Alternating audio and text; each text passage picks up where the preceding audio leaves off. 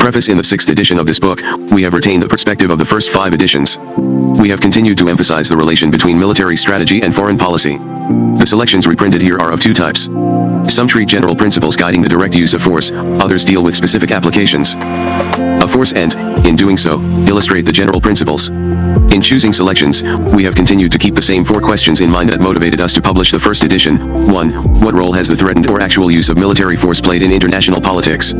2. How has military power changed in the past 100 years? 3. How have the changes in the instruments of force affected the use of force? 4. What are the implications of the recent profound changes in the structure of international politics? This edition retains the basic structure of the 5th edition but contains 14 new selections. We have kept the first 2 parts largely as they were in the 5th edition, but have added 3 new articles, George, O'Hanlon, and Berg, omitting 3 from the previous edition to make room for them. The major changes come in the last part, which has 11 new selections and a section on terrorism. This edition, like the other 5, combines classic pieces with contemporary analyses, thereby yielding historical perspective on current issues. All the selections reprinted in this volume have been edited by removing portions of the text and some or all of the footnotes. For several selections, titles have been changed from their original forms. Full acknowledgements for all 32 chapters can be found at the end of the volume. We hope that beginning and advanced students will find that this edition, as previous editions, helps them understand the dilemmas that political and military leaders face when they have to resort to the use of force. Part I: Strategies for the use of force. Military power plays a crucial role in international politics because states coexist in a condition of anarchy. If a state is attacked, it has to defend itself with whatever means it can muster.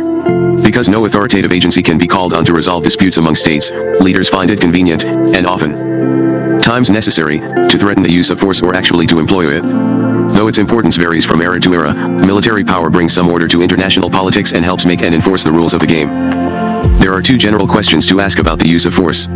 First, what are the ways in which states can and do use military power? Second, what effects has the nuclear revolution had on the ways that military power can be used? The essays in the first section of Part I address the first question. Robert Art shows how and why military power is a fungible instrument of statecraft, one that is useful for a wide range of purposes. Barry Posen examines the factors that influence the strategies that states adopt for using force and devises a set of propositions about the determinants of grand strategy. Stephen Van Evera analyzes the offense-defense balance and shows when war is likely to occur and when it is not. Alexander George lays out the logic and requirements of coercive diplomacy, the resort to threats to use force or to limited use of force in order to get an adversary to change its behavior. Brian Jenkins examines the psychology of terrorists and the ways in which they use force. The essays in the second section assess the effects of the nuclear revolution on the political utility of military power. McGeorge Bundy believes that nuclear weapons give only one advantage to states that have them to prevent others. Part I: Strategies for the use of force from using theirs. No other political, diplomatic, or military benefit is gained. Robert Jervis and Kenneth Waltz argue to the contrary. Jervis asserts that the effects of nuclear weapons on international politics are powerful and pervasive, and Waltz argues that nuclear weapons are a force for peace, making not only nuclear but also major conventional wars less likely between states that possess them or enjoy their protection. The fungibility of force. Robert J. Art: Force and Anarchy. In Anarchy, force is integral to foreign policy because military power can be wielded not only forcefully but also peacefully. The forceful use of military power is physical. A state harms, cripples, or destroys the possessions of another state. The peaceful use of military power is intimidating. A state threatens to harm, cripple, or destroy, but does not actually do so. To use military power forcefully is to wage war. To use it peacefully is to threaten war. Only when diplomacy has failed is war generally waged. Mainly in the hope that war can be avoided are threats usually made. For any given state, war is the exception, not the rule, in its relations with other countries, because most of the time a given state is at peace, not war. Consequently, states use their military power more frequently in the peaceful than in the forceful mode. When used forcefully, the effects of military power are easy to identify.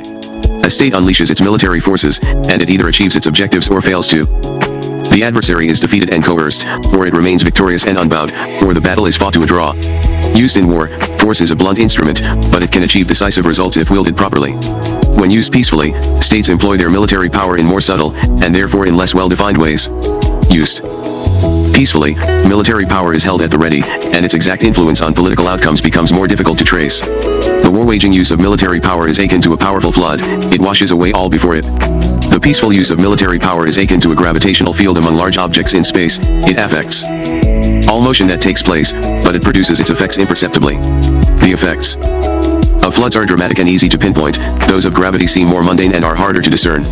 A flood demonstrates its effects by its presence, a gravitational field by its absence. Most of the time the effect of military power looks more like gravity than a flood, therefore, the usefulness of military power should not be equated simply with its physical use. Short of waging war or playing chicken in a crisis, then, military power shapes outcomes more by its peacetime presence than by its forceful use. Thus, to focus only on the physical use of military power is to miss most of what most states do most of the time with the military power at their disposal. The peaceful use of military power may be less decisive than its wartime use, but that does not mean the peacetime effects are insignificant. To the contrary, the peaceful use of military power explains why it remains central to statecraft. Lurking behind the scenes, unstated but explicit, lies the military muscle that gives meaning to the posturing of the diplomats.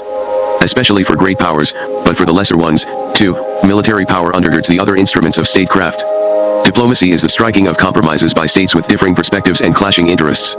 There are many factors that go into the fashioning of diplomatic agreements, but central to each is fear about the consequences of failure.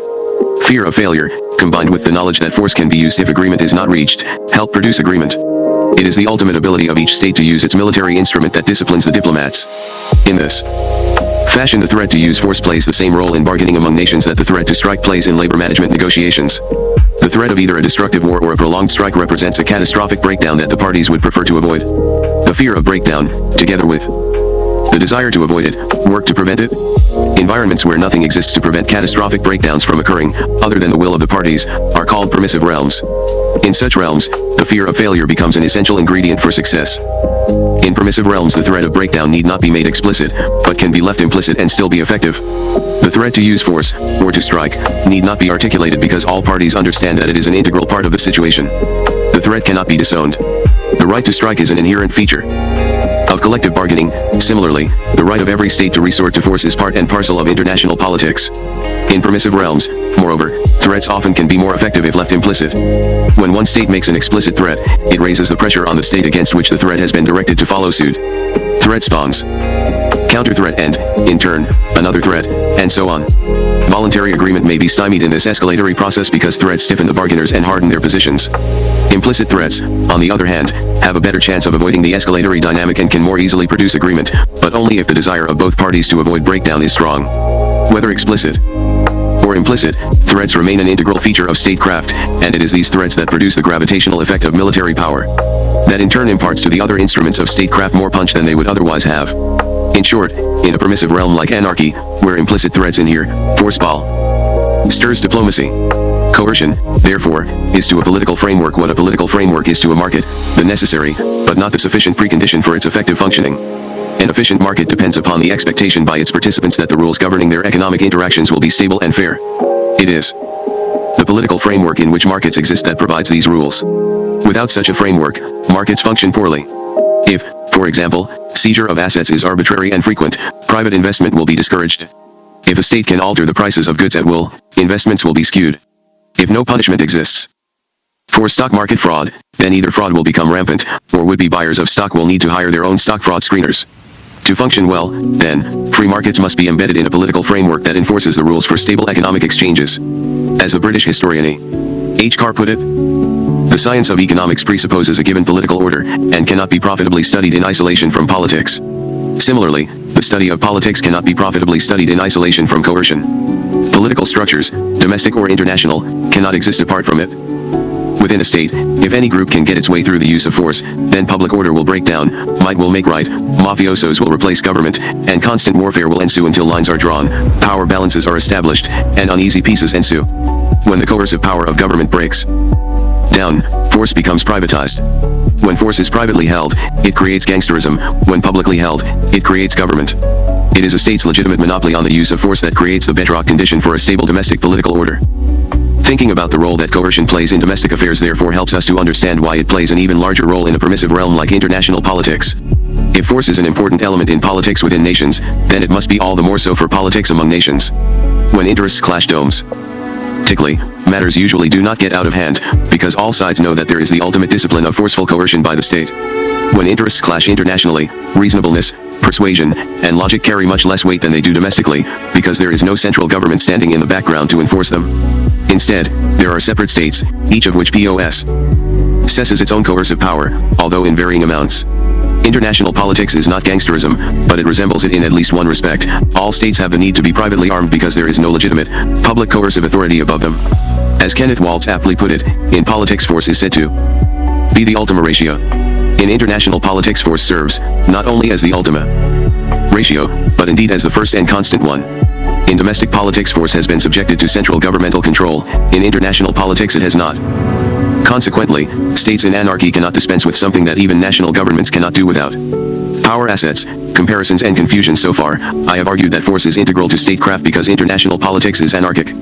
By itself, that fact makes force fungible to a degree. Exactly how fungible an instrument is military power, however, and how does it compare in this regard to the other power assets a state wields? In this section, I answer these questions. First, I make a rough comparison as to the fungibility of the main instruments of statecraft. Second, I present a counter-argument that force has lit TLE fungibility and then critique it.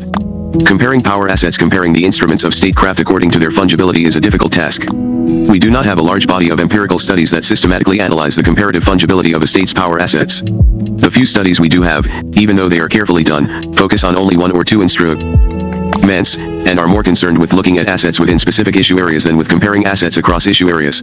As a consequence, we lack sufficient evidence to compare power assets according to their fungibility. Through a little logic, however, we can provide some ballpark estimates. Consider what power assets a state owns. They include population, the size, education level, and skills of its citizenry; geography, the size, location, and natural resource endowment of the state; governance, the effectiveness of its political system; values, the norms a state lives by and stands for; the nature of its ideology, and the extent of its appeal to foreigners; wealth, the level, sources, and nature of its productive economy; leadership, the political skill of its leaders and the number of skillful leaders it has; and military power, the nature, size, and composition of its military forces.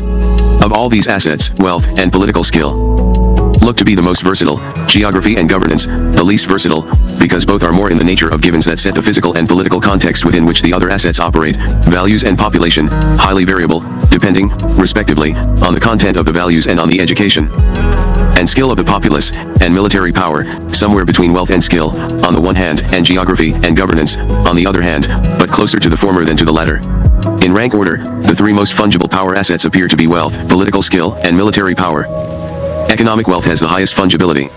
It is the easiest to convert into the most liquid asset of all, namely, money, which in turn can be used to buy many different things such as a good press, top-flight international negotiators, smart lawyers, cutting-edge technology, bargaining power in international organizations, and so on. Wealth is also integral to military power. A rich state can generate more military power than a poor one. A state that is large and rich can, if it so chooses, generate especially large amounts of military power. The old mercantilist insight that wealth generates power, and vice versa, is still valid. Political skill is a second power asset that is highly fungible. By definition, skilled political operators are ones who can operate well in different policy realms because they have mastered the techniques of persuasion and influence. They are equally adept at selling free trade agreements, wars, or foreign aid to their citizens. Politically skillful statesmen can roam with ease across different policy realms. Indeed, that is what we commonly mean by a politically skillful leader, one who can lead in many different policy arenas. Thus, wealth and skill are resources that are easily transferable from one policy realm to another and are probably the two most liquid power assets. Military power is a third fungible asset. It is not as fungible as wealth or skill, but that does not make it illiquid. Military power possesses versatility because force is integral to politics, even when states are at peace. If force is integral to international politics, it must be fungible. It cannot have pervasive effects and yet be severely restricted in its utility. Its pervasive effects, however, can be uniformly strong, uniformly weak, or variable in strength. Which is the case depends on how military power affects the many domains, policy arenas, and disparate issues that come within its field. At the minimum, however, military power is fungible to a degree because its physical use, its threatened use, or simply its mere presence structure expectations and influence the political calculations of actors. The gravitational effects of military power mean that its influence pervades the other policy realms, even if it is not dominant in most of them. Pervasiveness implies fungibility. In the case of military power, moreover, greater amounts of it increase its fungibility. Up to a reasonable point, more of it is therefore better than less one. It is more desirable to be militarily powerful than militarily weak. Militarily powerful states have greater clout in world politics than militarily weak ones. Militarily strong states are less subject to the influence of other states than militarily weak ones. Militarily powerful states can better offer protection to other states, or more seriously threaten them, in order to influence their behavior than can militarily weak ones. Finally, militarily powerful states are more secure than militarily weak ones. To have more clout, to be less subject to the will of others, to be in a stronger position to offer protection or threaten harm, and to be secure in a world where others are insecure. These are political advantages that can be diplomatically exploited, and They can also strengthen the will, resolve, and bargaining stance of the state that has them. Thus, although military power ranks behind wealth and skill in terms of its versatility, it can be a close third behind those two, at least for those great powers that choose to generate large amounts of it and then to exploit it.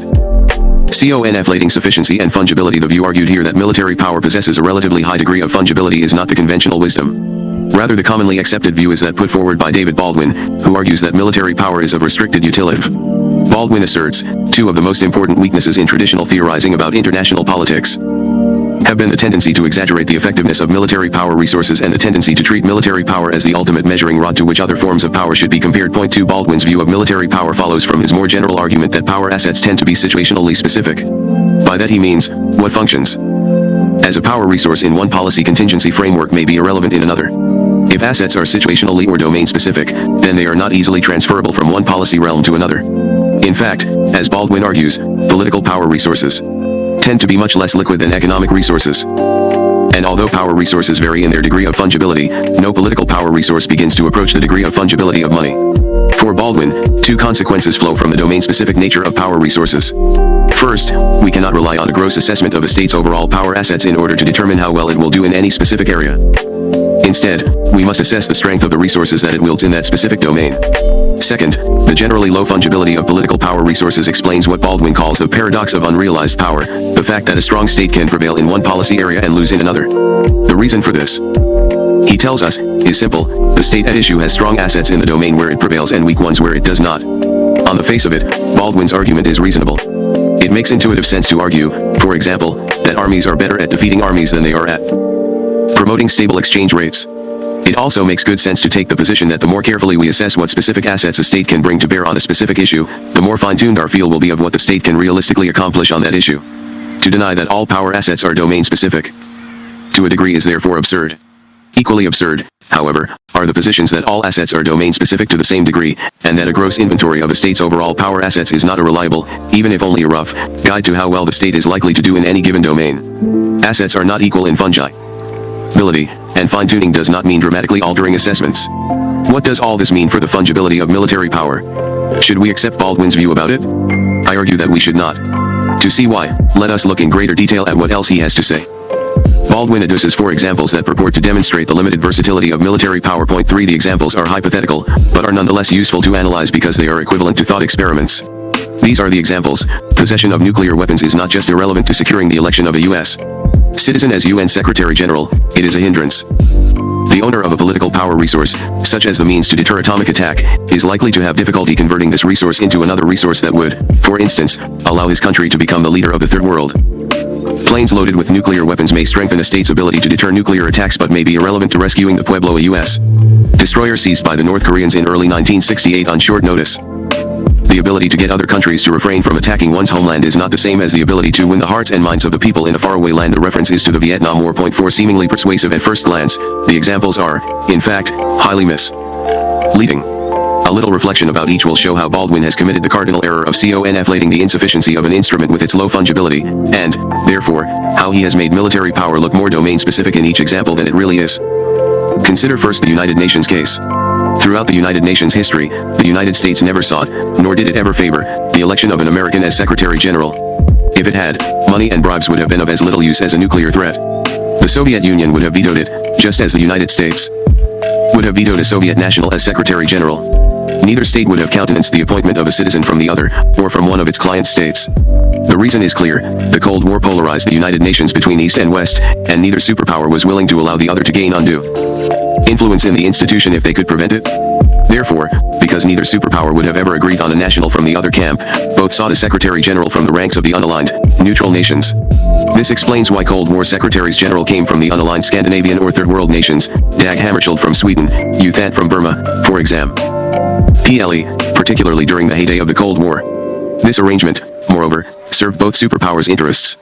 At those rare times when they both agreed that the United Nations could be helpful, UN mediation was made more effective because it had a Secretary General who was neutral, not aligned. Finally, even if America's military power had nothing to do with electing Secretaries General, we should not conclude that it has nothing to do with America's standing within the institution. America's preeminence within the United Nations has been clear. So, too, is the fact that this stems from America's position as the world's strongest nation, a position deriving from both its economic and military strength. Thus, although nuclear weapons cannot buy secretary-general elections, great military power brings great influence in an international organization, one of whose main purposes, after all, is to achieve collective security through the threat or use of force. The third world example is equally misleading. To see why, let us perform a simple thought experiment. Although a third world leader who had armed his state with nuclear weapons might not rise automatically to the top of the third world pack, he or she would become a mighty important actor nonetheless. Think of how less weighty China and India, which have nuclear weapons, would be viewed if they did not possess them, and think of how Iraq, Iran, or Libya, which do not have them, would be viewed if they did. For the former set of states, nuclear weapons add to their global political standing. For the latter set, their mere attempts to acquire them have caused their prominence to rise considerably. By themselves, nuclear weapons cannot buy the top slot, in the third world or elsewhere. Neither economic wealth, nor military power, nor any other power asset alone can buy top dog. That slot is reserved for the state that surpasses the others in all the key categories of power. Although they do not buy the top position, nuclear weapons nevertheless do significantly enhance the international influence of any state that possesses them, if influence is measured by how seriously a state is taken by others. In this particular case, then, Baldwin is correct to argue that nuclear weapons are not readily convertible into another instrumental asset. Although true, the point is irrelevant, they add to the ultimate resource for which all the other assets of a state are mustered: political influence. The Pueblo example is the most complex of the cases, and the one, when re-examined, that provides the strongest support for Baldwin's general argument. Even when re-examined, this strong case falls far short of demonstrating that military power has little fungibility. The facts of the Pueblo case are straightforward. On 23 January 1968, North Korea seized the USS Pueblo, an intelligence ship that was fitted with sophisticated electronic eavesdropping capabilities and that was listening in on North Korea, and did not release the ship's crew members until 22 December 1968. Almost a year after they had been captured. North Korea claimed the ship was patrolling inside its 12-mile territorial waters limit. The United States denied the claim because its radio fix on the Pueblo showed that it was patrolling 15.5 nautical miles from the nearest North Korean land point. Immediately after the seizure, the United States beefed up its conventional and nuclear forces in East Asia, sending 14,000 Navy and Air Force reservists and 350 additional aircraft to South Korea, as well as moving the aircraft carrier USS Enterprise and its task force within a few minutes flying time of Wonsan, North Korea. Some of the aircraft sent to South Korean bases and those on the Enterprise were nuclear capable. Asserting to President Johnson, several military options were considered but ultimately rejected: mining Wonsan Harbor, mining other North Korean harbors, interdicting coastal shipping, seizing a North Korean ship, striking selected North Korean targets by air and naval gunfire. In each case we decided that the risk was too great and the possible accomplishment too small. I do not want to win the argument and lose the sale, I consistently warned my advisors. The American government's denial, its military measures, and its subsequent diplomatic efforts, were to no avail. North Korea refused to release the crew. In fact, right from the outset of the crisis, the North Korean negotiators made clear that only an American confession that it had spied on North Korea and had intruded into its territorial waters would secure the crew's release. For 11 months the United States continued to insist that the Pueblo was not engaged in illegal activity, nor that it had violated North Korea's territorial waters. Only on 22 December, when General Gilbert Woodward, the U.S. representative to the negotiations, signed a statement in which the U.S. government apologized for the espionage and the intrusion, did North Korea release the crew. The American admission of guilt, however, was made under protest. Immediately before signing the statement, the government disavowed what it was about to sign, and immediately after the signing, the government disavowed what it had just admitted. Although the facts of the Pueblo case are straightforward, the interpretation to be put on them is not. This much is clear: neither nuclear weapons, nor any of America's other military assets, appear to have secured the crew's release. Equally clear, however, is that none of its other assets secured the crew's release either. Should we then conclude from this case that military power, diplomacy, and whatever other assets were employed to secure the crew's release have low fungibility? Clearly, that would be a foolish conclusion to draw. There was only one thing that secured the crew's release: the public humiliation of the United States. If nothing but humiliation worked, it is reasonable to conclude that humiliation either was, or more likely, quickly became North Korea's goal. When an adversary is firmly fixed on humiliation, military posturing, economic bribes, diplomatic pressure, economic threats, or any other tool used in moderation is not likely to succeed. Only extreme measures, such as waging war or economic blockade, are likely to be successful. At that point, the costs of such actions must be weighed against the benefits. One clear lesson we can draw from the Pueblo case is that sometimes there are tasks for which none of the traditional tools of statecraft are sufficient. These situations are rare, but they do on occasion occur. The Pueblo was one of them. There is, however, a second and equally important point to be drawn from this example. Although it is true that America's military power did not secure the crew's release, nevertheless, there were other reasons to undertake the military buildup the United States subsequently engaged in. Neither the United States nor South Korea knew why the North had seized the Pueblo. President Johnson and his advisors, however, speculated that the seizure was related to the Tet Offensive in Vietnam that began 8 days after the Pueblo's capture. They reasoned that the Pueblo seizure was deliberately timed to distract the United States and to frighten the South Koreans. Adding weight to this reasoning was the fact that the Pueblo was not an isolated incident. 2 days earlier, 31 special North Korean agents infiltrated into Seoul and got within 1/2 mile of the Presidential Palace before they were overcome in battle. Their mission was to kill President Park. The United States feared that through these 2 incidents, and perhaps others to come, North Korea was trying to divert American military resources from Vietnam to Korea and to make the South Koreans sufficiently nervous that they would bring their 2 divisions fighting in Vietnam back home. The Pueblo seizure thus raised 3 problems for the United States: how to get its crew and ship back, how to deter the North from engaging in further provocative acts, and how to reassure the South Koreans sufficiently so that they would keep their troops in South Vietnam. A strong case could be made that the last 2 tasks, not the first, were the primary purposes for the subsequent American military buildup in East Asia. After all, the United States did not need additional forces there to pressure the North militarily to release the crew. There were already about 100,000 American troops in East Asia. A military buildup, however, would be a useful signal for deterrence of further provocations and reassurance of its ally. Until, or if, North Korea's archives are opened up, we cannot know whether deterrence of further provocation worked, because we do not know what additional plans the North had. What we do know is that the reassurance function of the buildup did work. South Korea kept its divisions in South Vietnam. Thus, America's military buildup had 3 purposes. Of those, 1 was achieved, another was not, and the third we cannot be certain about. In sum, it is wrong to draw the conclusion that the Pueblo case shows that force has little fungibility, even though military posturing appears not to have gotten the crew released.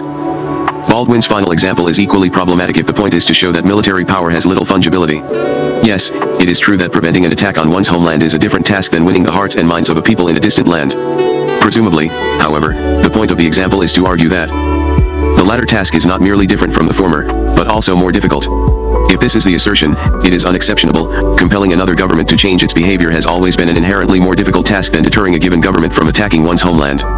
Not only is interstate compel lens more difficult than interstate deterrence, but intrastate compel lens is more difficult than interstate compel lens. The ability of outside parties to force the adversaries in a civil war to lay down their arms and negotiate an end to their dispute is a notoriously difficult task, as the Chinese Civil War in the 1940s, the Vietnamese Civil War in the 1960s, and the Bosnian Civil War in the 1990s all too tragically show. It is an especially difficult task in a situation like Vietnam, where the outside power's internal ally faces an adversary that has the force of nationalism on its side. Ho Chi Minh was Vietnam's greatest nationalist figure of the 20th century and was widely recognized as such within Vietnam. It is hard to prevail in a civil war when the adversary monopolizes the appeal of nationalism. Equally important, however, it is hard to prevail in a civil war without resort to force. The United States could not have won in Vietnam by force alone, but it would have had no chance at all to win without it. No thoughtful analyst of military power would therefore disagree with the following propositions that can be teased out of the 4th example. 1. Military power works better for defense than for conquest. 2. Military power alone can not guarantee pacification once conquest has taken place. 3. Military power alone is not sufficient to compel a populace to accept the legitimacy of its government. And 4. Compel lens is more difficult than deterrence. These are reasonable statements. There is, however, also a 5th that should be drawn from this. Example 5. When an outside power arrays itself in a civil war on the wrong side of nationalism, not only will force be insufficient to win, but so, too, will nearly all the other tools of statecraft: money, political skill, propaganda, and so on. In such cases military power suffers from the same insufficiency as the other instruments. That makes it no more, but no less, fungible than they are. All 4 of Baldwin's examples demonstrate an important fact about military power: used alone, it cannot achieve many things. Surely, this is an important point to remember, but is it one that is peculiar to military power alone, or that proves that it has little fungibility? Surely not. Indeed, no single instrument of statecraft is ever sufficient to attain any significant foreign policy objective, a fact I shall term task insufficiency. There are 2 reasons for this. First, a statesman must anticipate the counteractions that will be undertaken by the states he is trying to influence. They will attempt to counter his stratagems with those of their own, they will use different types of instruments to offset the ones he is using, and they will attempt to compensate for their weakness in one area with their strength in another. A well-prepared influence attempt therefore requires a multi-instrumental approach to deal with the likely counters to it. Second, any important policy itself has many facets. A multifaceted policy by necessity requires many instruments to implement it. For both reasons, all truly important matters require a statesman to muster several, if not all, the instruments at his disposal. even though he may rely more heavily on some than on others. In sum, in statecraft no tool can stand alone. For military power, then, as for the other instruments of statecraft, fungibility should not be equated with sufficiency, and insufficiency should not be equated with low fungibility. A given instrument can carry a state part of the way to a given goal, even though it cannot carry the state all the way there. At one and the same time, an instrument of statecraft can usefully contribute to attaining many goals and yet by itself be insufficient to attain any one of them. Thus, careful consideration of Baldwin's examples demonstrates the following: 1. Military power was not sufficient to achieve the defined task. 2. None of the other traditional policy instruments were sufficient either. And 3. Military power was of some value, either for the defined task or for another task closely connected to it. What the examples did not demonstrate is that states are unable to transfer military power from one policy task to another. Indeed, to the contrary, each showed that military power can be used for a variety of tasks, even though it may not be sufficient by itself to achieve any of them. How force achieves fungibility? If military power is a versatile instrument of statecraft, then exactly how does it achieve its fungibility? What are the paths through which it can influence events in other domains? There are two paths. The first occurs through the spillover effects that military power has on other policy domains, the second, through the phenomenon of linkage politics. In the first case, military power encounters military power, but from this military encounter ensues an outcome with significant consequences for non-military matters. In the second case, military power is deliberately linked to a non-military issue, with the purpose of strengthening a state's bargaining leverage on that issue. In the first case, force is used against force. In the second, force is linked with another issue. In both cases, military power becomes fungible because it produces effects outside the strictly military domain. I explain how each path works and illustrate both with examples. Spillover effects. A military encounter, whether peaceful or forceful, yields a result that can be consequential to the interactions and the outcomes that take place in other domains. This result, which I term the spillover effect, is too often forgotten. 6 Military to military encounters do not produce only military results. Cities laid waste, armies defeated, enemies subdued, attacks prevented, allies protected. They also bring about political effects that significantly influence events in other domains. Military power achieves much of its fungibility through this effect. The political shockwaves of a military encounter reverberate beyond the military domain and extend into the other policy domains as well. The exercise of successful deterrence, compellence, or defense affects the overall political framework of relations between two states. Because all policy domains are situated within this overarching framework, what happens in the latter affects what happens in the former. Spillover effects define with more precision why force acts akin to a gravitational field. A spillover effect can be understood either as a prerequisite or a byproduct. As a prerequisite, the result produced by the act of force checking force creates something that is deliberate and viewed as essential in order to reach a given outcome in another domain. As a byproduct, the encounter produces something in another domain that may be beneficial but is incidental or even unintended. Of course, what is byproduct and what is prerequisite hangs on what outcomes are valued in that other domain. Two examples will illustrate how the spillover effect works and how it manifests itself either as a prerequisite or a byproduct. Examples: banking and Cold War interdependence. The first example has to do with banks, the second, with recent history. The banking example demonstrates the role force plays in solvency, the historical example, the role that U.S. military power played in creating today's economic interdependence. First, the banking example. Begin with this question: why do we deposit our money in a bank? The answer is, we put our money in a bank because we think we can take it out whenever we want. We believe the money is there when we want it. In short, we believe the bank to be solvent. Solvency is usually thought of solely in economic terms. A bank is solvent because it has enough assets to meet its financial liabilities if they are called. 7 Solvency, however, is a function, not simply of finances, but of physical safety. A bank's solvency depends on the fact both that its assets exceed its liabilities, its balance sheet is in the black, and that its assets are physically secure, not easily stolen. Physical security is therefore as important to a bank's solvency as its liquidity, even though we generally take the former for granted when we reside in a stable domestic order. If the banks within a state could be robbed at will, then its citizens would not put their money in them. A state makes banks physically secure by using its military power to deter and defend against would-be robbers and to compel them to give back the funds if a robbery takes place, assuming they are caught and the funds recovered, through its use of its legitimate monopoly on the use of force. A state seeks to neutralize the threat of forcible seizure. If the state succeeds in establishing the physical security of its banks, it produces one of the two prerequisites required for a bank's solvency. In sum, in a well-ordered state, public force suppresses private force. The effect of this suppression is to create a generalized stability that sets the context within which all societal interactions take place. This effect spills over into numerous other domains and produces many manifestations, one of which is confidence about the physical security of banks. This confidence can be viewed as a byproduct of the public suppression of private force, as a prerequisite to banking solvency, or, more sensibly, as both. A good historical example of the spillover effect of military power is the economic interdependence produced among the free world's economies during the Cold War. In a fundamental sense, this is the banking analogy writ large. The bank is the free world economies, the potential robber is the Soviet Union, and the provider of physical safety is the United States. During the Cold War era, the United States used its military power to deter a Soviet attack on its major allies, the Western Europeans and the Japanese. American military power checked Soviet military power. This military-to-military encounter yielded a high degree of military security for America's allies, but it also produced several byproducts, one of the most important of which was the creation of an open and interdependent economic order among the United States, Western Europe, and Japan. Today's era of economic interdependence is in no small part due to the exercise of American military power during the Cold War. A brief discussion will show how American military power helped create the economic interdependence from which much of today's world benefits. America's 40-year struggle with the Soviets facilitated economic integration within Western Europe and among Western Europe, North America, and Japan. Obviously, American military power was not the sole factor responsible for today's interdependence among the major industrialized nations. Also crucial were the conversion of governments to Keynesian economics, their overwhelming desire to avoid the catastrophic experience of the Great Depression and the global war it brought in its wake, the lesson they learned from the 1930s about how non-cooperative, beggar-thy-neighbor policies ultimately rebound to the disadvantage of all, the willingness of the United States to underwrite the economic costs of setting up the system and of sustaining it for a time, the acceptance by its allies of the legitimacy of American leadership, the hard work of the peoples involved, and so on. Important as all these factors were, however, we must remember where economic openness first began and where it subsequently flourished most, among the great powers that were allied with the United States against the Soviet Union. Flow, then, did the Soviet threat, and the measures taken to counter it, help produce the modern miracle of economic interdependence among America's industrial allies, and how, exactly, did America's military power and its overseas military presence contribute to it? There were 4 ways. First, the security provided by the United States created a political stability that was crucial to the orderly development of trading relations. As I discussed at the outset of this chapter, markets do not exist in political vacuums, rather, they work best when embedded in political frameworks that yield predictable expectations. American military power deployed in the Far East and on the European continent brought these stable expectations, first, by providing the psychological reassurance that the Europeans and the Japanese needed to rebuild themselves and, second, by continuing to provide them thereafter with a sense of safety that enabled their economic energies to work their will.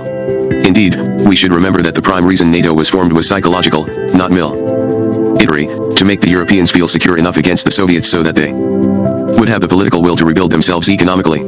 The initial purpose of NATO is the key to its, and to the United States-Japan Defense Treaty, long-lasting function, the creation of a politically stable island amidst a turbulent international sea.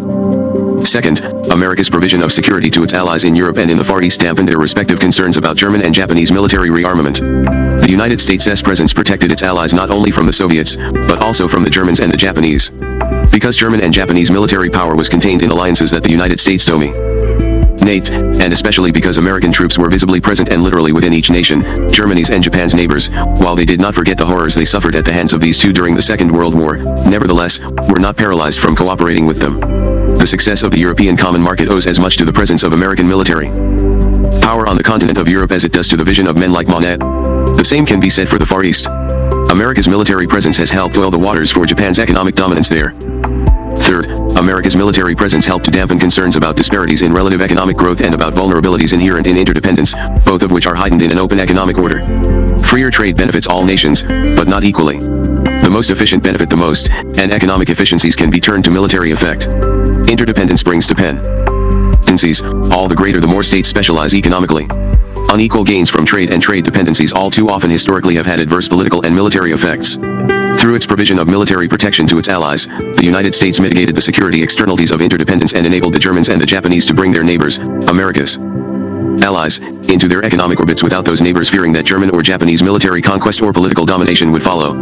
With the security issue dealt with, the economic predominance of the Germans and Japanese was easier for their neighbors to swallow. Finally, America's military presence fostered a solidarity that came by virtue of being partners against a common enemy. That sense of solidarity, in turn, helped develop the determination and the goodwill necessary to overcome the inevitable economic disputes that interdependencies bring. The spillover effects of military cooperation against the Soviets on the political will to sustain economic openness should not be underestimated, though they are difficult to pinpoint and quantify. Surely, however, the sense of solidarity and goodwill that aligns in a common cause bred must have had these spillover effects. Finally, the need to preserve a united front against the common enemy put limits on how far the Allies, and the United States, would permit their economic disputes to go. The need to maintain a united political military front bounded the inevitable economic disputes and prevented them from escalating into a downward spiraling economic nationalism. political stability, protection from potential German and Japanese military resurgence, the dampening of concerns about relative gains and dependencies, and the sense of solidarity. All of these were aided by the American military presence in Europe and the Far East. Linkage politics. The second way force exerts influence on other domains of policy is through the power of linkage politics. In politics, whether domestic or foreign, issues are usually linked to one another. The link can be either functional or artificial. If two issues are linked functionally, then there is a causal connection between them. A change in one produces a change in the other.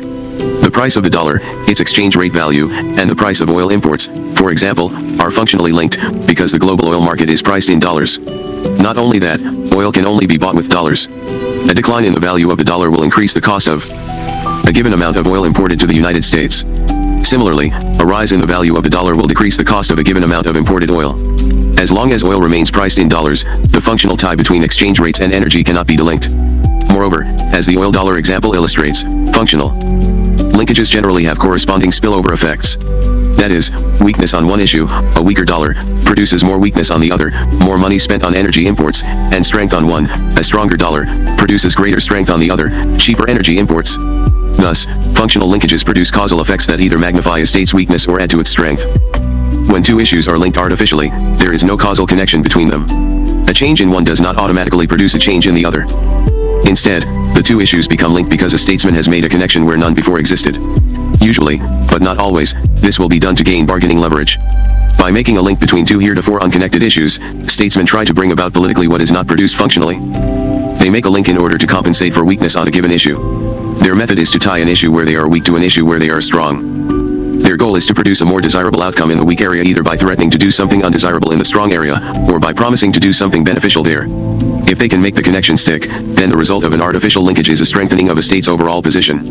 Unlike a functional linkage, where weakness begets weakness and strength begets strength, in an artificial linkage, strength offsets weakness.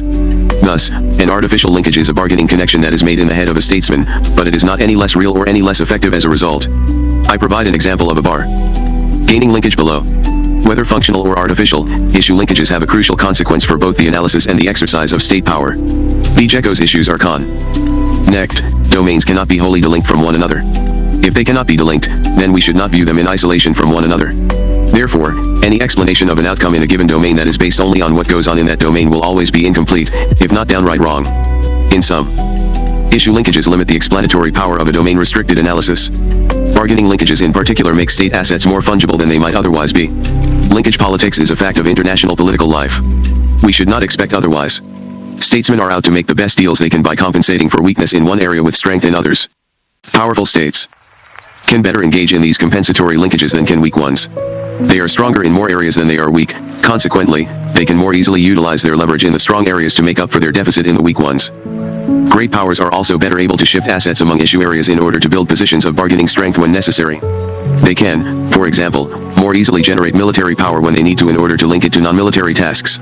Therefore, because powerful states can link issues more easily than can weaker ones, can compensate for deficiencies better, can generate more resources and do so more quickly when needed, and can shift assets around with greater ease, how powerful a state is overall remains an essential determinant to how successful it is internationally, irrespective of how weak it may be at any given moment on any specific issue in any particular domain.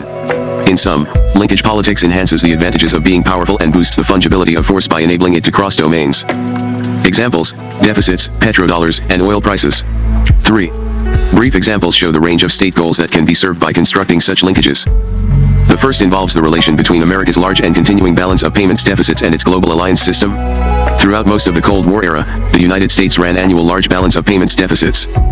Historically, no nation has been able to buy more abroad than it sells abroad, import more than it exports, in as huge a volume and for as long a period as has the United States. There were many reasons why it was able to, ranging from the liquidity that deficit dollars provided, which enabled world trade to grow, to general confidence in the American economy, which caused foreigners to invest their dollar holdings in the United States.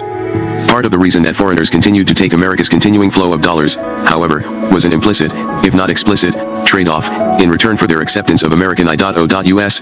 deficit dollars, the United States provided the largest holders of them, the Germans, the Japanese, and the Saudis, military protection against their enemies. America's military strength compensated for its lack of fiscal discipline. A second example involves the recycling of petrodollars. After the oil price hikes of the 1970s, the OPEC producers, especially its Persian Gulf members, were accumulating more dollars than they could profitably invest at home. Where to put those dollars was an important financial decision, especially for the Saudis, who were generating the largest dollar surpluses.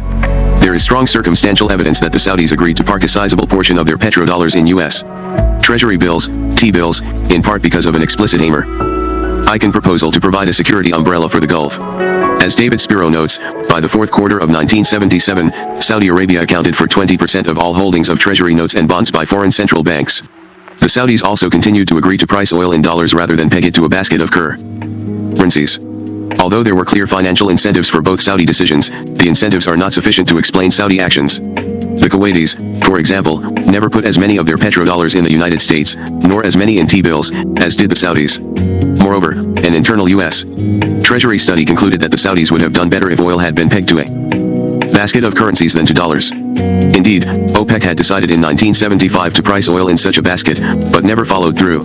As with the IEA example, America's provision of security to the Saudis was an important, even if not sufficient, ingredient in persuading them both to price oil in dollars and then to park them in the United States. Both decisions were of considerable economic benefit to the United States. Parking Saudi dollars in T-bills gave the American government access to a huge pool of foreign capital.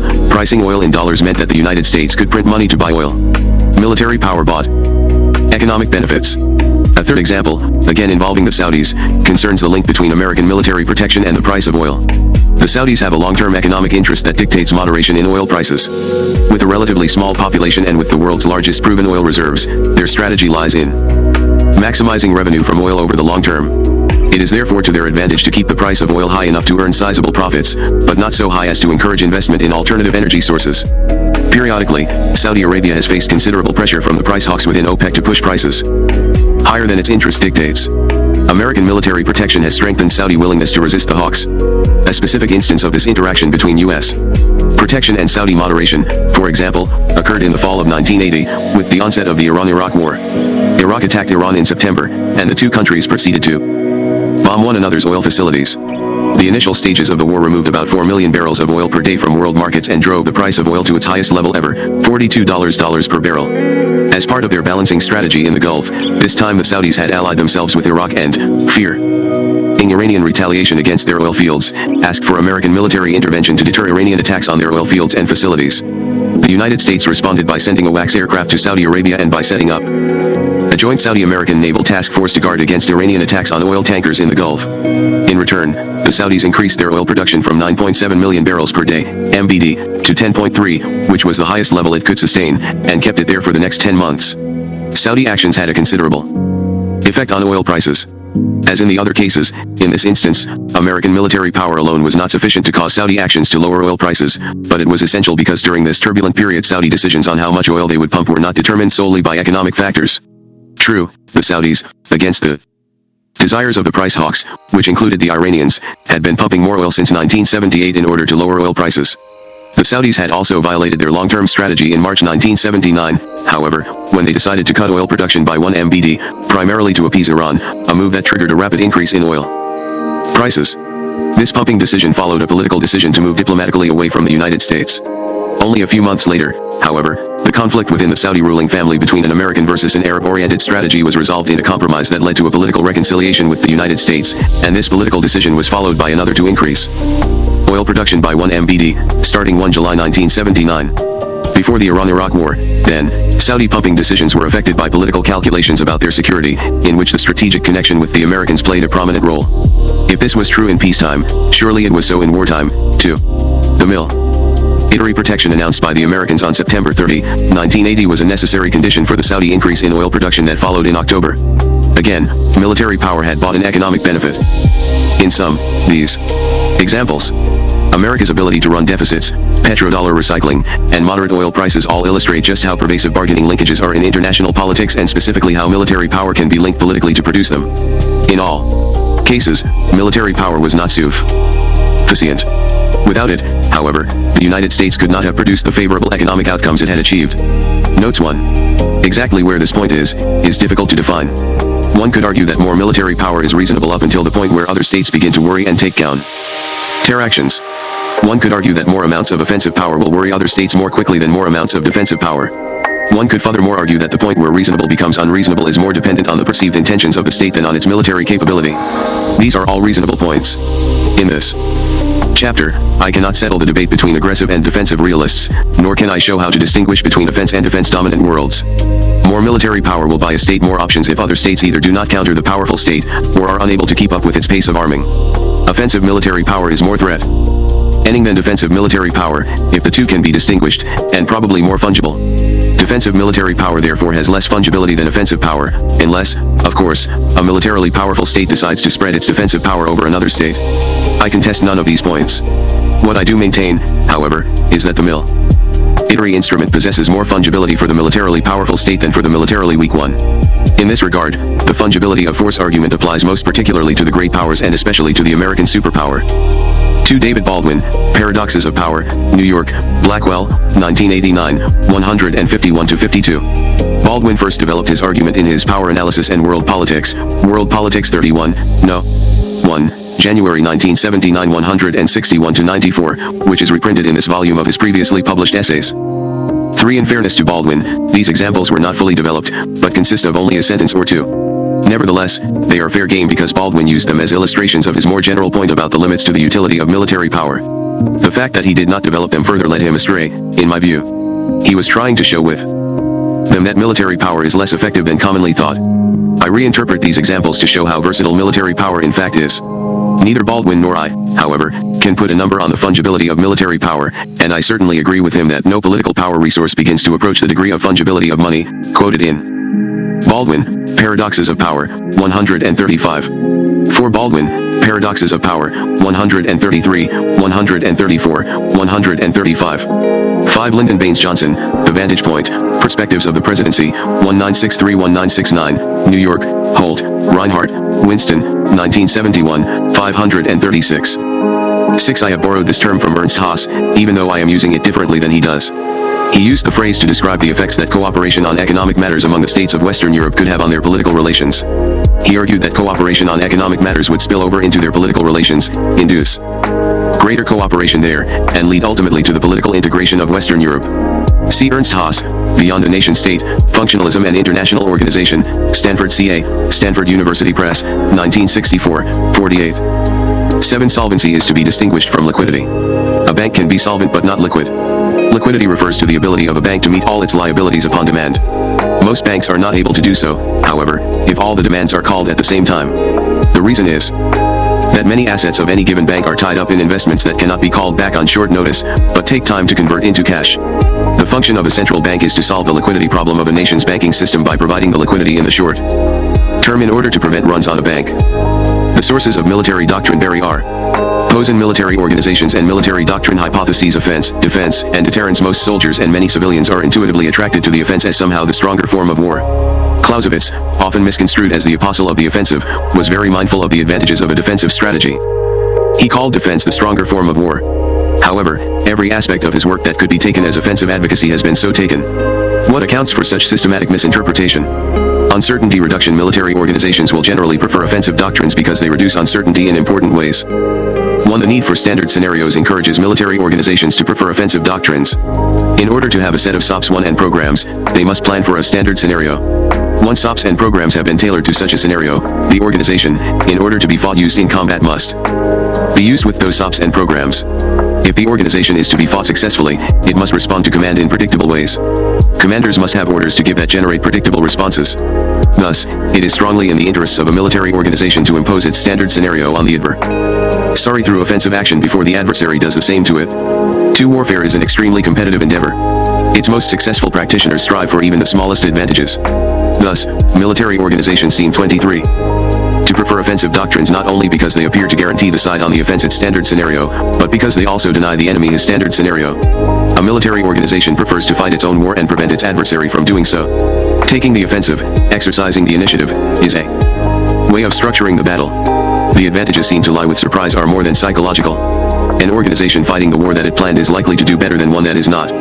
For example, in the Arab attack on Israel in 1973, Egyptian and Syrian preparations were aimed at imposing an ungenial style of warfare on Israel. Defensive warfare might also seem to allow an organization to structure the battle. However, the defending organization is often in a reactive position, improvising new programs to cope with the adversary's initiative.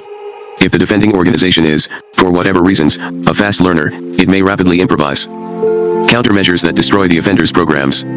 The Israel Defense Forces achieved this with their Suez Canal crossing in 1973. This leaves both organizations fighting a battle of improvisation which both would probably prefer to avoid. Victory goes to the most flexible command structure. Generally, however, professional soldiers appear to believe that striking the first blow is beneficial because, at least initially, it reduces the attacker's necessity to improvise and the defender's ability to improvise.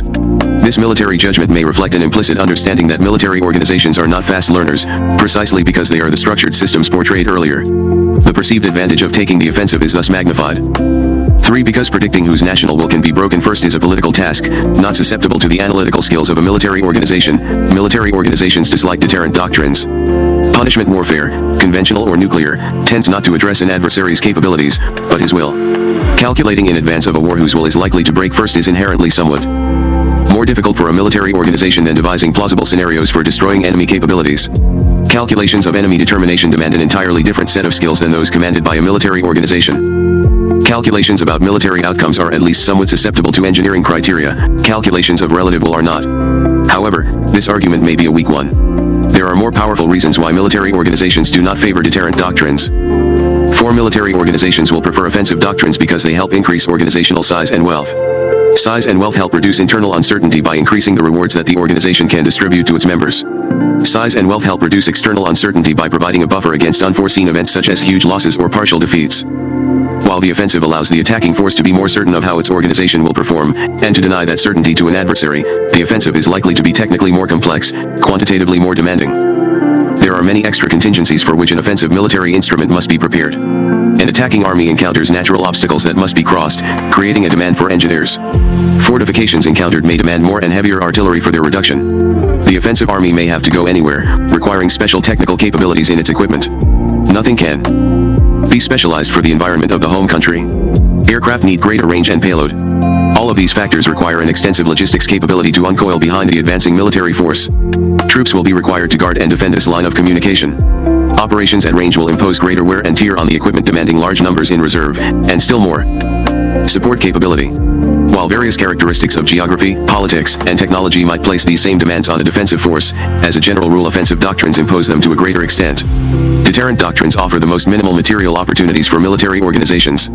This is partly because they are more dependent on political will than on military capabilities. Partly it is a result of the clarity of the punishment mission, which allows rather extreme specialization. 5. Military organizations will prefer offensive doctrines because they enhance military autonomy. As noted earlier, civilian intervention in operational matters can be a key source of uncertainty for military organizations. Offensive doctrines tend to be more complicated than defensive or deterrent doctrines, and thus increase the difficulties for civilians who wish to understand military matters. Defense and deterrence are relatively easy for civilians to master. Deterrent warfare with nuclear weapons has consistently proved to be the easiest form of warfare for civilian analysts to understand in the post-war period. Deterrent warfare by means of popular resistance, extended guerrilla action, for example, depends so heavily on the legitimacy of the government and its authority over its people that it may be the highest form of political military warfare. Defense or denial does not present the complications of the offensive, and again includes such strong cooperation with civilian authorities as to restrict the operational autonomy of the army. The offensive, however, can be waged off national soil, and therefore immediately involves less civilian interference. Offensive operations are elaborate combinations of forces and stratagems, more art than science. Denial is more straightforward, and punishment is simplest of all.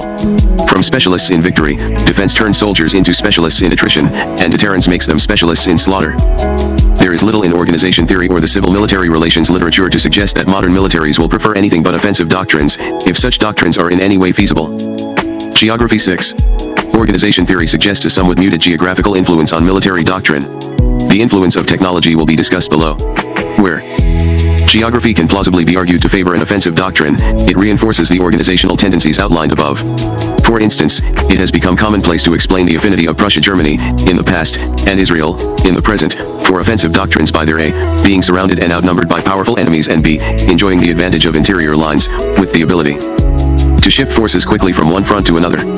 Thus, the sequential defeat of the members of an enemy coalition with a series of rapid offensives, before they can pull their forces together and coordinate an attack, is deemed to be very attractive. Presumably, any state finding itself in a similar position would agree. One less often finds the reverse argued, that some particular geographic configuration generally and sensibly leads to a defensive military doctrine. At the level of grand strategy, of course, both Britain and the United States have exploited the defensive advantage bestowed by ocean barriers. Yet, the navies of both powers have periodically argued for offensive military strategies to achieve command of the sea. They usually have been constrained to operate in a more limited fashion, but the preference for the offensive, even in situations where it seems unreasonable, is striking. Numerous examples of military organizations that undervalue the defensive utility of geography can be found. British colonial soldiers in India viewed Afghanistan as a potential Russian invasion route, and sought to control it. Yet, one British military expedition after another met with disaster brought on by wild Afghan raiders, treacherous terrain and weather, and long distances. This stark evidence of the area's unsuitability as an invasion route was ignored, as subsequent expeditions were deemed necessary. In World War I, the Russians underrated the defensive value of the Masurian Lakes to the Germans. The lakes ultimately split the large Russian force, allowing a smaller German army to defeat it piecemeal. At the outset of World War I, the British dispatched a small force to Persia, to guard the Abadan oil facilities. Its commanders opted for an attack on Baghdad, a distant objective for which the force was woefully inadequate. Currently, the U.S. Navy advocates an offensive strategy against Soviet naval forces based in the Barents Sea and Murmansk, a tough and distant target. NATO has geographic choke points off the Norwegian North Cape, and in the Greenland-Iceland United Kingdom gap, that provide a powerful defensive advantage against any Soviet naval offensive, and all but obviate the need for an offensive against the North. In short, organization theory suggests that geographic factors that support offensive doctrines will more often be correctly assessed than those that support a defensive doctrine. History seems to confirm this observation. Hypotheses integration to it was over a century and a half ago that Clausewitz made his now famous remarks on the relationship of war to policy. Most simply, war is not a mere act of policy but a true political instrument, a continuation of political activity by other means. Political considerations reach into the military means, to influence the planning of war, of the campaign, and often even of the battle. My emphasis. Clausewitz clearly believed that statesmen could and should ensure that policy infuse military operations. Those in charge of policy require a certain grasp of military affairs. They need not be soldiers, however. What is needed in the post is distinguished intellect and character. He, the statesman, can always get the necessary military information somehow or other. Clausewitz was over-optimistic on this score. Few have challenged his judgment that policy must infuse acts of war, but the achievement of this goal has proven more difficult than he imagined. Functional specialization between soldiers and statesmen, and the tendency of soldiers to seek as much independence from civilian interference as possible, combine to make political-military integration an uncertain prospect. These two fundamental aspects of state structure and organization lead to the following deductions. 1. As a rule, soldiers are not going to go out of their way to reconcile the means they employ with the ends of state policy. This is not necessarily to argue that they deliberately try to disconnect their means from political ends. Often, however, soldiers will elevate the narrow technical requirements of preferred operations above the needs of civilian policy. In the case of the European militaries prior to World War I, the single-minded pursuit of battlefield advantage closed off diplomatic options for statesmen. 2. This cause of disintegration is exacerbated because military organizations are unwilling to provide civilian authorities with information that relates to doctrinal questions, especially those having the most to do with the actual conduct of operations. Thus, civilians are simply unaware of the ways military doctrine may conflict with the ends of state policy. Policymakers may simply not know enough about the operational practices of their military organizations to either alter their political strategy or force changes in military doctrine that would bring it in line with the existing political strategy. Nevertheless, in spite of the limits of information, organization theory would seem to suggest that if political-military integration is to be achieved, civilian intervention into doctrinal matters is essential. The question is, given the obstacles, what is sufficient to cause civilian intervention? This is a question better answered by balance of power theory. 3. The setting of priorities among military forces and missions is a key aspect of political-military integration. In multi-service military organizations, civilian intervention is critical to the setting of priorities. This is another way civilian intervention causes integration. It was argued earlier that one of the tasks of grand strategy is to set priorities among threats and opportunities in the environment, and to set priorities among forces to match these threats and opportunities. Interpreting the external environment is the specialty of civilians. Building and operating military forces is the task of services. Setting priorities among the services, and among forces or branches within services, is a central task of grand strategy.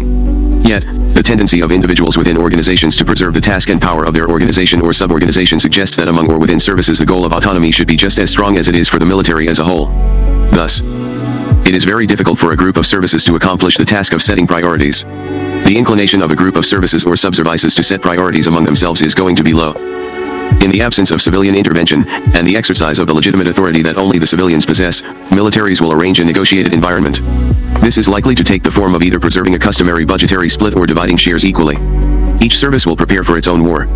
Forces will not cooperate effectively. Neither will they be well balanced. A tendency will emerge for each service to set requirements as if it were fighting the war alone. This can easily result in misallocation of the scarce security resources of the state. Left to themselves, a group of services cannot make a military doctrine that will be well integrated with the political aspects of the state's grand strategy. They can simply assemble a batch of service doctrines. This is less true within services, where higher authority can make allocation decisions. Even within services, priorities may not be set according to strategic criteria. A service doctrine may be as difficult to produce as an overall grand strategy. Hypotheses: innovation in military doctrine. Obstacles. 1. Because of the process of institutionalization, innovation in military doctrine should be rare. It will only occasionally be sponsored by the military organization itself. As already remarked, according to organization theory, organizations try to control the behavior of their members in order to achieve purposes. One way of doing this is by distributing power through the organization so as to ensure that certain tasks will be accomplished. Individuals develop a vested interest in the distribution of power and in the purposes it protects. Generally, it is not in the interests of most of an organization's members to promote or succumb to radical change. 2. Innovations in military doctrine will be rare because they increase operational uncertainty. While innovation is in process, the organization's SOPs and programs will be in turmoil. The ability of commanders to fight the organization with confidence will decline. Should a war come during the transition, the organization will find itself between doctrines. Under combat conditions, even a bad doctrine may be better than no doctrine. It is possible to argue that the Prussians at Jena, the French in 1940, and the Russians in 1941 were taken in the midst of doctrinal transition. 3. Because of the obstacles to innovation discussed above, a technology that has not been tested in war can seldom function by itself as the catalyst for doctrinal innovation. Military organizations often graft new pieces of technology onto old doctrines. As Bernard Brodie has noted, conservatism of the military, about which we hear so much, seems always to have been confined to their adaptation to new weaponry rather than their acceptance of it. 3.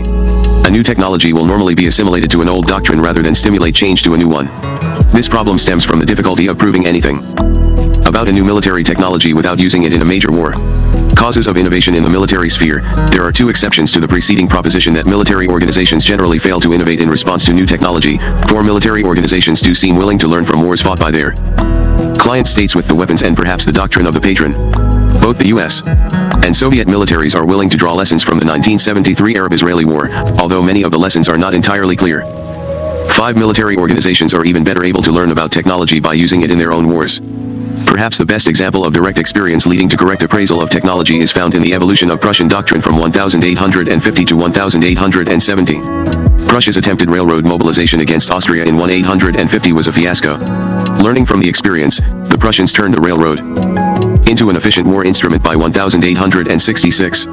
There are limits to the power of this proposition. In the American Civil War, frontline soldiers adjusted rapidly to the technological facts of modern firepower. They dug in whenever they had the chance. The generals understood the least, ordering frontal assaults against prepared positions throughout the war. The same occurred in World War I, with generals ordering repeated costly offensives. Bernard Brodie notes that the generals seemed incapable of learning from experience, largely because of the unprecedented separation of the high command from the front lines. This seems a plausible explanation, and again is entirely consistent with organization theory. The preceding examples also offer insights into the relationship between technology and the offensive, defensive, or deterrent character of military doctrine. Most simply, if a military organization has adopted an offensive doctrine, or is bent on adopting one, technological lessons on the advantage of defense are likely to be ignored, corrupted, or suppressed. This is consistent with the argument advanced earlier concerning the probable offensive preferences of most military organizations. Organization theory predicts at least 2 causes of innovation that are much stronger and more reliable in their operation than experience with new technology. 6. Military organizations innovate when they have failed suffer defeat, and 7. They innovate when civilians intervene from without. These hypotheses can be deduced from the basic survival motive of large organizations. Failure to achieve their organizational purpose, the successful defense of the state, can cause military organizations to re-examine their basic doctrinal preferences. Similarly, soldiers may respond to the civilian intervention that defeat often precipitates in order to defend the organization's autonomy, which is under attack. Failure and civilian intervention often go hand in hand. Soldiers fail, civilians get angry and scared, pressure is put on the military. Sometimes the pressure is indirect. Civilian leaders become disenchanted with the performance of one serve ice and shift resources to another. These resources may provide the slack for the newly favored service to attempt some innovations. The loser strives to win back his lost position. Inter-service rivalry in post-war America may have produced some benefits, a menu of innovations for policymakers. Arguably, inter-service rivalry has been a major factor in the growth of the triad, which has on the whole increased U.S. security. Similarly, aggrandizement at the expense of another service may be a motive for innovation. Although civilian intervention into military doctrine would seem to be a key determinant of innovation, it involves special problems. The division of labor between civilians and soldiers is intense. Civilians are not likely to have the capability to dream up whole new doctrines. Thus, civil intervention is dependent on finding sources of military knowledge. Civil intervention should take the form of choosing from the thin innovation menu thrown up by the services. In multi-service defense establishments, civilians have the possibility, depending on the strategic position of the state, of choosing among competing services. Within services, hierarchy, and the chain of command should tend to suppress the emergence of new doctrinal alternatives at levels where the civilians cannot find them. None of this is to say that innovation in military doctrine is impossible. These are merely tendencies. Summary: Organization theory hypotheses: offense, defense, and deterrence. 1. The need for standard scenarios to reduce operational uncertainty encourages military organizations to prefer offensive doctrines. 2. The incentive, arising from the highly competitive nature of warfare, to deny an adversary his standard scenario encourages offensive doctrines. 3. The inability of military organizations to calculate comparative national will causes them to dislike deterrent doctrines. 4. Offensive doctrines will be preferred by military organizations because they increase organizational size and wealth. 5. Offensive doctrines will be preferred by military organizations because they enhance organizational independence from civilian authority. 6. Because the organizational incentives to pursue offensive doctrines are strong, military organizations will generally fix on geographic and technological factors that favor the offensive, but underrate or overlook such factors that favor defense or deterrence. Integration. 1. Because military organizations seek independence from civilian authority in order to reduce the uncertainties of combat, military doctrines tend to be poorly integrated with the political aspects of grand strategy. Soldiers will avoid including political criteria in their military doctrine if such criteria interfere with strictly instrumental military logic. 2. Because of functional specialization, civilians and soldiers tend to know too little about each other's affairs. Soldiers, again in the quest for autonomy, will exacerbate this problem by withholding important military information from civilians. Inadequate civilian understanding of military matters creates obstacles to political military integration. 3. Technical specialization within military organizations works against a strategically rational setting of priorities among different services, further contributing to disintegration. In spite of the obstacles, civilian intervention into military doctrine is likely to be the primary cause of political military integration of grand strategy, simply because civilians alone have the interest and the authority to reconcile political ends with military means and set priorities among military services according to some rational calculus. Innovation. Most propositions about military innovation are negative. 1. Because of the process of institutionalization, which gives most members of an organization a stake in the way things are, doctrinal innovation will only rarely be sponsored by the organization itself. 2. Because doctrinal innovation increases operational uncertainty, it will rarely be sponsored by the organization itself. 3. New technology, when it has not been tried in combat, is seldom by itself a catalyst of doctrinal innovation. 4. A client state's combat experience with a new technology can cause innovation. 5. Direct combat experience with a new technology can cause innovation. 6. Failure on the battlefield can cause doctrinal innovation. 7. Civilian intervention can cause military innovation. Balance of power theory and military doctrine. Organization theory suggests a tendency toward offensive, stagnant military doctrines, poorly integrated with the political elements of a state's grand strategy. Balance of power theory predicts greater heterogeneity in military doctrine, dependent on reasonable appraisals by each state of its political, technological, economic, and geographical problems and possibilities in the international political system. The 3 case studies will show that although organization theory does accurately predict certain tendencies in military doctrine, overall outcomes are more consistent with balance of power theory predictions. From balance of power theory, specific propositions about the variables offense, defense, deterrence, innovation, stagnation, and integration, disintegration can be deduced. Balance of power theory also describes the circumstances under which these propositions are most likely to hold true. In times of relative international calm, when statesmen and soldiers perceive the probability of war as remote, the organizational dynamics outlined above tend to operate. When threats appear greater, or war appears more probable, balancing behavior occurs. A key element of that behavior is greater civilian attention to matters military. Such attention puts the more ossified, organizationally self-serving, and politically unacceptable aspects of military doctrine under a harsher light.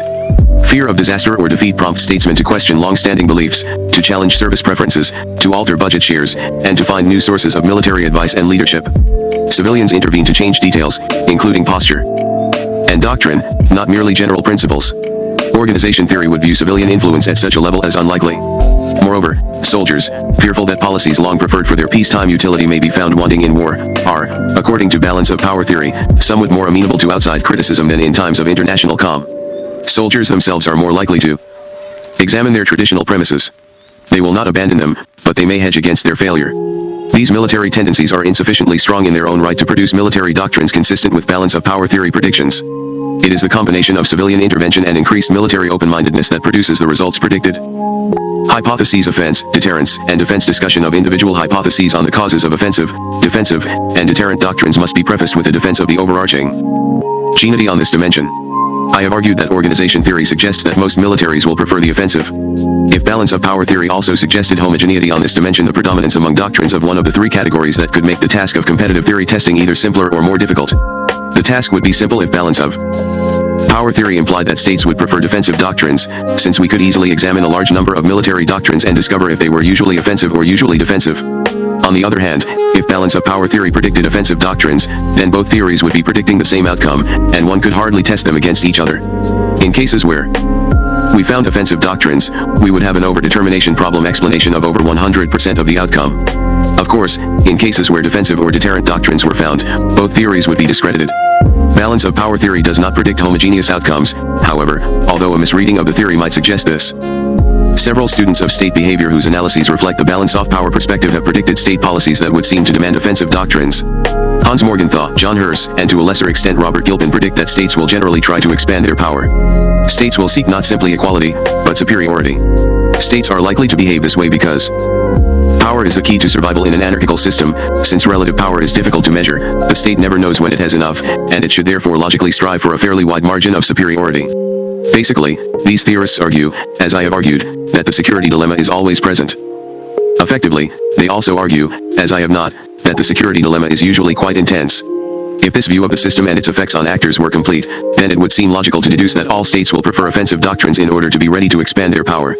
Because an offensive doctrine may allow the conquest of one's neighbors and the seizure of power assets that lie beyond one's borders, it might appear to be the military option that provides the most security. This view, however, is not complete. It is ahistorical in the most fundamental sense, assuming that states are effectively newborn children, thrust into the jungle of international politics with nothing more than an orientation briefing on the law of tooth and claw to guide their actions. Under such conditions, the security dilemma might indeed operate with extraordinary intensity.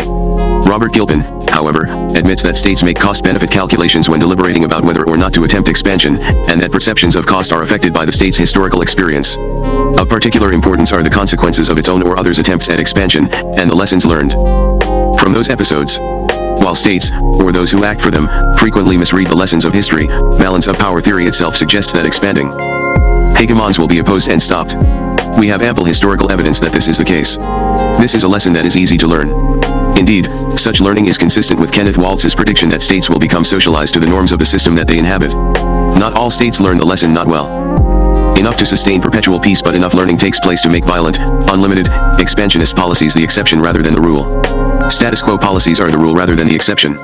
France under Louis XIV and Napoleon, Germany under the Kaiser and Hitler, are already too many would-be European hegemons for those who have had to oppose them, but surprisingly few for a 3-century game that has often involved as many as 6 major players. A status quo policy, of course, need not lead to a defensive military doctrine, but it certainly need not lead to an offensive one either. Instead, status quo powers will assess their political, geographical, and technological positions and possibilities, and devise a military doctrine that preserves their interests at the lowest costs and risks.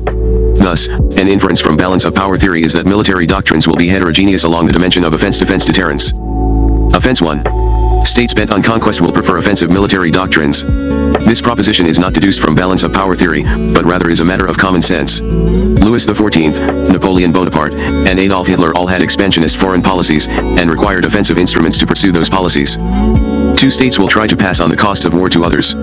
Offensive operations are one way to accomplish this. If war seems to involve high collateral damage, states will try to arrange that the war will be fought on the territory of the enemy, of neutrals, or even of allies. Nicholas Spickman once admonished, only in periods of weakness and decline have states fought at home. In periods of vitality and strength, they fight on other people's territory. For, of course, not all states have the option of fighting abroad, but those that do tend to avail themselves of it. 3 states will support offensive doctrines when power appears to be shifting against them. Offensive doctrines are necessary to fight preventive wars. It also seems probable that in environments where power might rapidly shift, statesmen will want to keep an offensive capability in the whole. A particularly intense arms race would seem to promote offensive doctrines. We have already seen how the reverse can be true. Preventive war is a peculiar sort of balancing behavior. Because I cannot keep you from catching up, I will cut you down now. Israel's cooperation in the Franco-British attack on Egypt in 1956 is explained in part by the fear that Egypt's new claim on the arsenals of the Eastern Bloc would give her a permanent arms race advantage. Hitler preferred an offensive doctrine partly because he believed that he had rearmed more quickly than his putative adversaries, but that they would soon catch up. An offensive doctrine would allow him to prevent this by permitting Germany to strike the Allies before they could remedy their military deficiencies. For similarly, states without allies, facing multiple threats, will be attracted to offensive doctrines. An offensive doctrine allows the state to choose the time and place of battle. If the joint capabilities of the adversaries are superior, offensive doctrines will be particularly attractive. In an offensive move, an isolated state can attack and defeat its adversaries sequentially, minimizing the effect of the imbalance of capabilities. This is a variety of preventive war. Instead of waging one dangerous war against a superior coalition, the offender elects to wage what amounts to a separate war against each of the members of the opposing coalition. In turn, an offensive doctrine is thus a method of power balancing. 5. The force of the preceding hypothesis is increased if the geographic factor of encirclement is added. The military history of Prussia and later of Germany reveals a constant affinity for offensive doctrines. This is explained in part by the frequent threats of multi-front wars. Israel's offensive doctrine allows her to defeat the Arab states sequentially. It may be that the offensiveness of the Soviet military doctrine both in the rocket forces and in the ground forces is partially a response to the existence of hostile states on every border. 6. Statesmen will prefer offensive military doctrines if they lack powerful allies, because such doctrines allow them to manipulate the threat of war with credibility. Offensive doctrines are best for making threats. States can use both the threat of alliance and the threat of military force to aid diplomacy in communicating power and will. In the absence of strong allies, the full burden of this task falls on the state's military capabilities. This was the major characteristic of Hitler's early diplomacy. It provided the motivation for former Secretary of Defense James Schlesinger's merchandising of substantial nuclear counterforce capability in the guise of flexible strategic options. To some extent, this motivation appears to have been behind the offensive aspects of Strategic Air Command doctrine in the 1950s. Military demonstrations and an offensive doctrine are also important elements of Israeli grand strategy. 7. A state need not be politically isolated or geographically encircled to find defensive doctrines unattractive. States with far-flung security dependencies may find it advisable to defend such allies by concentrating offensive, disarming military power, or deterrent, punitive military power, against its adversary, or adversaries, rather than dispersing its scarce military capabilities in futile denial efforts. In many places, such dependencies, like NATO Europe in the 1950s, may be far from the guarantor, close to a major power adversary, and too weak to contribute much to their own defense. The security of such states is difficult to guarantee by defensive/denial means alone. If the United States had to secure post-war Europe with conventional denial means, there would probably have been a great many more American troops in Europe than there were. The Soviet adversary had to be dissuaded from going to war against U.S. dependencies. The same was true if French allies in Eastern Europe were going to be protected during the interwar period. How is dissuasion to be accomplished if defensive/denial means are ruled out? Only deterrence and offense remain. While the United States has relied mainly on deterrence in the Cold War, offense has also played an important role. Many have argued against reliance on deterrence alone, since the adversary could punish the United States in return for any strike we might deliver. Extended deterrence is difficult because, whereas a state's readiness to inflict punishment on an adversary that aggresses directly against it might be unquestionable, its willingness to punish the same adversary for offenses against far-removed dependencies, and so to draw fresh fire and suffering on itself, is less likely to be credited. The credibility of the commitment is believed to go up with an ability to limit damage to ourselves by disarming the adversary. Deterrence. 8. Far-flung security dependencies and powerful adversaries can lead a great power to either deterrent or offensive doctrines. Offensive doctrines will be preferred, but often the sheer scope of the problem and the capabilities of the adversary, or adversaries, make offensive capabilities hard to get. Technology and geography are frequently the key determinants of the scope of the problem. Before World War II, Britain hoped to hold possessions half a globe away. She lacked the raw capability to project much power such a distance, particularly after ensuring the homeland against more immediate adversaries. Even if she could have mustered the capabilities and mastered the distances, Britain lacked a military technology that could disarm Japan and keep her disarmed. When states face such a situation, they will accept, although they may not embrace, deterrent doctrines. The political organisms that most often find themselves in this situation seem to be the great empires of history. The British found it advantageous in the 1920s and 30s to police Arabian tribesmen not by pitched battle, but by bombing from the air. They could either obey the rules or be punished. A close examination of British defense policy in the 1930s shows a pronounced inclination toward deterrence. The politicians of the period frequently used the term. Due to economic, industrial, and technological constraints, the actual operations envisioned were more of the denial than the punishment variety. However, dissuasion was the goal, and one finds a constant concern with the manipulation of military capability and potential military capability to discourage aggression. Only with the short-lived commitment to the population bombing doctrine of Bomber Command were any punitive operations planned in the 1930s. 9. As noted previously, small states threatened by powerful adversaries often make recourse to deterrent doctrines. The peculiar coincidence of doctrines among the very strong and the very weak is easy to explain. In both cases, insufficient capabilities drive states to such doctrines. When a state's capabilities fall short of its aims or needs, it may throw its political will into the balance. Will is as much a product of a state's political cohesion as it is a product of any material source. Thus, whenever states face security threats and are, by reason of the magnitude of the task or their own poverty, short of resources, we can expect to see deterrent doctrines. Defense. I have argued that coalition formation is a common method both of enhancing perceived power for diplomacy and mustering real power for war. Yet, coalition management has its problems. Napoleon once declared that if he had to make war, he would prefer to make it against a coalition. Alfred Baggs observes, of all types of war, this is the one in which it is most likely that political aims will crowd out and repress strategic aims. And even if this is not intended, the other partner or partners will still suspect it, will try to spare their own forces and sacrifice those of the ally. 10 defensive doctrines, or doctrines with strong defensive elements, will be preferred by statesmen with status quo policies who are preparing to fight in coalitions. Such doctrines give the states in the coalition more time to settle the division of costs and benefits of the war. This phenomenon will be particularly pronounced if the costs of going on the offensive are seen to be high. One paradoxical example is found in Egyptian behavior during the 1973 Arab-Israeli War. Although the Egyptians had mounted a successful offensive to cross the Suez Canal, after crossing they chose a low-risk strategy of staying behind their air and anti-tank defenses.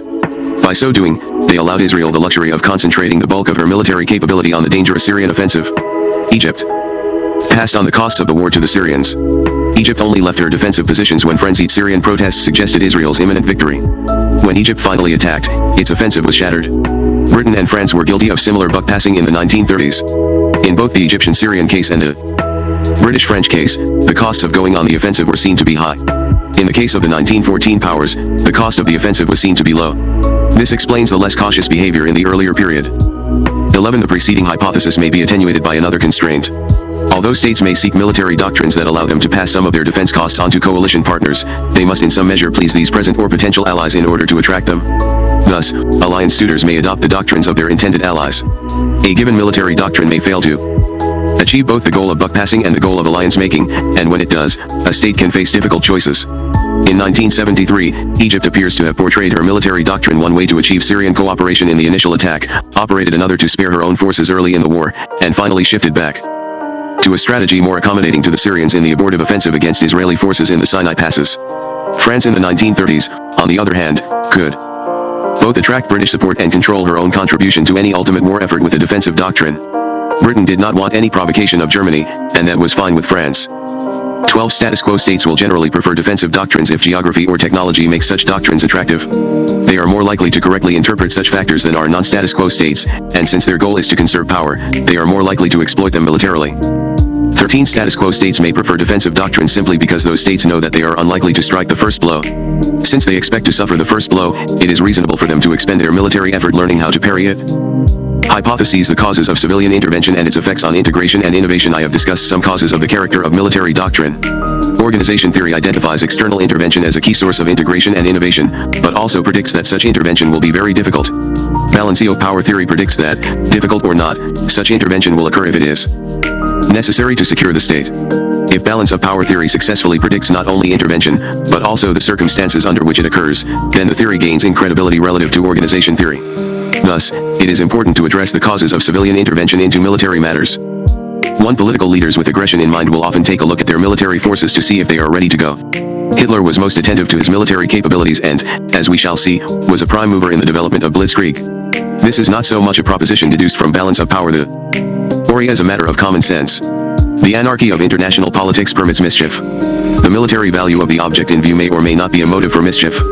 If political leaders contemplate aggression for the purpose of expanding their resources for security, then their intervention can be loosely explained in terms of structural constraints.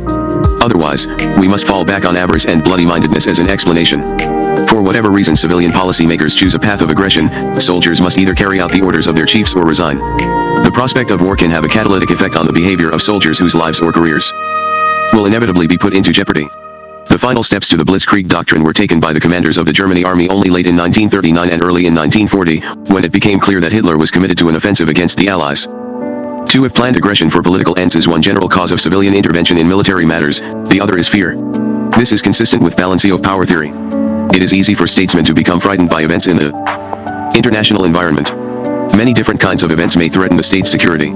Just as states balance materially by arms racing or coalition formation, they balance qualitatively by taking a close look at the doctrine, competence, and readiness of their military organizations. They do not do so all the time, but when they do, fear is most often the driving force. 3. The same fear increases military organizations' receptivity to outside criticism and also sharpens their own self-critical faculties. The force of this proposition is attenuated in multipolar systems, however, if a given state perceives itself to have alliance possibilities. Under conditions of threat, civilians may divide their energies between chasing allies and reviewing their military posture. This may so reduce the pressure on a given military organization as to allow organizational dynamics to triumph. More specific propositions on this matter can be generated. For in the face of any sort of security problem, states without allies will tend to pay a good deal of attention to their military organizations. This is true of states that are politically isolated. Israel is a good current example. Military leaders retire to become key political leaders, and politicians are generally well versed in military matters. This sort of attention is also characteristic of both poles in a bipolar system. Since the dawn of the Cold War, American leaders have paid more attention to military matters than in any prior period of our history. Examples of military innovation caused by civilian intervention and stimulated by political isolation are the development of the Standing Army in France under Louis XIV and the Mass Army during the French Revolution. Recall the important role played by Cardinal Richelieu and the civilian war minister Michel Tellier in the development of France's first all-professional, Standing Army. What had driven France in this direction? Historian Michael Howard writes, on the death of Gustavus, Richelieu saw himself faced with the necessity of improvising an army and entering the field himself if Habsburg power, Spanish and Austrian, was not to become dominant in Europe. L.E. Tellier's son, the Marquis de Louvois, completed his father's work, creating the army with which Louis XIV waged war on nearly all of Europe. The case of revolutionary France is similar. The Directory had accumulated 6 major adversaries, and by August 23, 1793, the danger had become so great that the Committee on Public Safety ordered universal conscription for the first time in any modern European state. By the following summer, the French army fielded 750,000 men, the largest armed force in Europe since the barbarian invasions. The committee did not simply invent the mass army. Lazare Carnot, a former military professional and a man with new ideas about military organizations and tactics, had joined the revolution. It was his hand that guided French military innovation. While political isolation provides an added spur to civilian intervention, even states with alliance possibilities show tendencies to civilian intervention in the face of new or growing threats. The best example of this is found in British behavior in 1934 to 1940. The rising military power of Germany brought not only a return to substantial defense spending, but greater civilian attention to the plans of the military. In spite of a military organization committed to an offensive doctrine, civilians intervened to promote a major defensive innovation: the development of the country's integrated air defense system, the first of its kind in history. While the RAF did not wholeheartedly embrace air defense, and jealously guarded Bomber Command, that organization's support for air defense increased as the possibility of war loomed larger. 5 disasters fresh in a state's memory are great promoters of civilian intervention, even if no immediate threat appears on the horizon. This proposition and those that follow have their counterparts at the organizational level. If a threat is apparent, the tendency will be more pronounced. The most recent PLE is the apparently very thorough review by Israel's Granite Commission of all the events leading up to and including the 1973 war. While the commission included 2 former chiefs of staff, the chairman, and the other 2 members were civilians. Most of the report remains secret, but it is known to have generated wide-ranging reform in Israel's armed forces. Another example is found in the case of Prussia. Between October 7 and November 7, 1806, Napoleon Bonaparte completely destroyed the armies of the heirs of Frederick the Great. The army with the country was swept aside by the superior numbers and methods of the French. Following this disaster, both civilian and military reformers came to the fore. Before the war, reforms of either bureaucracy or army were practically impossible. After the war, under the leadership of the soldiers Gerhard Scharnhorst and Count August Gneisenau, a commission was set up to reform the army. Opposition was not wanting, and in fact, was suppressed only by the direct intervention of the king, who removed the opponents of reform from the commission. 6. Some civilian intervention is produced not by disaster but by the high costs expected of a particular military exercise. A victorious but very costly war can substantially weaken a state, even in the context of a superiority that provided some damage-limiting capability. U.S. civilian policymakers in the 1950s watched their nuclear forces more closely than they had ever watched military forces before. Though the United States might have prevailed in a nuclear conflict, the game was not likely to be worth the candle. The experience or expectation of military disaster provides a key avenue by which technology can influence military doctrine. Civilians especially are moved to interpret new technology and integrate such interpretations into military doctrine when the technology presents some very clear and unambiguous threat to the state's survival. The threat may be of defeat or the probability of high collateral aerial damage. Civilian intervention is unlikely unless demonstration of the technology, by test or combat use, is sufficiently stark and frightening to shake civilians' faith in the ability of their own military organizations to handle it. The attitudes of French civilians to any chance of a replay of World War I, British civilians to the specter of bombs falling on London, and American civilians to nuclear weapons are all good examples. Even here, though, the impact of technology is not determinative.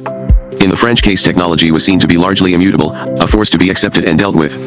In the British case, technology was seen as something to be changed. Simple fear of defeat provides another motivation for civilian intervention. If an adversary appears particularly impressive, potentially capable of a decisive victory, civilians will pay considerable attention to their military instrument. The intervention of British civilians into the doctrine of the RAF, for instance, was driven by fear of the German knockout blow from the air.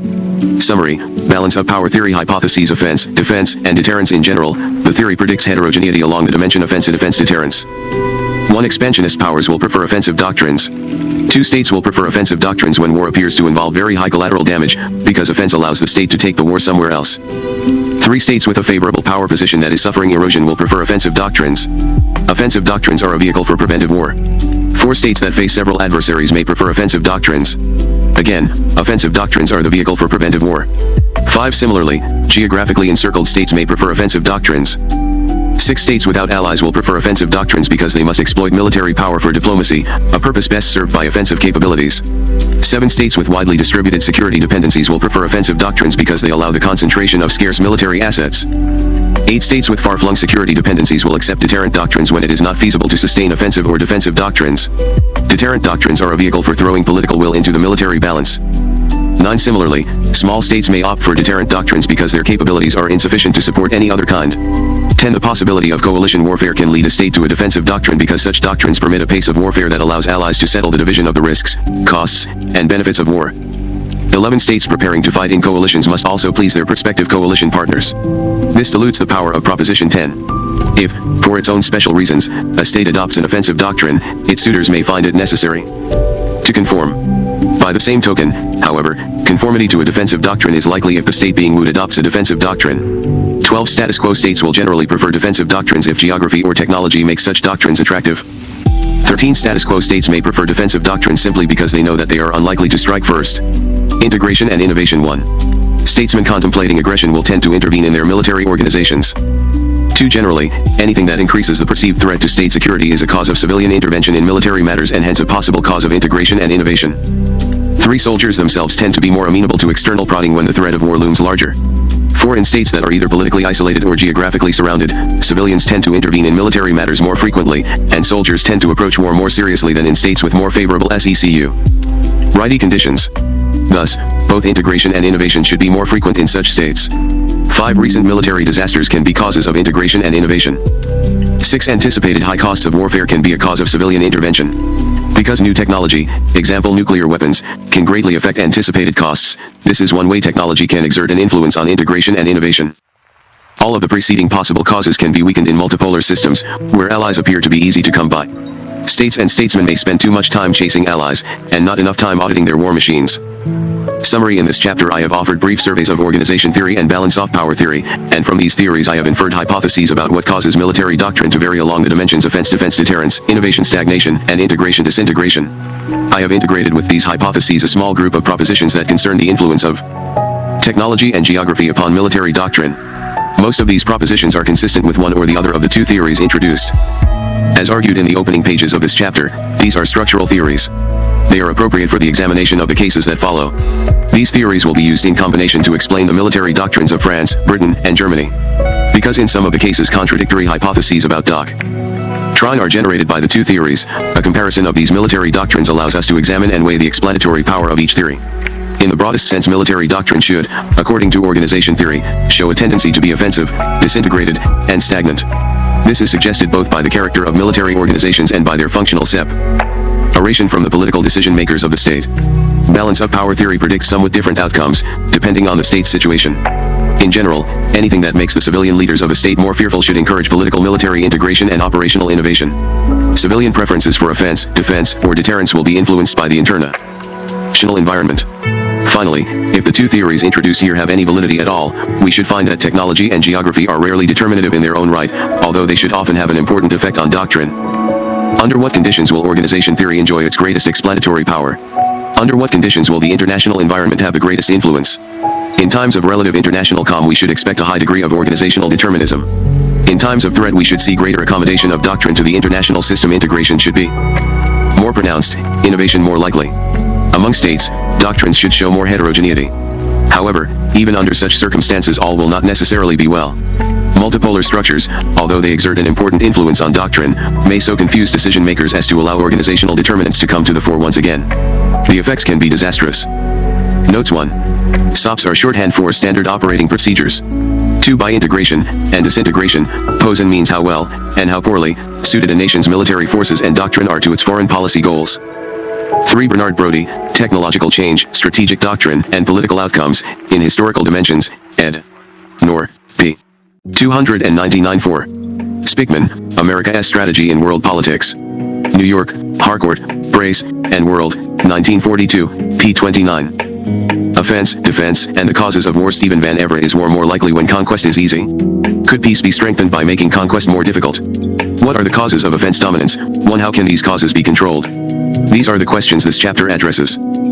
I argue that war is far more likely when conquest is easy, and that shifts in the offense-defense balance have a large effect on the risk of war. 10 war-causing effects, summarized in Figure 3.1, arise when the offense dominates. 1. States more often pursue opportunistic expansion, because attempts at expansion succeed more often and also offer greater rewards.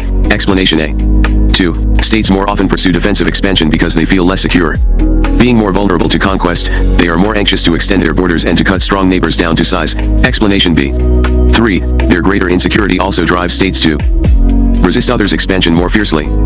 Power gains by others raise larger threats to national security, hence expansionism prompts a more violent response. Explanation C. 4. First strike advantages are larger, raising dangers of preemptive war. Explanation D. 5. Windows of opportunity and vulnerability are larger, raising dangers of preventive war. Explanation E. 6. States more often adopt fait accompli diplomatic tactics, and such tactics more often trigger war. Explanation F. 7. States negotiate less readily and cooperatively, hence negotiations fail more often, and disputes fester unresolved. Explanation G. 8. States enshroud foreign and defense policy in tighter secrecy, raising the risk of miscalculation and diplomatic blunder. Explanation H. 9. Arms racing is faster and harder to control, raising the risk of preventive wars and wars of false optimism. Explanation I. 10. Offense dominance is self-feeding. Point 2. As conquest grows easier, states adopt policies. Example 44. CDEOC register JZCLO, CE copyright TACA asterisk underscore C asterisk COA 0, CO county 0 DCRC OUC 0 underscore SCDCDOE CO 0 underscore COQ underscore V0 EI underscore Q underscore O 0 underscore CI 0 CO C 0 M 0 QI 0 CO C 0 3 equals O CO YJC pound T. More offensive military doctrines that make conquest still easier. This magnifies effects 1 to 9. Explanation J. The perception of offense dominance raises these same 10 dangers, even without the reality. If states think the offense is strong, they will act as if it were. Thus offense-defense theory has two parallel variants, real and perceptual. These variants are considered together here. What causes offense and defense dominance? Military technology and doctrine, geography, national social structure, and diplomatic arrangements, specifically, defensive alliances and balancing behavior by offshore powers, all matter. The net offense-defense balance is an aggregate of these military, geographic, social, and diplomatic factors. How can offense dominance be controlled? Defensive military doctrines and defensive alliance making offer good solutions, although there is some tension between them. Offensive forces can be needed to defend allies. Offense dominance is more often imagined than real, however. Thus the more urgent question is, how can illusions of offense dominance be controlled? Answers are elusive because the roots of these illusions are obscure. On balance, how does offense-defense theory measure up? It has the attributes of good theory. In addition to having theoretical importance, offense-defense theory has wide explanatory range and prescriptive richness. It explains an array of important war causes: opportunistic expansionism, defensive expansionism, fierce resistance to others' expansion, first strike advantage, windows of opportunity and vulnerability, fates accomplis, negotiation failure, secrecy, arms races, and offense dominance itself, that were once thought to be independent. In so doing, offense-defense theory explains the dangers that these war causes produce and the wars they cause. This simplifies the problem of power and war. A number of disparate dangers are fed by a single taproot. Moreover, both the reality and the perception of easy conquest can be shaped by human action, hence offense-defense theory offers prescriptions for controlling the dangers it frames. The next section outlines offense-defense theory's 10 explanations for war. The following section identifies causes of offense and defense dominance. The fourth section frames predictions that can be inferred from offense-defense theory, and offers 2 case studies as tests of the theory: Europe since 1789, and the United States since 1789. The final section assesses the general quality of offense-defense theory. Hypotheses on the effects of offense dominance. A host of dangers arise when conquest is easy. Some are obvious and some more subtle, some are direct and some indirect. Together they make war very likely. When the offense dominates. A. Opportunistic expansionism. When conquest is hard, states are dissuaded from aggression by the fear that victory will prove costly or unattainable. When conquest is easy, aggression is more alluring, it costs less to attempt and succeeds more often. Aggressors can also move with less fear of reprisal because they win their wars more decisively, leaving their victims less able to retaliate later. Thus even aggressor states are deterred from attacking if the defense is strong, and even quite benign powers are tempted to attack if the offense is strong. B and C. Defensive expansionism and fierce resistance to expansion when conquest is hard. States are blessed with secure borders, hence they are less aggressive and more willing to accept the status quo. They have less need for more territory because their current territory is already defensible. They are less anxious to cut neighbors down to size because even strong neighbors cannot conquer them. They have less urge to intervene in other states' internal affairs because hostile governments can do them less harm. Conversely, when conquest is easy, states are more expansionist because their current borders are less defensible. They seek wider territories to gain resources that would bolster their defenses. They find strong neighbors more frightening, and they are quicker to use force to destroy their neighbors' power. They worry more when hostile regimes arise nearby because such neighbors are harder to defend against, hence they are quicker to intervene in their neighbors' domestic policies. These motives drive states to become aggressors and foreign interveners. Point 3. States also resist others' expansion more fiercely when conquest is easy. Adversaries can parley smaller gains into larger conquests, hence stronger steps to prevent gains by others are more appropriate. This attitude makes disputes more intractable. The basic problem is that resources are more cumulative when conquest is easy. The ability to conquer others and to defend oneself is more elastic to one's control over strategic areas and resources. As a result, gains are more additive. States can parley small conquests into larger ones and losses are less reversible. Hence small losses can ll one's demise, and small gains can open the way to hegemonic dominance. States therefore compete harder to control any assets that confer power, seeking wider spheres for themselves while fiercely resisting others' efforts to expand. This problem is compounded by its malignant effect on states' expectations about one another's conduct. When conquest is hard, states are blessed with neighbors made benign by their own security and by the high cost of attacking others. Hence states have less reason to expect attack. This leaves states even more secure and better able to pursue pacific policies. Conversely, when the offense dominates, states are cursed with neighbors made aggressive by both temptation and fear. These neighbors see easy gains from aggression and danger in standing pat. Plagued with such aggressive neighbors, all states face greater risk of attack. This drives them to compete still harder to control resources and create conditions that provide security. D. Moving first is more rewarding when conquest is easy. The incentive to strike first is larger because a successful surprise attack provides larger rewards and averts greater dangers. Smaller shifts in ratios of forces between states create greater shifts in their relative capacity to conquer and defend territory. Hence a surprise strike that shifts the force ratio in the attacker's favor pays it a greater reward. This expands the danger of preemptive war and makes crises more explosive. States grow more trigger-happy, launching first strikes to exploit the advantage of the initiative, and to deny it to an opponent. Conversely, if the defense dominates, the first move dividend is small because little can be done with any material advantage gained by moving first. Most aggressors can be checked even if they gain the initiative, and defenders can succeed even if they lose the initiative. Hence preemptive war has less attraction. E-windows are larger and more dangerous when conquest is easy. Arguments for preventive war carry more weight. Smaller shifts in force ratios have larger effects on relative capacity to conquer or defend territory, hence smaller perspective shifts in force ratios cause greater hope and alarm. Also, stemming decline by using force is more feasible because rising states can be overrun with greater ease. This bolsters arguments for shutting windows of vulnerability by war.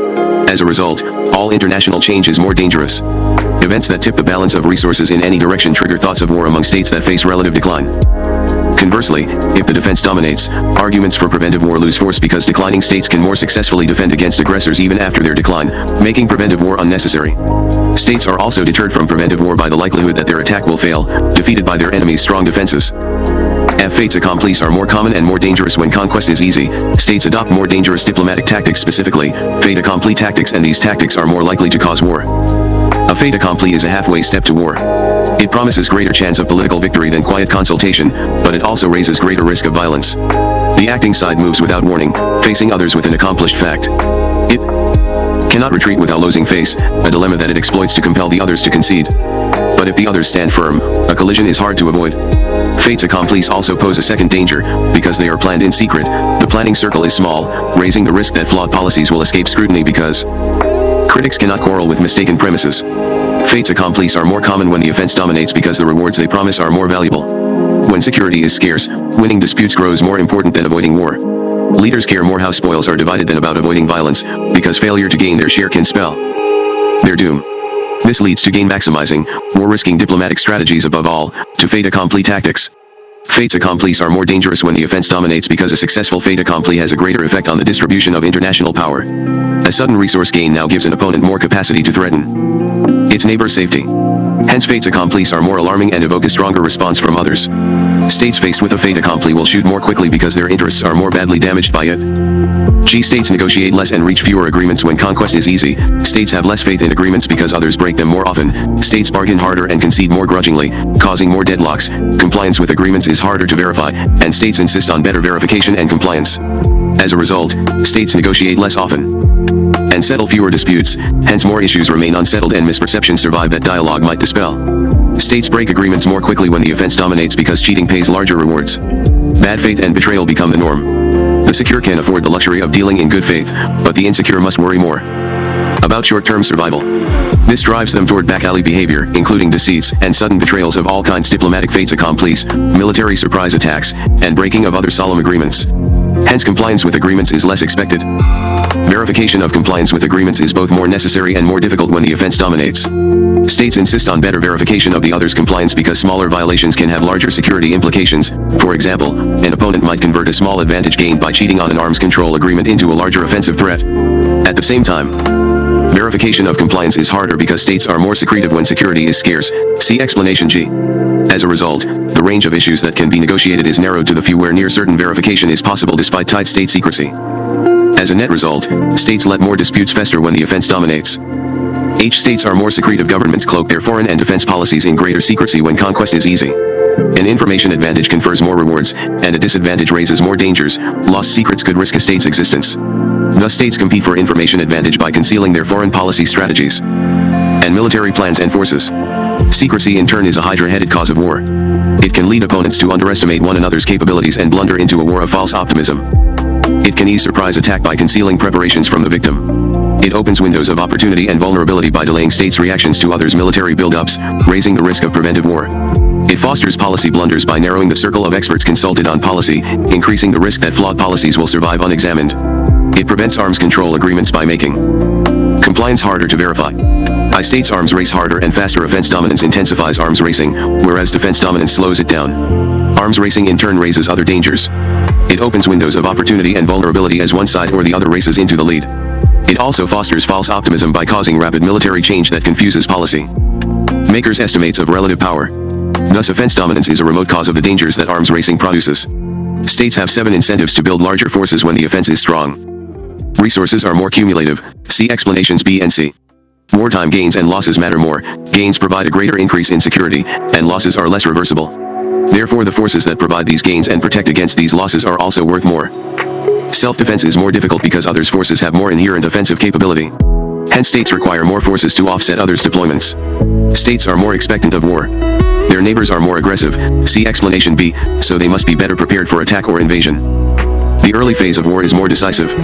Lacking time to mobilize their economies and societies in the event of war, states maintain larger standing forces. The possibility of quick victory puts a premium on forces in being. States transfer military resources from defense to offense because offense is more effective. See explanation J. Others then counterbuild because their neighbors' capabilities are more dangerous and so require a larger response. States also infer aggressive intent from their neighbors' offensive buildups, leading them to fear attack and to build up in anticipation. States hold military secrets more tightly when the offense dominates. See explanation H. This causes rational overarming, as states gauge their defense efforts to worst-case estimates of enemy strength, on grounds that underspending is disastrous whereas overspending is merely wasteful. It also allows national militaries to monopolize defense information more tightly. Given that militaries are prone to inflate threats, states will overspend groundlessly when militaries have an information monopoly that lets them alone assess the threat. Thus action-reaction becomes action over reaction. States reach fewer arms control agreements when the offense dominates, because agreements of all kinds are fewer. See explanation G. Hence states are less able to limit arms competition through agreement. If the defense dominates, things are reversed. States build smaller offensive forces because offense is less effective, and because other states have less aggressive aims. States are safe without wider empires, hence offensive forces that could provide empires lose utility. The national military therefore grows defense heavy. This causes other states to feel safer, which in turn makes them less aggressive, further lowering all states' insecurity, hence their need for empire and for offense up to a point. States also reduce defensive forces when the defense dominates because defense is easier and attack seems more remote. Moreover, as their neighbors buy less offense, they need even less defense because their defense faces less challenge. In short, states buy smaller forces in general, and less offense in particular, when the defense dominates. This leads to still smaller forces and still less offense. If information were perfect, arms racing would slow to a crawl if the defense strongly dominated. J. Conquest grows still easier. Offense dominance is self-reinforcing for 3 main reasons. First, States buy relatively more offensive forces when the offense dominates. They prefer the more successful type of force, so they buy defensive forces when the defense is strong and offensive forces when the offense is strong. This reinforces the initial dominance of the defense or the offense. Second, alliances assume a more offensive character for when the offense dominates because aggressors can more easily drag their allies into their wars of aggression. Insecure states can less afford to see allies destroyed, so they must support even bellicose allies who bring war on themselves. Knowing this, the allies feel freer to get into wars. As a net result, even de jure defensive alliances operate as defensive and offensive alliances. Alliances also assume a more offensive character if the allies adopt purely offensive military doctrines. This hamstrings states that would demand that their allies confine themselves to defensive preparations in a crisis, given that all preparations are offensive. Third, status quo states are less able to protect their allies from conquest when the offense dominates because attackers can overrun defenders before help can arrive. Thus offense dominance raises the danger of greater offense dominance. Once entered, an offense-dominant world is hard to escape. These are the dangers raised by offense dominance. As noted above, these same 10 dangers arise when the offense is weak but governments think it dominates. They then act as if it dominates, with comparable effects. Causes of offense and defense dominance. The feasibility of conquest is shaped by military factors, geographic factors, domestic social and political factors, and the nature of diplomacy. Discussions of the offense-defense balance often focus on military technology, but technology is only one part of the picture. Military factors, military technology, doctrine, and force posture and deployments all affect the military offense-defense balance. 5 Military technology can favor the aggressor or the defender. In past centuries, strong fortification techniques bolstered the defense, and strong methods of siege warfare strengthened the offense. Technologies that favored mass infantry warfare, example cheap iron, allowing mass production of infantry weapons, strengthened the offense because large mass armies could bypass fortifications more easily, and because mass armies fostered more egalitarian polities that could raise loyal popular armies that would not melt away when sent on imperial expeditions. Technologies that favor chariot or cavalry warfare, example the stirrup, strengthened the defense, because cavalry warfare required smaller forces that were more easily stopped by fortifications, and fostered hierarchic societies that could not raise armies that would remain loyal if sent on quests for empire. In modern times, technology that gave defenders more lethal firepower, example the machine gun, or greater mobility, example the railroad, strengthened the defense. When these technologies were neutralized by still newer technologies, motorized armor, the offense grew stronger. Thus when fortresses and cavalry dominated in the late Middle Ages, the defense held the advantage. Cannons then made fortifications vulnerable and restored the strength of the offense. In the 17th and 18th centuries, new fortification techniques strengthened the defense. The mercenary armies of the age also remained tightly tied to logistical tales that kept them close to home. One historian writes that an 18th century army was like a diver in the sea, its movements strictly limited and tied by the long, slender communicating tube, which gave it life. Then revolutionary France's mass armies strengthened the offense because they had greater mobility. Their size let them sweep past border forts without leaving the bulk of their manpower behind for siege duty, and their more loyal troops could be trusted to forage without deserting, so they needed less logistical support. After the conservative restoration in France, Europe abandoned the mass army because it required, and fostered, popular government. This restored the power of the defense, which then waned somewhat as Europe democratized and large mass armies reappeared in the mid-19th century. 6 The combined effects of lethal small arms, accurate fast-firing rifles and machine guns, barbed wire, entrenchments, and railroads gave the defense an enormous advantage during World War I. The first 3 lethal small arms, barbed wire, and trenches gave defenders a large advantage at any point of attack. The 4th railroads let defenders reinforce points of attack faster than invaders could, because invaders could not use the defenders' railroads, given that railroad gauges differed across states, and defenders destroyed rail lines as they retreated, while the defenders had full use of their own lines. During 1919-45 the power of the offense was restored by motorized armor and an often subdoctrine blitzkrieg for its employment. This overrode machine guns, trenches, and barbed wire. Then after 1945 thermonuclear weapons restored the power of the defense, this time giving it an overwhelming advantage. States shaped the military offense-defense balance by their military posture and force deployments. Thus Stalin eased attack for both himself and Hitler during 1939-41 by moving most of the Red Army out of strong defensive positions on the Stalin line and forward into newly seized territories in Poland, Bessarabia, Finland, and the Baltic states. This left Soviet forces better positioned to attack Germany and far easier for Germany to attack, as the early success of Hitler's 1941 invasion revealed. The United States eased offense for both itself and Japan in 1941 when it deployed its fleet forward to Pearl Harbor and bombers forward to the Philippines. Egypt eased Israel's assault by its chaotic forward deployment of troops into poorly prepared Sinai positions in the crisis before the 1967 war. States also can change the offense-defense balance through their wartime military operations. Aggressive operations can corrode key enemy defenses, and reckless operations can expose one's own defenses. Thus the dangers of offense dominance can be conjured up by unthinking wartime policymakers. For example, PLE, General Douglas MacArthur's reckless rush to the Yalu River in 1950 created an offensive threat to China's core territory and, by exposing badly deployed U.S. forces to attack, eased a Chinese offensive. Geography conquest is harder when geography insulates states from invasion or strangulation. Hence conquest is hindered when national borders coincide with oceans, lakes, mountains, wide rivers, dense jungles, trackless deserts, or other natural barriers that impede offensive movement or give defenders natural strong points. Human-made obstacles along borders, such as urban sprawl, can also serve as barriers to armored invasion. Conquest is hindered if foes are separated by wide buffer regions, third states or demilitarized zones, that neither side can enter in peacetime. Conquest is hindered when national territories are mountainous or heavily forested, and when populations live mainly in rural settings, easing guerrilla resistance to invaders. Conquest is hindered when states are large and their critical war resources or industries lie far in their interior, where they cannot be quickly overrun. Conquest is hindered when states are invulnerable to economic strangulation. Hence conquest is hindered when states are self-sufficient in supplies of water, energy, food, and critical raw materials, or when their trade routes cannot be severed by land or sea blockade. Social and political order. Popular regimes are generally better at both conquest and self-defense than are unpopular regimes, but these effects do not cancel out. On net, conquest is probably harder among popular than unpopular regimes today, but in past centuries the reverse was likely true. Popular governments can better raise larger, more loyal armies that can bypass others' border forts and can operate far from home with less logistical support. This gives popular regimes greater offensive power. Popular regimes can better organize their citizens for guerrilla resistance, making them harder to conquer. Citizen defense guerrilla strategies are viable for Switzerland or China, but not for Guatemala or ancient Sparta, because these unpopular governments cannot arm their people without risking revolution. The citizens of unpopular oligarchies may actively assist advancing invaders. This gives attackers more penetrating power and makes early losses less reversible. Thus Sparta feared an invading army might grow if it entered Spartan territory, because Spartan slaves and dissident tribes would desert to the enemy. Unpopular regimes are more vulnerable to subversion or revolution inspired from abroad. Subversion is a form of offense, and it affects international relations in the same way as do offensive military capabilities. Frail regimes are more frightened of unfriendly neighbors, making them more determined to impose congenial regimes on neighboring states. The French revolutionary regime and the oligarchic Austrian regime worried that the other side might subvert them in 1792, causing both sides to become more aggressive. After the Russian Revolution, similar fears fueled Soviet-Western conflict, as each side feared subversion by the other. On balance, is conquest easier in a world of popular or unpopular regimes? Popularity of regimes probably aided offense before roughly 1800 and has aided defense since then.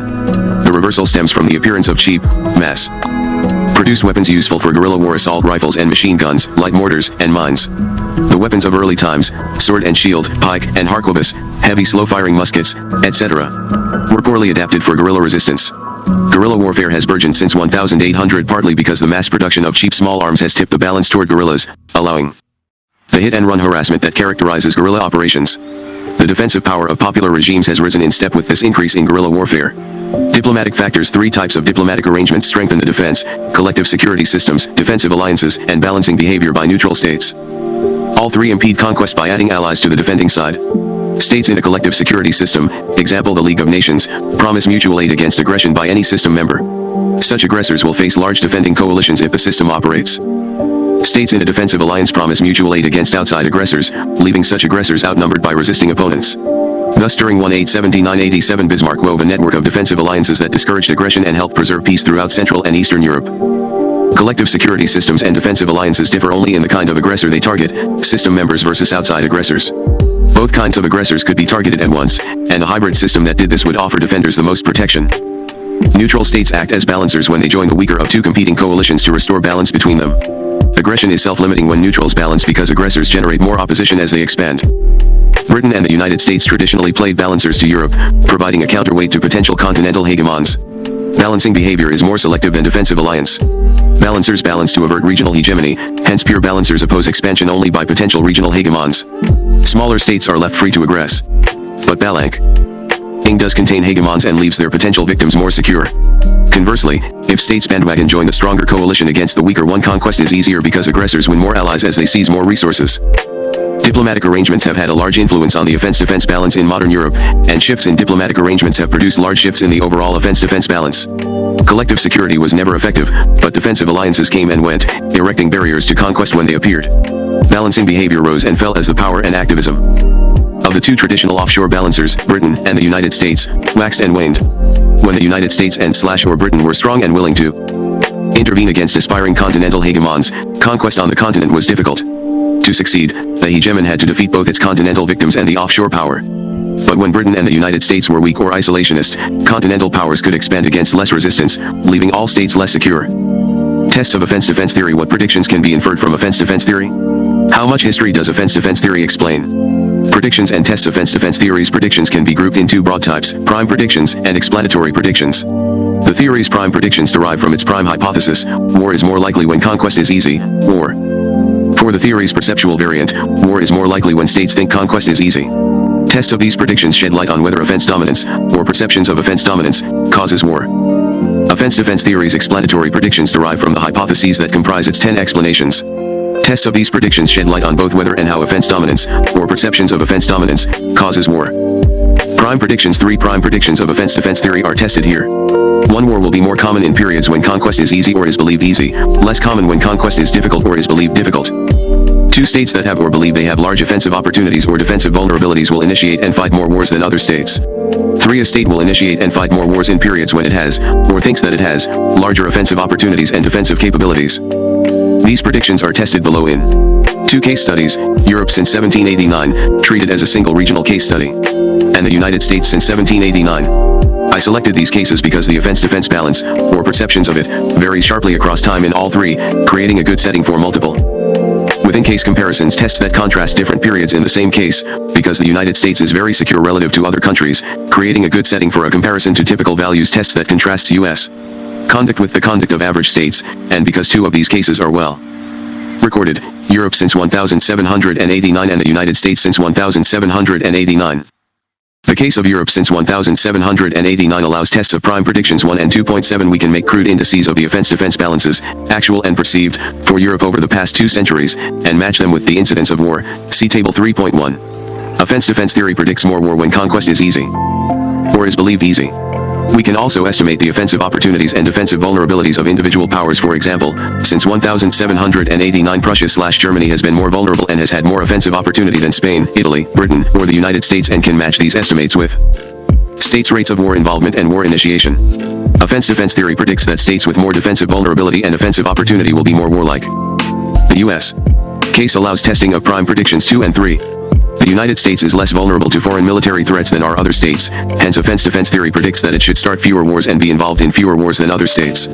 Americans have also felt more vulnerable to foreign military threats in some eras than in others. The U.S. propensity for war involvement and war initiation should co-vary with this sense of vulnerability. Explanatory predictions. Offense-defense theory posits that offense dominance leads to war through the war-causing action of its 10 intervening phenomena: AJ, opportunistic expansionism, defensive expansionism, fierce resistance to others' expansion. First strike advantages, windows of opportunity and vulnerability, fates accomplis and belligerent reactions to them, reluctance to solve conflicts through negotiation, policies of secrecy, intense arms racing, and policies that ease conquest, such as offensive force postures and offensive alliances. If offense-defense theory is valid, these intervening phenomena should correlate with the real and perceived offense-defense balance. 2 explanatory predictions can be inferred. 1. Phenomena AJ will be more abundant in eras of real or perceived offense dominance. The 10 phenomena should increase as offense strengthens and diminish as offense weakens. 2 states that have or believe they have large offensive opportunities or defensive vulnerabilities will more strongly embrace policies that embody phenomena AJ. 2 of the case studies presented here shed light on these explanatory predictions. The case of Europe allows a partial test of both. We can code only 2 of offense-defense theory's 10 intervening phenomena, in PSA and B, opportunistic and defensive expansionism, for the whole period. We have fragmentary data for values on the other 8 intervening variables. Hence the case lets us test explanations A and B fairly completely and offers scattered evidence on Table 3.1. The offense-defense balance among great powers, 1700s present 01 carat. CODJ asterisk carat dash 40 CD 4 CO CO OEO 0, pound CD 9. 1. CDTJDC MCD OOCD CDOXE CO underscore 02 CECDD carat Y03002 BE registered 0.2 DI equals 0.9 CEOCD 0014 COCO 10 CO 10. CO 0 plus T3C underscore CD in MCO, 10 MC underscore CDL underscore O, 0 CD CD CD 0030, JZ CD CDO JZ 4Q021, 0.0, D, I0 DC slash 3IO, CO W10L underscore 03. CO M10C underscore 032 MJZ003 D03D, D03, DOD, V25QQQQ CO C1 CO 0 E pound minus 2 and 9 pounds QSOIO carat CO. db.901 equals caret equals 0 a minus 5t.a000 x pound oeot 30 pounds og03 xx pound oco o0 co 0342 cd a cd4 dash cda qcm cd cd41 cd cdq AU 0.0% EX0 DD to M co C underscore 03 co MC slash 3C underscore 03 co C 03 to M underscore 2 0.02 S00 D03 D0303 D5 QOQ co 4 underscore L 10 were C O coco 0003 OOC minus 20 DEFS Agri DEFS Med Med O 0x5 Med to M co C 03 co asterisk dash plus D to M co C underscore 03 to D 03 D 00030 QQOQQCN in co ND 0000 M co 000 CN1 M10101 equals T111 CN31010101 MT0 C underscore 01 M001 caret R 00000000000 Q underscore 0 Q underscore EAX000 O coco OI underscore UO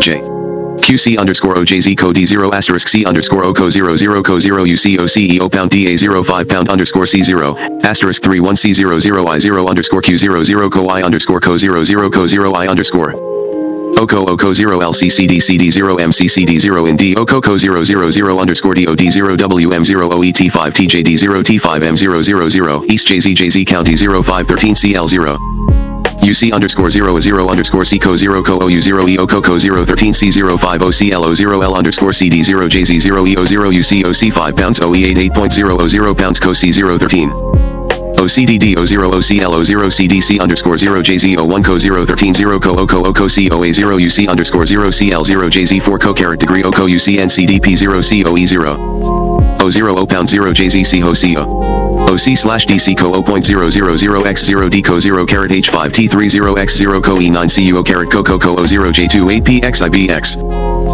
CDQ55 CL2 U.20 QCL CD0 E underscore C01 A 0 OCL 400 CD County 000 JZ 0 O0 JZ 0 co C0 FCFC O0 underscore C0 dollars OCL pound O0 JZ 0 NCCD OU 0 C13 O0 JZ 0 UC OCEO 0 co C0 co C0 W0 O10 co CTT O0 underscore C co COQ 0 UC underscore 0 CL to C OCO 0 000 JZ co county 0 C underscore XO 0 dollars ADUO underscore 0 underscore QL underscore 070 co CO 0 TS 0 600 CD 03 CDP 8 registered ONCO co X 00 in 5 minus 5 Q0 underscore 0 pound co 00 N JZOHJDOJ equals CDC0 CO pound I0 OCDJX300 to 0 co 0 CO pound O0 C0 underscore C70 T5 D co Q00 co 0 DEFJRT300 pound underscore CXT equals caret GOE dash OJ0 CD county CDC O0 XTFC0 OYI JZC asterisk 0052 O minus 00 COJZF O0 CDUY equals 0 000 UJC0 CDUODCE O00 C0 UCOQ XU0 OQ75 OC0Q underscore CU050 Joe JZ County underscore Q co OD00 co 0 JZ MOO OCTC0 M0 CLCNC0 R0 UCOE0 CCL000 CJOMO00 plus 00 co Q 0 UCL0 OCD0 CCDCD OCOCDC000 C00 pounds O pound CL0 caret 0 O underscore C0 EC10 XC0 co C0 M underscore 00 CDCDO X00 co C000 dollars OCLCDC co M co IL0 C underscore XO co OCO05 C underscore 0 CD0 CDNO X0 P co C equals CDCDE dot E8 pound minus 2 pound OJ T3I2 UJ co 0 UOJ co CA DU0 UC underscore OO underscore Q co 1 C underscore C.200 co U53 Y co copyright AOX8 OC0 TFC 03 degree CD0 OX0 $C0 0 OCLCN co Explanation CJ. To test explanations A and B, we ask if expansionism correlates over time with periods of real or perceived offense dominance, and if states that were, or believed they were, less secure and more able to aggress were more expansionist. The case of the United States since 1789 allows a more complete, if rather weak, test of explanatory prediction 2. Test 1, Europe 1789 to 1990s. A composite measure of the offense-defense balance in Europe since 1789 can be fashioned by blending the histories of Europe's military and diplomatic offense-defense balances, as outlined above. 9 in sum, the offense-defense BAL. Hence went through 6 phases comprising 3 up-down oscillations after 1789. Conquest was never easy in an absolute sense during these 2 centuries. Conquest was, however, markedly easier during 1792 to 1815, 1856 to 71, and 1930s to 1945 than it was during 1815 to 56, 187, 1920s, and 1945 to 1990s. Elite perceptions of the offense-defense balance track these oscillations quite closely, but not exactly. Elites chronically exaggerated the power of the offense, but did so far more in some periods than in others. Most important, they greatly exaggerated the power of the offense during 1890 to 1918. Elites then wrongly thought conquest was very easy when in fact it was very hard. Thus the pattern of reality and perception run roughly parallel, with the major exception of 1890 to 1918. Tides of war and peace correlate loosely with the offense-defense balance during this period, and tightly with the perceived offense-defense balance. Expansionism and war were more common when conquest was easy than when it was difficult, and were far more common when conquest was believed easy than when it was believed difficult. Moreover, states that believed they faced large offensive opportunities and defensive vulnerabilities, especially Prussia/Germany, were the largest troublemakers. They were more expansionist, they were involved in more wars, and they started more wars than other states. 1792 to 1815 During 1792 to 1815 the offense was fairly strong militarily, as a result of France's adoption of the popular mass army, enabled by the popularity of the French revolutionary government. Moreover, European elites widely exaggerated one another's vulnerability to conquest. At the outset of the War of 1792 all three belligerents, France, Austria, and Prussia, thought their opponents were on the verge of collapse and could be quickly crushed. Defense-enhancing diplomacy was sluggish. Britain, Europe's traditional balancer, stood by indifferently during the crisis that produced the War of 1792, issuing a formal declaration of neutrality. Moreover, French leaders underestimated the power of defense enhancing diplomacy because they widely believed that other states would band wagon with threats instead of balancing against them. In short, military factors helped the offense, and this help was further exaggerated. Political factors did little to help bolster defenders, and this help was underestimated. 1815 to 1856 After 1815 both arms and diplomacy favored defenders, as outlined above.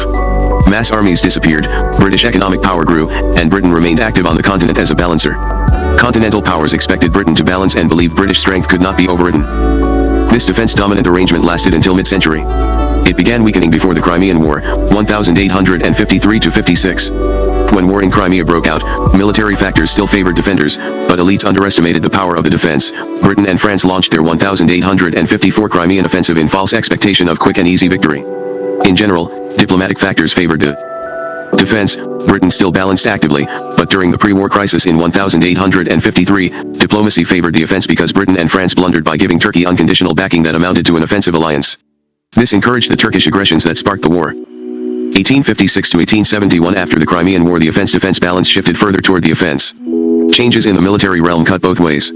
Mass armies were appearing, bolstering the offense, but small arms were growing more lethal and railroads were expanding, bolstering the defense. In the diplomatic realm, however, the power of defenders fell dramatically because defense-enhancing diplomacy largely broke down.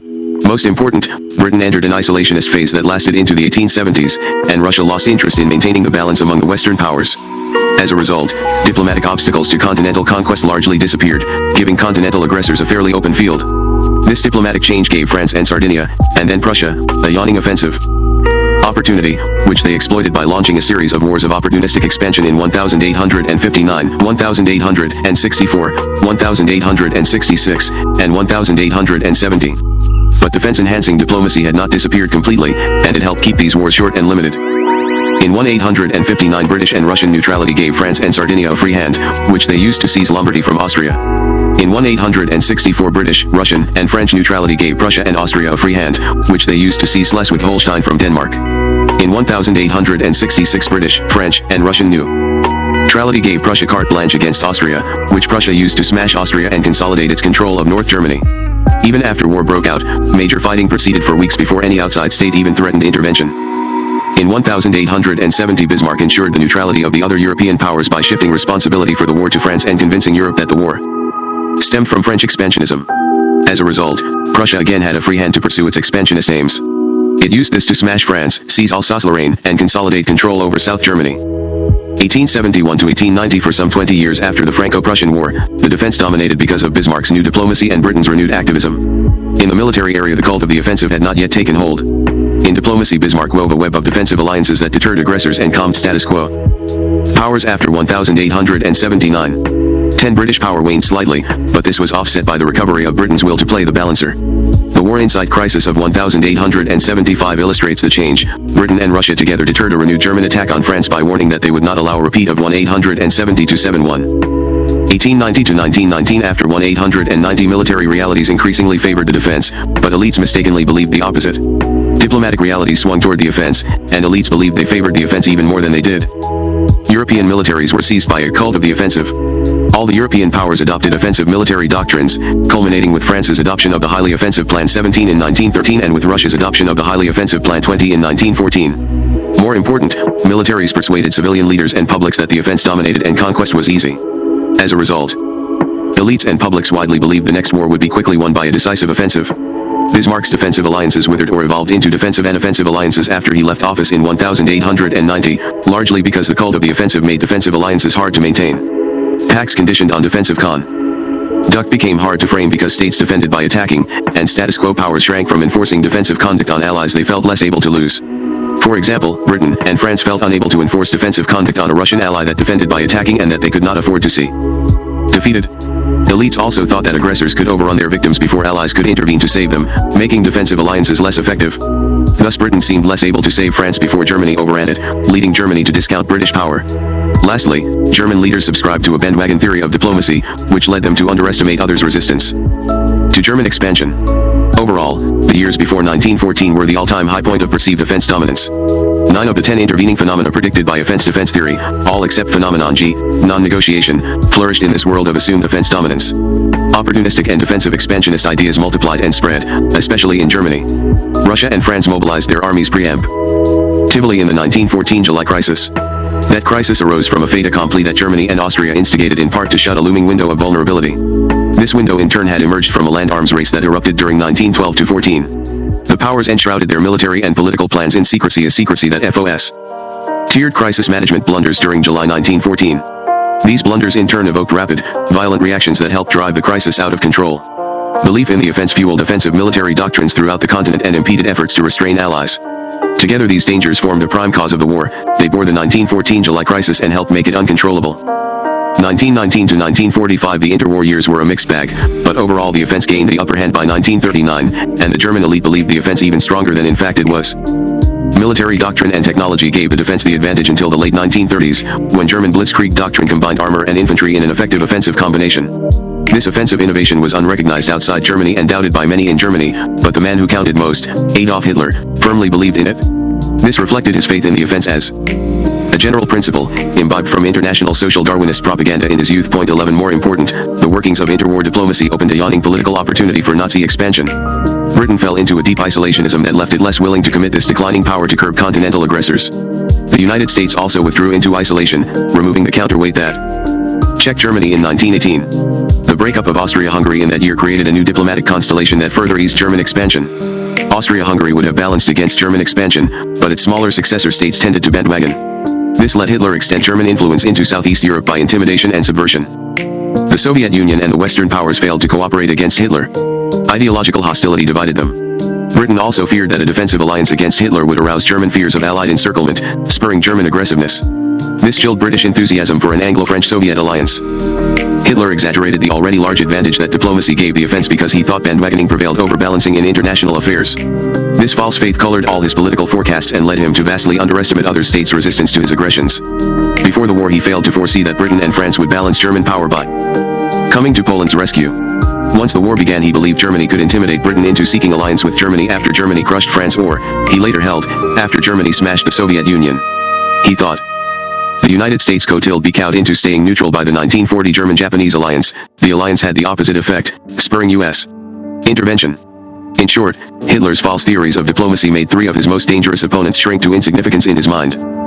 These realities and beliefs left Hitler to face temptations like those facing Bismarck in 1866 and 1870.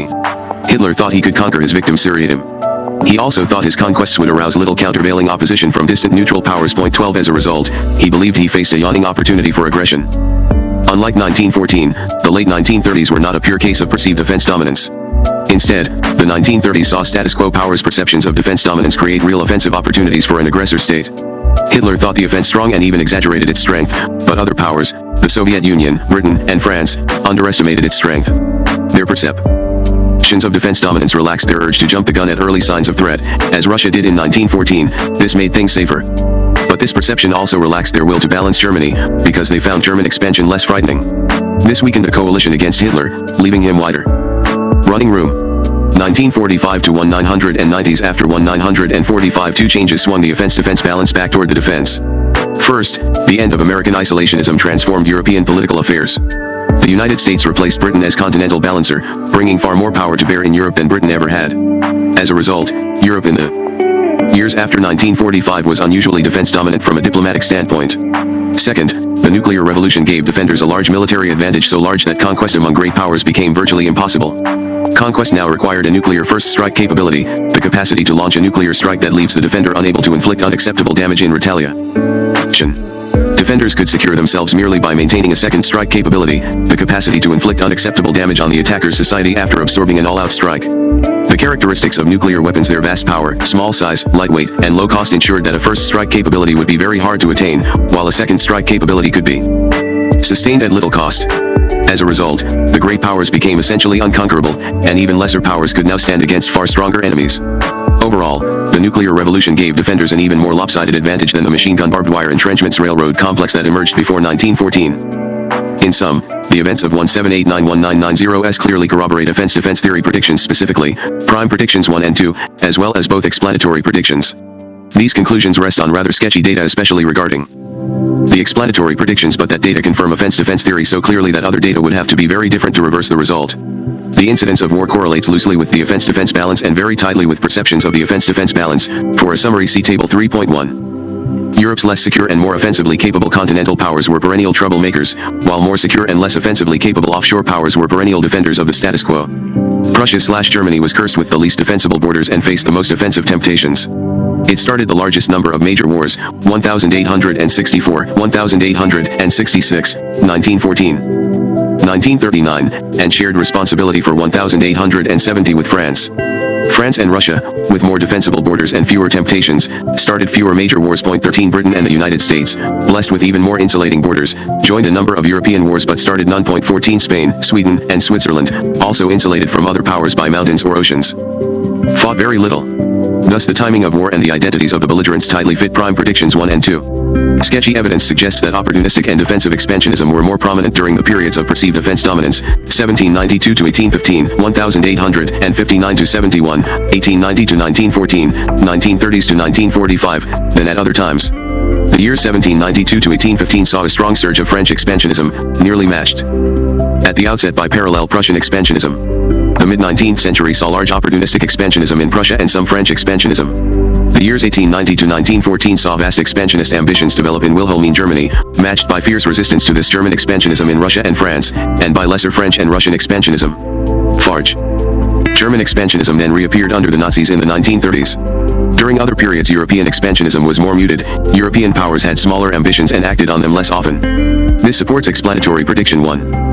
Opportunistic and defensive expansionism were prominent among those states that saw the clearest defensive vulnerability and offensive opportunity, especially Prussia/Germany, also revolutionary France, while being more muted among states with more secure borders and fewer offensive opportunities, Britain, the United States, the Scandinavian states, and Spain.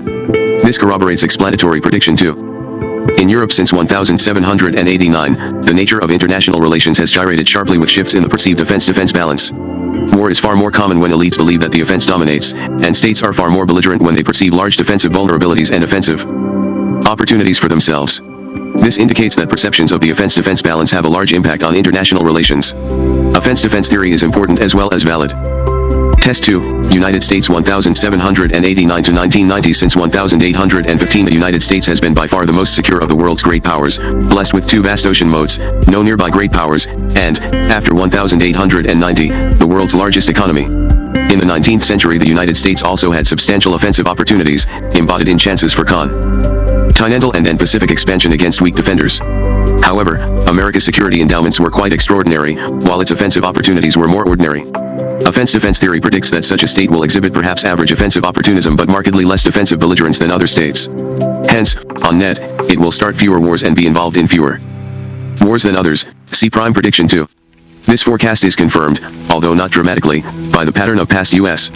foreign policy. The The United States has fought other great powers only 3 times in its 200-year history in 1812, 1917, and 1941. A low count for a great power. 15 The 1812 war stemmed mainly from U.S. belligerence, but the wars of 1917 and 1941 resulted mainly from others' belligerence. The United States did start some of its lesser wars, 1846 and 1898, but it joined other wars more reactively, Korea and Vietnam. Offense-defense theory also predicts that while the United States will pursue some opportunistic expansionism, intervening phenomenon A, it will embrace few policies that embody offense-defense theory's other intervening phenomena, BJ, explanatory prediction 2. Where the record allows judgments, this forecast is borne out. Regarding expansionism, the United States has confined itself largely to opportunistic imperialism against frail opponents. Defensive expansionism has been muted, and overall, expansionist ideas have held less sway in the United States than in other powers. This is reflected in the relatively small size of the U.S. empire.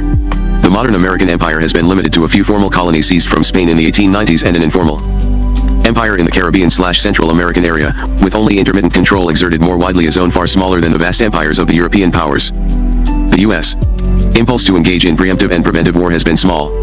In sharp contrast to Germany and Japan, the United States has launched a stealthy first strike on another major power just once, in 1812, and has jumped through only one window of opportunity, in 1812. Surprise first strikes and window jumping were considered on other occasions. Example: preventive war was discussed during 1949-54, and surprise attack on Cuba was considered during the Cuban Missile Crisis, but seldom seriously. American diplomacy has been strikingly free of fait accompli tactics. American foreign and security policy has generally been less secretive than those of the European continental powers, especially during the late Cold War, when the United States published military data that most powers would highly classify as state secrets. The U.S. arms raced with the Soviet Union energetically during the Cold War, but earlier maintained very small standing military forces far smaller than those of other great powers. Overall, intervening phenomena BJ of offense-defense theory are strikingly absent in the U.S. case. In sum, the United States has not been a shrinking violet, but it has been less bellicose than the average great power. Compare, for example, U.S. conduct with the far greater imperial aggressions of Athens, Rome, Carthage, Spain, Prussia/Germany, Japan, Russia, and France. Offense-defense theory further predicts that levels of American bellicosity should vary inversely with shifts over time in America's sense of security and directly with the scope of perceived external threats, see prime prediction 3, as in fact they have. During 1789 to 1815 the United States saw large foreign threats on its borders and large opportunities to dispel them with force. It responded with a bellicose foreign policy that produced the 1812 war with Britain. During 1815 to 1914 the United States was protected from the threat of a Eurasian continental hegemony by Britain's active continental balancing, and protected from extra-continental European expansion into the Western Hemisphere by the British fleet, which was the de facto enforcer of the Monroe Doctrine. The United States responded by withdrawing from European affairs and maintaining very small standing military forces, although it did pursue continental expansion before 1898 and limited overseas imperial expansion after 1898. During 1914 to 91 Britain could no longer maintain the European balance. This deprived the United States of its shield against continental European aggressors. Then followed the great era of American activism, fitful at first, 1917 to 47, then steady and persistent, 1947 to 91. This era ended when the Soviet threat suddenly vanished during 1989 to 91. After 1991 the United States maintained its security alliances, but reduced its troops stationed overseas and sharply reduced its defense effort. What prescriptions follow? If offense dominance is dangerous, policies that control it should be pursued. Governments should adopt defensive military force postures and seek arms control agreements to limit offensive forces. Governments should also maintain defensive alliances. American security guarantees in Europe and Asia have made conquest much harder since 1949 and have played a major role in preserving peace. A U.S. withdrawal from either region would raise the risk of conflict. Conclusion: offense-defense theory in perspective. Offense-defense theory is quite satisfying, although it leaves important questions unanswered. In uncovering the roots of its 10 intervening phenomena, offense-defense theory offers a more satisfying, and simpler, explanation than do interpretations pointing directly to these phenomena. However, it also raises another mystery: why is the strength of the offense so often exaggerated? History suggests that offense dominance is at the same time dangerous, quite rare, and widely overstated. It further suggests that this exaggeration of insecurity, and the bellicose conduct it fosters, are prime causes of national insecurity and war. States are seldom as insecure as they think they are. Moreover, if they are insecure, this insecurity often grows from their own efforts to escape imagined insecurity. The rarity of real insecurity is suggested by the low death rate of modern great powers. In ancient times great powers often disappeared, but in modern times, since 1789, no great powers have permanently lost sovereignty, and only twice. France in 1870-71 and in 1940, has any been even temporarily overrun by an unprovoked aggressor? Both times France soon regained its sovereignty through the intervention of outside powers, illustrating the powerful defensive influence of great power balancing behavior. Paradoxically, a chief source of insecurity in Europe since medieval times has been this false belief that security was scarce. This belief was a self-fulfilling prophecy, fostering bellicose policies that left all states less secure. Modern great powers have been overrun by unprovoked aggressors only twice, but they have been overrun by provoked aggressors 6 times, usually by aggressors provoked by the victim's fantasy-driven defensive bellicosity. Wilhelmine and Nazi Germany, Imperial Japan, Napoleonic France, and Austria-Hungary were all destroyed by dangers that they created by their efforts to escape from exaggerated or imaginary threats to their safety. If so, the prime threat to the security of modern great powers is themselves. Their greatest menace lies in their own tendency to exaggerate the dangers they face, and to respond with counterproductive belligerence. The causes of this syndrome pose a large question for students of international relations. Notes 1. In this chapter, offense dominant means that conquest is fairly easy, defense dominant means that conquest is very difficult. It is almost never easier to conquer than to defend, so I use offense dominant broadly, to denote that offense is easier than usual, although perhaps not actually easier than defense. I use offense-defense balance to denote the relative ease of aggression and defense against aggression. As noted below, this balance is shaped by both military and diplomatic/political factors. 2 measures of the overall offense-defense balance work well. 1. The probability that a determined aggressor could conquer and subjugate a target state with comparable resources, or 2. The resource advantage that an aggressor requires to gain a given chance of conquering a target state. I use offense to refer to strategic offensive action, the taking and holding of territory, as opposed to tactical offensive action, which involves the attack but not the seizure and holding of territory. 2. I use offense-defense theory to label the hypothesis that war is more likely when conquest is easy, plus explanatory hypotheses that define how this causation operates. The classic work on the topic is Robert Jervis, Cooperation Under the Security Dilemma, World Politics, Volume 30, No. 2, January 1978, pp. 167-214 at 169. An overview is Sean M. Lynn Jones, Offense-Defense Theory and Its Critics, Security Studies, Volume 4, No. 4, Summer 1995, pp. 660-691. The theory I frame here subsumes and elaborates on Jervis's theory. 3. It also seems possible that states should be more careful to avoid war when conquest is easy, because war then brings greater risk of total defeat. If so, offense dominance should cause more caution than belligerence among states, and should lower the risk of war. 4. A defensive alliance is conditioned on defensive behavior by the ally. The alliance operates if the ally is attacked but not if it attacks. A defensive and offensive alliance operates in the event of war regardless of which side started it. The distinction began with Thucydides, who used empomachia to denote defensive alliance, simiche for defensive and offensive alliances. Gem. De Ste. Croix, The Origins of the Peloponnesian War, Ithaca, N.Y., Cornell University Press, 1972, pp. 60, 72-73, 106-108, 184, 298-302, 328. 5. Several measures of the military offense-defense balance could be adopted, such as 1. The probability that an offensive force can overcome a defensive force of equal cost. 2. The relative cost that attackers and defenders must pay for forces that offset incremental improvements by the other. Or 3. The loss ratio when an offensive force attacks a defensive force of equal cost. All 3 measures, and more are possible, capture the concept of relative military difficulty of conquest and defense. For a list of possible measures, see Charles L. Glazer and Chaim Kaufman, What is Offense-Defense Balance and How Can We Measure It? International Security, Volume 22, No. 4, Spring 1998, pp. 44-82-6. Large armies aid the offense only up to a point, however. Once armies grow so big that they can cover an entire frontier, as on the Western Front in World War I, their size aids the defense because offensive outflanking maneuvers against them become impossible. 7. In principle, prime prediction 3 could also be tested with this case. This, however, would require tracing and describing trends in each state's sense of vulnerability over time, a large task that would fill many pages. 8. Explanatory predictions 1 and 2 are inferred from the left side of offense-defense theory, that is, from hypotheses AJJJ, which frame the claim that offense dominance causes intervening phenomena AJ, see figure 3.1. Predictions could also be inferred from hypotheses A2J2, which comprise the right side of the theory, and frame the claim that intervening phenomena AJ cause war. For example, we could infer that 6. Warfare will be more common in eras and regions where phenomena AJ are more prevalent, and 7. States that embrace policies that embody phenomena AJ will be involved in more wars and will initiate more wars than other states. I leave right side hypotheses untested here, because the effects of phenomena AJ are less debated than their causes. Most agree that they cause trouble.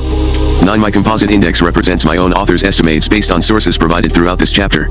I measured the actual and perceived Europe-wide Offense-defense balance carried by asking, 1. Did military technology, force posture, and doctrine favor the offense or the defense? Did elites and publics believe these factors favored the offense or the defense? 2. Did geography and the domestic social and political order of states favor the offense or the defense? Did elites and publics believe they favored the offense or defense? 3. How numerous and powerful were balancer states, and how strongly did they balance? Did elites believe that other states would balance or bandwagon? 4. Did defensive alliances form, and did they operate effectively? Did elites believe that they operated effectively? I gave these factors the same rough relative weight they receive in standard historical accounts. 10. Bismarck formed defensive alliances with Austria, Italy, and Romania, and a more limited defensive accord with Russia, specifically, a reciprocal agreement not to join a war against the other unless the other attacked France, in the German case, or Austria, in the Russian case. 11. Hitler's faith in the offensive differed from that of the pre-1914 cultists of the offensive in 3 ways. First, he saw offensive capabilities arising from a long search for offensive methods, not from permanent properties of war. In his mind, offense could be created, but also had to be. Germany would discover offensive answers only after a long effort. In contrast, the pre-1914 cultists thought offense inherently easier than defense. Deep thought need not be given to how to make it superior, because it already was. Second, Hitler's offensive optimism was based on racism and social prejudice, as well as on assessment of military factors. Specifically, his contempt for Slavs and Jews led him to expect that the Soviets would quickly collapse under German attack. Third, Hitler's concerns for German security focused on fear of conquest by economic strangulation, not conquest by French or Soviet blitzkrieg. He thought German security was precarious, but for reasons rooted more in the political economy of war than in the nature of doctrine or weaponry. These differences aside, the logical implications of Hitler's offensive cult were the same as those of the pre-1914 cult. He exaggerated both German insecurity and the feasibility of imperial solutions to redress it.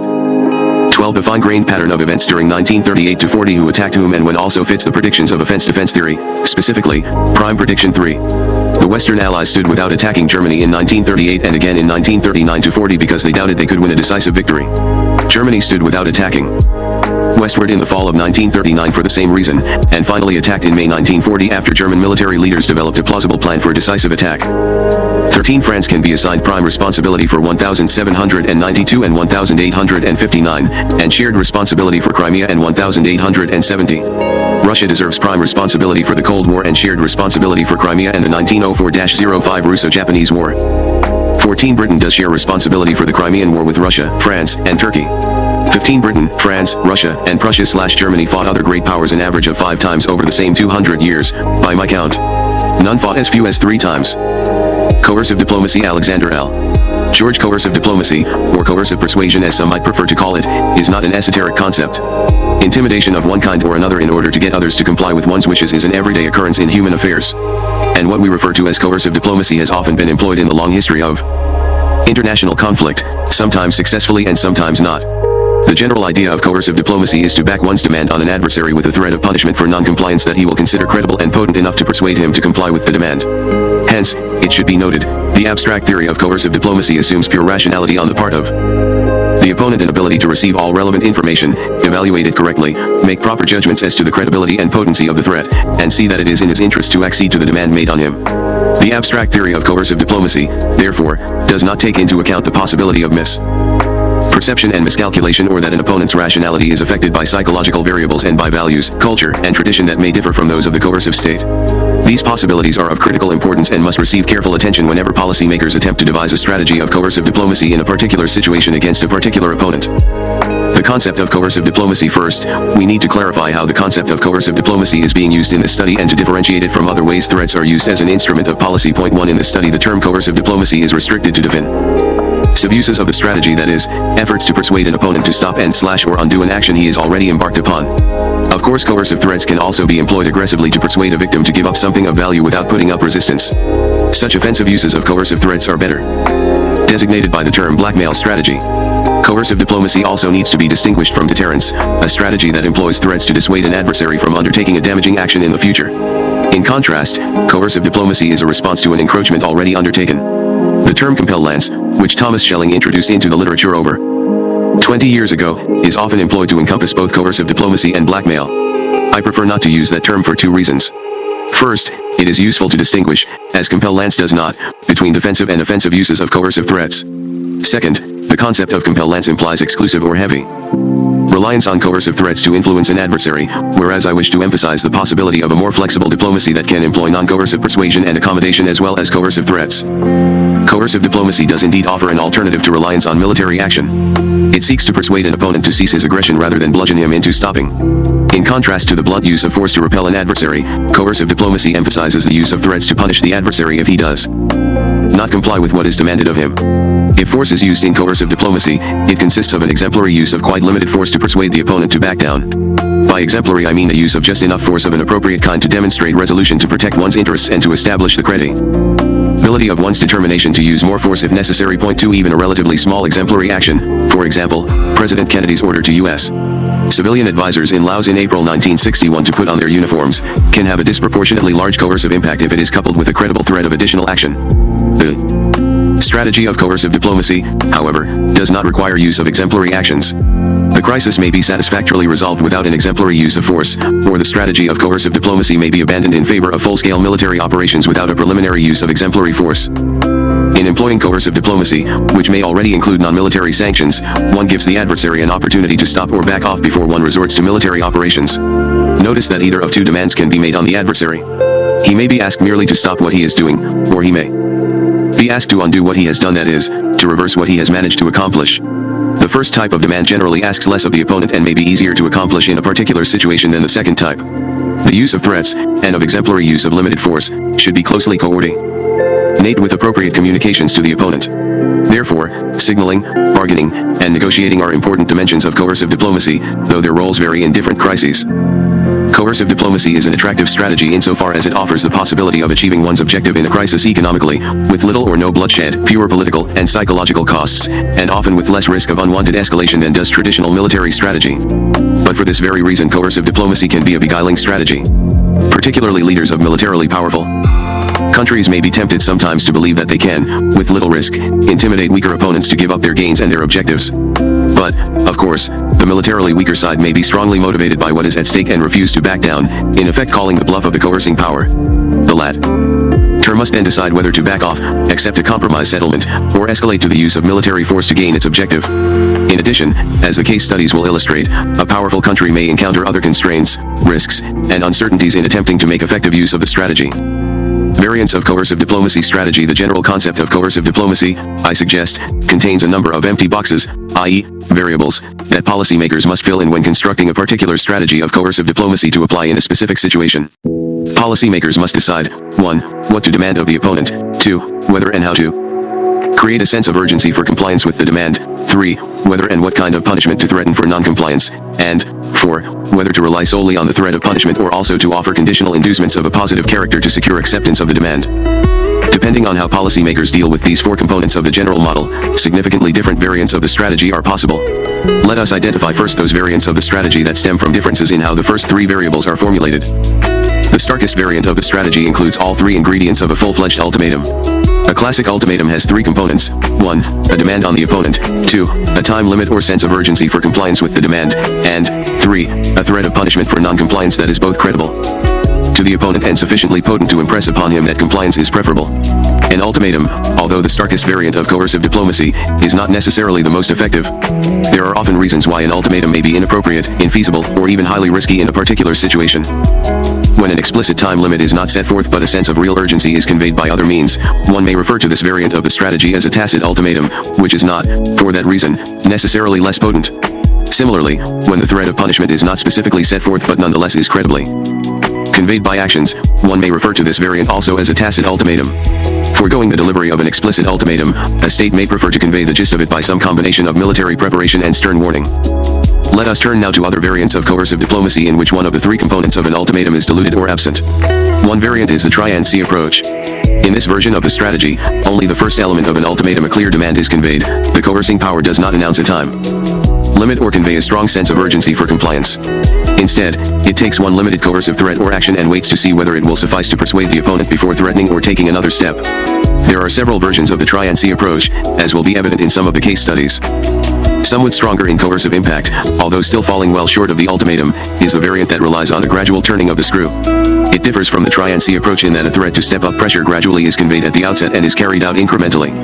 At the same time, the gradual turning of the screw differs from the ultimatum in that it lacks a sense of time urgency for compliance and relies on the threat of a gradual, incremental increase in coercive pressure rather than threatening large escalation to strong, decisive military action if the opponent does not comply. In practice, the analytical distinction between try-and-see and turning of the screw may be blurred if the policymaker wavers or behaves inconsistently. Several observations about these variants of coercive diplomacy will be made later. When an ultimatum or tacit ultimatum is simply not appropriate or feasible, or may be considered premature or too risky, a try-and-see or turning of the screw approach may be judged to fit better the domestic political diplomatic military configuration of the conflict situation. It should be noted that, as happened in some of our historical cases, policymakers may shift from one variant of coercive diplomacy to another. Thus far we have presented distinctions among 4 different forms that the strategy of coercive diplomacy may take: the ultimatum, tacit ultimatum, try-and-see, and gradual turning of the screw variants. While such distinctions are useful for some purposes, it would be misleading to assume that the form of the strategy alone determines the likelihood of success. Certainly from a formalistic standpoint the ultimatum is a stronger, or starker, variant than the try-and-see approach. But the coercive impact of any form of the strategy and whether it will be effective depends on other factors. 2 levels of communication in coercive diplomacy. It is important to recognize that coercive diplomacy often operates on 2 levels of communication, words and actions. In addition to what is said, significant nonverbal communication or signaling can occur via either military moves or political diplomatic activities. Nonverbal communication often emerges from the structure and development of the situation. Coercive persuasion depends not merely or exclusively on whether all 3 components of a classic ultimatum are present in verbal messages to the opponent. The structure of the situation as it develops can enhance or weaken the impact of coercive threats. The actions taken or not taken during the crisis, for example, whether and what kind of military forces are deployed or alerted, whether the coercing power undertakes political and diplomatic preparations of the kind needed to carry out its threats of force, can reinforce verbal threats and make them more credible or can dilute and weaken the impact of even strong verbal threats. Actions may reinforce strong words, or they may compensate for weak words when it is not possible or prudent to utter strong words. But, contrary to the conventional wisdom, actions do not always speak louder than words. However, strong the actions, they may be perceived by the adversary as equivocal or as bluffs. Words, then, may be needed in some situations to clarify the meaning of the actions taken or to convey unalterable commitment and resolution. Similarly, of course, actions may be needed to avoid the possibility that threatening words may be dismissed as bluff. We conclude, therefore, that the relationship between actions and words, the 2 levels of communication, is likely to be very important in employing the strategy of coercive diplomacy. But there is no simple way of stating what the relationship between words and actions must be to ensure the success of the strategy. Crises in which coercive diplomacy is employed are replete with opportunities for miscommunication and miscalculation. And this is another aspect of coercive diplomacy that can make it an elusive, problematical, and risky strategy.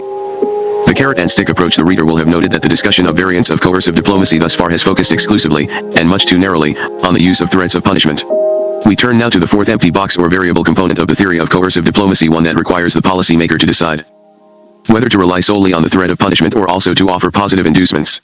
As in diplomacy more generally, the strategy of coercive diplomacy can use positive inducements and assurances as well as punitive threats to influence an adversary. When it does so, it is often referred to as a strategy of carrots and sticks. This approach greatly enhances the flexibility and adaptability of the strategy and gives the negotiation and bargaining dimensions of coercive diplomacy even greater prominence. The policymaker must decide whether to rely exclusively or largely on the threat of punishment, as the United States and the United Nations coalition did in the Persian Gulf crisis, or also offer conditional positive inducements, as Kennedy finally did toward the end of the Cuban Missile Crisis. The carrot in such a strategy can be any of a variety of things the target of coercion values. And the magnitude and significance of the carrot can range from a seemingly trivial concession of a face-saving character to substantial concessions that bring about a settlement of the crisis through a genuine, balanced quid pro quo. Whether coercive diplomacy will work in a particular case may depend on whether it relies solely on negative sanctions or combines threats with positive inducements and assurances. This point is of considerable practical as well as theoretical significance. Recognition that coercive diplomacy in principle can use a carrot and stick approach leaves open the question whether in practice the policymaker employing the strategy is willing or able to offer a positive inducement and, if so, to decide what conditional offer and concessions to make.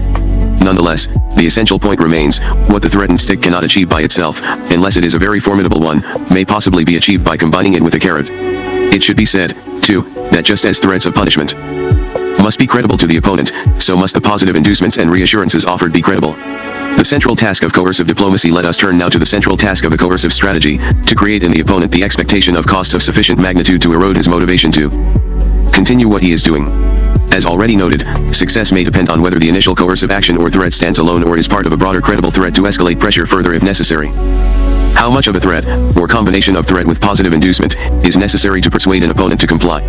The abstract, general theory of coercive diplomacy tells us that the answer depends very much on two variables: what one demands of the opponent and how strongly disinclined he is to comply with that demand. Of course, these two variables are not independent of each other, and the relationship between them must receive the careful attention of the side that is employing a strategy of coercive diplomacy. The critical point to remember is that the strength of the opponent's motivation not to comply is highly dependent on what is demanded of him. Thus, asking relatively little of the opponent makes it easier for him to permit himself to be coerced. Conversely, demanding a great deal will strengthen an opponent's resistance and make the task of coercing him more difficult. Demanding a great deal may mean not only requiring an opponent to give up the material gains he has or is about to achieve, but also requiring him to pay the often substantial psychological and political costs of compliance with the demand. Also critical, of course, is the adversary's perception of the costs to him, which may be significantly greater than what the coercing power believes it is demanding. The general, abstract theory correctly emphasizes that what is demanded of the opponent and his motivation to resist are closely related. As will be seen in the case studies, the outcome of coercive diplomacy is extremely sensitive to the relative motivations of the two sides. Motivation, in turn, reflects the way they perceive the balance of interests engaged by the dispute. Motivation here refers to each side's conception of what is at stake in the dispute, the importance it attaches to the various interests engaged by the crisis, and what costs and risks it is willing to incur on behalf of these interests. The choice of the demand made on the opponent, therefore, is of considerable importance in shaping the relative motivation of the two sides. Not only does the demand influence the level of the other side's motivation, as already noted, the motivation of the coercing power will also vary depending on the nature and magnitude of the demand it makes on the opponent. In other words, there is often an important strategic dimension to the choice of the objective on behalf of which coercive diplomacy is employed. Quite simply, it affects the motivation of both sides and the balance of motivation between them. According to the logic of the abstract model of coercive diplomacy, it is more likely to be successful if the objective selected and the demand made by the coercing power reflects only the most important of its interests. Such a choice is more likely to create an asymmetry of interests, and therefore an asymmetry of motivation, in its favor. Conversely, if the coercing power pursues ambitious objectives that do not reflect its vital or very important interests or makes demands that infringe on vital or very important interests of the adversary, the asymmetry of interests and the balance of motivation is likely to operate in favor of the adversary. The importance of asymmetry of motivation will be seen in several of the historical cases. For example, in the Cuban Missile Crisis, President Kennedy limited his demand to removal of the missiles, an objective which he then succeeded in persuading Khrushchev was more important to the United States than it was to the Soviet Union. Had Kennedy chosen more ambitious objectives, as some of his advisors urged, the elimination of Castro or the removal of Soviet influence from Cuba, Khrushchev's motivation to resist would have been greater, and quite possibly the variable of relative motivation would have operated in his favor. That is, confronted by such demands, Khrushchev might have been willing to accept greater risks to prevent Kennedy from achieving those objectives than Kennedy would have been willing to accept to achieve them. The general theory emphasizes still another dimension of this central task of coercive diplomacy. It is not enough that the policymaker feel confident that he has conveyed a threat of punishment for non-compliance with his demand that is potent and credible enough to convince the opponent to comply. Rather, it is the target's estimate of the credibility and potency of the threat that is critical. As in so much of coercive diplomacy, many of the critical variables are psychological ones having to do with the perceptions and judgment of the target. The possibility of misperceptions and miscalculations by the opponent is ever present and can determine the outcome. International terrorism. Brian M. Jenkins. Introduction. Terrorism appears to have increased markedly in the past few years.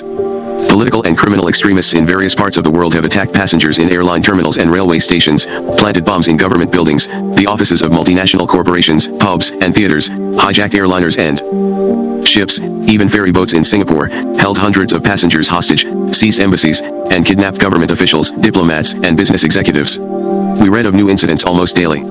Terrorists may strike citizens of another country while they are living overseas, in transit from one country to another, or at home in their own country.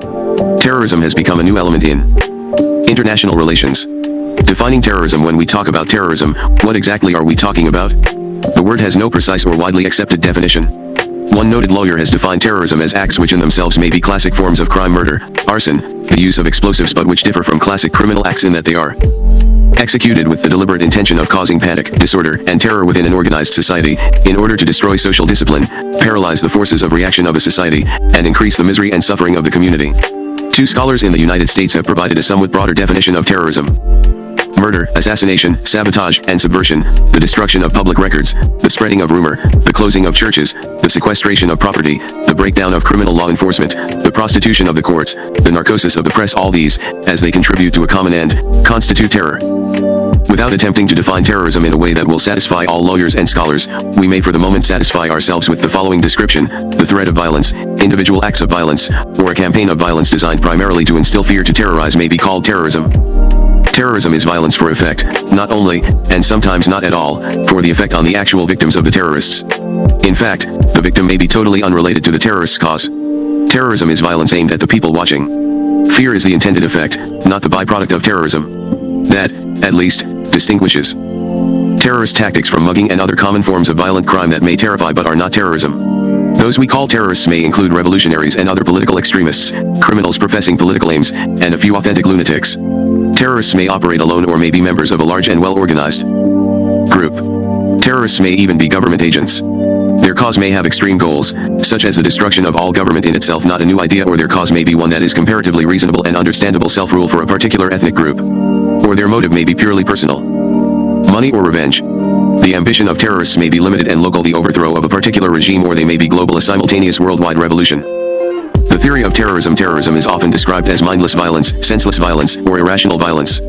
If we put aside the actions of a few authentic lunatics, terrorism is seldom mindless or irrational.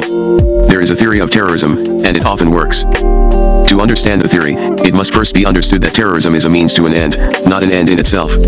In other words, terrorism has objectives, although those who carry out acts of terrorism may be so dedicated to violent action that even they sometimes seem to miss this point. Unless we try to think like terrorists, we are also liable to miss the point, for the objectives of terrorism are often obscured by the fact that specific terrorist attacks may appear to be random, directed against targets whose death or destruction does not appear directly to benefit the terrorist's cause. But the objectives of terrorism are not those of conventional combat. Terrorists do not try to take and hold ground or physically destroy their opponent's forces. Terrorists usually lack that kind of power, or having it, are constrained from applying it. We must be able to see beyond the apparent meaninglessness, sometimes even the tragic absurdity, of a single terrorist act to determine the objectives and the logic of terrorism. While terrorists may kill, by our standards sometimes wantonly, and while they may threaten a lot of people, the objective of terrorism is not mass murder. Terrorists want a lot of people watching and a lot of people listening, and not a lot of people dead. A credible threat, a demonstration of the capacity to strike, may be from the terrorist's point of view often preferable to actually carrying out the threatened deed, which may explain why, apart from the technical difficulties involved, terrorists have not done some of the terribly damaging and terrifying things they could do, such as poisoning a city's water supply, spreading chemical or biological agents, or other things that could produce mass casualties. The purposes of terror. Terrorists attempt to inspire and manipulate fear to achieve a variety of purposes. Terrorism may be aimed simultaneously at several objectives, specific tactical objectives, made explicit by the terrorists, and broader strategic objectives, which may be implicit in the choice of tactics or targets.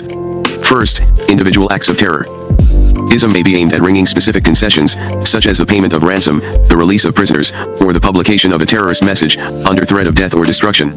Terrorists may seek to improve their bargaining power by creating a dramatic hostage situation and thereby coerce a government into fulfilling certain demands. Secondly, terrorism may also be aimed at gaining publicity. Through terrorism, the terrorists hope to attract attention to their cause and project themselves as a force that merits recognition and that must be reckoned with. The publicity gained by frightening acts of violence and the atmosphere of fear and alarm aided cause people to exaggerate the importance and strength of the terrorists and their movement. Since most terrorist groups are actually small and weak, the violence they carry out must be all the more dramatic and deliberately shocking. Terrorism is aimed at the people watching, not at the actual victims. Terrorism is theater. Thirdly, terrorism may be aimed at causing widespread disorder, at demoralizing society, and at breaking down the social order. This objective is typical of revolutionary, nihilistic, or anarchistic terrorists. Impatient at the reluctance of the people on whose behalf the revolution is to be carried out to join them, terrorists may reject society's normal rules and relationships as intolerable complacency. If the benefits of political obedience are destroyed, if the complacency of uninvolvement is not allowed, if the government's ability to protect its citizens, which is after all the origin and most basic reason for the existence of government, is demonstrated to be ineffectual, if the government can be made to strike back brutally but blindly, and if there is no place to hide in the ensuing battle, then, it is presumed, the people will join the opponents of that government and a revolution will be carried out. Such a strategy often backfires. With no immunity from random terrorist violence, even sympathizers may turn against the terrorist violence, and the terrorists, and support the government's moves to destroy them. Fourthly, terrorism may be aimed at deliberately provoking repressions, reprisals, and counter-terrorism, which may ultimately lead to the collapse of an unpopular government. In the past, such terrorism has frequently been directed against government security and law enforcement personnel, but there are also examples of deliberately outrageous acts, the kidnapping of a foreign diplomat, for example, or random violence against civilians designed to embarrass a government and compel it to react with a heavy hand. The government may thus be induced by the terrorists into a course leading to self-destruction. Fifthly, terrorism may also be used to enforce obedience and cooperation. This is the usual purpose of state or official terrorism, or what is frequently called institutional violence, but terrorists themselves may also employ institutional violence against their own members to ensure their loyalty. The outcome desired by the terrorists in this case is a prescribed pattern of behavior, obedience to the state or to the cause, and full cooperation in identifying and rooting out infiltrators or enemies. The success of such terrorism again depends on the creation of an atmosphere of fear, reinforced by the seeming omnipresence of the internal security apparatus. As in other forms of terrorism, terrorism which is aimed at enforcing obedience contains elements of deliberate drama. Defectors are abducted or mysteriously assassinated, dissidents are arrested at midnight, people disappear, and stories, often real, spread of dungeons, concentration camps, and torture. And as in other forms of terrorism, the objective is the effect all this has on the target audience. However, enforcement terrorism seldom chooses victims at random and does not seek widespread publicity, especially at the international level. Sixthly, terrorism is frequently meant to punish.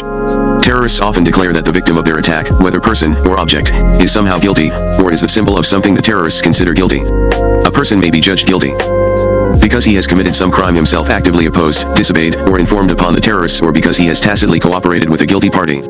Cooperated is often interpreted rather broadly to mean that the individual worked for, tacitly supported, accepted a visa from, or traveled on the national carrier of an enemy government. Victims of terrorists also have been chosen because their success in business or their lifestyle represented a system despised by the terrorists. Objects or buildings have been destroyed because they were symbols of a despised government, institution, or system. Thus, while the leading effect of terrorism is fear and alarm, terrorism may be employed to accomplish a variety of objectives: specific concessions, widespread publicity for the terrorists and their cause, the dissolution of social norms, the provoking of repression, obedience to an organization or its cause, and the punishment of those considered guilty by the terrorists. A single episode may be aimed at accomplishing several of these objectives simultaneously. Terrorism may be an instrument of government as well as a tactic of revolutionary and other anti-government forces. Indiscriminate or selective violence. Terrorism may appear to be either indiscriminate or highly selective. Violence that appears totally and deliberately indiscriminate, that is, attacks which appear to be directed at random against civilian bystanders innocent of any involvement on either side of the struggle being carried on by the terrorists, is frequently called pure terrorism. The massacre of passengers at the Lod airport in Israel, whatever the terrorists said later about their being guilty by simply being there, and the bombing of the Tower of London in which a number of tourists were killed or injured, closely approached pure terrorism. Pure terrorism is a cynical, but rather effective means of attracting attention and of creating alarm. It is also difficult to protect against. Very few acts of terrorism, however, are meant by the terrorists to appear indiscriminate. Terrorists normally want to appear selective. They may assassinate particular leaders, perhaps even forewarning their victims or potential victims with the publication of a death list, thus instilling terror among those named but still living. Or terrorists may strike only the members of a selected group, policemen for example, or village chiefs. While indiscriminate violence may produce greater fear and alarm among the general population, selective but unpredictable attacks may cause greater alarm within the selected group. Sometimes terrorists may be selective in choosing actual physical targets, government buildings or the airliners of a specific national carrier, for example, but they are not particularly concerned about who may be killed during the actual attack or bombing, and thus their violence appears indiscriminate. Defining international terrorism. The problem of defining international terrorism is complicated by international politics. Apart from a few categories of incidents that most nations have agreed to call international terrorism, airliner hijacking or the kidnapping of diplomats, for example, few nations agree on what international terrorism is. The most simple definition of international terrorism comprises acts of terrorism that have clear international consequences, incidents in which terrorists go abroad to strike their targets, select victims, or targets because of their connections to a foreign state, diplomats, local executives, or officers of foreign corporations, attack airliners in international flights, or force airliners to fly to another country. International terrorism would not include the local activities of dissident groups when carried out against a local government or citizens in their own country if no foreign connection is involved. International terrorism may also be defined as acts of violence or campaigns of violence waged outside the accepted rules and procedures of international diplomacy and war.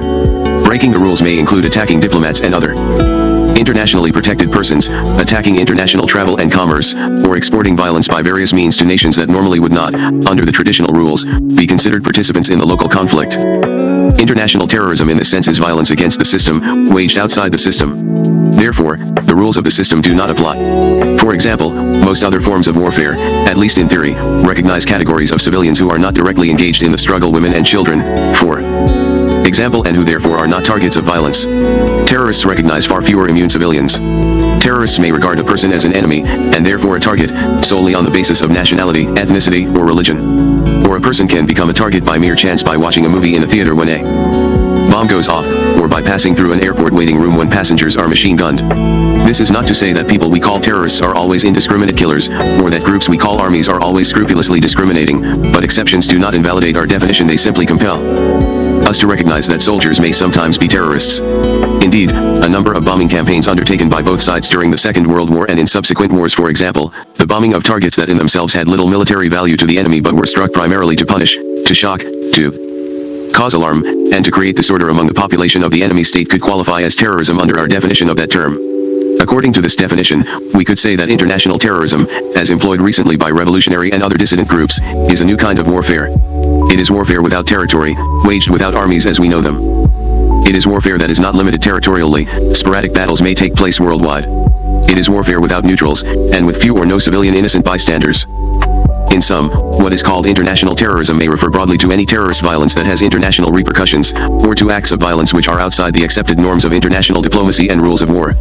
It may refer to a narrow set of acts which have been specifically identified and outlawed by international agreements, or, finally, it may refer to a collection of different definitions proposed by various national governments. New targets and new capabilities. Terrorism is not new, but a number of technical developments have made terrorism a more potent end to groups that lack other means of applying power, an attractive means of struggle. Progress has provided terrorists with new targets and new capabilities. Jet air travel furnishes unprecedented mobility and with it the ability to strike anywhere in the world. New weapons, including powerful explosives and sophisticated timing and detonating devices, are increasing terrorists' capacity for violence. The most ominous recent development is the discovery of Soviet handheld, heat-seeking, ground-to-air missiles in the hands of terrorists near the Rome airport. Recent developments in news broadcasting, radio, television, communication satellites are also a boon to publicity-seeking terrorists. The willingness and capability of the news media to report and broadcast dramatic incidents of violence throughout the world enhances and may even encourage terrorism as an effective means of propaganda. Terrorists may now be assured that their actions will receive immediate worldwide coverage on radio, on television, and in the press. The world is now their stage. The whole world is probably watching. This historical trend is important. The vulnerabilities inherent in a modern society increasingly dependent on its technology afford terrorists opportunities to create greater disruption than in the past. These increasing vulnerabilities in our society plus the increasing capacities for violence afforded by new developments in weaponry mean that smaller and smaller groups have a greater and greater capacity for disruption and destruction. Or, put another way, the small bands of extremists and irreconcilables that have always existed may become an increasingly potent force. Simultaneous revolution or surrogate warfare. What direction will terrorism take in the future? While it is incorrect to speak of terrorism in terms of an international conspiracy, as if all terrorists in the world were members of a single organization, it is apparent that links are increasing between terrorists in various parts of the world. The growing links between terrorist groups are extremely important. They provide small terrorist organizations with the resources to undertake far more serious operations than they would be capable of otherwise. They make identification more difficult, since local citizens can be used to carry out attacks, and they could ultimately produce some kind of worldwide terrorist movement directed against some group of countries for vague ideological, political, or economic reasons, a concept that has been referred to by some terrorists as simultaneous revolution. A second possible trend is in the direction of more extravagant and destructive acts made possible by the creation of new vulnerabilities and new weapons, and made necessary as the public and governments become bored with what terrorists do now. There are many new vulnerabilities. One that has received a great deal of public attention lately is nuclear power. The probable proliferation of nuclear power facilities in the next few decades, and the amount of traffic in fissionable material and radioactive waste that will accompany this, raises a number of new possibilities for political extortion and mass hostage situations on a scale that we have not yet seen. At the same time, technological advances are creating a new range of small, portable, cheap, relatively easy to operate, highly accurate, and highly destructive weapons which, if produced on a large scale, will undoubtedly find their way into the hands of terrorists. On the other hand, terrorist violence may be self-limiting in the sense that terrorists depend to a degree on the support of some constituency or the toleration of at least some governments.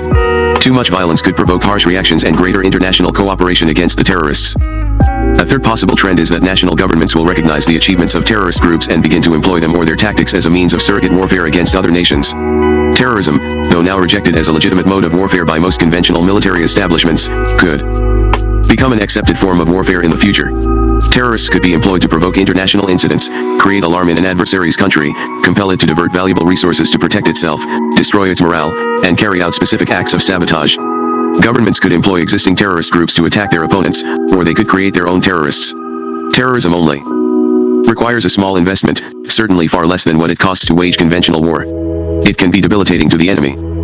Where does this take us? The primary purpose of government in whatever form is to provide security for its citizens.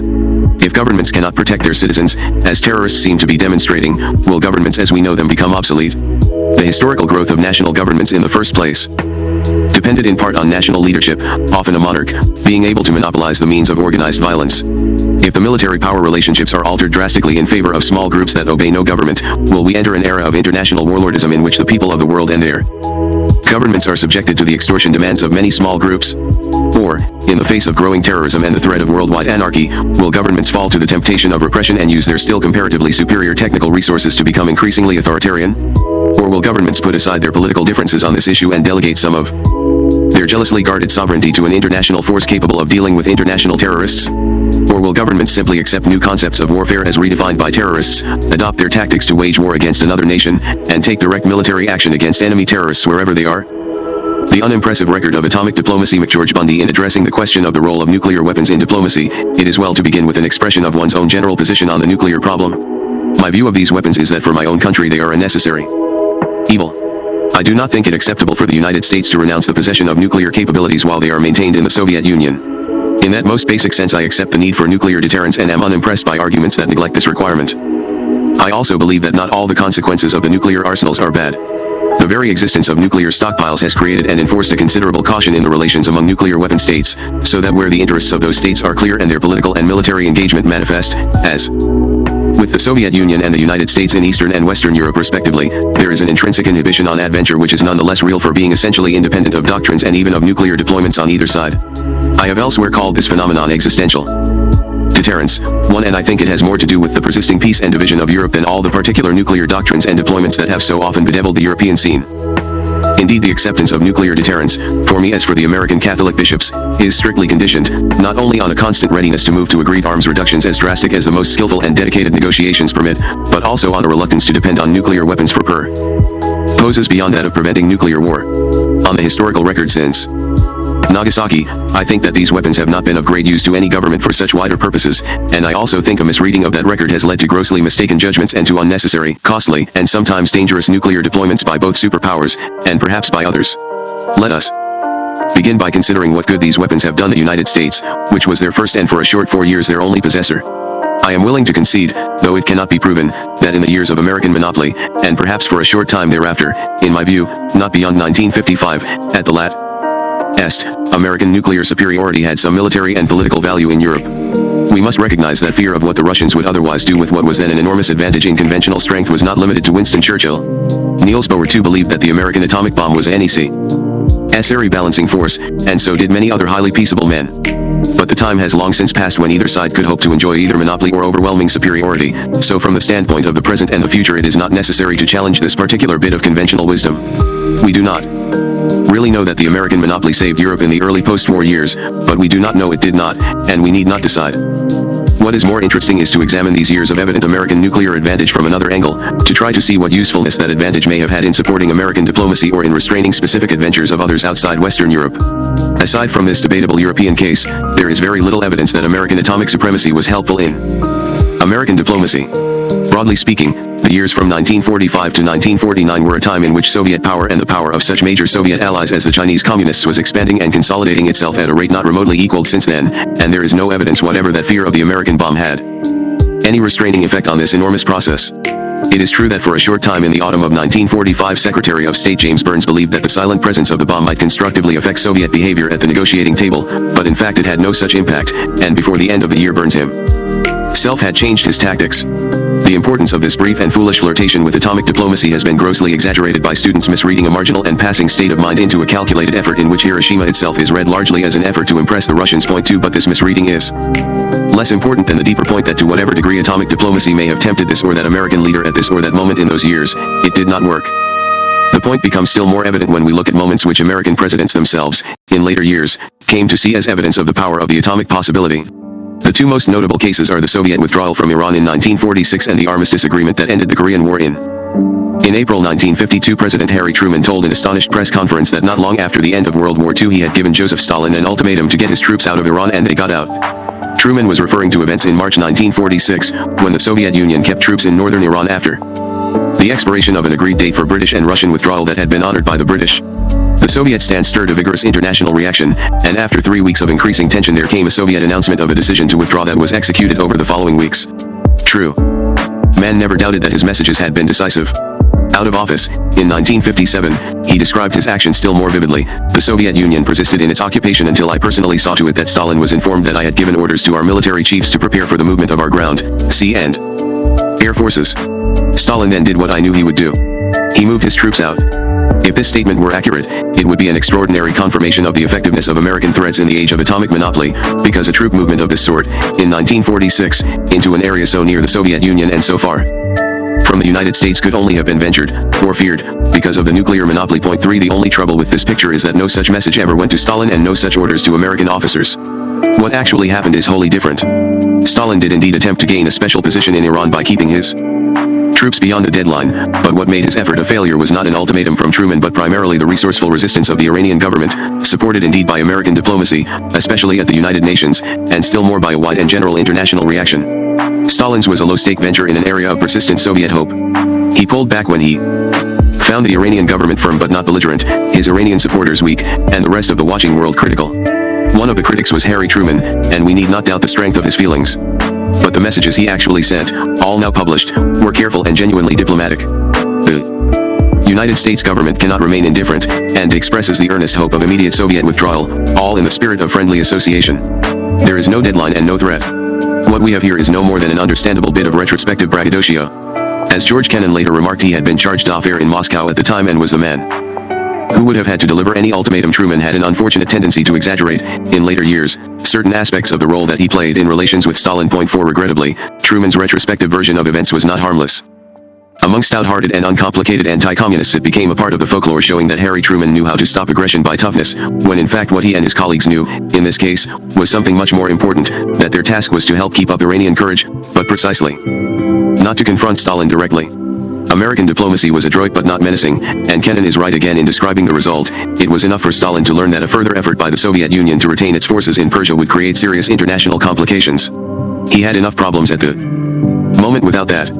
Truman's messages had certainly helped in this learning process, and not least because they had expressly avoided the kind of threat he later came to believe he made. So his faulty memory led others to learn the wrong lesson. Dwight Eisenhower contributed even more than Harry Truman to the folklore of atomic diplomacy. He believed that it was the threat of atomic war that brought an armistice in Korea in 1953. In his memoirs he cited a number of warnings and signals to make his case, and his Secretary of State, John Foster Dulles, told Allied statesmen in private a lurid tale of nuclear deployments made known to the Chinese. But here again the historical record raises questions. The decisive shift in the position of the communists, a shift away from insistence on the forced repatriation of prisoners, occurred before any of these signals was given, shortly after the death of Stalin in March. While Eisenhower certainly intended the whiff of nuclear danger to reach Peking, the records now available make it clear that he in fact held back from any audible threat because of his recognition that it would be as divisive in 1953 as it had been in 1950, when Harry Truman, by a casual press conference response to a question on the possibility of using nuclear weapons, had brought Prime Minister Attlee across the Atlantic to receive assurance that no such step was in prospect. Quite aside from any nuclear threat, there were other and excellent reasons in 1953 for the communist side to want to end the war. Their own heavy losses, the absence of any prospect for further gains, and the continuing high cost of unsuccessful probes of United Nations forces on the ground. At the most the springtime signals of a nuclear possibility were a reinforcement to Chinese preferences already established before those signals were conveyed. Yet Eisenhower clearly did believe that the Korean case showed the value of nuclear threats, and indeed he and Dulles made the threat permanent in the language of a public declaration after the armistice that those who had supported South Korea would respond to any renewed aggression in ways that might not be limited. In two later crises, over the offshore islands of Quemoy and Matsu in 1955 and 1958, Eisenhower used both open references to nuclear weapons and visible deployments of nuclear armed forces to underline the risks Mao was running. What actually held off the attacking Chinese forces, in both crises, was not these threats but the effective use of local air and naval superiority, but it cannot be denied that the nuclear possibility may have contributed to Chinese unwillingness to raise the stakes. It is also possible that the readiness of the United States to help defend these small and unimportant islands was increased by the fact that against China the United States then held a nuclear monopoly. In this case too the threat was almost as alarming to friends as to opponents. Fully aware of the fiercely divisive consequences of any actual use of a nuclear weapon, Eisenhower devoted himself in these crises to the energetic and skillful support of the conventional forces and tactics which fended off the Chinese attacks. He was very careful indeed not to lose his control over the nuclear choice, either by any unconditional public threat or by a delegation of authority. The nuclear reply remained a possibility, not a policy. As he told Nixon in 1958, you should never let the enemy know what you will not do. In the offshore islands affair as in Korea, Eisenhower kept the use of nuclear weapons as something the enemy could not know he would not do, and believed he gained from This stands point 5, but the president was teaching his vice president a lesson that was going out of date even as he explained it. The offshore islands crisis of 1958, so far from being a model for the future, turns out to be the last case we have of a crisis between the United States and a nation not the Soviet Union in which nuclear weapons or threats of their use play any role whatever. Consider the war in Vietnam. Here the president whose inaction proves the point conclusively is the same Richard Nixon who had been Eisenhower's eager student. Nixon came to the White House in 1969 determined to apply to Hanoi the same techniques of credible threat that he thought he had seen used successfully in Korea. If he had continued to believe a nuclear threat would be credible, he would surely have conveyed it. But once he considered the matter carefully, he was forced to recognize that there was in reality no way of making a credible nuclear threat because the men in Hanoi knew as well as he did that no American president, by 1969, could in fact have used nuclear weapons in Indochina. To do so would plainly outrage allies and split his own country in half. What you cannot conceivably execute, you cannot plausibly threaten. Point 6. The evolution from what Eisenhower believed in 1958 to what Nixon was forced to recognize in 1969 is extraordinarily important, and not all the reasons for it are clear. One of them certainly is the spreading awareness of the danger inherent in the thermonuclear age. The end of the 1950s saw the first large-scale popular reactions to nuclear danger, and the searing experience of the Cuban Missile Crisis gave the threat of nuclear warfare new meaning. More broadly, if less consciously, men had come to believe more and more strongly in the value and importance of respecting the fire break between conventional and nuclear weapons. In September 1964, President Lyndon Johnson had stated the case with characteristic passion and force during his campaign against Barry Goldwater. Make no mistake. There is no such thing as a conventional nuclear weapon. For 19 peril-filled years no nation has loosed the atom against another. To do so now is a political decision of the highest order. And it would lead us down an uncertain path of blows and counter-blows whose outcome none may know. Point 7. To all these general considerations one must add that by 1969 the morality of the Vietnam War was a profoundly divisive question in the United States. To resort to nuclear weapons in such a war would be to outrage still further the angry opponents of the war and probably to multiply their numbers. So what Richard Nixon thought he had learned turned out only 10 years later not to be so, and by his own wise refusal to present a nuclear threat to Hanoi he reinforced the very tradition whose strength he had not at first understood. If the United States could not threaten the use of nuclear weapons even in such a long and painful contest as Vietnam, in what case was such a threat possible? The answer, today, on all the evidence, is that the only places where a nuclear threat remains remotely plausible are those where it has been present for decades in Western Europe and in Korea, because of the special historical connections noted above, and much more diffusely and existentially in the general reality that any prospect of direct confrontation between the United States and the Soviet Union presents nuclear risks which enforce caution. A stronger proposition may be asserted. International support for the maintenance of the nuclear firebreak now operates not only to make nuclear threats largely ineffective, but also to penalize any government that resorts to them. This rule applies as much to the Soviet Union as to the United States. The Soviet government, in the heyday of Nikita Khrushchev, set international records for nuclear bluster. The favorite target was the United Kingdom, not only in the Suez Crisis but more generally. Khrushchev clearly believed that his rockets gave him a politically usable superiority and talked accordingly. Yet in fact Soviet threats were not decisive at Suez, they were not even issued until what really was decisive American opposition to the adventure had been clear for several days. By 1957 Soviet reminders of British vulnerability, so logical from the point of view of believers in the political value of atomic superiority, were serving only to strengthen the Macmillan government in its determination to maintain and improve its own deterrent. The Soviet triumph in launching Sputnik did indeed help Soviet prestige, but attempts to capitalize on it by crude threats were unproductive. Still more striking is the failure of Soviet atomic diplomacy in relation to China. Having first made the enormous mistake of helping the Chinese toward nuclear weapons, the Soviets reversed their field at the end of the 1950s and addressed themselves assiduously, but with no success whatever, to an effort to persuade the Chinese that they would be happier without any nuclear weapons of their own. Neither cajolery nor the withdrawal of assistance was effective.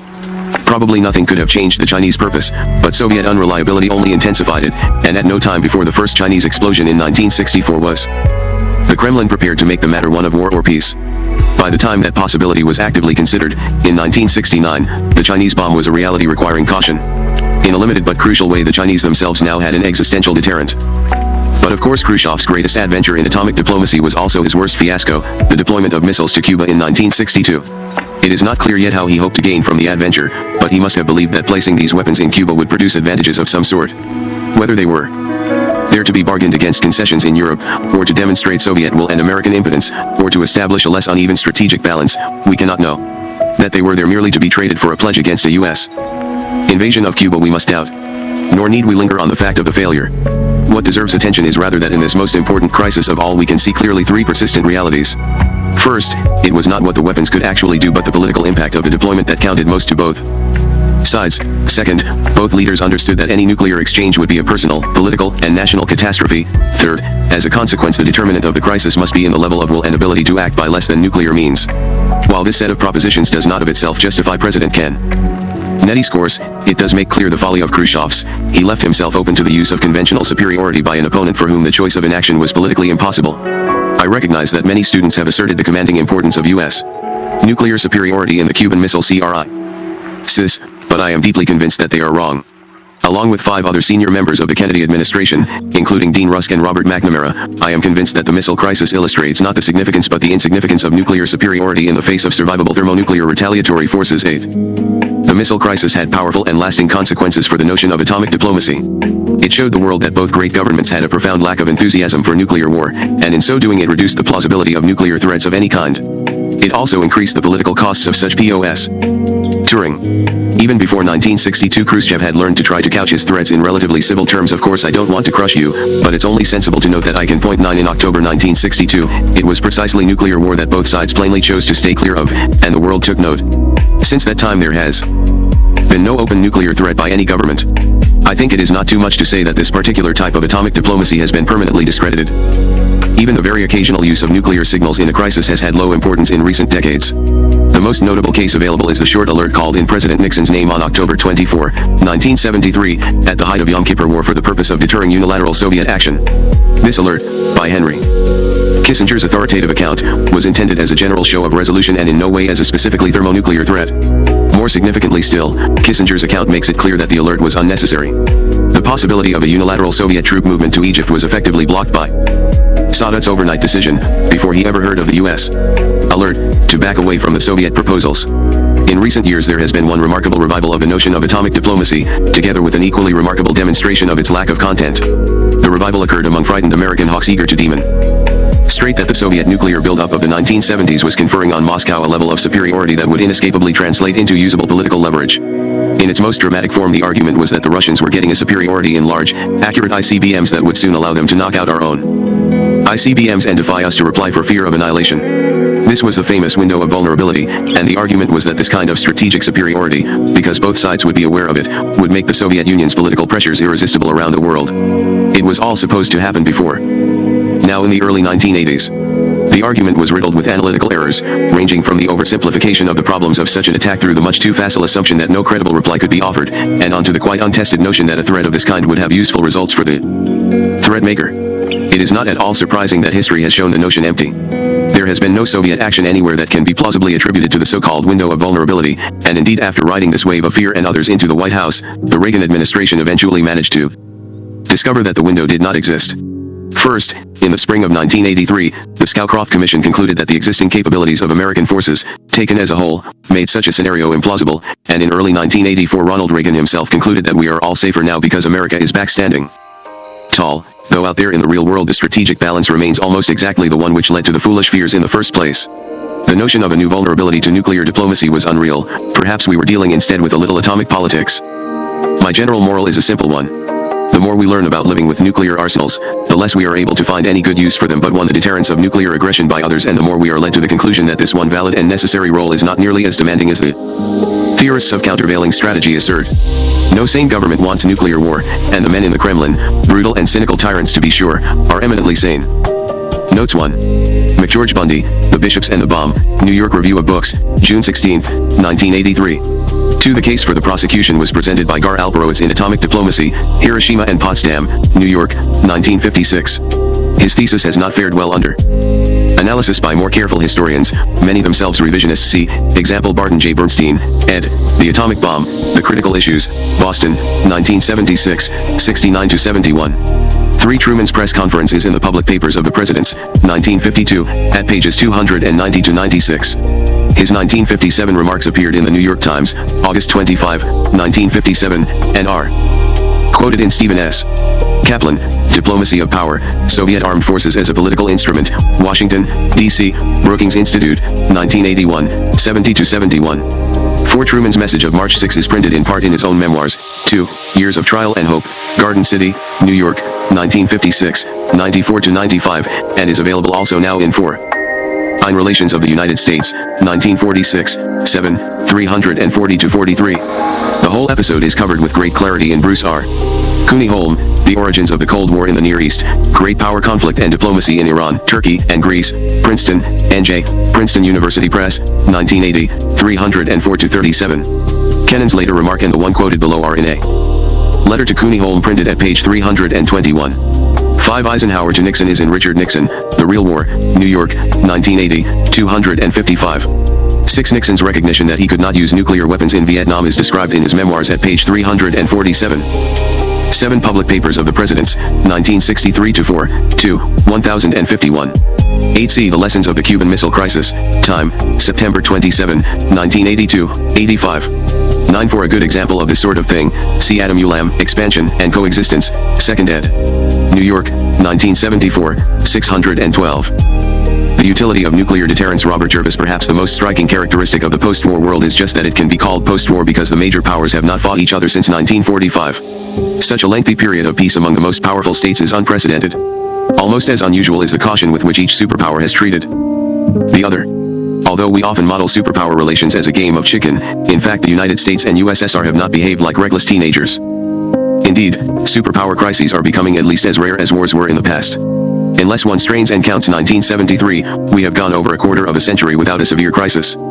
Furthermore, in those that have occurred, each side has been willing to make concessions to avoid venturing too near the brink of war. Thus the more we see of the Cuban Missile Crisis, the more it appears as compromise rather than an American victory. Kennedy was not willing to withhold all inducements and push the Russians as hard as he could if this required using force or even continuing the volatile confrontation. It has been common to attribute these effects to the existence of nuclear weapons. Because neither side could successfully protect itself in an all-out war, no one could win or, to use John Mueller's phrase, profit from it.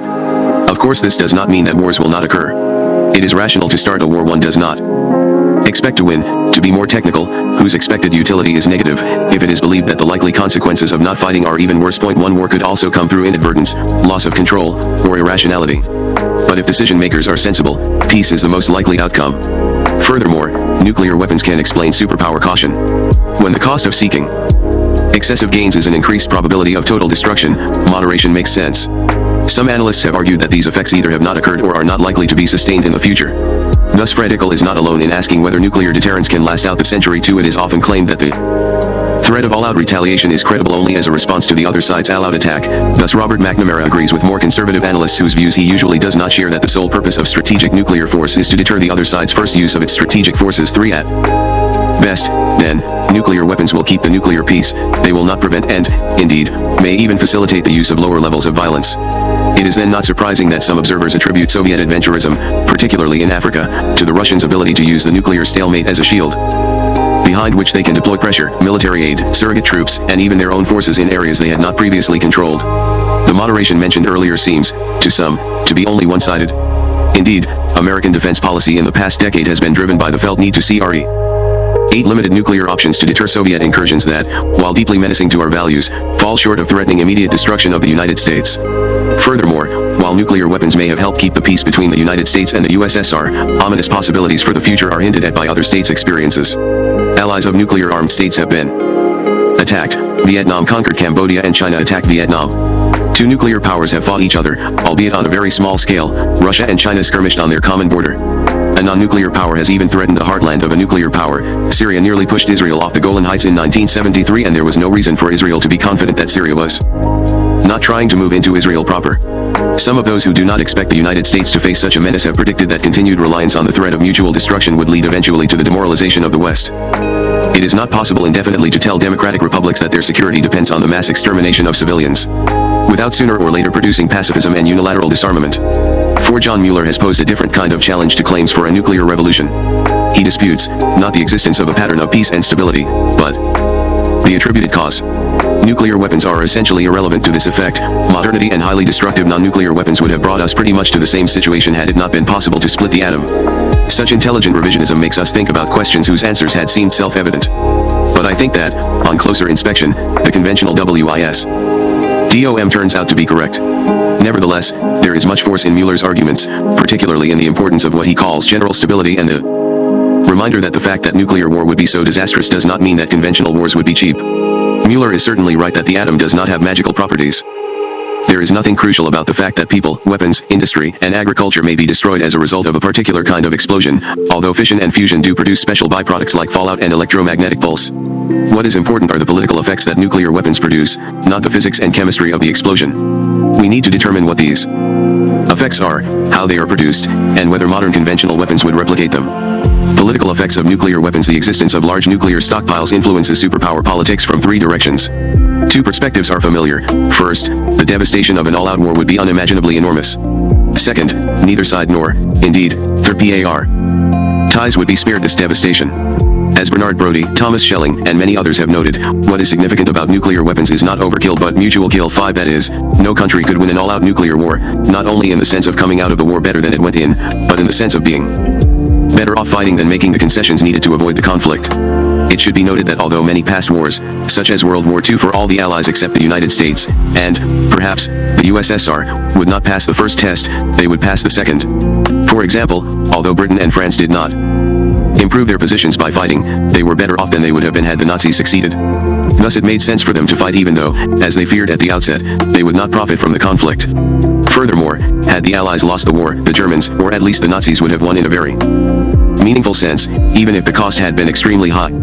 But a nuclear war, as Reagan and Gorbachev affirmed in their joint statement after the November 1985 summit, cannot be won and must never be fought. 6 A third effect of nuclear weapons on superpower politics springs from the fact that the devastation could occur extremely quickly, within a matter of days or even hours. This is not to argue that a severe crisis or the limited use of force, even nuclear force, would inevitably trigger total destruction, but only that this is a possibility that cannot be dismissed. At any point, even in calm times, one side or the other could decide to launch an unprovoked all-out strike. More likely, a crisis could lead to limited uses of force which in turn, through a variety of mechanisms, could produce an all-out war. Even if neither side initially wanted this result, there is a significant, although impossible to quantify, possibility of quick and deadly escalation. Mueller overstates the extent to which conventional explosives could substitute for nuclear ones in these characteristics of destructiveness, even-handedness, and speed. One does not have to underestimate the horrors of previous wars to stress that the level of destruction we are now contemplating is much greater. Here, as in other areas, there comes a point at which a quantitative difference becomes a qualitative one. Charles de Gaulle put it eloquently: after a nuclear war, two sides would have neither powers, nor laws, nor cities, nor cultures, nor cradles, nor tombs. 7 While a total nuclear winter and the extermination of human life would not follow a nuclear war, the worldwide effects would be an order of magnitude greater than those of any previous war. Mueller understates the differences in the scale of potential destruction. World War II did not cause total destruction in the world, but it did utterly annihilate the three national regimes that brought it about.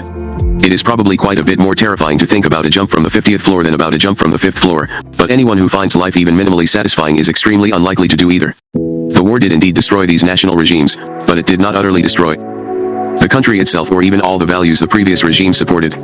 Most people in the Axis countries survived World War II, many went on to prosper. Their children, by and large, have done well. There is an enormous gulf between this outcome even for the states that lost the war and a nuclear holocaust. It is far from clear whether societies could ever be reconstituted after a nuclear war or whether economies would ever recover. Furthermore, we should not neglect the impact of the prospect of destruction of culture, art, and national heritage. Even a decision maker who was willing to risk the lives of half his population might hesitate at the thought of destroying what has been treasured throughout history.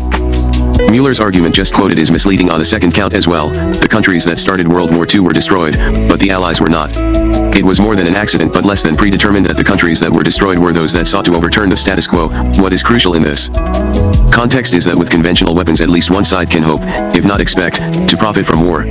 Mueller is quite correct to argue that near absolute levels of punishment are rarely required for deterrence, even when the conflict of interest between the two sides is great, i.e., when states believe that the gross gains, as contrasted with the net gains, from war would be quite high. The United States, after all, could have defeated North Vietnam.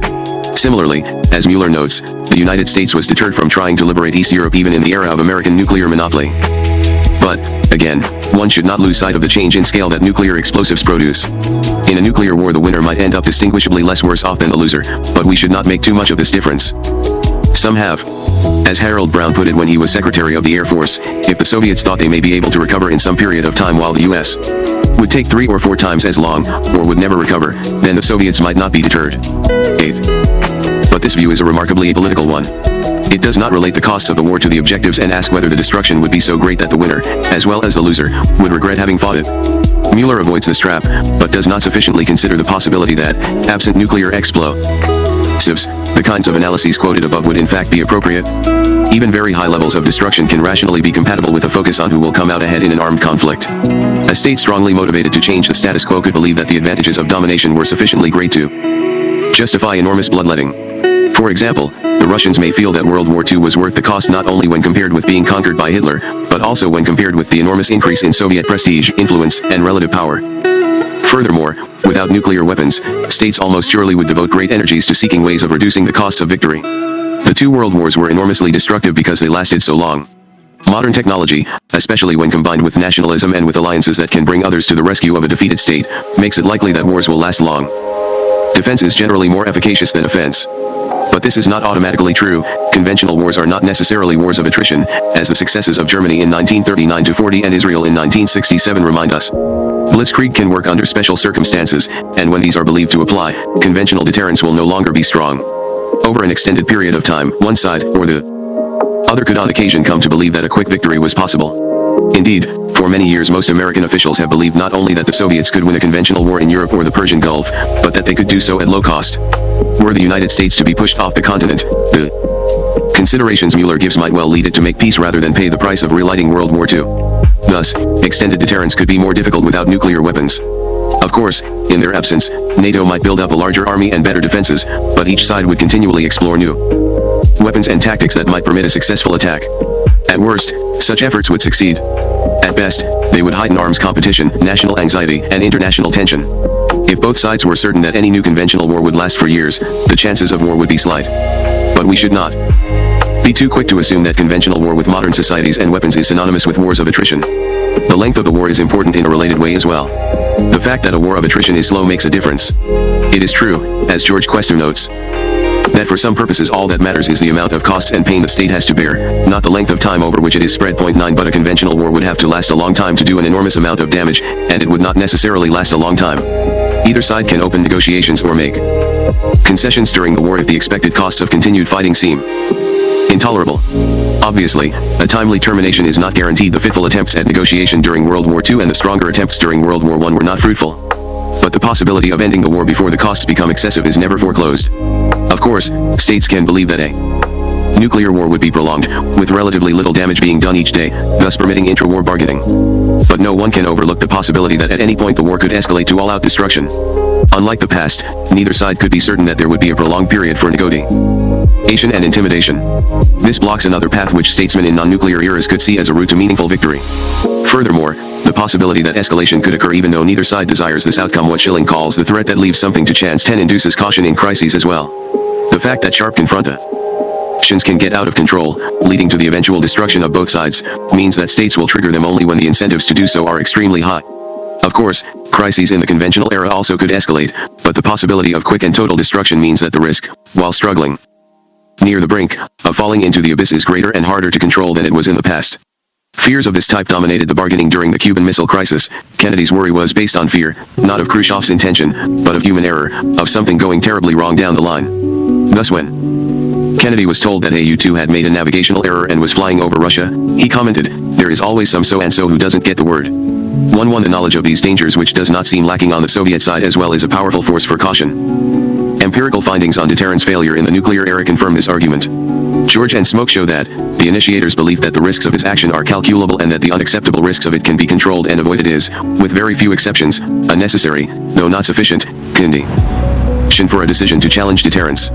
12. The possibility of rapid escalation obviously does not make such beliefs impossible, but it does discourage them. The chance of escalation means that local military advantage cannot be confidently and safely employed to drive the defender out of areas in which its interests are deeply involved. Were status quo states able to threaten only a war of attrition, extended deterrence would be more difficult. General stability, but is very much deterrence needed? Is either superpower strongly driven to try to change the status quo? On these points I agree with much of Mueller's argument. The likely gains from war are now relatively low, thus producing what he calls general stability. The set of transformations that go under the heading of modernization have not only increased the costs of war, but have created alternative paths to established goals, and, more profoundly, have altered values in ways that make peace more likely. Our focus on deterrence and, even more narrowly, on matters military has led to a distorted view of international behavior. In a parallel manner, it has adversely affected policy prescriptions. We have not paid sufficient attention to the incentive states feel to change the status quo, or to the need to use inducements and reassurance, as well as threats and deterrence. States that are strongly motivated to challenge the status quo may try to do so even if the military prospects are bleak and the chances of destruction considerable. Not only can rational calculation lead such states to challenge the status quo, but people who believe that a situation is intolerable feel strong psychological pressures to conclude that it can be changed. Thus nuclear weapons by themselves and even mutual second strike capability might not be sufficient to produce peace. Contrary to Waltz's argument, proliferation among strongly dissatisfied countries would not necessarily recapitulate the Soviet-American pattern of stability. The crucial questions in this context are the strength of the Soviet motivation to change the status quo and the effect of American policy on Soviet drives and calculations. Indeed, differences of opinion on these matters explain much of the debate over the application of deterrence strategies toward the USSR. Most of this dispute is beyond our scope here. 2 points, however, are not. I think Mueller is correct to stress that not only Nazi Germany, but Hitler himself, was exceptional in the willingness to chance an enormously destructive war in order to try to dominate the world. While of course such a leader could recur, we should not let either our theories or our policies be dominated by this possibility. A second point is one of disagreement. Even if Mueller is correct to believe that the Soviet Union is basically a satisfied power and I share his conclusion, war is still possible. Wars have broken out in the past between countries whose primary goal was to preserve the status quo. States' conceptions of what is necessary for their security often clash with one another. Because one state may be able to increase its security only by making others less secure, the premise that both sides are basically satisfied with the status quo does not lead to the conclusion that the relations between them will be peaceful and stable. But here too, nuclear weapons may help. As long as all-out war means mutual devastation, it cannot be seen as a path to security. The general question of how nuclear weapons make mutual security more feasible than it often was in the past is too large a topic to engage here. But I can at least suggest that they permit the superpowers to adopt military doctrines and bargaining tactics that make it possible for them to take advantage of their shared interest in preserving the status quo. Winston Churchill was right, safety may be the sturdy child of terror. Notes 1. Alternatively, to be even more technical, a decision maker could expect to lose a war and at the same time could see its expected utility as positive if the slight chance of victory was justified by the size of the gains that victory would bring. But the analysis here requires only the simpler formulation. Too frantical. Can nuclear deterrence last out the century? Foreign Affairs 5-1, no. 2. January 1973 267-85. 3. Robert McNamara, The Military Role of Nuclear Weapons, Foreign Affairs 62, no. 4. Fall 1983 68. For his comments on how he came to this view, see his interview in Michael Charlton, From Deterrence to Defense, Cambridge, Harvard University Press, 1987, 18.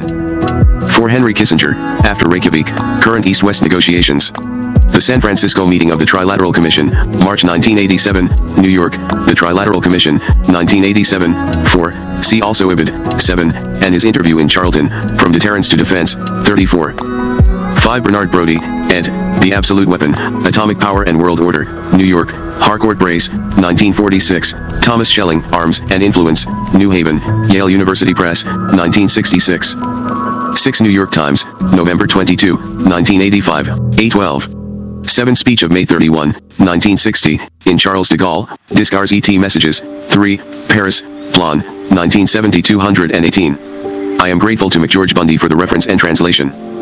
8. U.S. Senate, Preparedness Investigating Subcommittee of the Committee on Armed Services, Hearings on Status of U.S. Strategic Power, 90th CONG, 2 DCES, April 30th, 1968, Washington, D.C., U.S. Government Printing Office, 1968, 186. 9. George Quester, Crisis and the Unexpected, Journal of Interdisciplinary History, 18, no. 3, Spring 1988 701-3. 10. Thomas Schelling, The Strategy of Conflict, Cambridge, Harvard University Press, 1960, 187-203, Schelling, Arms and Influence, 92-125. 1-1. Arthur M. Schlesinger, Jr., Robert Kennedy and His Times, Boston, Houghton Mifflin, 1978, 529, quoted in Roger Hillsman, To Move a Nation, Garden City, NY, Doubleday, 1964, 221. 12. Alexander L. George and Richard Smoke, Deterrence in American Foreign Policy, New York, Columbia University Press, 1974, 529. Nuclear Myths and Political Realities. Kenneth N. Waltz. Nuclear weapons have been given a bad name not just by the left, as one might have expected, but by the center and right as well. Throughout the long life of NATO, calls for strengthening conventional forces have been recurrently heard, reflecting and furthering debate about the wisdom of relying on nuclear deterrence. Doubts were spread more widely when McGeorge Bundy, George Kennan, Robert McNamara, and Gerard Smith published their argument for adopting a NATO policy of no first use in the spring, 1982, issue of Foreign Affairs. From the right came glib talk about the need to be prepared to fight a protracted nuclear war in order to deter the Soviet Union and proclaiming the possibility of doing so. Brigadier General Louis Giffrida, when he was director of the Federal Emergency Management Agency, well described the Reagan administration's intended nuclear stance. The administration, he said, categorically rejected the short war. We're trying to inject a long war mentality. Such statements, having scared people at home and abroad out of their wits, quickly disappeared from public discourse. Preparation to carry the policy through nevertheless proceeded apace. In 1982, Secretary of Defense Caspar Weinberger signed a 5-year defense guidance plan, which was to provide the means of sustaining a nuclear war, and in March of that year, an elaborate war game, dubbed Ivy League, showed that it could be done. Finally, in March of 1983, President Reagan offered his vision of a world in which defensive systems would render nuclear weapons obsolete. With their immense destructive power, nuclear weapons are bound to make people uneasy. Decades of fuzzy thinking in high places about what deterrence is, how it works, and what it can and cannot do have deepened the nuclear malaise. 40-some years after the first atomic bombs fell on Japan, we have yet to come to grips with the strategic implications of nuclear weapons. This essay applies nuclear reasoning to military policy and, in doing so, contrasts the logic of conventional and nuclear weapons. Uneasiness over nuclear weapons, and the search for alternative means of security, stem in large measure from widespread failure to understand the nature and requirements of deterrence. Not unexpectedly, the language of strategic discourse has deteriorated over the decades. This happens whenever discussion enters the political arena, where words take on the meanings and colorations that reflect the preferences of their users. Early in the nuclear era, deterrence carried its dictionary definition dissuading somebody from doing something by frightening him with the consequences that his action may produce. To deter an adversary from attacking, one need have only a force that can survive a first strike and strike back hard enough to outweigh any gain the aggressor had hoped to realize. Deterrence in its pure form entails no ability to defend. A deterrent strategy promises not to fend off an aggressor but to damage or destroy things the aggressor holds dear. Both defense and deterrence are strategies that a status quo country may follow, hoping to dissuade a state from attacking. They are different strategies designed to accomplish a common end in different ways, using different weapons differently deployed. Wars can be prevented, as they can be caused, in various ways. Deterrence antedates nuclear weapons, but in a conventional world deterrent threats are problematic. Stanley Baldwin warned in the middle 1930s when he was Prime Minister of England that the bomber would always get through, a thought that helped to demoralize England. It proved seriously misleading in the war that soon followed. Bombers have to make their way past fighter planes and through ground fire before finding their targets and hitting them quite squarely. Nuclear weapons purify deterrent strategies by removing elements of defense and warfighting from them. Nuclear warheads eliminate the necessity of fighting and remove the possibility of defending, because only a small number of warheads need to reach their targets. Ironically, as multiplication of missiles increased the ease with which destructive blows can be delivered, the distinction between deterrence and defense began to blur. Early in President Kennedy's administration, Secretary McNamara began to promote a strategy of flexible response, which was half-heartedly adopted by NATO in 1967. Flexible response calls for the ability to meet threats at all levels from irregular warfare through the conventional and to the nuclear level. In the 1970s and 80s, more and more emphasis was placed on the need to fight and defend at all levels in order to deter. The melding of defense, warfighting, and deterrence overlooks a simple truth, proclaimed in the title of a book of essays Bernard Brodie co-authored and edited in 1946, nuclear weapons are absolute. Nuclear weapons can carry out their deterrent task no matter what other countries do. If one nuclear power should gain the ability to destroy almost all of another's strategic warheads with practical certainty, or to defend against all but a few strategic warheads coming in, nuclear weapons would lose their absolute quality. Because so much explosive power comes in such small packages, the invulnerability of a sufficient number of warheads is easy to achieve and the delivery of fairly large numbers of warheads impossible to thwart. These statements will hold as far into the future as one can see. The absolute quality of nuclear weapons sharply sets a nuclear world off from a conventional one. What deters? Most discussions of deterrence are based on the belief that deterrence is difficult to achieve. In the Eisenhower years, massive retaliation was the phrase popularly used to describe the response we would supposedly make should the Soviet Union attack. Deterrence must be difficult if the threat of massive retaliation is required to achieve it. As the Soviet Union's arsenal grew, MAD, Mutual Assured Destruction, became the acronym of choice, thus preserving the notion that deterrence depends on being willing and able to destroy much if not most of a country. That one must be able to destroy a country in order to deter it is an odd notion, but one of distinguished lineage. During the 1950s, emphasis was put on the massive in massive retaliation. Beginning in the 1960s, the emphasis was put on the assured destruction in the doctrine of MAD. Thus viewed, deterrence becomes a monstrous policy, as innumerable critics have charged. One quotation can stand for many others. In a warning to NATO defense ministers that became famous, Henry Kissinger counseled the European allies not to keep asking us to multiply strategic assurances that we cannot possibly mean, or if we do mean, we should not want to execute, because if we execute, we risk the destruction of civilization. The notion that the failure of deterrence would lead to national suicide or to mutual annihilation betrays a misunderstanding of both political behavior and nuclear realities. Introducing the Eisenhower administration's New Look policy in January of 1954, John Foster Dulles gave the impression that aggression anywhere would elicit heavy nuclear retaliation. Just 3 months later, he sensibly amended the policy. Nuclear deterrence, Dulles, and many others quickly came to realize, works not against minor aggression at the periphery but only against major aggression at the center of international politics. Moreover, to deter major aggression, Dulles now said, the probable hurt need only outbalance the probable gain. Like Brodie before him, Dulles based deterrence on the principle of proportionality. Let the punishment fit the crime. What would we expect the United States to do if the Soviet Union should launch a major conventional attack against vital American interests, say, in Western Europe? Military actions have to be related to an objective. Because of the awesome power of nuclear weapons, the pressure to use them in ways that achieve the objective at hand while doing and suffering a minimum of destruction would be immense. It is preposterous to think that if a Soviet attack should break through NATO's defenses, the United States would strike thousands of Soviet military targets or hundreds of Soviet cities. Doing so would serve no purpose. Who would want to make a bad situation worse by launching wantonly destructive attacks on a country that can strike back with comparable force, or, for that matter, on a country that could not do so? We might strike a target or two, military or industrial, chosen to keep casualties low. If the Soviet Union had run the preposterous risk of attacking the center of Europe, believing it could escape retaliation, we would thus show them that they were wrong, while conveying the idea that more will follow if they persist.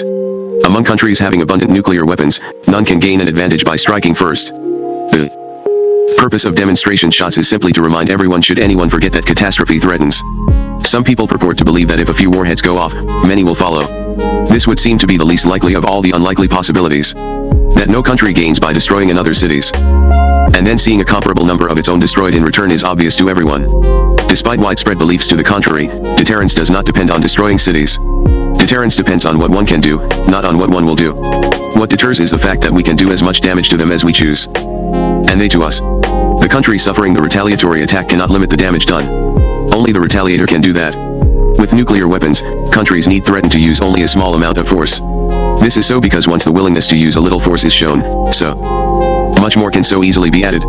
This is not true with conventional weapons, and therefore it is often useful for a country to threaten to use a lot of force if conflict should lead to war. The stance may be intended as a deterrent one, but the ability to carry the threat through is problematic. With conventional weapons, countries tend to emphasize the first phase of war. Striking hard to achieve a quick victory may decrease the cost of war. With nuclear weapons, political leaders worry not about what may happen in the first phase of fighting but about what may happen in the end. As Clausewitz wrote, if war should ever approach the absolute, it would become imperative not to take the first step without considering what may be the last. Since war now approaches the absolute, it is hardly surprising that President Kennedy echoed Clausewitz's words during the Cuban Missile Crisis of 1962. It isn't the first step that concerns me, he said, but both sides escalating to the fourth and fifth step, and we don't go to the sixth because there is no one around to do so. In conventional crises, leaders may sensibly seek one advantage or another. They may bluff by threatening escalatory steps they are in fact unwilling to take. They may try one stratagem or another and run considerable risks. Since none of the parties to the struggle can predict what the outcome will be, they may have good reason to prolong crises, even crises entailing the risk of war. A conventional country enjoying military superiority is tempted to use it before other countries right the military balance. A nuclear country enjoying superiority is reluctant to use it because no one can promise the full success of a disarming first strike. As Henry Kissinger retrospectively said of the Cuban Missile Crisis, the Soviet Union had only 60-70 truly strategic weapons while we had something like 2,000 in missiles and bombs. But, he added, with some proportion of Soviet delivery vehicles surviving, the Soviet Union could do horrendous damage to the United States. We could not be sure that our 2,000 weapons would destroy almost all of their 60 or 70. Even with numbers immensely disproportionate, a small force strongly inhibits the use of a large one. The catastrophe promised by nuclear war contrasts sharply with the extreme difficulty of predicting outcomes among conventional competitors. This makes one wonder about the claimed dependence of deterrence on perceptions and the alleged problem of credibility. In conventional competitions, the comparative qualities of troops, weaponry, strategies, and leaders are difficult to gauge. So complex is the fighting of wars with conventional weapons that their outcomes have been extremely difficult to predict. Wars start more easily because the uncertainties of their outcome make it easier for the leaders of states to entertain Science of victory at supportable cost. In contrast, contemplating war when the use of nuclear weapons is possible focuses one's attention not on the probability of victory but on the possibility of annihilation. Because catastrophic outcomes of nuclear exchanges are easy to imagine, leaders of states will shrink in horror from initiating them. With nuclear weapons, stability and peace rest on easy calculations of what one country can do to another. Any one political leader or man in the street can see that catastrophe lurks if events spiral out of control and nuclear warheads begin to fly. The problem of the credibility of deterrence, a big worry in a conventional world, disappears in a nuclear one. Yet the credibility of deterrence has been a constant American worry. The worry is a hangover from the 1930s. Concern over credibility, and the related efforts to show resolving crises or wars where only peripheral interests are at stake, were reinforced because the formative experiences of most of the policy makers of the 1950s and 60s took place in the 1930s. In rearming Germany, in reoccupying the Rhineland, in annexing Austria, in dismantling Czechoslovakia, Hitler went to the brink and won.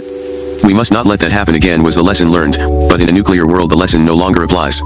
Despite rhetoric to the contrary, practice accords with nuclear logic because its persuasive force is so strong and the possible consequences of ignoring it so grave. Thus, John Foster Dulles, who proclaimed that maintaining peace requires the courage to go to the brink of war, shrank from the precipice during the Hungarian uprising of 1956. And so it has been every time that events even remotely threaten to get out of hand at the center of international politics. Still, strategists and commentators' minds prove to be impressively fertile. The imagined difficulties of deterrence multiply apace. One example will do. Paul Nitze argued in the late 1970s that, given a certain balance of strategic forces, given the Soviet Union's supposed goal of world domination, and given its presumed willingness to run great risks, the Soviet Union might launch a first strike against our land-based missiles, our bombers on the ground, and our strategic submarines in port. The Soviet Union strike would tilt the balance of strategic forces sharply against us. Rather than retaliate, our president might decide to acquiesce. That is, we might be self-deterred. Nitze's scenario is based on faulty assumptions, unfounded distinctions, and preposterous notions about how governments behave. Soviet leaders, according to him, may have concluded from the trend in the balance of nuclear forces in the middle 1970s that our relatively small warheads and their civil defense would enable the Soviet Union to limit the casualties resulting from our retaliation to 3 or 4% of their population. Their hope for such a happy outcome would presumably rest on confidence that their first strike would be well-timed and accurate and that their intelligence agencies would have revealed the exact location of almost all of their intended targets. In short, their leaders would have to believe that all would go well in a huge, unrehearsed missile barrage, that the United States would fail to launch on warning, and that if by chance they had failed to deter our deterrent, they would still be able to limit casualties to only 10 million people or so. Point 1. How could they entertain such a hope when, by Nitze's estimate, their first strike would have left us with 2,000 warheads in our submarine force in addition to warheads carried by surviving bombers? Nitze's fear rested on the distinction between counter-force and counter-value strikes, between strikes aimed at weapons and strikes aimed at cities. Because the Soviet Union's first strike would be counter-force, any American president would seemingly have good reason to refrain from retaliation, thus avoiding the loss of cities still held hostage by the Soviet Union's remaining strategic forces. But this thought overlooks the fact that, once strategic missiles numbered in the low hundreds are fired, the counter-force/counter-value distinction blurs. One would no longer know what the attacker's intended targets might be. The Soviet Union's counter-force strike would require that thousands, not hundreds, of warheads be fired. Moreover, the extent of their casualties, should we decide to retaliate, would depend on how many of our warheads we chose to fire, on what targets we aimed at, and on whether we used ground bursts to increase fallout. Several hundred warheads can destroy the United States or the Soviet Union as going societies. The assumptions made in the effort to make a Soviet first strike appear possible are ridiculous. How could the Soviet Union, or any country, somehow bring itself to run stupendous risks in the presence of nuclear weapons? What objectives might its leaders seek that could justify the risks entailed? Answering these questions sensibly leads one to conclude that deterrence is deeply stable. Those who favor increasing the strength of our strategic forces, however, shift to a different question.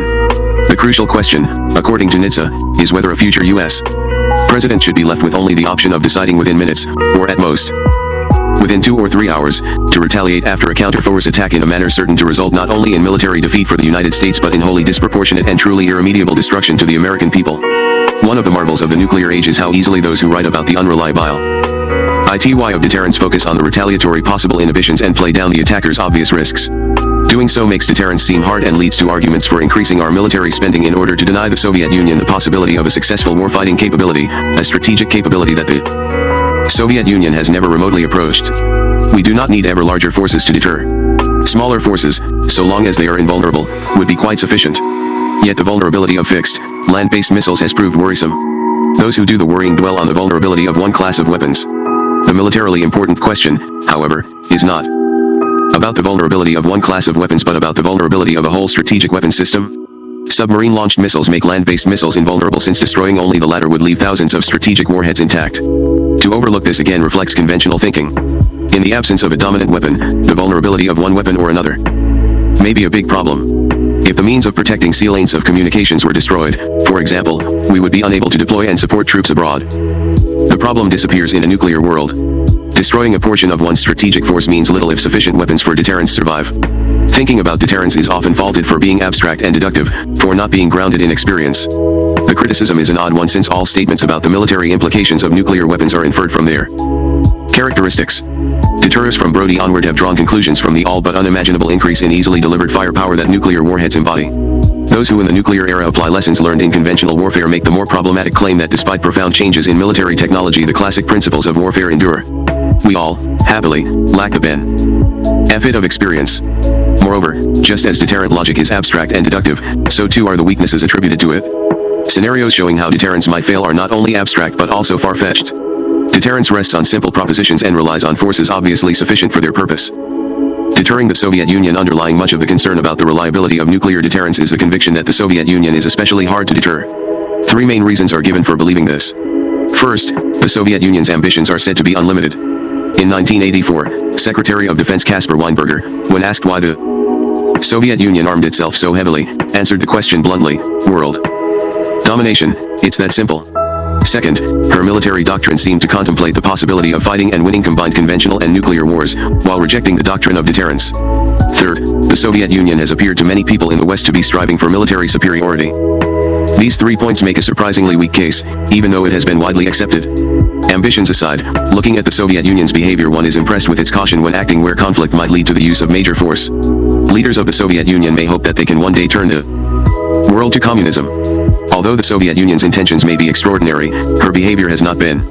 Everyone agrees that, except in the military sector, the Soviet Union is a lagging competitor in a two-party race. The Soviet Union has been opportunistic and disruptive, but one expects the lagging party to score a point or two whenever it can. The Soviet Union has not scored many. Her limited international successes should not obscure the fact that what the Soviet Union has done mostly since 1948 is lose. The second point rests on basic misunderstandings about deterrence.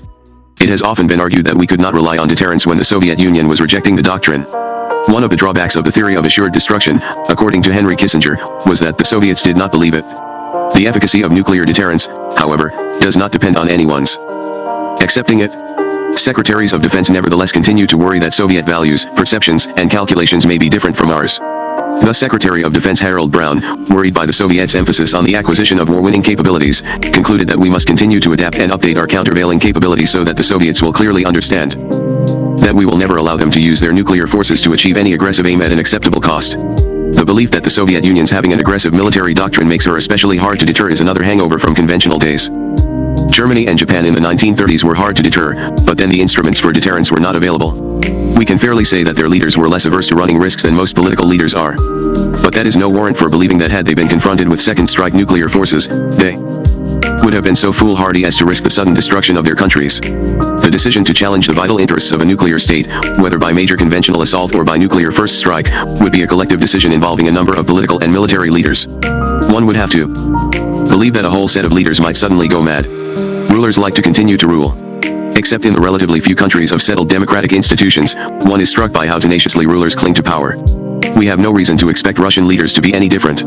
The notion that Russian leaders might risk losing even a small number of cities by questing militarily for uncertain gains is fanciful. Malenkov and Khrushchev lost their positions for lesser failures. With conventional weapons, a status quo country must ask itself how much power it must harness to its policy in order to dissuade an especially aggressive state from striking. Countries willing to run high risks are hard to dissuade. The varied qualities of governments and the temperaments of leaders have to be carefully weighed. In a nuclear world, any state will be deterred by another state's second strike forces. One need not become preoccupied with the characteristics of the state that is to be deterred or scrutinize its leaders. The third worry remains, the Soviet Union's seeming aspiration for military superiority. One might think that the worry should have run the other way through most of the years of the Cold War.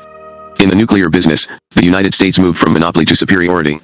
In the late 50s, Khrushchev deeply cut conventional arms, and the Soviet Union failed to produce strategic warheads and missiles as rapidly as we had expected. Nevertheless, the Kennedy administration undertook the largest peacetime military buildup the world had yet seen, in both nuclear and conventional weaponry. So far did we forge ahead strategically that McNamara thought the Soviet Union would not even try to catch up. There is, he said, no indication that the Soviets are seeking to develop a strategic nuclear force as large as ours. To expect that the Soviet Union would give up, one had to believe that it would behave in a historically unprecedented manner. Instead, the Soviet Union tried to compete. Yet to catch up with the United States was difficult. In the 1970s, the decade in which we are told the Soviet Union moved toward superiority, or, according to President Reagan, achieved it, the United States in fact added more nuclear warheads to its arsenal than the Soviet Union did. We have exaggerated the strength of the Soviet Union, and they, no doubt, have exaggerated ours. One may wonder whether the Soviet Union ever thought itself superior, or believed it could become so. Americans easily forget that the Soviet Union has the strategic weapons of 4 countries pointed at it and sees itself threatened from the east as well as the west. More fun, amen. Tally, continued preoccupation with denying superiority to the Soviet Union, if not seeking it ourselves, suggests that a basic strategic implication of nuclear weapons is yet to be appreciated. So long as 2 or more countries have second strike forces, to compare them is pointless. If no state can launch a disarming attack with high confidence, force comparisons become irrelevant. For deterrence, one asks how much is enough, and enough is defined as having a second strike capability. This does not imply that a deterrent force deters everything, but rather that beyond a certain level of capability, additional forces provide no additional coverage for one party and pose no additional threat to others. The United States and the Soviet Union have long had second strike forces, with neither able to launch a disarming first strike against the other. 2 countries with second strike forces have the same amount of strategic power, since, short of attaining a first strike capability, adding more weapons does not change the effective military balance. Why nuclear weapons dominate strategy? Deterrence is easier to contrive than most strategists have believed. With conventional weapons that are relative and not absolute, a number of strategies are available, strategies combining and deploying forces in different ways. Straight geese may do more than weapons to determine the outcomes of wars. Nuclear weapons are different, they dominate strategies. As Brody clearly saw, the effects of nuclear weapons derive not from any particular design for their employment in war, but simply from their presence. Indeed, in an important sense, nuclear weapons eliminate strategy. If one thinks of strategies as being designed for the defense of national objectives or for the gaining of them by military force, and if one thinks of strategies as implying a choice about how major wars will be fought, then nuclear weapons make strategy obsolete. Nevertheless, the conviction that the only reliable deterrent force is one able to win a war, or fight one in a way that leaves us in a better position than the Soviet Union, is widespread. Lyndon F. Brooks, while a captain in the United States Navy, wrote that war is the ultimate test of any strategy, a strategy useless in war cannot deter. NATO policy well illustrates the futility of trying to transcend deterrence by fashioning warfighting strategies. The supposed difficulties of extending deterrence to cover major allies has led some to argue that we require nuclear superiority, that we need nuclear warfighting capabilities, and that we must build up our conventional forces. Once the Soviet Union achieved nuclear parity, confidence in our extended deterrent declined in the West. One wonders whether it did in the East. Dennis Healy once said that 1 chance in 100 that a country will retaliate is enough to deter an adversary, although not enough to reassure an ally. Many have repeated his statement, but none, I believe, has added that reassuring allies is unnecessary militarily and unwise politically. Politically, allies who are unsure of one another's support have reason to work harder for the sake of their own security. Militarily, deterrence requires only that conventional forces be able to defend long enough to determine that an attack is a major one and not merely a foray. For this, a tripwire force as envisioned in the 1950s, with perhaps 50,000 American troops in Europe, would be sufficient. Beyond that, deterrence requires only that forces be invulnerable and that the area protected be of manifestly vital interest. Western European countries can be counted on to maintain forces of tripwire capability. Nuclear weapons strip conventional forces of most of their functions. Bernard Brody pointed out that in a total war the army might have no function at all. Herman Kahn cited the claim that in a thermonuclear war it is important to keep the sea lanes open as an example of the quaint ideas still held by the military. Point 2. Conventional forces have only a narrow role in any confrontation between nuclear states over vital interests, since fighting beyond the tripwire level serves no useful purpose. Enlarging conventional capabilities does nothing to strengthen deterrence. Strategic stalemate does shift military competition to the tactical level. But one must add what is usually omitted: nuclear stalemate limits the use of conventional forces and reduces the extent of the gains one can seek without risking devastation. For decades, American policy has nevertheless aimed at raising the nuclear threshold in Europe. Stronger conventional forces would presumably enable NATO to sustain a longer war in Europe at higher levels of violence. At some moment in a major war, however, one side or the other, or perhaps both, would believe itself to be losing. The temptation to introduce nuclear weapons may then prove irresistible, and they would be fired in the chaos of defeat with little chance of limited and discriminate use. Early use would promise surer control and closer limitation of damage. In a nuclear world, a conventional warfighting strategy would appear to be the worst possible one, more dangerous than a strategy of relying on deterrence. Attempts to gain escalation dominance, like efforts to raise the nuclear threshold, betray a failure to appreciate the strategic implications of nuclear weapons. Escalation dominance, so it is said, requires a seamless web of capabilities up and down the escalation ladder. Earlier it had been thought that the credibility of deterrence would be greater if some rungs of the escalation ladder were missing. The inability to fight at some levels would make the threat to use higher levels of force easy to credit.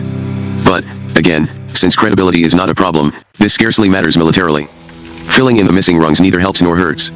Escalation dominance is useful for countries contending with conventional weapons only. Dominance, however, is difficult to achieve in the absence of a decisive weapon.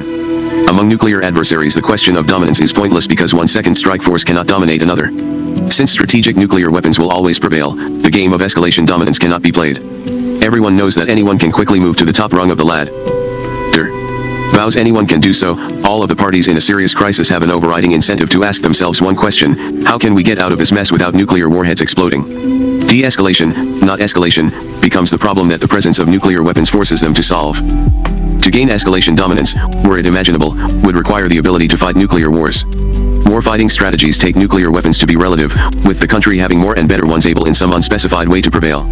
No one, however, has shown how such a war could be fought. Indeed, Desmond Ball has argued that a nuclear war could not be sustained beyond the exchange of strategic warheads numbered not in the hundreds but in the tens. After a small number of exchanges no one would know what was going on or be able to maintain control. Yet, as ever, nuclear weapons save us from our folly. Fanciful strategies are irrelevant because no one will run the appalling risk of testing them. Deterrence has been faulted for its lack of credibility, its dependence on perceptions, its destructive implications, and its inability to cover interests abroad. The trouble with deterrence, however, lies elsewhere. The trouble with deterrence is that it can be implemented cheaply. The claim that we need a seamless web of capabilities in order to deter does serve one purpose: it keeps military budgets wondrously high.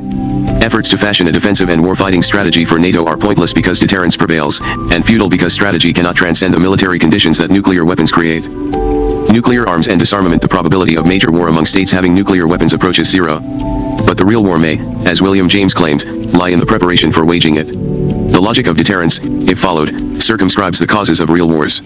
Nuclear weapons make it possible for a state to limit the size of its GIC forces as long as other states are unable to achieve disarming first strike capabilities by improving their forces. Within very wide ranges, a nuclear balance is insensitive to variation in numbers and size of warheads. This has occasionally been seen by responsible officials. Harold Brown said, when he was Secretary of Defense, purely deterrent forces can be relatively modest, and their size can perhaps be made substantially, though not completely, insensitive to changes in the posture of an opponent. Somehow he nevertheless managed to argue that we need to design our forces on the basis of essential equivalence. Typically over the past 3 decades, secretaries of defense have sought, albeit vainly, the superiority that would supposedly give us a warfighting capability. But they have failed to explain what we can do with 12,000 strategic nuclear warheads that we could not do with 2,000, or with a still smaller number. What difference does it make? If we have 2,000 strategic weapons and the Soviet Union has 4,000? We thought our deterrent did not deter very much, and did not work with sufficient reliability, just as we were reaching a peak of numerical superiority in the mid-1960s. Flexible response, with emphasis on conventional arms, was a policy produced in our era of nuclear plenty. Superiority and parity have had the same effect on our policy. Many who urge us to build ever more strategic weapons in effect admit the military irrelevance of additional forces when, as so often, they give political rather than military reasons for doing so. Spending less, it is said, would signal weakness of will. Yet militarily only one perception counts, and that is the perception that a country has second strike forces. Nuclear weapons make it possible for states to escape the dynamics of arms racing, yet the United States and the Soviet Union have multiplied their weaponry far beyond the requirements of deterrence. Each has obsessively measured its strategic forces against the others.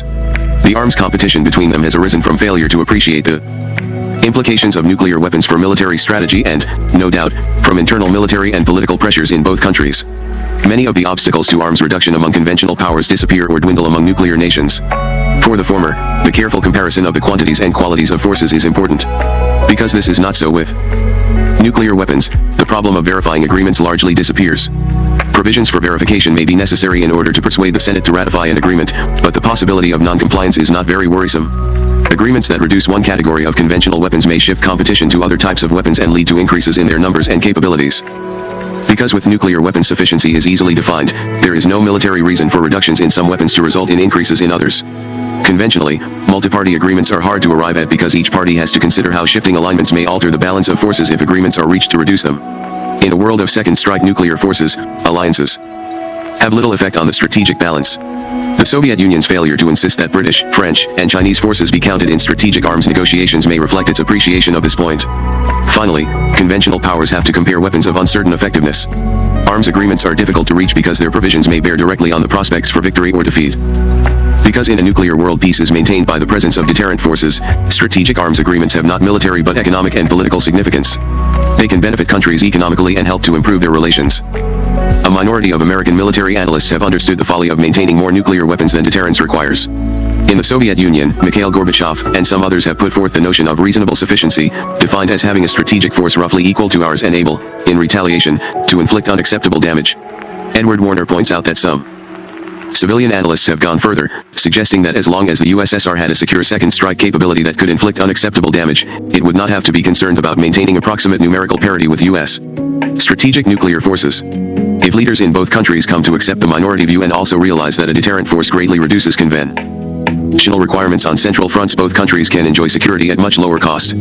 Strategic defenses would radically change the propositions advanced in this chapter. The Strategic Defense Initiative, in Reagan's vision, was to provide an area defense that would protect the entire population of the United States. Strategic defenses were to pose an absolute defense against what have been absolute weapons, thus rendering them obsolete. The consequences that would follow from mounting such a defense boggle the mind. That a perfect defense against nuclear weapons could be deployed and sustained is inconceivable. This is so for two reasons. First, nuclear weapons are small and light, they are easy to move, easy to hide, and easy to deliver in a variety of ways. Even an unimaginably poor effect defense against ballistic missiles would fail to negate nuclear weapons. Such a defense would instead put a premium on the other side's ability to deliver nuclear weapons in different ways, firing missiles on depressed trajectories, carrying bombs in suitcases, placing nuclear warheads on freighters to be anchored in American harbors. Indeed, someone has suggested that the Soviet Union can always hide warheads in bales of marijuana, knowing we cannot keep them from crossing our borders. To have even modestly effective defenses, we would, among other things, have to become a police state. We would have to go to extraordinary lengths to police our borders and exercise control within them. Presumably, the Soviet Union does these things better than we do. It is impossible to imagine that an area defense can be a success because there are so many ways to thwart it. In no way can we prevent the Soviet Union from exploding nuclear warheads on or in the United States if it is determined to do so. Second, let us imagine for a moment that an airtight defense, however defined, is about to be deployed by one country or the other. The closer one country came to deploying such a defense, the harder the other would work to overcome it. When he was Secretary of Defense, Robert McNamara argued that the appropriate response to a Soviet defensive deployment would be to expand our deterrent force. More recently, Caspar Weinberger and Mikhail Gorbachev have made similar statements. Any country deploying a defense effective for a moment cannot expect it to remain so. The ease of delivering nuclear warheads, and the destructiveness of small numbers of them, make the durability of defenses highly suspect. The logic of strategic defense is the logic of conventional weaponry. Conventional strategies pit weapons against weapons. That is exactly what a strategic defense would do, thereby recreating the temptations and instabilities that have plagued countries armed only with conventional weapons. If the United States and the Soviet Union deploy defensive systems, each will worry, no doubt excessively, about the balance of offensive and defensive capabilities. Each will fear that the other may score an offensive or defensive breakthrough. If one side should do so, it might be tempted to strike in order to exploit its temporary advantage. The dreaded specter of the hair trigger would reappear. Under such circumstances, a defensive system would serve as the shield that makes the sword useful. An offensive/defensive race would introduce many uncertainties. A country enjoying a momentary defensive advantage would be tempted to strike in the forlorn hope that its defenses would be able to handle a ragged and reduced response to its first strike. Both countries would prepare to launch on warning, while obsessively weighing the balance between offensive and defensive forces. Finally, let us imagine what is most unimaginable of all, that both sides deploy defenses that are impregnable and durable. Such defenses would make the world safe for World War III, fought presumably in the manner of World War II but with conventional weapons of much greater destructive power. Still, some have argued that, even if some American cities remain vulnerable, defenses are very good for the cities they do cover. The claim is spurious. In response to the Soviet Union's deploying anti-ballistic missiles to protect Moscow, we multiplied the number of missiles aimed at that city. We expect to overcome their defenses and still deliver the required number of warheads. The result of defending cities may be that more warheads strike them. This is especially so since we and they, working on worst-case assumptions, are likely to overestimate the number of missiles the other country's system will be able to shoot down. Strategic defenses are likely to increase the damage done. Most knowledgeable people believe that an almost leak-proof defense cannot be built. Many, however, believe that if improved hardpoint defenses result from the SDI program, they will have justified its price. Defense of missiles and of command, control, and communications installations will strengthen deterrence, so the argument goes. That would be a solution all right, but we lack a problem to go with it. Deterrence is vibrantly healthy. If the Soviet Union believes that even one Trident submarine would survive its first strike, surely it will be deterred. Point 3 Since we do not need hardpoint defenses, we should not buy them. The deployment of such defenses by one side would be seen by the other as the first step in deploying an area defense. Strategic considerations should dominate technical ones. In a nuclear world, defensive systems are predictably destabilizing. It would be folly to move from a condition of stable deterrence to one of unstable defense. Conclusion: nuclear weapons dissuade states from going to war more surely than conventional weapons do. In a conventional world, states going to war can at once believe that they may win and that, should they lose, the price of defeat will be bearable. World Wars I and II called the latter belief into question before atomic bombs were ever dropped. Were the United States and the Soviet Union now armed only with conventional weapons, the lesson of those wars would be strongly remembered, especially by Russia since she has suffered more in war than we have. Had the atom never been split, the United States and the Soviet Union would still have much to fear from each other. The stark opposition of countries of continental size, armed with ever more destructive conventional weapons, would strongly constrain them. Yet in a conventional world, even strong and sad lessons have proved to be exceedingly difficult for states to learn. Recurrently in modern history, one great power or another has looked as though it might become dangerously strong: Louis XIV's and Napoleon's France, Wilhelm II's, and Hitler's Germany. Each time an opposing coalition formed, if belatedly, and turned the expansive state back. The lesson would seem to be clear: in international politics, success leads to failure. The excessive accumulation of power by one state or coalition of states elicits the opposition of others. The leaders of expansionist states have nevertheless been able to persuade themselves that skillful diplomacy and clever strategy would enable them to transcend the normal processes of balance of power politics. The Schlieffen Plan, for example, seemed to offer a strategy that would enable Germany to engage enemies on two fronts, but to do so serially. Germany would defeat France before Russia could mobilize fully and move westward in force. Later Hitler, while denouncing the boobs of Wilhelmine Germany for getting themselves into a war on two fronts, reenacted their errors. How can we perpetuate peace without solving the problem of war? This is a question that states having nuclear weapons must constantly answer. Nuclear states continue to compete militarily, with each state tending to its security interests as best it can. War is constantly possible. Although the possibility of war remains, nuclear weapons have drastically reduced the probability of its being fought by states having them. Wars that might bring nuclear weapons into play have become extraordinarily hard to start. Over the centuries, great powers have fought more wars and lesser states have fought fewer. The frequency of war has correlated less closely with the attributes of states than with their international standing. Yet, because of a profound change in military technology, waging war has more and more become the privilege of poor and weak states. Nuclear weapons have reversed the fates of strong and weak states. Never since the Treaty of Westphalia in 1648, which conventionally marks the beginning of modern history, have great powers enjoyed a longer period of peace than we have known since the Second World War. One can scarcely believe that the presence of nuclear weapons does not greatly help to explain this happy condition. Notes 1. Nitsa blandly adds that, if we do launch on warning, the estimates in the Soviet civil defense manuals are over-optimistic from the Soviet viewpoint. Two quaint ideas die hard. In the fall of 1989, NATO resisted discussing naval disarmament with the Soviet Union because of the need for forces to guard the sea lanes to Europe. 3. An Ohio-class Trident submarine carries 24 missiles, each having 8 warheads. Part 2 Case studies in the use of force. The selections in Part 2 are taken from the past 100 years and are arranged in chronological order. Their purpose is to illustrate the general principles discussed in Part I. The cases deal with different types of military technologies, ranging from land warfare to nuclear weapons, and treat the use of military power in both peace and war. Each case demonstrates one, and sometimes several, of the following: a specific way of using military power, the motives for the specific use, the factors that restrained a state in its use of force, and the reasons for the state's success or failure. The readings under the heading The Great Power Era deal with the use of force by and among the great powers prior to 1946. Jack Snyder shows why belief in the powers of the offense gripped both military and civilian leaders before World War I. John Mearsheimer shows how Germany's Blitzkrieg strategy evolved before World War II and why Hitler's role was central in its evolution. Sir George Sansom explains why the Japanese decided to launch what they considered to be a preventive war against the United States and demonstrates how their strategic calculations were faulty. Finally, Lewis Morton discusses the REA Sons why the United States used the atomic bomb to end the war with Japan. The selections under the heading The Superpower Era examine instances in which the superpowers were involved in using either conventional forces or nuclear threats.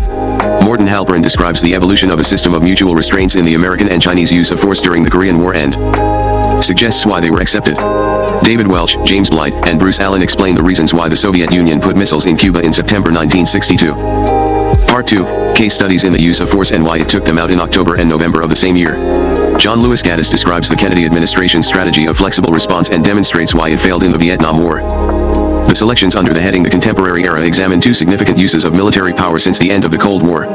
Stephenberg analyzes America's and NATO's, the North Atlantic Treaty Organization's, use of coercive diplomacy in Bosnia and Kosovo in the 1990s and shows why coercive diplomacy succeeded in the former case and failed in the latter. Michael O'Hanlon analyzes why the United States was able to conduct a successful war against the Taliban regime in 2001 in Afghanistan in order to end that regime's support of Al-Qaeda. The cult of the offensive Jack Snyder military technology should have made the European strategic balance in July 1914 a model of stability, but offensive military strategies defied those technological realities, trapping European statesmen in a war-causing spiral of insecurity and instability. As the Boer and Russo-Japanese wars had foreshadowed and the Great War itself confirmed, prevailing weaponry and means of transport strongly favored the defender. Tactically, withering firepower gave a huge advantage to entrenched defenders. Strategically, defenders operating on their own territory could use railroads to outmaneuver marching invaders. Despite these inexorable constraints, each of the major continental powers began the war with an offensive campaign. These war plans and the offensive doctrines behind them were in themselves an important and perhaps decisive cause of the war. Security, not conquest, was the principal criterion used by the designers of the plans, but their net effect was to reduce everyone's security and to convince at least some states that only preventive aggression could ensure their survival. Even if the outbreak of war is taken as a given, the offensive plans must still be judged disasters.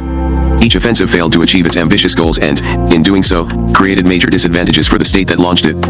Germany's invasion of Belgium and France ensured that Britain would join the opposing coalition and implement a blockade. The miscarriage of France's ill-conceived frontal attack almost provided the margin of help that the Schlieffen Plan needed. Though the worst was averted by a last-minute railway maneuver, the Germans nonetheless occupied a key portion of France's industrial northeast, making a settlement based on the status quo impossible to negotiate. Meanwhile, in East Prussia, the annihilation of an overextended Russian invasion force squandered troops that might have been decisive if used to reinforce the undermanned advance into Austria. In each case, a defensive or more limited offensive strategy would have left the state in a more favorable strategic position.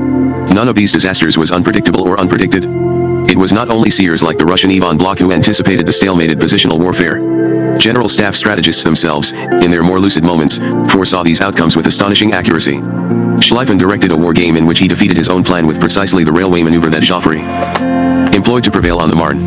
In another German war game, which actually fell into Russian hands, Schlieffen used the advantage of railway mobility to defeat piecemeal the two prongs of a Russian advance around the Masurian Lakes, precisely the maneuver that led to the encirclement of Sazonov's Second Army at Tannenberg in August 1914. This is not to say that European war planners fully appreciated the overwhelming advantages of the defender.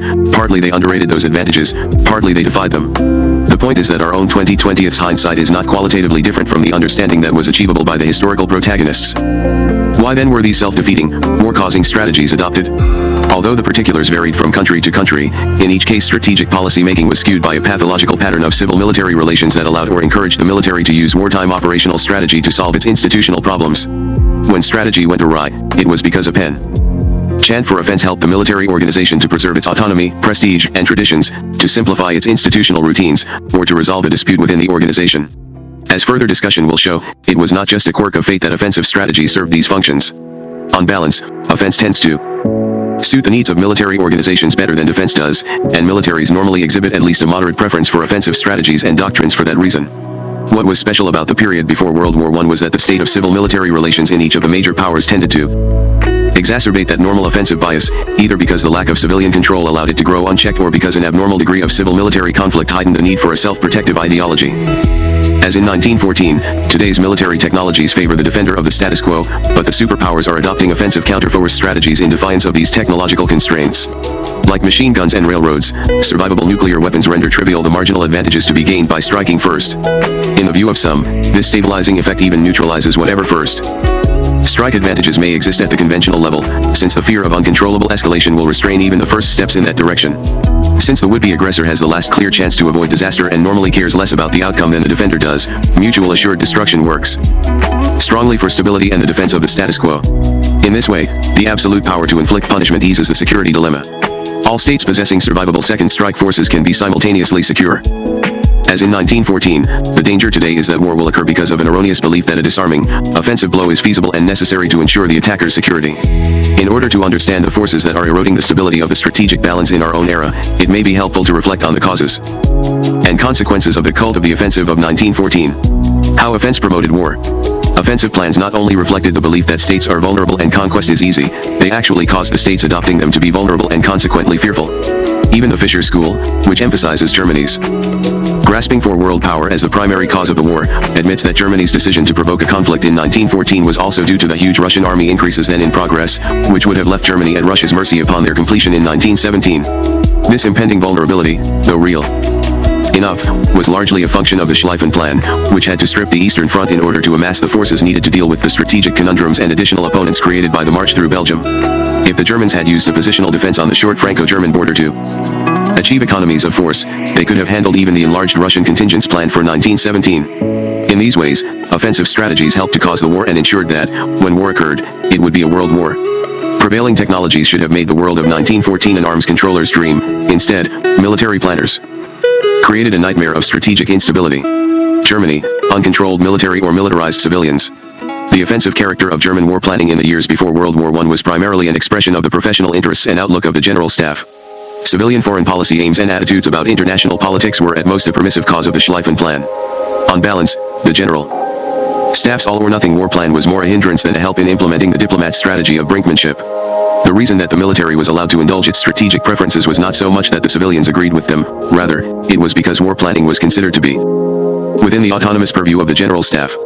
Military preferences were never decisive on questions of the use of force, however, since this was not considered their legitimate sphere. But indirectly, war plans trapped the diplomats by handing them a blunt instrument suitable for massive preventive war, but ill-designed for controlled coercion. The military's unchecked preference for an unlimited offensive strategy and the mismatch between German military and diplomatic strategy were important causes of strategic instability rooted in the problem of civil-military relations.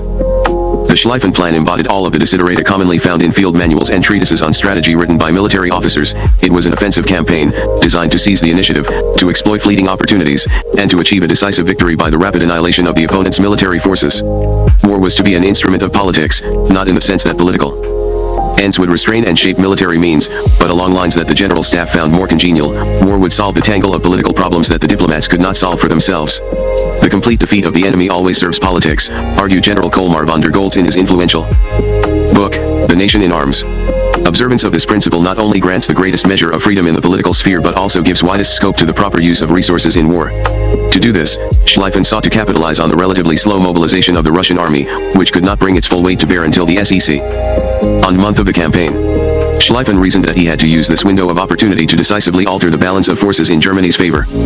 Schlieffen saw that a rapid decision could be achieved only by deploying the bulk of the German army on one front in order to carry out a grandiose encirclement maneuver. France had to be the first victim, because the Russians might spoil the encirclement by retreating into their vast spaces. With Paris at risk, the French would have to stand and fight. By 1897, Schlieffen had concluded that the scheme could not succeed without traversing Belgium, since the Franco-German frontier in Alsace-Lorraine was too narrow and too easily defended to permit a decisive maneuver. In the mature conception of 1905, most of the German army, including some units that did not yet exist, would march for 3 or 4 weeks through Belgium and northern France, encircling and destroying the French army, and then board trains for the Eastern Front to reinforce the few divisions left to cover East Prussia. Even Schlieffen was aware that his plan was an enterprise for which we are too weak. He and his successor, the younger Moltke, understood most of the pitfalls of this maneuver quite well: the gratuitous provocation of new enemies, the logistical nightmares, the possibility of a rapid French redeployment to nullify the German flank maneuver, the numerical insufficiency of the German army, the tendency of the attacker's strength to wane with every step forward and the defenders to grow, and the lack of time to finish with France before Russia would attack. In short, German war planning, especially after 1890, showed a strong bias in favor of offensive schemes for decisive victory and against defensive war.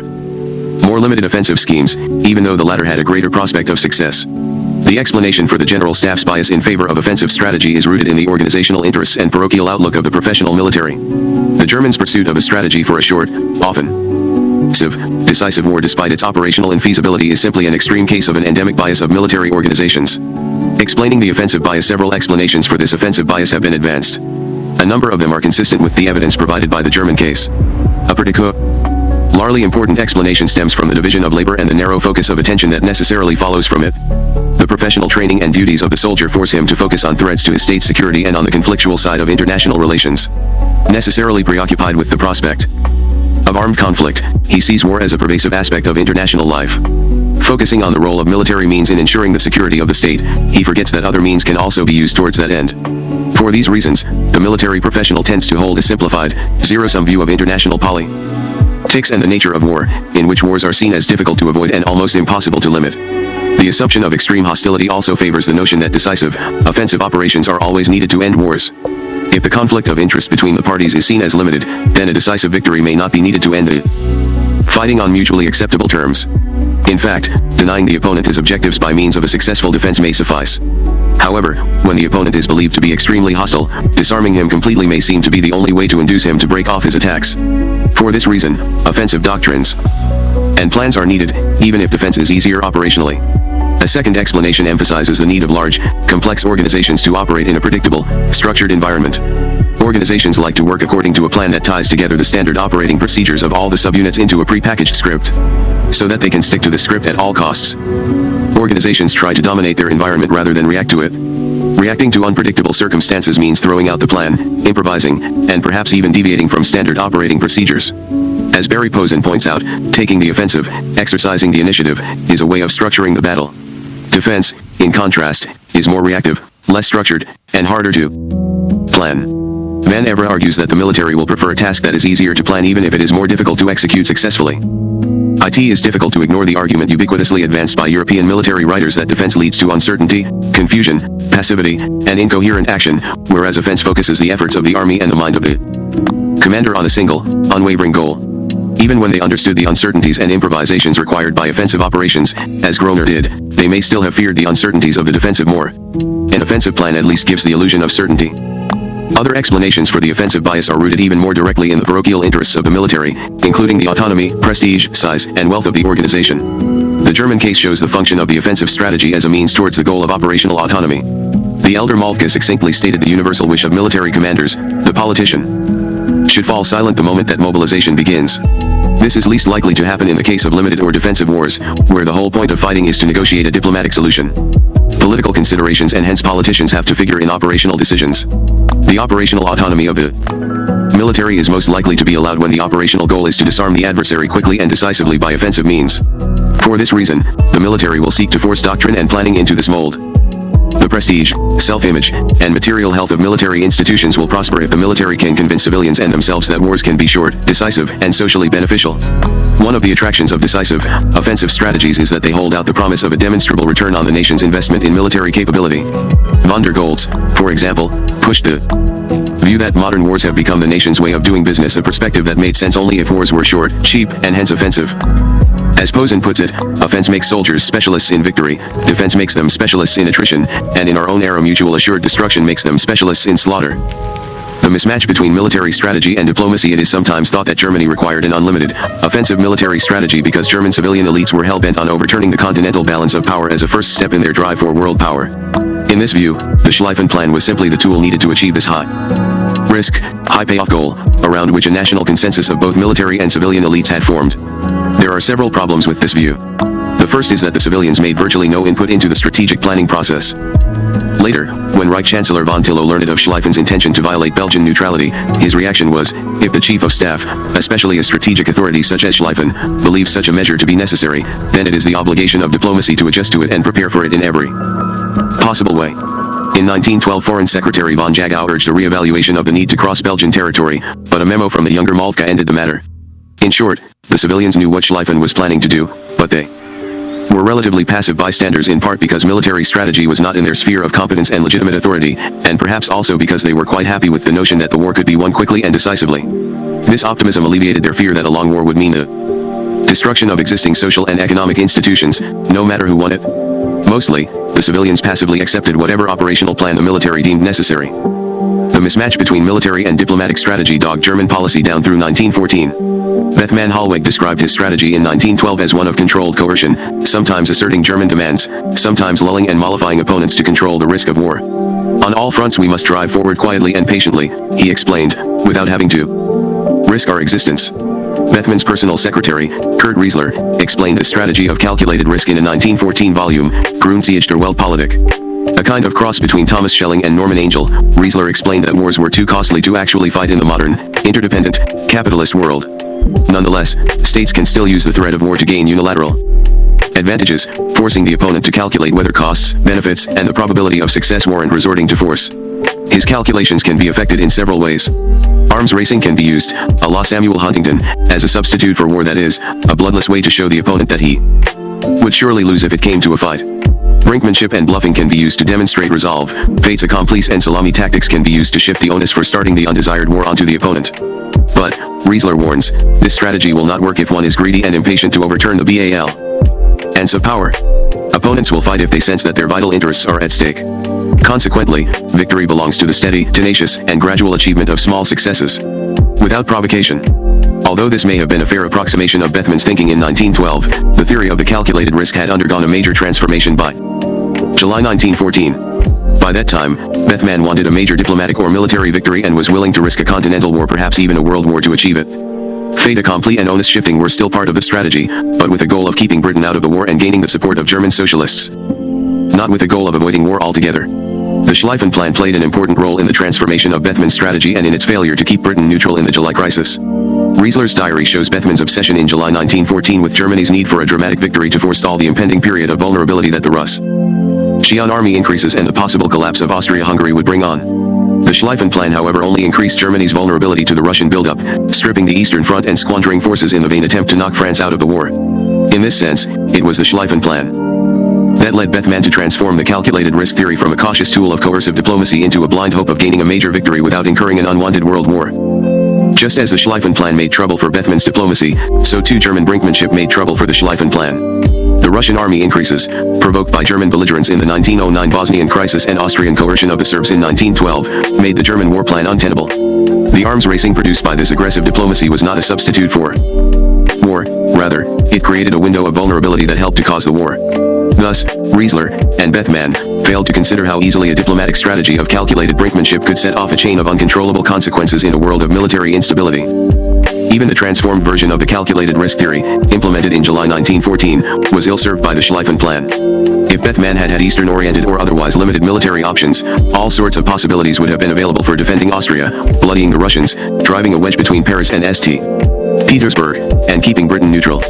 In contrast, the Schlieffen Plan cut short any chance for coercive diplomacy and ensured that Britain would fight France. Civil military truce and conflict. France before the Dreyfus Affair exemplifies the healthiest pattern of civil military relations among the European states, but after Dreyfus, the most destructive. In the former period, civilian defense experts who understood and respected the military contained a latent conflict between the professional army and Republican politicians by striking a bargain that satisfied the main concerns of both sides. In this setting, the use of operational doctrine as a weapon of institutional defense was minimal, so plans and doctrine were a moderate combination of offense and defense. After the Dreyfus watershed, the truce broke. Politicians set out to republicanize the army, and the officer corps responded by developing the doctrine of offensive à outrance, which helped to reverse the slide towards a military system based overwhelmingly on reservists and capable only of defensive operations. The deepening of the Dreyfus crisis in 1898 rekindled old fears on both sides and destroyed the system of mutual respect and reassurance constructed by Freycinet. The military's persistence in a blatant miscarriage of justice against a Jewish general staff officer accused of espionage confirmed the Republicans' view of the army as a state within the state, subject to no law but the reactionary principles of unthinking obedience and blind loyalty. When conservatives and monarchists rallied to the military's side, it made the officer corps appear, undeservedly, to be the spearhead of a movement to overthrow the republic. Likewise, attacks by the Dreyfusards confirmed the worst fears of the military. Irresponsible radicals were demanding to meddle in the army's internal affairs, impeaching the integrity of future wartime commanders, and undermining morale. Regardless of Dreyfus's guilt or innocence, the honor of the military had to be defended for the sake of national security. The upshot of the affair was a leftward realignment of French politics. The new radical government appointed as war minister a young reformist general, Louis André, with instructions to republicanize the army. André, aided by an intelligence network of Masonic lodges, politicized promotions and war college admissions, curtailed officers' perquisites and disciplinary powers, and forced Catholic officers to participate in inventorying church property. In 1905, the term of conscription was reduced to 2 years, with reservists intended to play a more prominent role in war plans, field exercises, and the daily life of the regiment. In this hostile environment, a number of officers, especially the group of young Turks around Colonel Loiseau de Grand Maison, began to re-emphasize in extreme form the organizational ideology propounded earlier by Gilbert. Its elements read like a list of the errors of Plan 17, offensive à outrance, mystical belief in groupe élan achieved by long service together, denigration of reservists, and disdain for reactive war plans driven by intelligence estimates. Aided by the Agadir crisis of 1911, General Joffre and other senior figures seeking a reassertion of professional military values used the Young Turks doctrine to scuttle the reformist plans of the Republican commander-in-chief, Victor Michel, and to hound him from office. Michel, correctly anticipating the Germans' use of reserve corps in the opening battles and the consequent extension of their their right wing across northern Belgium, had sought to meet this threat by a cordon defense, making intensive use of French reservists. Even middle-of-the-road officers considered ruinous the organizational changes needed to implement this scheme. It was no coincidence that Grand Maison's operational doctrine provided a tool for attacking Michel's ideas point by point, without having to admit to blatantly that it was the institutional implications of Michel's reservist-based plan that were its most objectionable aspect. Having served to oust Michel in 1911, the Grand Maison doctrine also played a role, along with the trumped-up scenario of a German standing start attack, in justifying a return to the 3-year term of service in 1913. The problem was that this ideology, so useful as a tool for institutional defense, became internalized by the French General Staff, who based Plan 17 on its profoundly erroneous tenets. Obviously, there is much that is idiosyncratic in the story of the offensive à outrance. The overlapping of social and civil military cleavages, which produced an unusually intense threat to the organizational essence and autonomy of the French army, may have no close analog in the contemporary era. At a higher level of abstraction, however, a broadly applicable hypothesis may nonetheless be gleaned from the French experience. That is, doctrinal bias is likely to become more extreme whenever strategic doctrine can be used as an ideological weapon to protect the military organization from threats to its institutional interests. Under such circumstances, doctrine becomes unhinged from strategic reality and responds primarily to the more pressing requirements of domestic and intragovernmental politics. Russia, institutional pluralism and strategic overcommitment. Between 1910 and 1912, Russia changed from an extremely cautious defensive war plan to an overcommitted double offensive against both Germany and Austria. The general direction of this change can be easily explained in terms of rational strategic calculations. Russia's military power had increased relative to Germany's, making an offensive more feasible, and the tightening of alliances made it more obvious that Germany would deploy the bulk of its army against France in the first phase of the fighting, regardless of the political circumstances. Giving rise to the conflict, Russian war planners consequently had a strong incentive to invade Germany or Austria during the window of opportunity provided by the Schlieffen Plan. Attacking East Prussia would put pressure on Germany's rear, thus helping France to survive the onslaught. Attacking the Austrian army in Galicia might decisively shift the balance of power by knocking Germany's ally out of the war, while eliminating opposition to Russian imperial aims in Turkey and the Balkans. What is harder to explain is the decision to invade both Germany and Austria, which ensured that neither effort would have sufficient forces to achieve its objectives. At a superficial level, the explanation for this failure to set priorities is simple enough. General Yuri Danilov and the General Staff in St. Petersburg wanted to use the bulk of Russia's forces to attack Germany, while defending against Austria. General Mikhail Alexeyev and other regional commanders wanted to attack Austria, leaving a weak defensive screen facing East Prussia. Each faction had powerful political connections and good arguments. No higher arbiter could or would choose between the contradictory schemes, so a de facto compromise allowed each to pursue its preferred offensive with insufficient forces. At this level, we have a familiar tale of bureaucratic politics producing an overcommitted, Christmas tree resultant. Nonetheless, the main differences between Danilov and Alexeyev were intellectual, not bureaucratic. Danilov was fundamentally pessimistic about Russia's ability to compete with modern, efficient Germany. He considered Russia too weak to indulge in imperial dreams, whether against Austria or Turkey, arguing that national survival required an absolute priority be given to containing the German danger. In 1910, this pessimism was expressed in his ultra-defensive plan, based on the fear that Russia would have to face Germany virtually alone. By 1913 to 1914, Danilov's pessimism took a different form. The improved military balance, the tighter alliance with France after Agadir, and telling criticism from Alexeyev convinced Danilov that a porcupine strategy was infeasible politically and undesirable strategically. Now his nightmare was that France would succumb in a few weeks, once again leaving backward Russia to face Germany virtually alone. To prevent this, he planned a hasty attack into East Prussia, designed to draw German forces away from the decisive battle in France. Personality differences may explain Danilov's extreme pessimism and Alexeyev's relative optimism, but this begs the question of why each man was able to gain support for his view.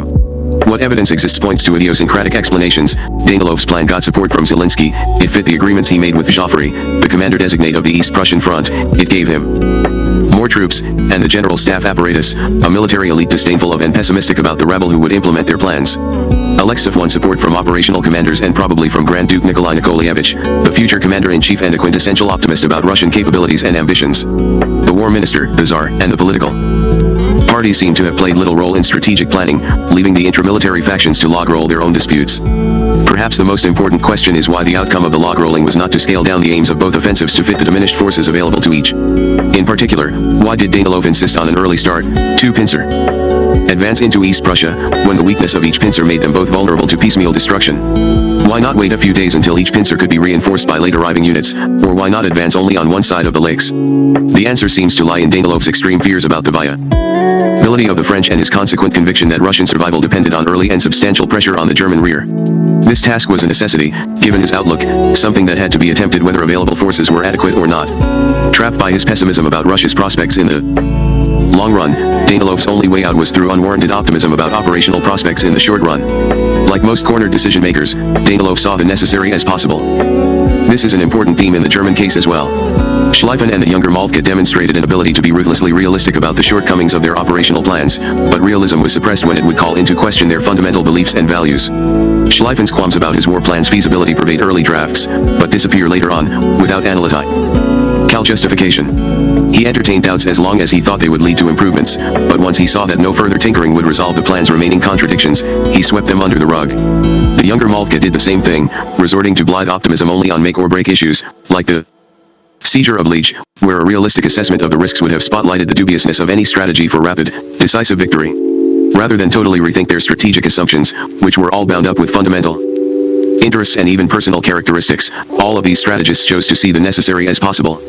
Two hypotheses emerge from the Russian case. The first points to bureaucratic log rolling as a factor that is likely to exacerbate the normal offensive bias of military organizations. In the absence of a powerful central authority, two FAC or sub-organizations will each pursue its own preferred offensive despite a dramatic deficit of available forces. Thus, offensives that are moderately ambitious when considered separately become extremely overcommitted under the pressure of scarce resources and the need to log roll with other factions competing for their allocation. The German case showed how the lack of civilian control can produce doctrinal extremism when the military is united. The Russian case shows how lack of civilian control can also lead to extreme offensives when the military is divided. The second hypothesis, which is supported by the findings of cognitive theory, is that military decision-makers will tend to overestimate the feasibility of an operational plan if a realistic assessment would require forsaking fundamental beliefs or values. Whenever offensive doctrines are inextricably tied to the autonomy, essence, or basic worldview of the military, the cognitive need to see the offensive as possible will be strong. External influences on strategy and civil-military relations. The offensive strategies of 1914 were largely domestic in origin, rooted in bureaucratic, socio-political, and psychological causes. To some extent, however, external influences exacerbated and occasionally diminished these offensive biases. Although these external factors were usually secondary, they are particularly interesting for their lessons about sources of leverage over the destabilizing policies of one's opponents.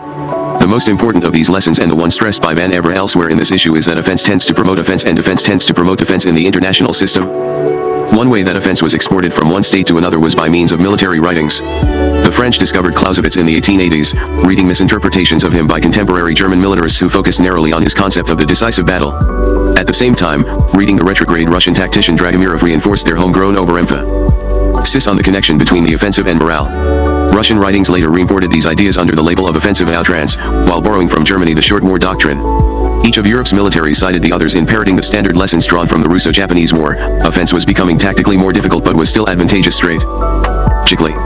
None of this shuffling and sharing of rationales for offense was the initial cause of anyone's offensive bias. Everyone was exporting offense to everyone else, no one was just receiving. Its main effect was mutual reinforcement. The military could believe, and argue to others, that offense must be advantageous, since everyone else said so, and that the prevalence of offensive doctrines was somebody else's fault. The main vehicle for exporting offensive strategies was through aggressive policies, not offensive ideas. The aggressive diplomacy and offensive war plans of one state frequently encouraged offensive strategies in neighboring states, both directly, by changing their strategic situation, and indirectly, by changing their pattern of civil-military relations. German belligerents in the Agadir crisis of 1911 led French civilians to conclude that war was likely and that they had better start appeasing their own military by giving them leaders in which they would have confidence. This led directly to Michel's fall and the rise of Joffre, Castelnau, and the proponents of the offensive à outrance. German belligerents in the Bosnian crisis of 1908 to 1909 had a similar, if less direct effect on Russia. It convinced Alexev that a limited war against Austria alone would be impossible, and it put everyone in a receptive mood when the French urged the tightening of the alliance in 1911. Before Bosnia, people sometimes thought in terms of a strategic modus vivendi with Germany. Afterwards, they thought in terms of a breathing spell while gaining strength for the final confrontation. Combined with the Russians' growing realization of the probable character of the German war plan, this led inexorably to the conclusions that war was coming, that it could not be limited, and that an unbridled offensive was required to exploit the window of opportunity provided by the Schlieffen Plan's westward orientation. Caught in this logic, Russian civilians who sought limited options in July 1914 were easily refuted by Danilov and the military. Completing the spiral, the huge Russian arms increases provoked by German belligerents allowed the younger Moltke to argue persuasively that many should seek a pretext for preventive war before those increases reached fruition in 1917. This recommendation was persuasive only in the context of the Schlieffen Plan, which made Germany look weaker than it really was by creating needless enemies and wasting troops on an impossible task. Without the Schlieffen Plan, Germany would not have been vulnerable in 1917. In short, the European militaries cannot be blamed for the belligerent diplomacy that set the ball rolling towards World War I.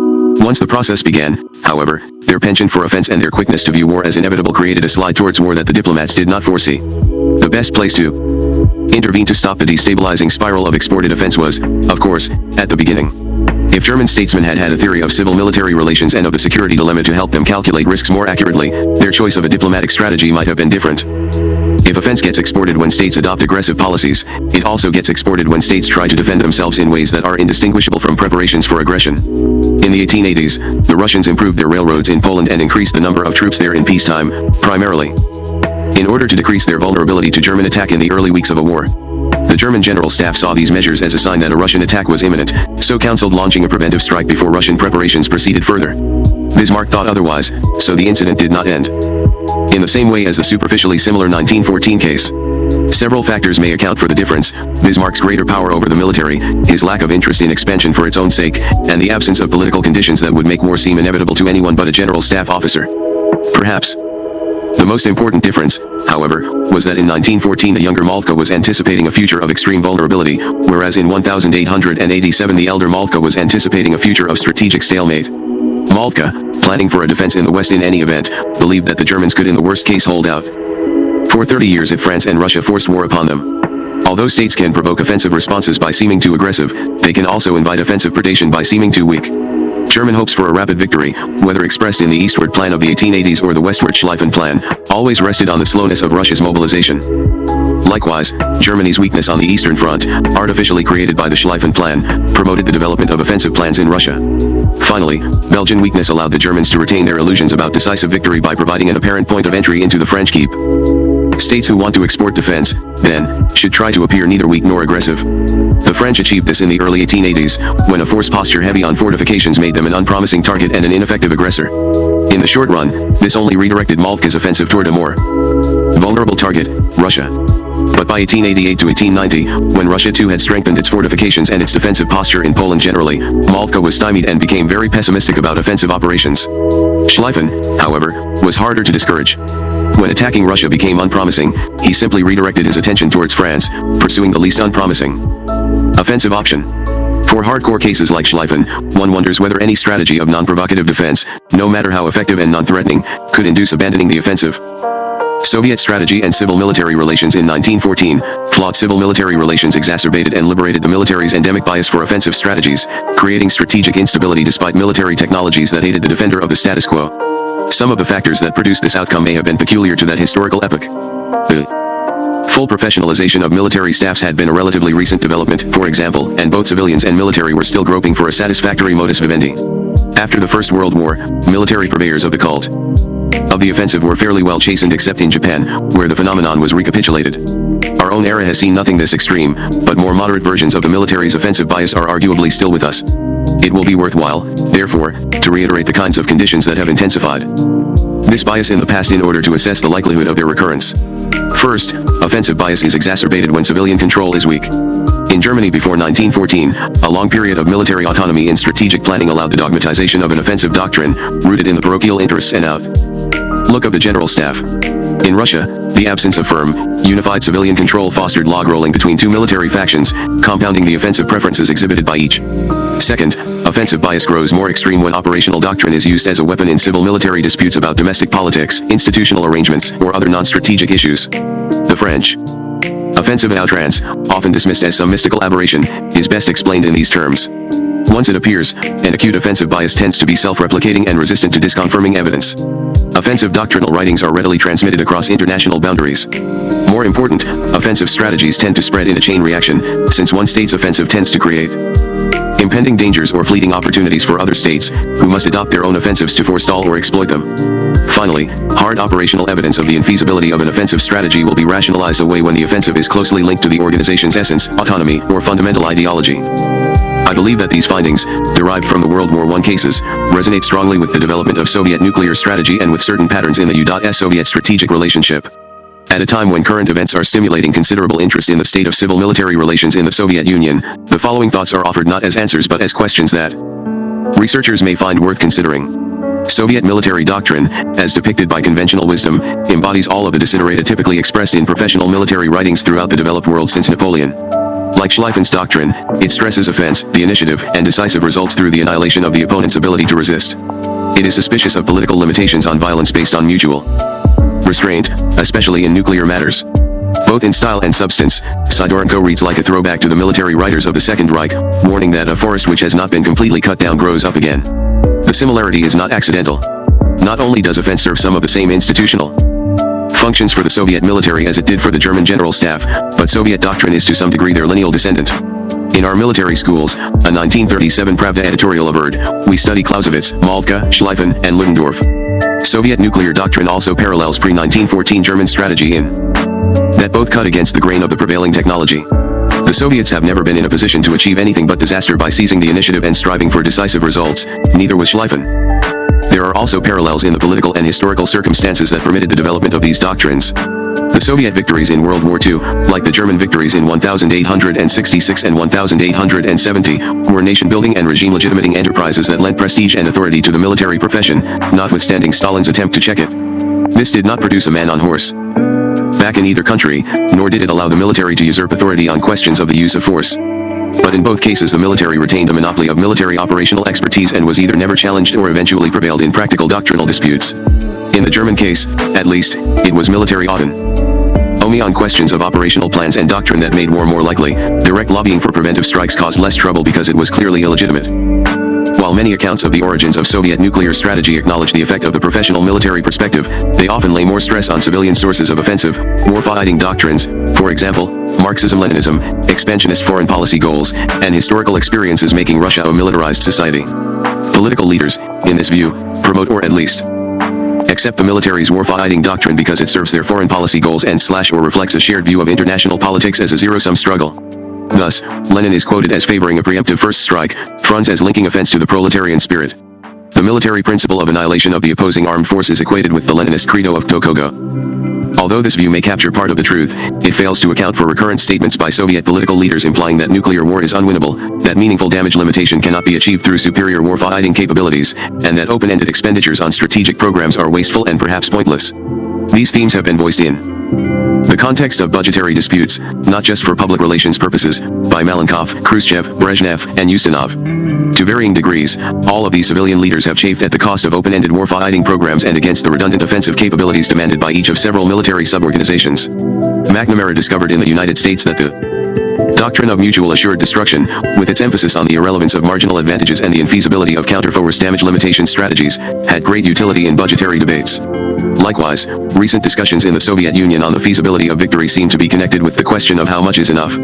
Setting aside certain problems of nuance and interpretation, a case can be made that the civilian leadership, speaking through Defense Minister Ustinov, has been using strategic doctrine to justify slowing down the growth of military spending.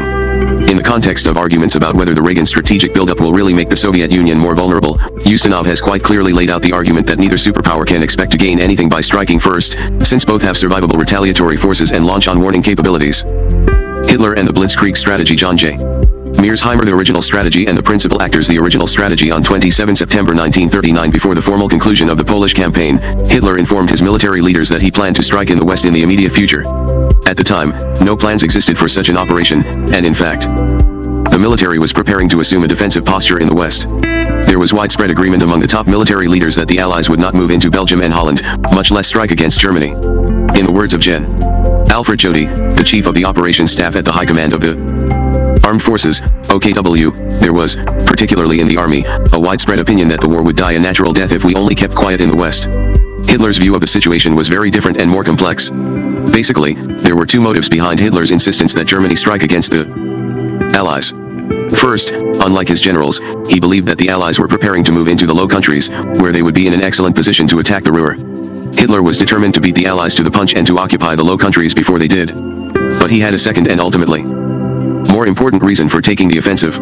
He intended to establish German hegemony on the continent, and to do this he realized that he had to conquer France and to drive the British from the continent. Hitler saw no possibility of peace with the Allies. His political goals, however, had to be weighed against the capabilities of the German military. As will become evident, this weighing process led to much controversy. 138.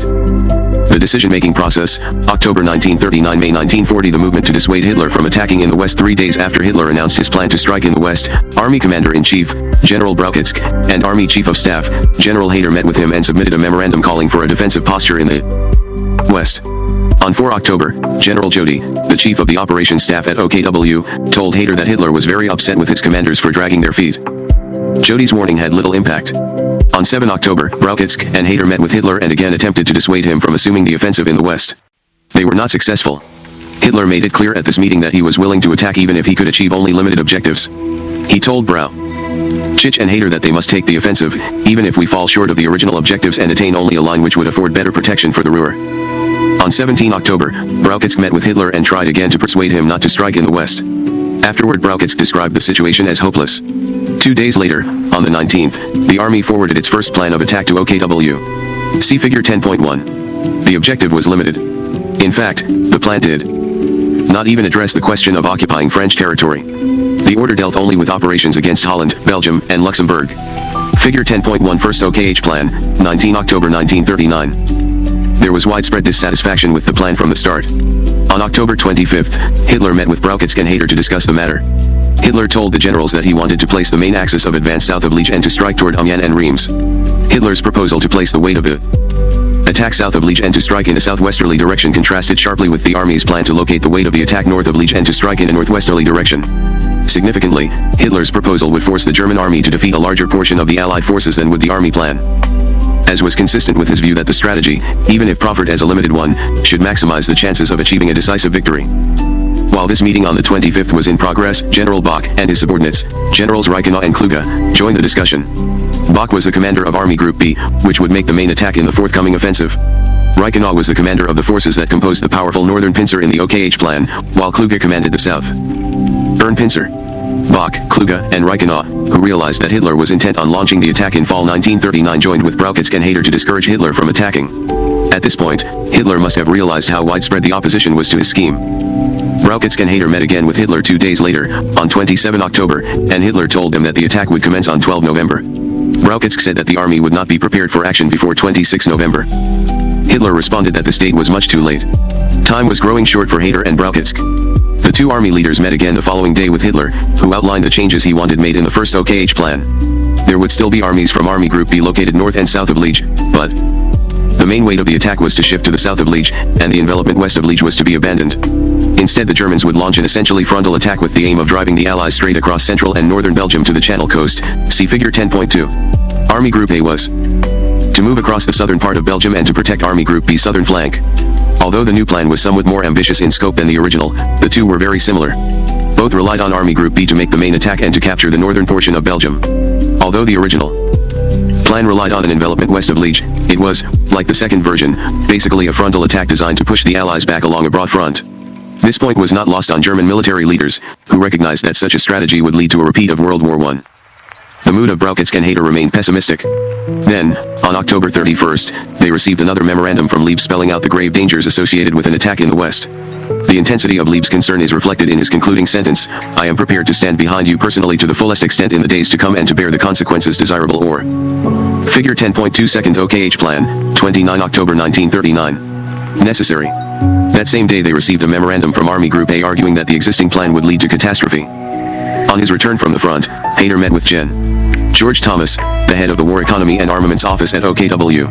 Thomas told Hayter that significant economic problems would result from an offensive in the West. Previously, in September, Thomas had given Hayter and Gen. Walter Warlimont of OKW information about the state of the German economy that provided ammunition for those who opposed Hitler's plan to attack in the West. If the German military could not deliver a rapid knockout blow and was thus forced to fight a protracted war, which Brauchitsch, Hayter, and Lieb saw as the logical outcome of a limited-aim strategy, then a strong German war economy would be essential. Thomas, who was an active member in the group conspiring to depose Hitler, provided Hayter with evidence that the German economy was not prepared to sustain the protracted war that now seemed inevitable. After returning from the meetings with the commanders at the front, Brauchitsch asked to meet with Hitler. He felt that he should make one more effort to change Hitler's mind. The meeting took place on 5 November, and the results were disastrous. Brauchitsch took a memorandum with him that had been writ. 10 in direct response to Hitler's 9 October memorandum, it attempted to prove that any offensive was ruled out at the moment. After failing to make any headway with the standard litany of arguments, Brauchitsch tried to convince Hitler that the German troops might not be prepared to assume the offensive. He told Hitler that the troops had not been aggressive in Poland and that there had been discipline problems in that first campaign. For Hitler, who was not familiar with these claims, this was the last straw. He launched into a tirade that left Brauchitsch stunned and badly shaken. As a consequence of this key meeting, Brauchitz's influence with Hitler plummeted. Moreover, after the 5 November meeting, it was manifest that Hitler could not be dissuaded from an offensive against the Allies. The opposition to an offensive nevertheless continued. In the wake of the November 5th meeting, the 3 army group commanders, Bock, Leib, and Rundstedt, held a secret meeting to discuss how to prevent Hitler from striking in the West. The commanders voiced some differences. For example, Leib was against an offensive altogether, while Rundstedt wanted to adopt a different strategy and then to attack. Such differences were not crucial in fall 1939 because there was an overriding concern, stopping Hitler from opening an offensive in the West. The 3 army commanders agreed to do everything possible to achieve that end. While the generals were doing their best to keep Hitler from striking, the Blitzkrieg began to emerge as a viable option. It took approximately 4 months before this strategy was formally adopted, and the decision-making process was complex. Army Group A was the main driving force behind the Blitzkrieg, although it is clear that Hitler's influence was of crucial importance. Moreover, a number of events in the early part of 1940, principally an airplane crash and 2 sand table exercises, facilitated the adoption of the Blitzkrieg. The leaders of Army Group A were particularly dissatisfied with the first 2 OKH plans. They believed that it would be suicidal to launch an offensive that did not promise a decisive victory. They also believed that a plan of their own would allow the German army to defeat the Allies decisively. On 31 October, Rundstedt, the commander of Army Group A, forwarded a letter and a memorandum outlining Army Group A's views to OKH. During the next 3 months, Rundstedt and Manstein, Army Group A's chief of staff, sent 7 more memorandums to OKH. Furthermore, they talked directly with Hayter and Brauchitsch on a number of occasions, trying always to convince the OKH chiefs of the merits of their plan. More often than not, OKH refused to respond to Army Group A's memorandums. When there was a response, Rundstedt and Manstein were told that the existing plan could not be altered. By late January 1940, when the weather had finally forced postponement of the operation until spring, there was no evidence that Army Group A had made any headway in winning acceptance of its proposal. The limited aim strategy was still in place. Army Group A's initial proposal differed in a number of important respects from the final plan that operationalized the Blitzkrieg. Nevertheless, the general outline of the final plan is present in the first proposal that Rundstedt sent to OKH. Most important, he called for shifting the main weight of the attack from Army Group B in the NBRTH to Army Group A in the south.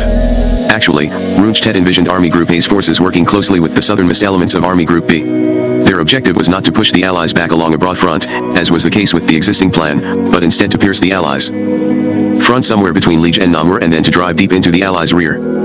It is clear that Army Group A was concerned to effect a deep strategic penetration, the central element in the Blitzkrieg. As we know, a Blitzkrieg provides that large armored units operating independently should conduct the deep attacks. It is evident from Rundstedt's first memorandum that the Panzer forces were expected to play an important role in Army Group A's proposed plan. This emphasis is hardly surprising, since Panzer forces had contributed significantly to the recent German victory in Poland. Army Group A's failure to provide details on the employment of armor notwithstanding, the plan laid out in the first memorandum was very close to being a blitzkrieg. During this same period, Hitler began to focus attention on Army Group A. His new interest was a consequence of his general dissatisfaction with the existing plan as well as of his specific desire to broaden its scope so as to maximize the chances of achieving a decisive victory. At the aforementioned 25 October meeting, where Hitler had discussed the first OKH plan with his generals, he actually asked about the possibility of placing the main weight of the attack opposite the Ardennes, the principal topographical feature in southern Belgium. He quickly dismissed his own idea, however, and none of the assembled generals saw fit to defend it. But on 30 October, one day after the second OKH plan was issued, Jody noted in his diary, Führer comes with new idea about having an armored and a motorized division attack Sedan via Erlon. In effect, this meant giving Army Group A small armored force that would attack through the Ardennes. There is no evidence that at this point Hitler was aware of Army Group A's idea for shifting the main weight of the offensive. Brauchitsch was made aware of Hitler's new idea, and on 12 November the 19th Panzer Corps, which was commanded by Guderian, was assigned to Army Group A. This change was significant for a number of reasons. First, Army Group A had hitherto comprised only infantry divisions. The new assignment also meant, however, that the panzer divisions would not be concentrated with one army group but would instead be spread out across a broad front. Third, and very important, Guderian, the foremost proponent of the Blitzkrieg in Germany, was now united with Manstein and Rundstedt, who had by this time already given OKH 2 memorandums outlining their plan. Although Hitler was responsible for assigning the 19th Panzer Corps to Army Group A, he was not shifting the main weight of the attack away from Army Group B. Shortly after 19th Panzer Corps joined Army Group A, Guderian and Manstein met to discuss the upcoming offensive. Guderian told Manstein of his displeasure with the distribution of the panzer divisions across a wide front. Manstein then described his plan to Guderian, who reacted enthusiastically, although he warned Manstein that it was imperative to employ a large number of armored divisions at the main point of attack. Specifically, this caution meant that Army Group A should rely on panzer divisions to make the initial breakthrough and then to effect the deep strategic penetration. Manstein did not disagree. It is clear that, from this point forward, Manstein and Guderian completely agreed on the shape of the proposed offensive. Their agreement is apparent in the first memorandum that Manstein forwarded to OKH after the 19th Panzer Corps had been assigned to Army Group A. For the AGP it is, however, important, after dashing through Luxembourg making maximum use of the element of surprise, to break through the fortified Belgian positions before the French are able to form up their defense forces and to entirely defeat in Belgium those French elements initially to be expected for encounter. This is a prerequisite both for the continuation of the operation over the Meuse and for the formation of a defensive front toward the south. Therefore the AGP has placed the 19 Corps with 3 DIV in the front line forward of the front and has allocated to it alone 4 trunk roads to try to break through the fortified Belgian positions. Now, Army Group A's proposal contained all the ingredients of the Blitzkrieg, although it was clear that Army Group A would need more armored forces. The 19th Panzer Corps alone was not enough to effect a breakthrough and to conduct a deep strategic penetration. As I noted earlier, OKH placed the 14th Motorized Corps behind Army Group A in late November. Shortly thereafter, Manstein and Rundstedt asked OKH to assign the 14th Motorized Corps to Army Group A so that it could be employed with the 19th Panzer Corps in the front of the Army Group. OKH refused the request. As 1939 came to a close, OKH remained tied to its own limited plan. Although Army Group A continued sending memorandums to OKH, no more important changes were made in the disposition of forces until the Blitzkrieg was adopted in mid-February 1940. On 27 December 1939, OKW announced that the date for the beginning of the offensive would be decided by 9 January. On 10 January, the weather forecast was favorable, and Hitler decided that the attack would start on 17 January. Also on 10 January, a German airplane carrying a copy of the OKH plan crashed in Belgium. Jody's subsequent entry in his diary sums up the German reaction to this development: if enemy is in possession of all the files. Situation catastrophic. The attack was cancelled for the last time on 13 January. In light of the plane crash and the onset of winter, it was decided to postpone the attack until spring 1940. With this decision, the military leaders, as well as Hitler, had time to consider the options in front of them carefully. Then, too, the divulgence of the existing plan had certainly made it imperative to consider alternatives. Army Group A continued to plead its case. The final 2 of its 8 memorandums were forwarded to OKH after the plane crash. At a key conference on 25 January, Rundstedt and Manstein tried to persuade the OKH chiefs of the merits of their plan. Again they were unsuccessful. As the month ended, the limited plan devised in October and slightly modified in November remained intact.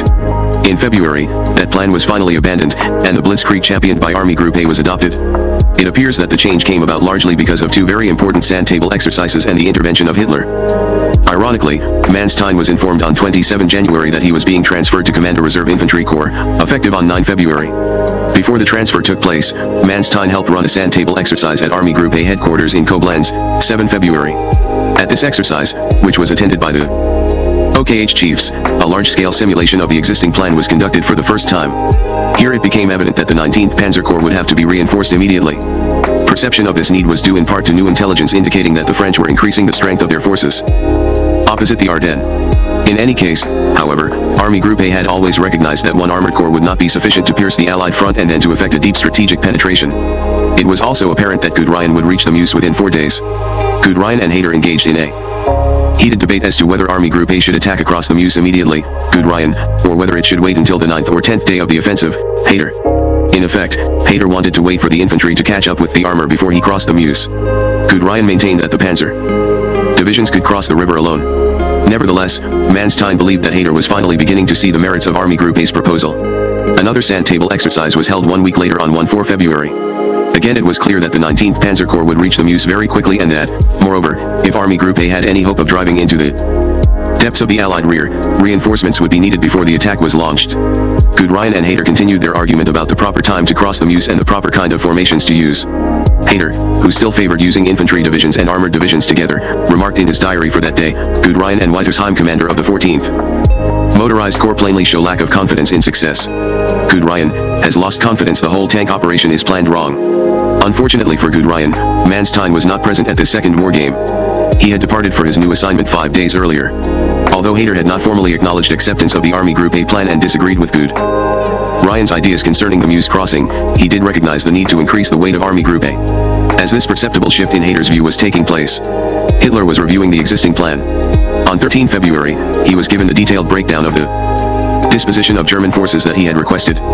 After examining the report, Hitler remarked to Jody, "Most of the gun-armed tanks have been expended on places which are not decisive. The armored divisions with the 4th Army, which formed part of Army Group B's attacking force, can do little in areas where there are obstructions and fortifications. They will come to a standstill at the Meuse, if not before. They should be concentrated in the direction of Sedan, where the enemy does not expect our main thrust." The documents carried by the aircraft which made the landing have still further confirmed their opinion that our only concern is to occupy the Channel coastline of Holland and Belgium. Jody warned Hitler that the thrust against Sedan is a tactical gamble, where one can be surprised by the god of war. Hitler was not impressed. That same afternoon, Colonels Grevenberg and Husinger, both from the operations staff at OKH, were summoned to Jody's office. Jody told them about Hitler's ideas and then directed them to provide a detailed study of the matter. 4 days later, on 17 February, Hitler called Manstein aside after a routine meeting of recently appointed corps commanders. He asked Manstein to outline his views on the offensive in the West. When Manstein had finished detailing his plan, Hitler indicated his agreement with the ideas put forward. The next day, 18 February, Hayter met with Hitler to present the results of the study that OKH had conducted in response to Jody's February 13th meeting with Grevenberg and Husinger. OKH recommended shifting the main weight of the attack to Army Group A, as Hitler had prescribed. OKH's position was now of course consistent with Army Group A's views on the reshaping of the offensive. Shortly thereafter, the new plan was formally adopted. The new plan itself undoubtedly held a certain attraction for Hitler. Although it was audacious, it would, if successful, produce the decisive victory that he wanted so badly. Furthermore, Hitler had always been favorably disposed toward upgrading Army Group A's role in the offensive. OKW Directive No. 8, which mandated that the capability be developed to shift the main weight of the attack to Army Group A, highlights this point. Furthermore, as I noted earlier, Hitler at a meeting in October 1939 had actually mentioned the possibility of placing the main axis of advance through Sedan. Not surprisingly, once Hitler was convinced that the idea of attacking through Sedan was sound, he claimed credit for having devised the scheme. The new plan on 24 February, Hayter reviewed the proposed plan with his commanders at OKH headquarters and issued the final operations order. Despite the OKH leadership's hostility to the Manstein proposal before February, they staunchly supported it once they had been won over. In fact, as Telford Taylor notes, OKH's version of the Army Group A plan was actually far more drastic than anything Manstein had ever proposed. The key assumption was that once the fighting in the West began, the Allies would push forward into northern and central Belgium, placing the majority of the Allied forces opposite Army Group B, which was now the weaker of the two principal German army groups. In southern Belgium, in the area of the Ardennes, the Allies would have a relatively weak force matched against the main weight of the German army. While the Allies were engaged with Army Group B in northern and central Belgium, Army Group A would drive through the Ardennes, would cross the Meuse, and would then head straight for the French coast. In effect, this group would pin the bulk of the Allied forces against the North Sea, see figure 10.3. By moving their main forces forward into Belgium, the Allies would make it much easier for the Germans, once they had penetrated the Allied line opposite the Ardennes, to effect a deep strategic penetration. If the Allies remained along the Franco-Belgian border, they would be in a much better position to retreat and to prevent the Germans from penetrating into their rear. As a result of information gleaned through intelligence channels, the Germans were confident that the Allies would play into their hands by moving into Belgium. It is noteworthy that the majority of panzer divisions were transferred from Army Group B to Army Group A. To make the breakthrough and effect the deep strategic penetration, the Germans created an armored wedge within Army Group A. 2 armored corps and a motorized infantry corps were placed under a special command. A 3rd armored corps was also assigned to Army Group A. The armored forces, operating independently of the standard infantry divisions, figure 10.3 the Manstein plan, were to be the main striking arm of the German army. This was to be a classic blitzkrieg. Opposition to the blitzkrieg, a small number of senior officers were not pleased with the role assigned to the panzer divisions. Specifically, they questioned whether armored forces alone were capable of piercing the Allied front and then effecting a deep strategic penetration. They felt that the infantry divisions should fight the breakthrough battles, with the armored forces held in the rear, waiting to exploit any breakthroughs that might occur. Furthermore, once the panzer divisions were employed, there should be greater emphasis on having them work in tandem with standard infantry divisions. These ideas, of course, threatened the very essence of the blitzkrieg. The principal proponent of reducing the role of the panzer divisions was General George von Sodenstern, who replaced Manstein as Chief of Staff of Army Group A. The other 2 officers who were skeptical of the idea of assigning the armored forces an independent role were Rundstedt and Blumentritt, who were also from Army Group A. Ironically, Rundstedt, who played such an important role in the fight to win acceptance of Army Group A's plan, began doubting the capabilities of the armored forces before the first sand table exercise on 7 February. Manstein's replacement as Chief of Staff of Army Group A, George von Sodenstern, was the most forceful opponent of assigning panzer divisions a key role in the forthcoming offensive. He secured Rundstedt's permission to send a memorandum to OKH expressing his own concern. In this memorandum, which Rundstedt significantly did not sign, Soddenstern argued, "I have grave misgivings with regard to the commitment of strong panzer and motorized forces moving ahead of the front line of the attacking armies. These mobile formations should be held back as an operational reserve to be employed in seeking the decision only after a successful breakthrough of the enemy front has been achieved. I fear that they will not be able to fulfill the tasks assigned to them within the scope of the forthcoming offensive. I am convinced that we cannot force the crossing of the Meuse with motorized forces, but that we must fight our way across with infantry." Soddenstern's doubts went even further. He also questioned whether it was wise to rely so heavily on armored forces to conduct the deep strategic penetration. He favored closely coordinated efforts between infantry and panzer divisions.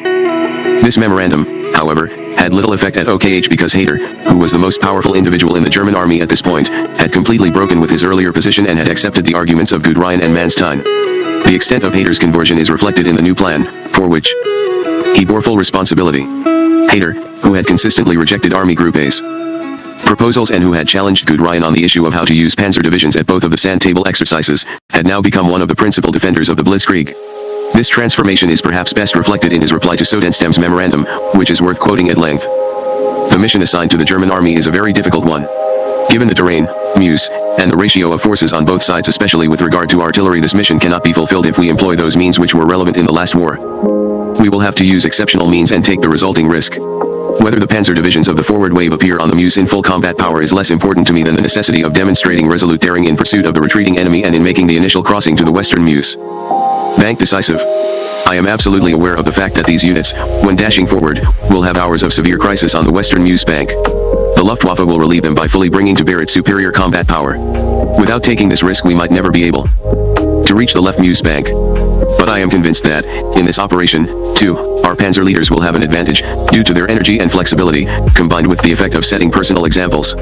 Against an enemy proceeding methodically and less trained in commanding panzers, they will be able to exploit the severe psychological burden imposed by the appearance of German panzers on a unit which lacks battle testing. Hayter's reply to Soddenstern ended debate on this issue. Army Group A did not raise the question again.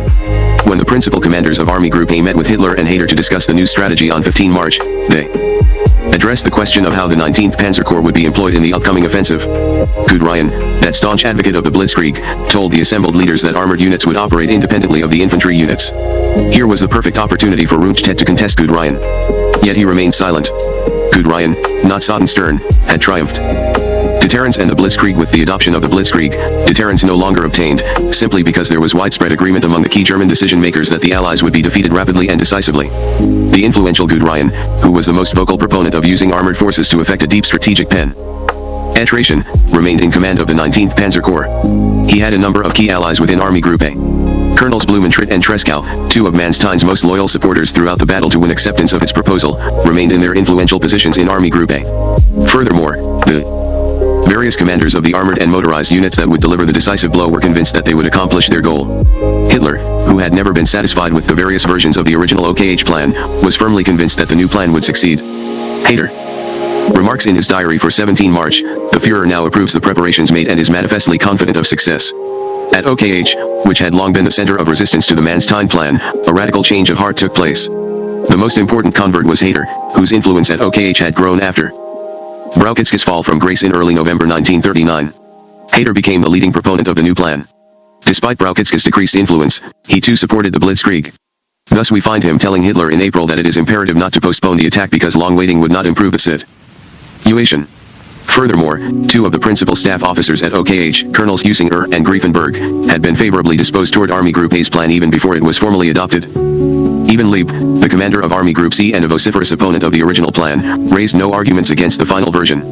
Bach simply could not marshal any support for his position. Even Reichenau, the commander of Bach's main army, was satisfied. The majority of military leaders had accepted the new plan and expected to score a decisive victory.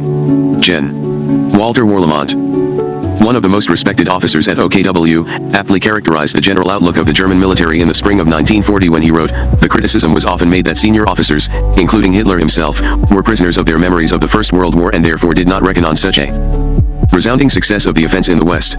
This may have been true in the autumn of 1939, but it clearly was not early in 1940. It should be evident by this point that the evidence contradicts the claim that the Germans were leaping into the dark in May 1940 and that an irrational Hitler was dragging a reluctant military into another world war. Furthermore, J.P. Taylor's claim that the Germans merely hoped to occupy the Channel coast in May 1940 and that their overwhelming success caught them by surprise is not accurate. The Germans had abandoned the limited aim strategy by mid-February 1940 and had replaced it with a blitzkrieg. When one side thinks that it has the capability to launch a successful blitzkrieg, deterrence is very likely to fail, as it did in spring 1940. On the other hand, when a potential attacker sees either an attrition strategy or a limited aim strategy as the only possibility, deterrence is much more likely to obtain, as it did in fall 1939. Conclusion: although the Germans did not attack in fall 1939, Hitler wanted to do so very badly. He was thwarted in part by the weather but mainly by the determined opposition of his generals, all of whom firmly believed that to attack with the existing plan would lead to disaster. In essence, deterrence obtained. Nevertheless, it is important to emphasize that Hitler was willing to attack with the plan that his generals found so unsatisfactory and about which even he had reservations. He believed that if the offensive was launched while the British forces were still few in number, the Germans stood a good chance of winning a decisive victory. Still, he recognized that this was an extremely risky endeavor. He was willing to take such a gamble, however, because of an overriding political consideration, his desire to establish German hegemony on the European continent. He also believed, of course, that the Allies were preparing to launch an offensive into the Low Countries, and he wanted to strike before they did. His generals, however, did not accept his reasoning, and without their support, Hitler was unable to strike in the West. In the early months of 1940, the Germans radically altered the existing plan and adopted the blitzkrieg. From that point forward, there was no doubt that the German military would strike as soon as the weather permitted. Some further words about the emergence of the blitzkrieg are in order. It clearly cannot be argued that the Germans developed and adopted the blitzkrieg during the interwar period and then applied it for the first time in Poland. When the German military finally adopted the blitzkrieg in February 1940, it won acceptance outside a small circle of advocates for the first time. Plainly, neither Hitler nor the majority of the German generals grasped the potential of the blitzkrieg before February 1940. It is noteworthy, however, that those generals, and especially Hitler, were favorably disposed toward panzer divisions. In this respect, the importance of the Polish campaign cannot be underestimated. Although the Germans did not employ a blitzkrieg in Poland, the operation demonstrated that, regardless of the strategy, panzer divisions were a valuable asset on the battlefield. The Polish campaign was an important first step in erasing the more conservative officers' doubts about the general utility of panzer divisions. The growing respect for the armored forces, coupled with the German military's traditional emphasis on winning quick victories, meant that the senior German generals did not have to alter their views greatly to endorse the blitzkrieg.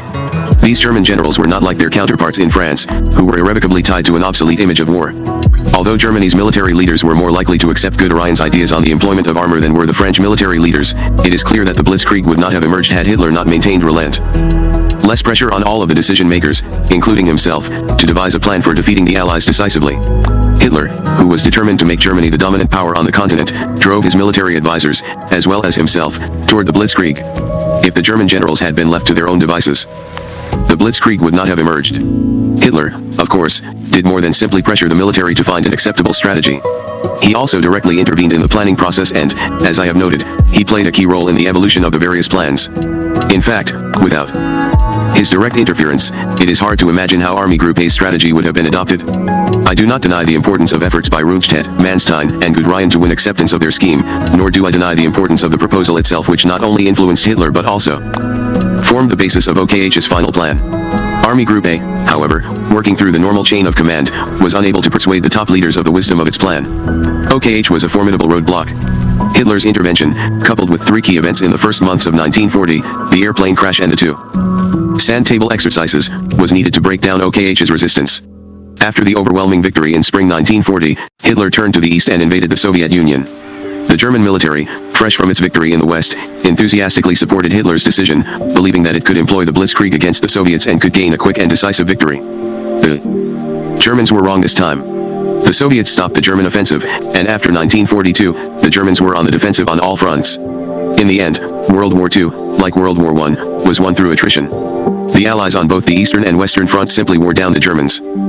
Japan's fatal blunder. Sir George Sansom. In the light of what we know today, the decision of the leaders of Japan to make war upon the United States appears as an act of folly, by which they committed themselves to a hopeless struggle against a power with perhaps 10 times their own potential industrial and military strength. But was that decision in fact as reckless as it now seems, or can it be regarded as the taking of a justifiable risk in the circumstances in which it was made? Perhaps it is too soon to expect a complete answer to this question, but there is already available a good deal of useful information upon which a preliminary judgment can be based. There is, for instance, an interesting series of reports published by the United States Strategic Bombing Survey, one which was conducted by civilians, primarily for the purpose of ascertaining the degree to which air power contributed to the defeat of Japan. During this inquiry there was collected a mass of statistical and other information regarding political and economic conditions in Japan prior to and during the war. These studies, together with 2 volumes of interrogations compiled by the United States Navy to include valuable data based upon oral and documentary evidence obtained in Japan in 1945, not long after the surrender, when memories were fresh. It should be understood that the answers elicited by interrogations cannot all be taken at face value. Allowance must be made for certain factors of error. Thus, the summaries of the bombing survey, in which general conclusions are drawn, naturally tend to place emphasis on the part played by aircraft in reducing Japan to the point of surrender and, by implication, to underestimate the importance of the general strategic conduct of the war and the particular effectiveness of submarine action on vital Japanese lines of communication by sea. Moreover, the interrogations were not always skillfully conducted, and the replies sometimes betray a desire to please 153. The questioners, if not to mislead them. Different and more reliable results might have been obtained from really searching cross-examination by experienced persons. Nevertheless, the documents are extremely interesting and suffice to establish beyond reasonable doubt a number of important facts. The following tentative appraisal draws freely upon information which they contain, though it is supplemented at a few points by knowledge derived by the writer from other sources during a visit to Japan early in 1946. There is no doubt that Japan was preparing for war at least a decade before 1941, but this does not necessarily mean that she had decided before that year to make war upon the United States or the British Commonwealth. The most that can be safely said is that certain influential army leaders and their civilian supporters contemplated war if the European situation should so develop as to make it feasible and advantageous. There was no concealment of Japan's intention to get ready for war. But during 1940 there was still no agreement in influential circles as to the course which Japan should take in international affairs, or even as to the lines upon which her economy should be further developed and controlled. The full powers which the government had progressively acquired in preceding years were exercised only partially. A medley of state controls existed side by side with autonomous direction in separate branches of production and trade, and, in general, conflict between the military and the leaders of industry and finance continued unabated and unresolved. It is sometimes stated by British and American writers that big business in Japan, the so-called Zaibatsu, cooperated enthusiastically in preparations for war or at least meekly gave way to military pressure. The evidence for this view is poor. On the contrary, during the early part of 1940 the influential Economic Federation of Japan, Nihon Reme, resisted the government's plans for industrial expansion, arguing that they were basically unsound. Their opposition was, it is true, based on technical rather than political grounds, but it cannot be said that they cooperated freely with the military leaders in the development of an economy designed for warlike purposes. In fact, under the Ono government, which was in power until July 1940, there were still elements in the cabinet that favored a cautious if not a pacific foreign policy, and were inclined to take the side of the industrialists in resisting totalitarian trends. It was at this point that the military used their strongest political weapon. By withdrawing the war minister, they forced the resignation of the Ono cabinet, in which the relatively liberal M.R. Arita was foreign minister. The second convoy cabinet was then formed, with Tojo, a convinced expansionist, as war minister. Its announced policy was the development of a highly organized national defense state and the consolidation of an Asiatic co-prosperity sphere. This was definitely a war cabinet, and its immediate purpose was to bring the industrialists to heel. Once the government reached a firm decision, the resistance of the industrialists was sooner or later bound to collapse. The close concentration of industrial power in Japan, having historically been achieved largely under official direction or with official support, had never acquired true independence or substantial political strength.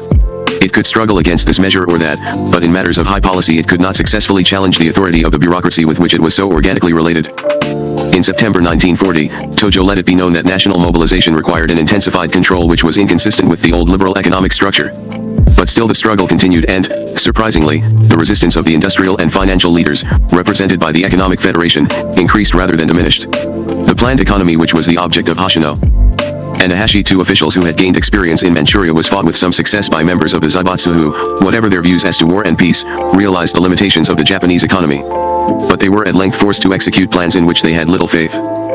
These facts are cited as showing that as late as 1941, despite long preparation, there was yet no effective centralized control of the Japanese industrial structure, and, quite apart from the conflict between government and private enterprise, there was another defect in the country's war-making capacity, for the administrative machine, seemingly so efficient in normal times, turned out to be rigid and unmanageable. It was even necessary for Tojo, when he became prime minister in 1941, to seek legislation which would compel the various ministries to obey his orders. Such a diagnosis of the radical weaknesses in Japan's governmental structure at a juncture when her national existence was about to be staked upon its efficiency may seem too sweeping, but it could be supported by further evidence. It is sufficient to say here that the subsequent course of events, in both the economic and military spheres, shows that part of the failure of the Japanese economy to meet the demands made upon it in time of war can be traced back to faulty arrangements in time of peace.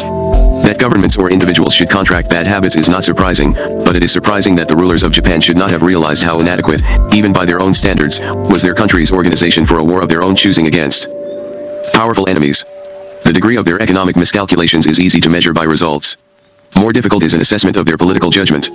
There can be no doubt that the coalition which began to rule Japan in July 1940 was determined to make use of the European war to further an expansionist policy in Asia and, if possible, to settle the conflict with China on favorable terms. When France was defeated and England appeared to the Japanese to be about to follow her in disaster, the convoy government began to feel confident enough to probe the weaknesses of possible antagonists by such measures as flouting British and American interests in China, blackmailing the United Kingdom into closing the Burma Road, pressing the Netherlands Indies for economic concessions and moving troops into northern Indochina. In the summer of 1940 it even looked as if an attack upon British possessions in the Far East was imminent. But action was postponed, partly because the progress of the Battle of Britain raised doubts about the expected collapse of the United Kingdom, but also because the Japanese Army and Navy wished to complete their armament and to collect further stocks of basic materials. They appear to have decided that, tempting as it was, an attack upon British and Dutch territories alone would be strategically unsound, because it would leave on their flank unimpaired American strength which might intervene at a moment chosen by the United States. They were, moreover, not yet satisfied that they had the whole country with them, for despite their vigorous domestic propaganda there were still dissidents in high places and doubtless also among the people. The distribution of political influence within Japan was traditionally such that any decisive move required much bargaining and persuasion. The firmly established system of checks and balances was customary rather than constitutional, but it had the effect of delaying political action. Even within the ruling coalition there were differences of opinion on the timing and the length of each step taken on the road to war, and there were cautious or conservative elements whose hesitations had to be overcome. This was the condition reached by the summer of 1941. The extremists continued to strengthen their position step by step, by committing Japan to engagements from which it was difficult if not impossible to withdraw. Perhaps this period was the most crucial in Japanese history, since a vital decision on war or peace is not a simple choice of alternatives at a given moment, but is influenced by the cumulative effect of previous commitments, none of which is separately decisive. The extremists had in July 1941, by a series of gradual maneuvers, gone far towards creating a situation in which their voice would be dominant. They then took a long step by establishing bases in southern Indochina. All available evidence goes to show that they did not expect this move to evoke strong reactions from the United States or the United Kingdom. It was represented as nothing but a strategical development in the war against China, but its implications were perfectly clear. It was the first phase of a projected southward movement. It is interesting to note, from the captured German documents published in January 1948 by the United States government, that the draft secret protocol of November 1942, the agreement between the USSR and the tripartite powers, states that Japan declares that her territorial aspirations center in the area of Eastern Asia to the south of the island empire of Japan. 3. The sharp countermeasures of the United States and the United Kingdom came as a surprise to the extremists and threw the moderates into confusion, though they must have had some warning from the Japanese embassy in Washington. The situation is well described in the summary report of the United States Bombing Survey, as follows: though the conservative wing of the ruling coalition had endorsed each move of its coalition partners, it hoped at each stage that the current step would not be the breaking point leading to war. It arranged and concluded the Tripartite Pact, September 1940, and hoped that the Western powers would be sufficiently impressed with the might and solidarity of the Axis to understand the futility of further resistance. It approved of the Indochina adventure, assuming that Japan would get away with this act of aggression as easily as with previous ones. But while the freezing of Japanese assets and the embargo upon the export of strategic materials to Japan imposed by the Western powers shocked the conservatives and frightened the moderates, they had already gone too far in their acquiescence. They could not now suggest any course but negotiations with the United States, and over the terms of these negotiations they could exercise no control, since the power of final decision had already passed into the hands of the extremists. All they could now hope for was that the extremists would make enough concessions to satisfy the United States, and this was a vain hope, because to make any effective concessions would be to admit that the whole of Japanese policy since 1931 had been a blunder, for which the military party and its civilian allies were responsible. The army's prestige would never recover from such a blow. War was inevitable. The only question now was what kind of war. Such in broad outline was the political background of the decision to go to war. It remains to consider on what grounds the military leaders of Japan based their judgment that Japan could successfully challenge the United States and the British Commonwealth. It cannot be assumed that they blindly led their country into war with no prospect of success. Theirs was a considered policy, attended by calculated risks. Examined in retrospect, it proves to have been based upon mistaken assumptions, and executed with insufficient skill and foresight, but it was not, as conceived, irrational. It must also be remembered that the economic sanctions imposed upon Japan in 1941 were such as to make war appear a reasonable, if dangerous, alternative. The planners who decided that the risk of war could be taken were not blind to the frightful disparity between their own strength and that of their enemies. They counted upon certain favorable circumstances to balance their own deficiencies. Late in the summer of 1941 they were convinced that Germany would be victorious and that within a few months, Russia having been defeated, the United States and the United Kingdom would be obliged to accept supremacy of Germany in Europe. This outlook, though it promised them membership of the SUC, successful alliance was in one respect not entirely pleasing to them, since they felt some distrust of their Axis partners, which the Germans in Japan by their arrogant behavior did nothing to diminish. Some Japanese expansionists therefore felt that their plans might be upset by a premature settlement of the European conflict, which would leave them without any spoils of war in the Pacific, and this fear probably, though not certainly, was an additional motive for the rapid seizure of territories in Asia from which they could derive supplies of oil and rubber, and strategic bargaining power. As they saw the position, those objectives stepping stones to further expansion could be attained by a short and restricted campaign. They would engage in hostilities in the Pacific for a strictly limited purpose. First they would conquer an area enclosed within a perimeter including Burma, Malaya, Sumatra, Java, northern New Guinea, the Bismarck Archipelago, the Gilbert and Marshall Islands, Wake and the Kuriles. This, they calculated, could be achieved in a few months if American sea and air power could be weakened by surprise attacks upon Pearl Harbor and the Philippines.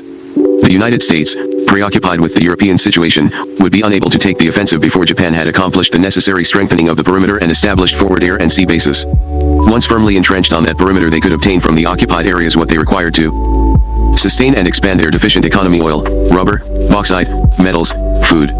Thus supplied, they could wage defensive warfare which, it was supposed, would within a year or two weaken the American purpose and so lead to a compromise peace. Negotiation would leave to Japan a substantial portion of her gains and a dominant position in Eastern Asia. This was not at that time a strategy which could be condemned out of hand as unrealistic. It could be regarded, and presented to the Japanese people, as a reasonable and honorable alternative to submitting to sanctions. It aroused misgivings in some circles in Japan, and even its proponents knew that it would throw a great strain upon Japan's capacity, but they counted upon the shock of rapid conquests, and upon the fighting qualities of their soldiers and sailors. Certainly in the first few months of the war nothing happened to make them revise their opinions. Their successes were greater and easier than they had foreseen. So encouraged were they by their achievement that they began to consider an extension of their perimeter. They planned an advance into the Solomons and Port Moresby, to be followed by a further advance into New Caledonia, Samoa, and the Fijis, the capture of Midway and the occupation of the Aleutians. It was here that they made their first cardinal blunder, for by stretching and overextending her line of advance, Japan was committed to an expensive and exacting supply problem. She delayed the fortification of the perimeter originally decided upon, jeopardized her economic program for exploiting the resources of the area already captured, and laid herself open to early counterattack in far advanced and, as yet, weak positions. For this blunder in execution also laid bare certain weaknesses in the original conceptions of the Japanese planners. Perhaps the most important of these was their misjudgment of the temper of the United States, for the attack on Pearl Harbor had a stimulating psychological effect upon the American people which in military importance far outweighed the losses sustained at Pearl Harbor. The Japanese army had persuaded the Japanese people that the democratic states were materialistic, irresolute, incapable of matching the unique Japanese spirit. They had argued, not without some plausibility, that the United States had for a decade or more shown a strong aversion to protecting its interests in the Far East by warlike measures, despite repeated provocation. They inferred that those interests were not regarded as of vital importance and that consequently in the long run a spirit of compromise would prevail. They seemed to have been deceived by their own propaganda, for even after their initial reverses in the first half of 1942 at Midway and towards the end of the year at Guadalcanal, they appear still to have supposed that they could fight the war on their own terms. They did not yet realize that their original plan of restricted warfare, which could be sustained for a limited period by their 1941 economy, was no longer feasible.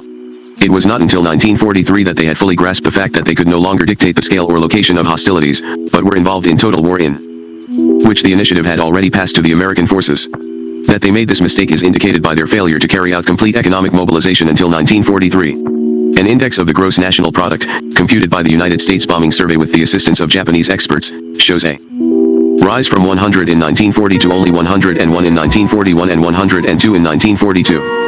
It was not until 1943 that a substantial increase was gained by a production drive which raised the figure to 113 for 1943 and 124 for 1944. This was the peak of Japanese production, and it was reached by forcing an ever-growing proportion of the total economy into direct war purposes, while straining the civilian population almost to breaking point. It was a remarkable performance, but it was too little and too late. No effort was made to carry out a coherent plan of overall expansion of the Japanese economy, perhaps because a balanced development was impossible in view of its previous distortion. Even if the foregoing explanation of the delay in carrying out full economic mobilization errs in placing too much emphasis upon a tardy appreciation of the strategic position, it is clear that the Japanese tradition of government depending upon slow and cautious compromise was ill-adapted for times of emergency that demanded bold decision and quick performance. The subsequent course of the Pacific War needs no detailed recital here. It is enough to say that although the Japanese made after 1942 immense military and economic efforts to meet conditions for which they had not originally planned, both were insufficient to stem the tide which began to flow against them. Nearly all their calculations had gone wrong. The British Isles were not invaded, the Soviet Union did not collapse, the United States showed not the least disposition to compromise, but began to plan the outright defeat of Japan. The prospect of a negotiated peace vanished. Plans to draw upon the occupied territories for tile materials could not be executed, because submarine and air attacks upon Japanese shipping prevented not only the carriage of needed supplies to Japan, but also the full support of Japanese forces in the field. Japanese commanders have testified that only 20% of the supplies dispatched to Guadalcanal reached their destination, and that of 30,000 troops landed, 10,000 died of starvation or disease and 10,000 were evacuated early in 1943 in a debilitated condition. Though Japanese troops everywhere fought stubbornly and well, inflicting heavy losses upon their opponents, by the opening months of 1943 not only had the Japanese advance been stopped, but their overall strategic plan had been upset. This was the result of an overwhelming superiority of American power. And it revealed a basic error in the initial premises of that plan. It had been supposed that the perimeter could be held indefinitely, but American experience showed after the engagements of 1942 that it was not necessary to reduce the whole perimeter. The widely spread Japanese positions were dependent upon supply by sea, and it was necessary to destroy them only at points selected by the American command. So long as attacks upon Japanese shipping were maintained, other points could be bypassed as a general advance was begun towards bases within striking distance of Japan. It was after the evacuation of Guadalcanal, in February 1943, that thoughtful Japanese began to suspect that their prospects of victory had disappeared, while those who knew all the facts saw that the situation was desperate. It is surprising that, to quote the words of Hoshino, chief secretary of the Tojo cabinet, the real Japanese war economy only began after Guadalcanal. Perhaps even more surprising is the confusion which is revealed in the direction both of the war economy and the national strategy after that date. Full credit must be given to the Japanese people for their efforts to restore and develop their war potential after 1942, but their leaders seem never to have reached a clear and comprehensive view of their country's situation. Some rough estimates of national strength were compiled before the war. They were tentative and incomplete, and perhaps this was in the circumstances unavoidable. But it is strange that, so far as is known, a full reappraisal in the light of the new conditions was not attempted until September 1943. This was made not by the government for its own purposes, but by Takagi, an officer of the Naval General Staff, at the request of Admiral Yona, who had been out of office since his cabinet fell in 1940. This influential statesman, when asked in 1945 what he considered the turning point of the war, replied, "To be very frank, I think the turning point was the start. I felt from the very beginning that there was no chance of success." Takagi's report strengthened Admiral Yona's fears that the prosecution of the war by the Tojo government was unsatisfactory. It confirmed his judgment that Japan should seek a compromise peace before she suffered a crushing defeat. Yona was not alone in this feeling. It was shared by certain influential persons outside the government and a number of naval officers. They had indeed good reason for their anxiety. The circumstances beyond Japan's control were grave enough: the growing shortages of materials, losses of aircraft, warships, and merchant vessels, and the certainty of long-range air attacks upon the centers of production at home. And, added to these, was growing confusion within Japan. Nominally, by 1943 the Japanese government had achieved full control of all national organs and activities, but Japan had evidently not become a solid authoritarian state. Animosity between Army and Navy was such that the submarine service resented the diversion of its vessels from competent functions to Army transport duties, and towards the end of the war the Army began to build submarines for its own use and declined naval advice. Army and Navy details, it is said, would fight outside factories for supplies designated for one or the other service. Shinjiro Fujihara, an industrial magnate who at a critical juncture became director of aircraft production, even alleged, no doubt untruthfully, that Army and Navy rivalry was responsible for keeping down the total output by about 50%. In addition to their inter-service quarrels, the armed forces displayed hostility towards civilian organs. The director of the General Mobilization Bureau testified on interrogation that they would never disclose their stocks or discuss their requirements with him, would not submit demands through the appropriate ministry, and thus thwarted all attempts at coordination of supply. Control bodies set up by the government for key materials tried to enforce a system of priorities, but the Army and Navy would help themselves to supplies without troubling to obtain priority certificates.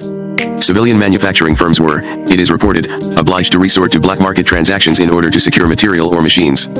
It is of course easy to exaggerate the extent and importance of such abuses, which are common enough in all countries at war, but it is clear that there was a serious lack of harmony between the two fighting services. Admiral Toyoda, Commander-in-Chief Combined Fleet, and later Chief of Naval General Staff, said upon interrogation, there was not full understanding and agreement between Army and Navy prior to and during the war. This discord he ascribed to the great political power of the Army, which the Navy did not share. It showed itself, he thought, not so much in operational matters as in the division of supplies. But General Yamashita, the Japanese commander in the Philippines, was only apprised of the intended naval strike on Leyte Gulf in a written communication from Tokyo, which was 2 weeks on the way and reached him on the day of the operation. Uneasy relations between Army and Navy were paralleled by quarrels between civilian organs. It is remarkable that, despite their reputed gift for careful and strict organization, the Japanese authorities were not in practice able to exercise their unlimited powers of control. Under a surface appearance of national unity, old divisions of opinions, old patterns of influence, persisted with very little change. It is perhaps comforting to discover that what appears to be a solid monolithic state can hide grave structural weaknesses behind a forbidding exterior. By July 1944, the invasion of Saipan had succeeded and Tojo's cabinet had collapsed. The strenuous efforts made to raise production in Japan had led to a considerable increase in capacity, yet by late in the summer output had begun to decline because shipping losses had cut down essential imports. National morale was still high, but by the autumn of 1944 Japan was on the verge of economic collapse, and that was before the heavy strategical bombing of the home islands. Tojo was succeeded as prime minister by Koiso, a retired general, whose government set up a Supreme War Direction Council intended ostensibly to strengthen national defense, but in fact obliged to consider ways of terminating the war. The story of the steps by which most of its members at length reached a decision in favor of surrender is a long and complicated one. Not much progress was made at first, but certain members of the cabinet were cautiously working for peace and carrying on discussions with senior statesmen who, though out of office, retained great personal influence. High naval officers were predominant among the servicemen who favored attempts to secure a negotiated peace, while the army command still thought in terms of prolonged resistance, hoping that they could inflict such losses upon an invading force that a compromise could be secured, which would leave to Japan something better than the prospect of unconditional surrender. The peace party was growing in confidence, but only slowly, and was hampered by the fear that, since the Japanese people were still ignorant of the true state of affairs, a premature move might bring about internal chaos. Meanwhile, with the loss of the Philippines and the intensification of bombing, which affected both military targets and urban populations, the situation became more and more desperate in the eyes of the peace party, less and less hopeful in the eyes of the last-ditchers. But it seems that there was little prospect of obtaining the agreement of any substantial portion of the army leaders so long as Germany continued to resist. It was not until April 8, 1945, that the Koiso government fell and was succeeded by a cabinet under Admiral Suzuki, whose mission was to bring the war to an end, though publicly both government and PLE were still committed to a continued resistance. Progress towards peace was still slow, for nobody would come out with an open declaration that the war was lost. Early in May, however, shortly after the end of the European war, the balance began to turn in favor of peace. Appraisals of the economic situation showed that the country was utterly incapable of continuing effective resistance, and there were even some signs of a decline in public morale. Still no specific proposals for ending the war were made, though on June 6 the Supreme War Council definitely stated to the Emperor that it was necessary to bring it to an end. On June 20, the Emperor summoned the council, and showed himself in favor of positive steps, including an approach to the Soviet Union with a request for mediation. Discussions with Russia made no progress, the Soviet government temporized, and the Japanese ambassador in Moscow reported that in his opinion there was no alternative to unconditional surrender. Time went by, and still no firm decision had been reached when the Potsdam Declaration was issued on July 26, 1945. The Prime Minister, the Foreign Minister and the Navy Minister, Yona, were in favor of accepting its terms, the War Minister and the Chiefs of Staff were opposed. It is interesting to note, as illustrating the nature of the opposition, that Toyoda had not approved of the war from the beginning, yet was unable to agree to unconditional surrender, which he thought dishonorable. A strong military group still held out for resistance to invasion. Differences of opinion continued until August 9, 1945, by which time an atomic bomb had been dropped on Hiroshima, August 6, and the Soviet Union had declared war upon Japan, August 9. After repeated meetings on August 9, just before midnight the Inter-Cabinet appealed to the Emperor for a final expression of his wish, and the Emperor declared in favor of peace. There were further cabinet discussions as to the interpretation of the Potsdam terms, but they were finally accepted on August 14. This was more than 12 months after the fall of the Tojo government, and 4 months after the formation of the Suzuki cabinet, which was certainly intended to bring an end to hostilities. It may well be asked, why, in the light of Japan's inability, so manifest after the end of 1944, to carry the war to a successful conclusion, the discussion was prolonged well into 1945, while her factories and her houses were being destroyed, her warships sunk and her armies cut off from their homes? The answer is not clear, but it seems as if the delay was something dictated by the nature of Japanese institutions. The slow process by which an apparently unanimous will to war was created before 1941 had to be repeated in reverse before a will to peace could be announced. The fact that the decision to accept the Potsdam terms was reached soon after the explosion of the atomic bomb and the Russian declaration of war has been interpreted as showing that the bomb and the Russian action were what produced Japan's surrender. This is a view which it is difficult to accept. It might be correct to say that these two menacing events accelerated a decision which was being reached by slow and devious processes characteristic of Japanese political life. But it cannot be truthfully said that any one single cause brought about the surrender. At the same time, there is good reason for thinking that, even had no atomic bombing attacks been delivered, the disintegration of Japan's economic life, under sustained blockade and continued aerial and naval bombardment, would within a few months, perhaps weeks after June 1945, have brought about unconditional surrender, even without the need for invasion. But all this is in the realm of conjecture, and not even the participants themselves can say with certainty what course the debates in the War Council would have taken in hypothetical conditions. Even if we were today certain that it was not the atomic bomb which caused the surrender, it would not follow that the decision to use the bomb was wrong. That decision was necessarily taken in the light of such sure knowledge as was then at the disposal of our governments, and although intelligence reports on conditions in Japan were remarkably good, that knowledge was not sufficient to justify abstaining from the use of a weapon which might end the war quickly, and save the lives of thousands of Allied prisoners. Possibly hundreds of thousands of Allied soldiers, to say nothing of great numbers of enemy soldiers and civilians. Discussion of the rights and wrongs of the use of the atomic bomb at Hiroshima frequently confuses two separate issues. If the question is whether it was immoral to use such a destructive weapon, then one must bring into consideration incendiary raids, such as that of the night of March 9, 1945, which killed probably 100,000 people and destroyed over 250,000 homes, in circumstances of appalling terror. If the question is whether the use of the atomic bomb was strategically unnecessary or, in the light of subsequent history, politically mistaken, then moral considerations are irrelevant so long as the right of a belligerent to attack civilian targets is admitted. There cannot by any rational standard of morals be a valid distinction between methods of killing civilians in which one is right and the other is wrong because it is quicker and more effective. Notes 1. United States Strategic Bombing Survey, Japan's Struggle to End the War, Washington, D.C., Government Printing Office, 1946. 2 United States Strategic Bombing Survey, Interrogations of Japanese Officials, 2 volumes, Washington, D.C., Government Printing Office, 1946. 3J. Sontag and J. S. Betty, eds. Declaration 3, Draft Secret Protocol No. 1, Nazi-Soviet Relations, 1939-40, USA. Department of State, 1948, p. 257. 4 United States Strategic Bombing Survey, Summary Report, Pacific War, Washington, D.C., United States Government Printing Office, 1946, p. 4. The decision to use the atomic bomb. Lewis Morton. It is now more than 10 years since the atomic bomb exploded over Hiroshima and revealed to the world in one blinding flash of light the start of the atomic age. As the meaning of this explosion and the nature of the force unleashed became apparent, a chorus of voices rose in protest against the decision that had opened the Pandora's box of atomic warfare. The justification for using the atomic bomb was that it had ended the war, or at least ended it sooner and thereby saved countless American and Japanese lives. But had it? Had not Japan already been defeated, and was she not already on the verge of surrender? What circumstances, it was asked, justified the fateful decision that blasted the web of history and, like the discovery of fire, severed past from present? The first authoritative explanation of how and why it was decided to use the bomb came in February 1947 from Henry L. Stimson, wartime Secretary of War and the man who more than any other was responsible for advising the president. This explanation did not answer all the questions or still the critics. During the years that have followed, others have revealed their part in the decision and in the events shaping it.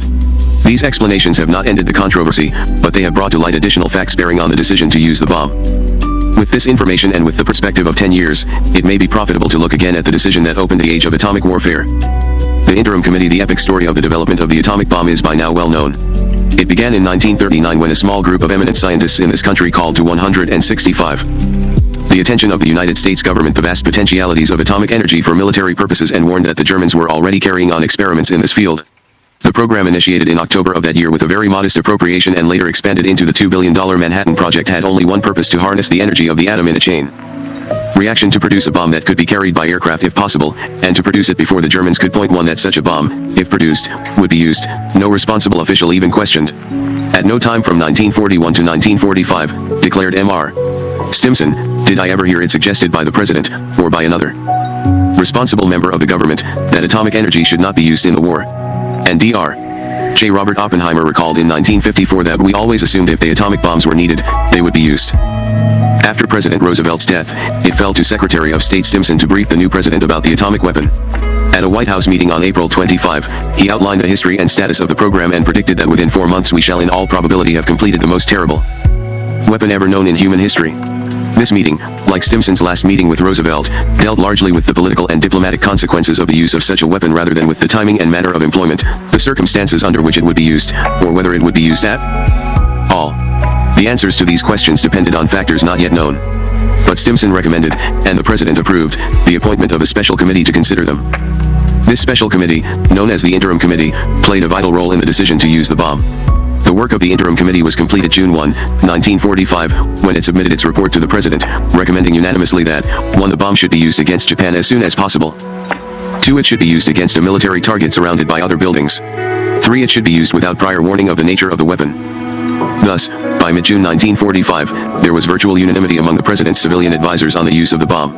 The arguments of the opponents had been considered and rejected. So far as is known, the president did not solicit the views of the military or naval staffs, nor were they offered. Military considerations. The military situation on June 1, 1945, when the Interim Committee submitted its recommendations on the use of the atomic bomb, was distinctly favorable to the Allied cause. Germany had surrendered in May and troops from Europe would soon be available for redeployment in the Pacific. Manila had fallen in February. Iwo Jima was in American hands, and the success of the Okinawa invasion was assured. Air and submarine attacks had virtually cut off Japan from the resources of the Indies, and B-29s from the Marianas were pulverizing Japan's cities and factories.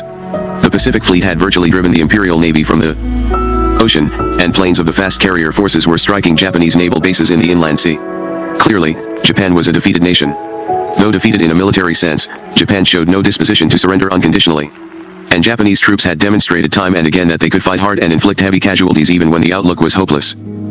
Allied plans in the spring of 1945 took these facts into account and proceeded on the assumption that an invasion of the home islands would be required to achieve at the earliest possible date the unconditional surrender of Japan, the announced objective of the war and the basic assumption of all strategic planning. Other means of achieving this objective had been considered and, in early June, had not yet been entirely discarded. One of these called for the occupation of a string of bases around Japan in order to increase the intensity of air bombardment. Combined with a tight naval blockade, such a course would, many believed, produce the same results as an invasion and at far less cost of lives. I was unable to see any justification, Admiral Leahy later wrote, for an invasion of an already thoroughly defeated Japan. I feared the cost would be enormous in both lives and treasure. Admiral King and other senior naval officers agreed. To them it had always seemed, in King's words, that the defeat of Japan could be accomplished by sea and air power alone, without the necessity of actual invasion of the Japanese home islands by ground troops. The main arguments for an invasion of Japan: the plans called for an assault against Kyushu, Olympic, on November 1, 1945, and against Honshu, Coronet, 5 months later, are perhaps best summarized by General Douglas MacArthur. Writing to the Chief of Staff on April 20, 1945, he declared that this course was the only one that would permit application of the full power of our combined resources, ground, naval, and air, on the decisive objective. Japan, he believed, would probably be more difficult to invade the following year. An invasion of Kyushu at an early date would, moreover, place United States forces in the most favorable position for the decisive assault against Honshu in 1946, and would continue the offensive methods which have proved so successful in Pacific campaigns. Reliance upon bombing alone, MacArthur asserted, was still an unproved formula for success, as was evidenced by the bomber offensive against Germany. The seizure of a ring of bases around Japan would disperse Allied forces even more than they already were, MacArthur pointed out, and, if an attempt was made to seize positions on the China coast, might very well lead to long drawn-out operations on the Asiatic mainland. Though the Joint Chiefs had accepted the invasion concept as the basis for preparations, and had issued a directive for the Kyushu assault on May 25, it was well understood that the final decision was yet to be made. By mid-June the time had come for such a decision, and during that period the Joint Chiefs reviewed the whole problem of Japanese strategy.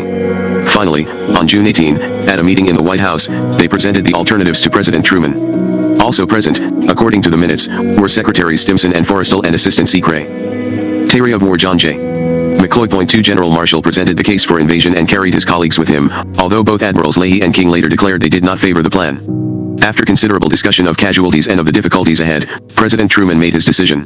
Kyushu would be invaded as planned, and preparations for the landing were to be pushed through to completion. Preparations for the Honshu assault would continue, but no final decision would be made until preparations had reached the point beyond which there would not be opportunity for a free choice. The program thus approved by Truman called for 1. Air bombardment and blockade of Japan from bases in Okinawa, Iwo Jima, the Marianas, and the Philippines. 2. Assault of Kyushu on November 1, 1945, and intensification of blockade and air bombardment. 3. Invasion of the industrial heart of Japan through the Tokyo Plain in central Honshu, tentative target date March 1, 1946. During the White House meeting of June 18, there was discussion of the possibility of ending the war by political means. The President displayed a deep interest in the subject, and both Stimson and McCloy emphasized the importance of the large submerged class in Japan who do not favor the present war and whose full opinion and influence had never yet been felt. There was discussion also of the atomic bomb, since everyone present knew about the bomb and the recommendations of the Interim Committee. The suggestion was made that, before the bomb was dropped, the Japanese should be warned that the United States had such a weapon. Not one of the chiefs nor the secretary, recalled M.R. McCloy, thought well of a bomb warning, an effective argument being that no one could be certain, in spite of the assurances of the scientists, that the thing would go off.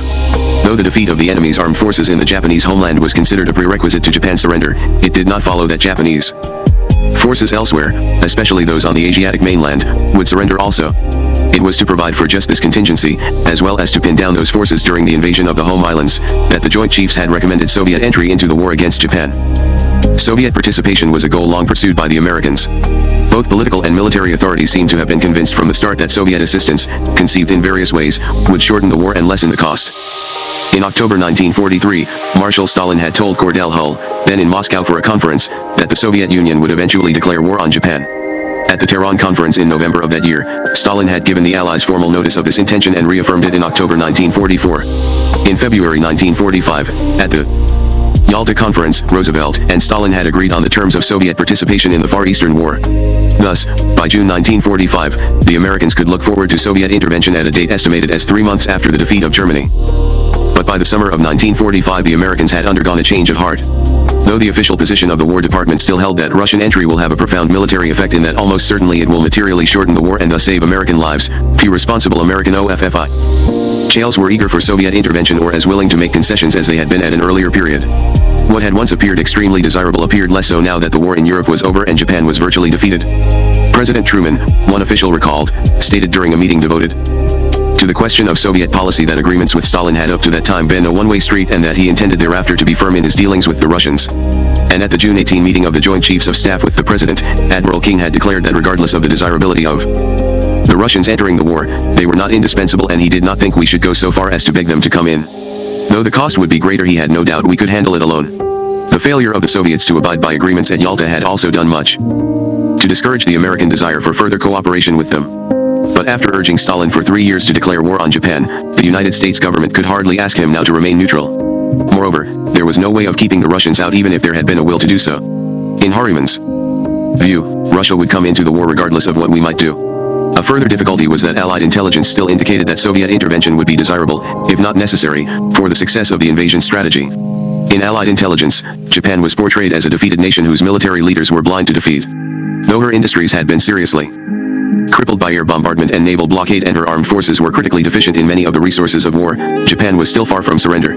She had ample reserves of weapons and ammunition and an army of 5 million troops, 2 million of them in the home islands. The latter could be expected to put up a strong resistance to invasion. In the opinion of the intelligence experts, neither blockade nor bombing alone would produce unconditional surrender before the date set for invasion. And the invasion itself, they believed, would be costly and possibly prolonged. According to these intelligence reports, the Japanese leaders were fully aware of their desperate situation but would continue to fight in the hope of avoiding complete defeat by securing a better bargaining position. Allied war weariness and disunity, or some miracle, they hoped, would offer them a way out. The Japanese believe, declared an intelligence estimate of June 30, that unconditional surrender would be the equivalent of national extinction, and there are as yet no indications that they are ready to accept such terms. It appeared also to the intelligence experts that Japan might surrender at any time depending upon the conditions of surrender the Allies might offer. Clearly these conditions, to have any chance of acceptance, would have to include retention of the imperial system. How accurate were these estimates? Judging from post-war accounts of Japan, they were very close to the truth. Since the defeat at Saipan, when Tojo had been forced to resign, the strength of the peace party had been increasing. In September 1944 the Swedish minister in Tokyo had been approached unofficially, presumably in the name of Prince Convoy, to sound out the Allies on terms for peace. This overture came to naught, as did another the following March. But the Swedish minister did learn that those who advocated peace in Japan regarded the Allied demand for unconditional surrender as their greatest obstacle.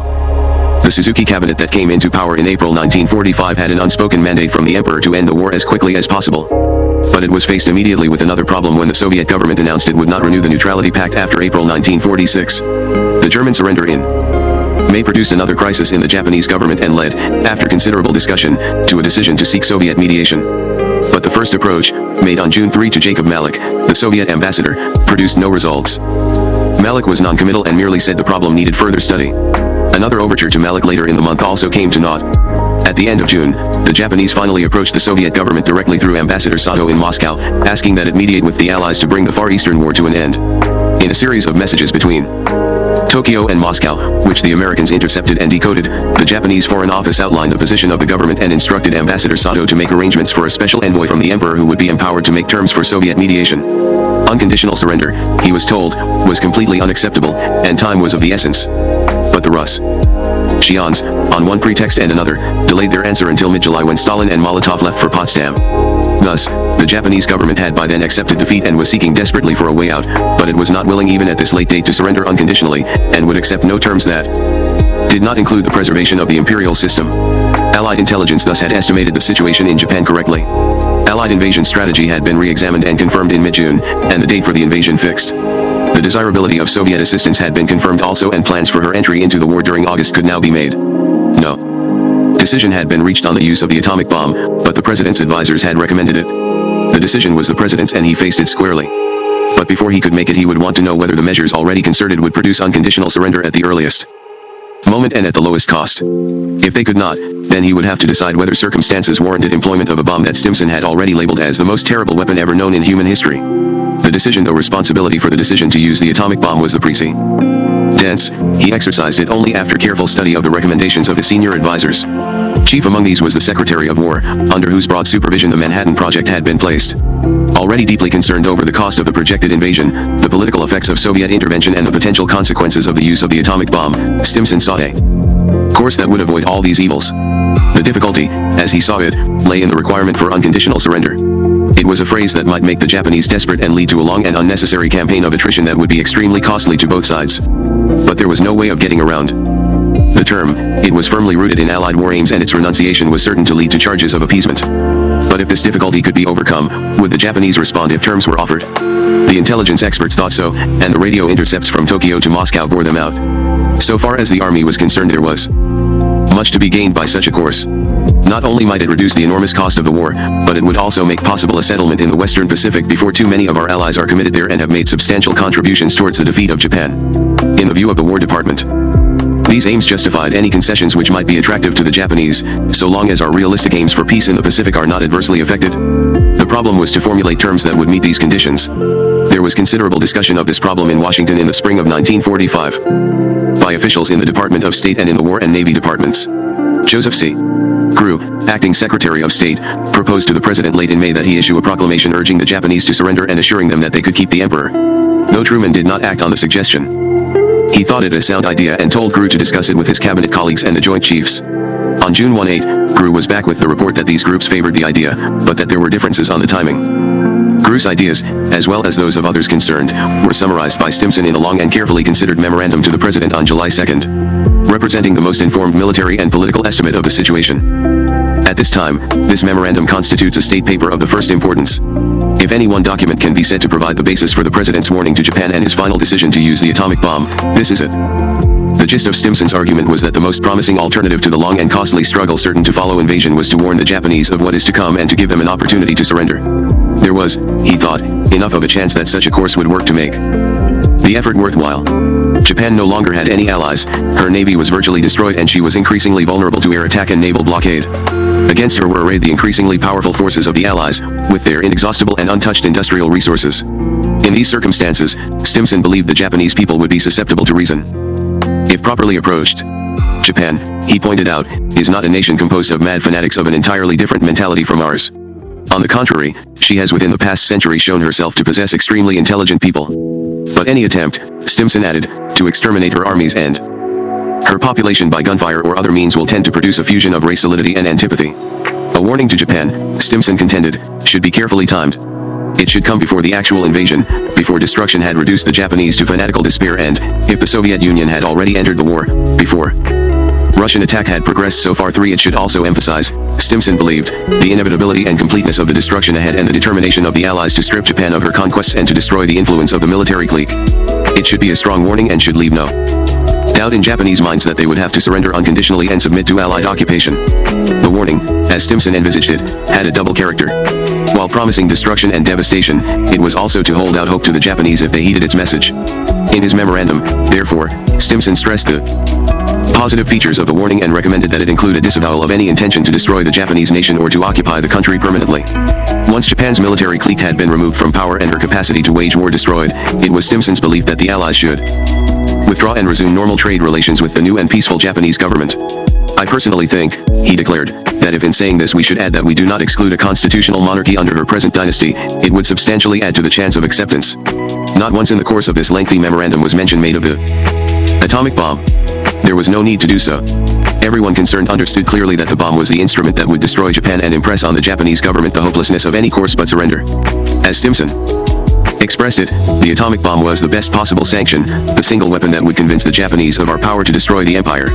Though Stimson considered a warning combined with an offer of terms and backed up by the sanction of the atomic bomb as the most promising means of inducing surrender at any early date, there were other courses that some thought might produce the same result.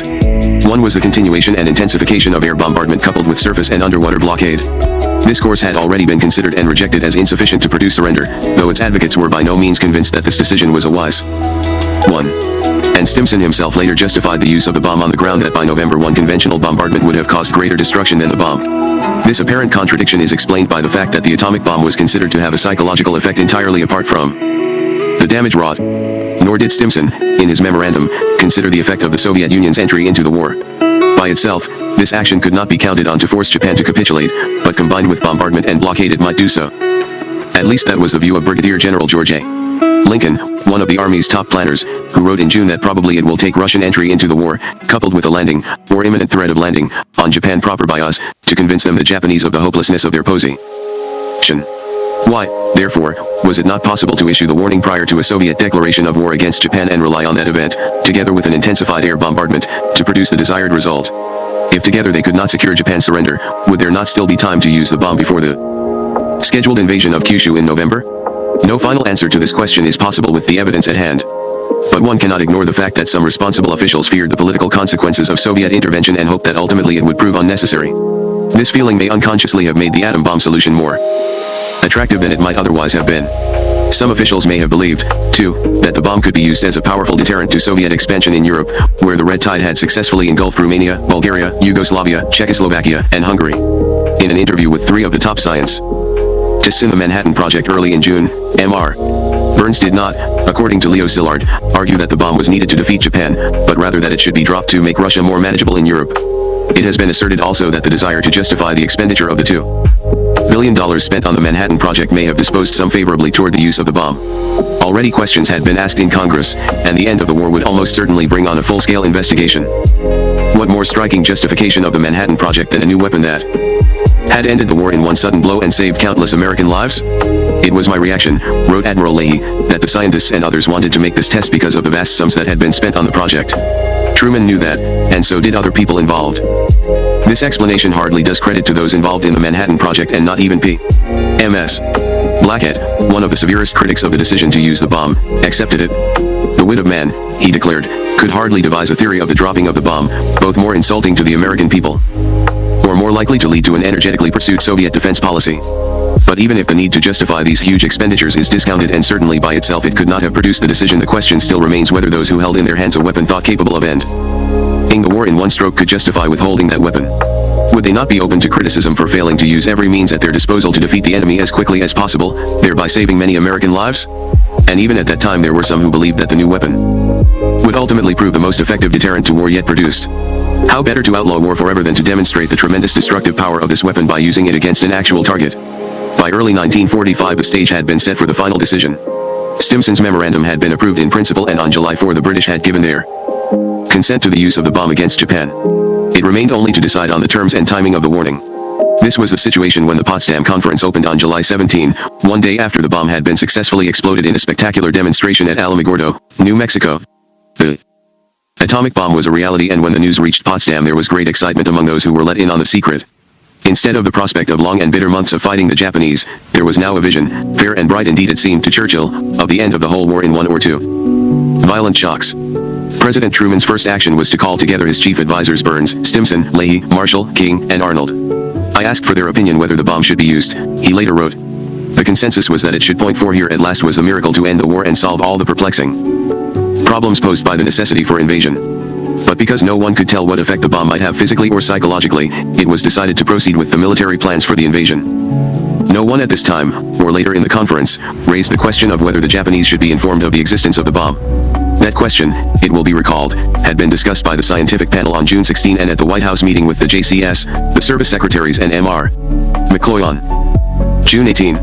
For a variety of reasons, including uncertainty as to whether the bomb would work, it had then been decided that the Japanese should not be warned of the existence of the new weapon. The successful explosion of the first bomb on July 17 did not apparently outweigh the reasons advanced earlier for keeping the bomb a secret, and evidently none of the men involved thought the question needed to be reviewed. The Japanese would learn of the atomic bomb only when it was dropped on them. The secrecy that had shrouded the development of the atomic bomb was torn aside briefly at Potsdam, but with no visible effect. On July 24, on the advice of his chief advisors, Truman informed Marshal Stalin casually that the Americans had a new weapon of unusual destructive force. The Russian premier, he recalled, showed no special interest. All he said was that he was glad to hear it and hoped we would make good use of it against the Japanese. One cannot but wonder whether the Marshal was preoccupied at the moment or simulating a lack of interest. On the military side, the Potsdam Conference developed nothing new. The plans already made were noted and approved.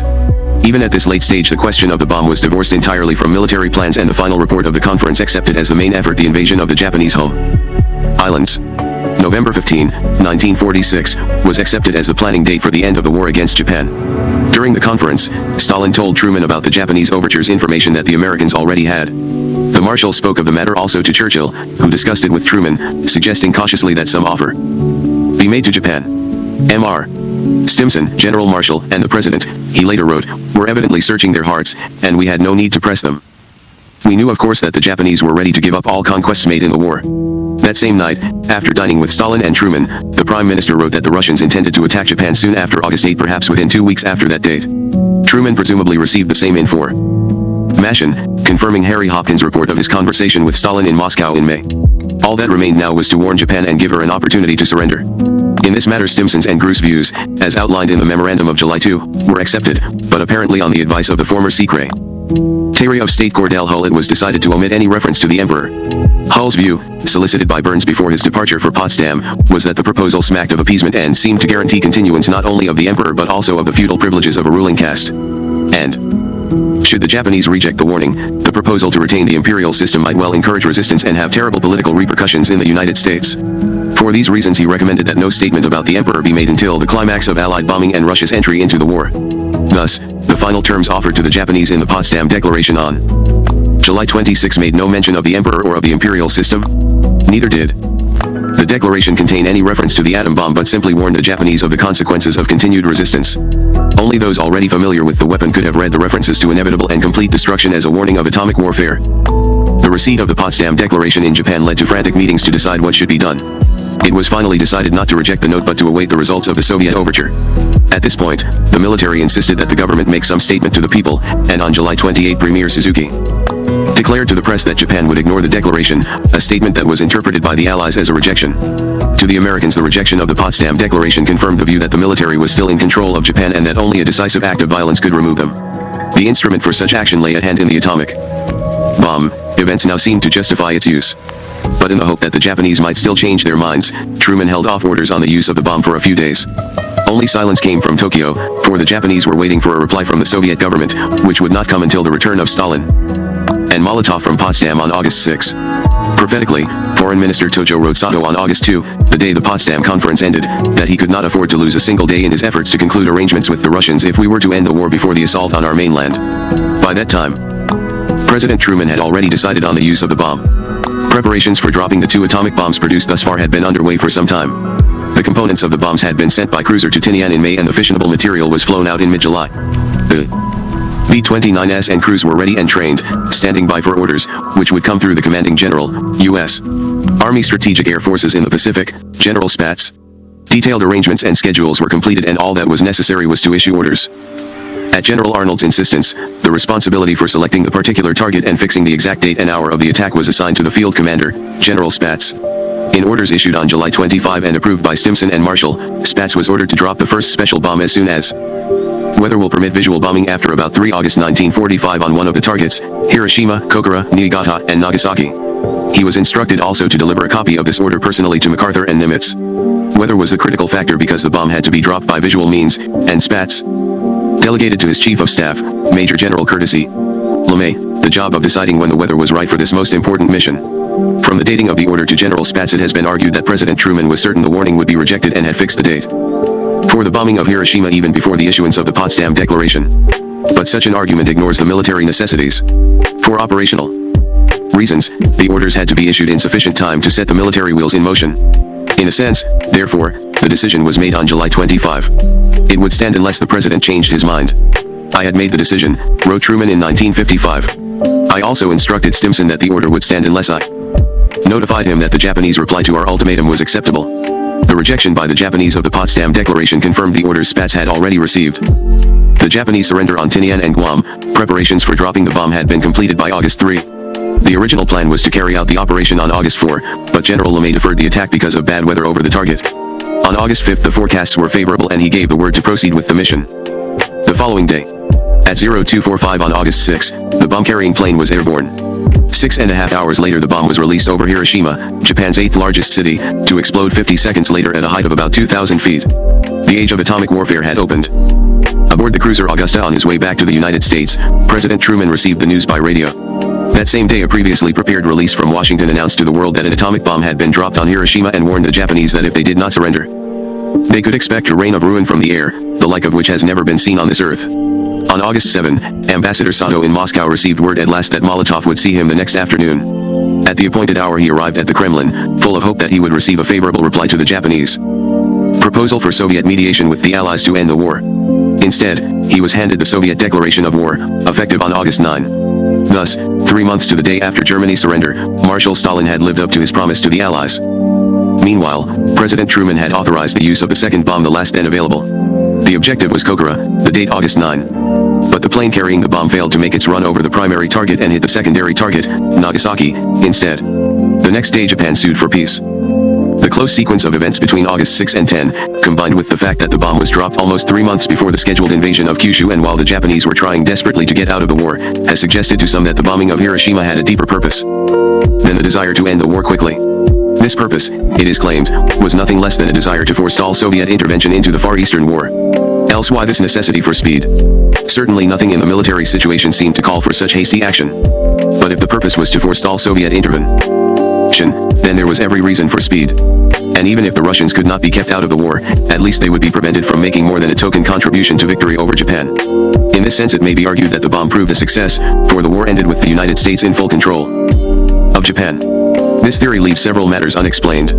In the first place, the Americans did not know the exact date on which the Soviet Union would declare war but believed it would be within a week or two of August 8. If they had wished to forestall a Soviet declaration of war, then they could reasonably have been expected to act sooner than they did. Such close timing left little if any margin for error. Secondly, had the United States desired above everything else to keep the Russians out, it could have responded to one of several unofficial Japanese overtures, or made the Potsdam Declaration more attractive to Japan. Certainly the failure to put a time limit on the declaration suggests that speed was not of the essence in American calculations. Finally, the date and time of the bombing were left to Generals Spaatz and LeMay, who certainly had no way of knowing Soviet intentions. Bad weather or any other untoward incident could have delayed the attack a week or more. There is reason to believe that the Russians at the last moved more quickly than they had intended.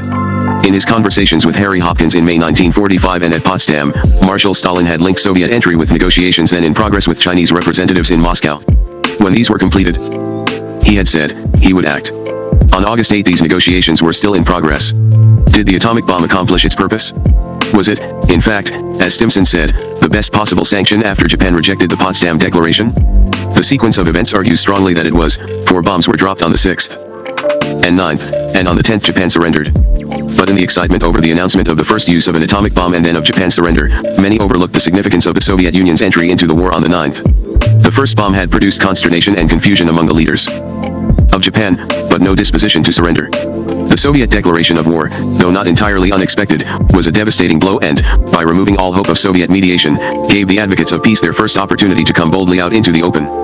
When Premier Suzuki arrived at the palace on the morning of the 9th, he was told that the emperor believed Japan's only course now was to accept the Potsdam Declaration. The militarists could and did minimize the effects of the bomb, but they could not evade the obvious consequences of Soviet intervention, which ended all hope of dividing their enemies and securing softer peace terms. In this atmosphere, the leaders of Japan held a series of meetings on August 9, but were unable to come to agreement. In the morning came word of the fate of Nagasaki. This additional disaster failed to resolve the issues between the military and those who advocated surrender. Finally the emperor took the unprecedented step of calling an imperial conference, which lasted until 3 o'clock the next morning. When it, too, failed to produce agreement, the emperor told his ministers that he wished the war brought to an end. The constitutional significance of this action is difficult for Westerners to comprehend, but it resolved the crisis and produced in the cabinet a formal decision to accept the Potsdam Declaration, provided it did not prejudice the position of the emperor. What finally forced the Japanese to surrender? Was it air bombardment, naval power, the atomic bomb, or Soviet entry? The United States Strategic Bombing Survey concluded that Japan would have surrendered by the end of the year, without invasion and without the atomic bomb. Other equally informed opinion maintained that it was the atomic bomb that forced Japan to surrender. Without its use, Dr. Carl T. Compton asserted, the war would have continued for many months. Admiral Nimitz believed firmly that the decisive factor was the complete impunity with which the Pacific Fleet pounded Japan, and General Arnold claimed it was air bombardment that had brought Japan to the verge of collapse. But Major General Claire Chennault, wartime air commander in China, maintained that Soviet entry into the Far Eastern War brought about the surrender of Japan and would have done so even if no atomic bombs had been dropped. It would be a fruitless task to weigh accurately the relative importance of all the factors leading to the Japanese surrender. There is no doubt that Japan had been defeated by the summer of 1945, if not earlier. But defeat did not mean that the military clique had given up. The army intended to fight on and had made elaborate preparations for the defense of the homeland. Whether air bombardment meant a naval blockade or the threat of invasion would have produced an early surrender and averted the heavy losses almost certain to accompany the actual landings in Japan is a moot question. Certainly they had a profound effect on the Japanese position. It is equally impossible to assert categorically that the atomic bomb alone or Soviet intervention alone was the decisive factor in bringing the war to an end. All that can be said on the available evidence is that Japan was defeated in the military sense by August 1945 and that the bombing of Hiroshima, followed by the Soviet Union's declaration of war and then the bombing of Nagasaki and the threat of still further bombing, acted as catalytic agents to produce the Japanese decision to surrender. Together they created so extreme a crisis that the emperor himself, in an unprecedented move, took matters into his own hands and ordered his ministers to surrender. Whether any other set of circumstances would have resolved the crisis and produced the final decision to surrender is a question history cannot yet answer. Notes 1. The one exception was the Navy's work in the field of atomic energy as a source of power for naval vessels. Hearings before the Special Committee on Atomic Energy. Senate, 79th CONG, First Session, SR. 179, pt. 3, pp. 364-389, Testimony of Dr. Rosgun. 2. Forrestal says in his diaries that neither he nor Stimson was present, while McCloy's definite recollection is that Stimson was present but Forrestal was not. 3. In his diary, under the date June 19, Stimson wrote, "The last chance warning must be given before an actual landing of the ground forces in Japan, and fortunately the plans provide for enough time to bring in the sanctions to our warning in the shape of heavy ordinary bombing attack and an attack of SL the atomic bomb. 4. General Eisenhower was at Potsdam and his advice, Truman says, was asked. The various participants differ in their recollections of this meeting. The Korean War. Morton H. Halperin. Foreign policy objectives. Prior to the outbreak of the Korean War, the United States believed that a major objective of the Soviet Union was to expand the area under its control. Thus, in responding to the North Korean attack which had not been anticipated, Icon objectives were developed in the framework of the belief that the attack was part of a general plan for expansion and perhaps a prelude to general war.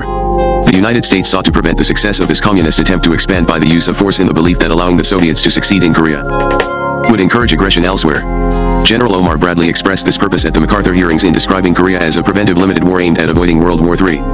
One President Harry Truman later described his objectives in intervening in the Korean War in similar terms. Communism was acting in Korea just as Hitler, Mussolini, and the Japanese had acted 10, 15, and 20 years earlier.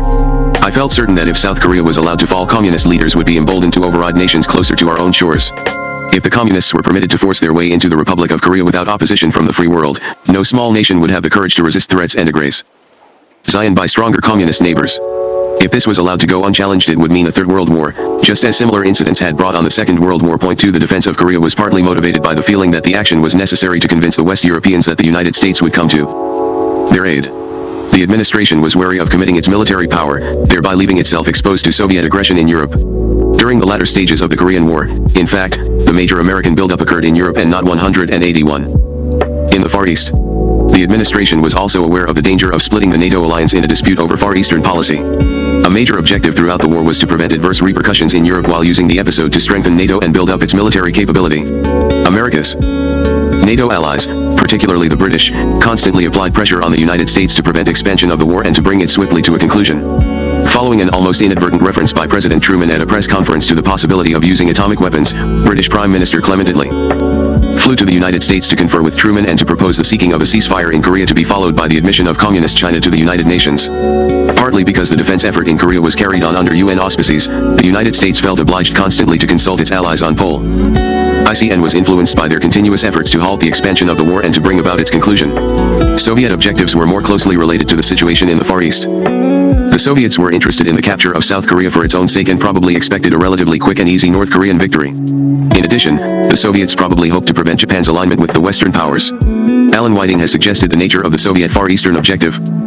In view of the multiple pressures directed at Japanese foreign policy, the communist leaders may have conceived the Korean War as serving ends beyond the immediate control of the peninsula. Military victories in Taiwan and Korea could be heralded as ushering in the communist era in Asia, and as demonstrating the impotence of America's puppets, Chiang Kai-shek and Syngman Rhee. The The resultant effect upon Japan might swing opportunistic groups behind existing neutralist opposition to Yoshida and prevent his supporting American policy. This interpretation of Soviet strategy in the Korean War was offered by John Foster Dulles right after the North Korean attack. Dulles, who was at the time the State Department planner for the Japanese peace treaty, suggested that the Korean attack may have been motivated in part by a desire to block American efforts to make Japan a full member of the free world. He conjectured also that the attack may have been ordered because the communists could not tolerate the hopeful, attractive Asiatic experiment in democracy that was underway in South Korea. The Chinese objectives in entering the Korean War were also based on general political considerations, but of a defensive nature. According to Whiting, the Chinese also hoped to influence the course of United States-Japanese relations. Moreover, they were worried about the loss of prestige they would suffer if they allowed the Western imperialists to march unhindered to their borders. And they were perhaps most concerned with the beneficial effects of United Nations success in Korea on the many opponents of the communist regime still active and on Taiwan. Whiting concluded, in sum, it was not the particular problems of safeguarding electric power supplies in North Korea or the industrial base in Manchuria that aroused Peking to military action. Instead, the final step seems to have been prompted in part by general concern over the range of opportunities within China that might be exploited by a determined, powerful enemy on China's doorstep. At the least, a military response might deter the enemy from further adventures. At the most, it might succeed in inflicting sufficient damage to force the enemy to compromise its objectives and to accede to some of Peking's demands. Contrary to some belief, the Chinese communist leadership did not enter the Korean War either full of self-assertive confidence or for primarily expansionist goals. Point 4. The Chinese apparently entered the war with the aim of saving at least some of North Korea. Their minimal objective was to preserve the identity of communist North Korea rather than its total territorial integrity. In an effort to secure the political effects discussed, American battlefield objectives and war termination conditions underwent considerable fluctuation during the course of the war. When the United States first intervened, its objective was simply to restore peace and the South Korean border. Very early in the war and after the Chinese intervention, the United States considered a total withdrawal from Korea. Later, its battlefield objective expanded to include the unification of Korea. But in the end, the United States accepted a truce line which closely approximated the status quo ante. As Richard Neustadt has pointed out, Truman's original decision to seek the unification of Korea failed to take into account the political effects objectives that the United States was pursuing, and in the end the recognition of this forced the abandonment of the unification effort. Had the unification of Korea been Truman's dearest object, its announcement as a war aim would have been another matter. But it was among the least of the objectives on his mind. In July and August 1950, in December after Chinese intervention, in his struggles with MacArthur, and thereafter through his last 2 years of office, his behavior leaves no doubt about the many things he wanted more than that. He wanted to affirm that the UN was not a league of nations, that aggression would be met with counterforce, that police actions were well worth their cost, that the lesson of the 1930s had been learned. He wanted to avoid the wrong war, in the wrong place, at the wrong time, as General Bradley put it, and any war, if possible. He wanted NATO strengthened fast, both militarily and psychologically. He wanted the United States rearmed without inflation, and prepared, thereafter, to sustain a level of expenditure for military forces and for foreign aid far higher than had seemed achievable before Korea. 5. Once the Soviets recognized that they could not easily secure their objective of demonstrating American weakness and unwillingness to use force, they seemed to have abandoned the battlefield objective of capturing all of Korea. They may have been willing to accept an end to the war with part or perhaps even all of North Korea in Western hands, and ultimately settled for a virtual restoration of the status quo ante. Risk of Central War. The Korean War was fought before the era of intercontinental ballistic missiles and fusion weapons. Thus, while both sides could have expanded the war quickly and decisively, there was not the danger that now exists of a sudden unleashing of nuclear missiles which within an hour could destroy a large part of both the United States and the Soviet Union. Even without this threat of a mutually devastating strategic exchange, the danger of a world war was nevertheless present, and both sides seem to have been determined to prevent its occurrence. Truman has reported that the major American aim in Korea was to prevent a Third World War. The Russian decision to remain out of the war seemed to be partly motivated by a fear of igniting a global war. In this situation where neither side could gain a decisive advantage by going first, both sides seemed to recognize that, no matter who started the global war, both would suffer major losses. Though the United States could have attacked the Soviet Union with its very limited stockpile of atomic weapons, it probably could not have prevented a Soviet ground attack in Western Europe which might have resulted in communist domination of the European continent. The Soviets had almost no capacity to attack the United States and could not have prevented an American attack on the Soviet Union. Though both sides avoided forcing the other into starting a global war, neither was constantly concerned with the possibility of preemption by its adversary. The United States, however, was concerned that the Korean War should not lead it to expend those military capabilities which were considered an important deterrent to general war. In Korea, the United States was employing the troops and the materiel which it felt were necessary to deter general war. At the MacArthur hearings, Air Force General Vandenberg rejected a senator's suggestion that the United States should commit a major part of the American Air Force to the Korean War effort. He argued instead that the United States must get a ceasefire without endangering that one potential that we have which has kept the peace so far, which the The United States Air Force, which, if utilized in a manner to do what you are suggesting, would sick, because of attrition and because the size of the Air Force is such and the size of the Air Force industry is such that we could not still be that deterrent to general war, which we are today. 6 Soviet action during the war, including the failure to commit combat forces, suggests that they shared with the United States the desire to avoid a global war. Images of the role of force. The North Korean attack on South Korea suggested the willingness of the communists to seek a limited objective by a limited use of force. The Soviets probably intended to seize South Korea with the use of North Korean forces and then to halt their military operations. When the United States intervened, they recognized their miscalculation of American intentions, but proceeded on the assumption that American intervention need not lead to world war. The attack into South Korea, moreover, seems to have been motivated by the Soviet compulsion to fill power vacuums. In view of the specific United States declaration that South Korea was outside its defense perimeter, the Soviets reasonably could have counted on a quick and easy victory by the North Koreans. But, while communist conduct during the war reflected a doctrine that included the limited use of military force and limited objectives, neither the Chinese nor the Russians seemed to have any idea of the optimum methods of communicating intentions and capabilities to the other side in the course of such a war.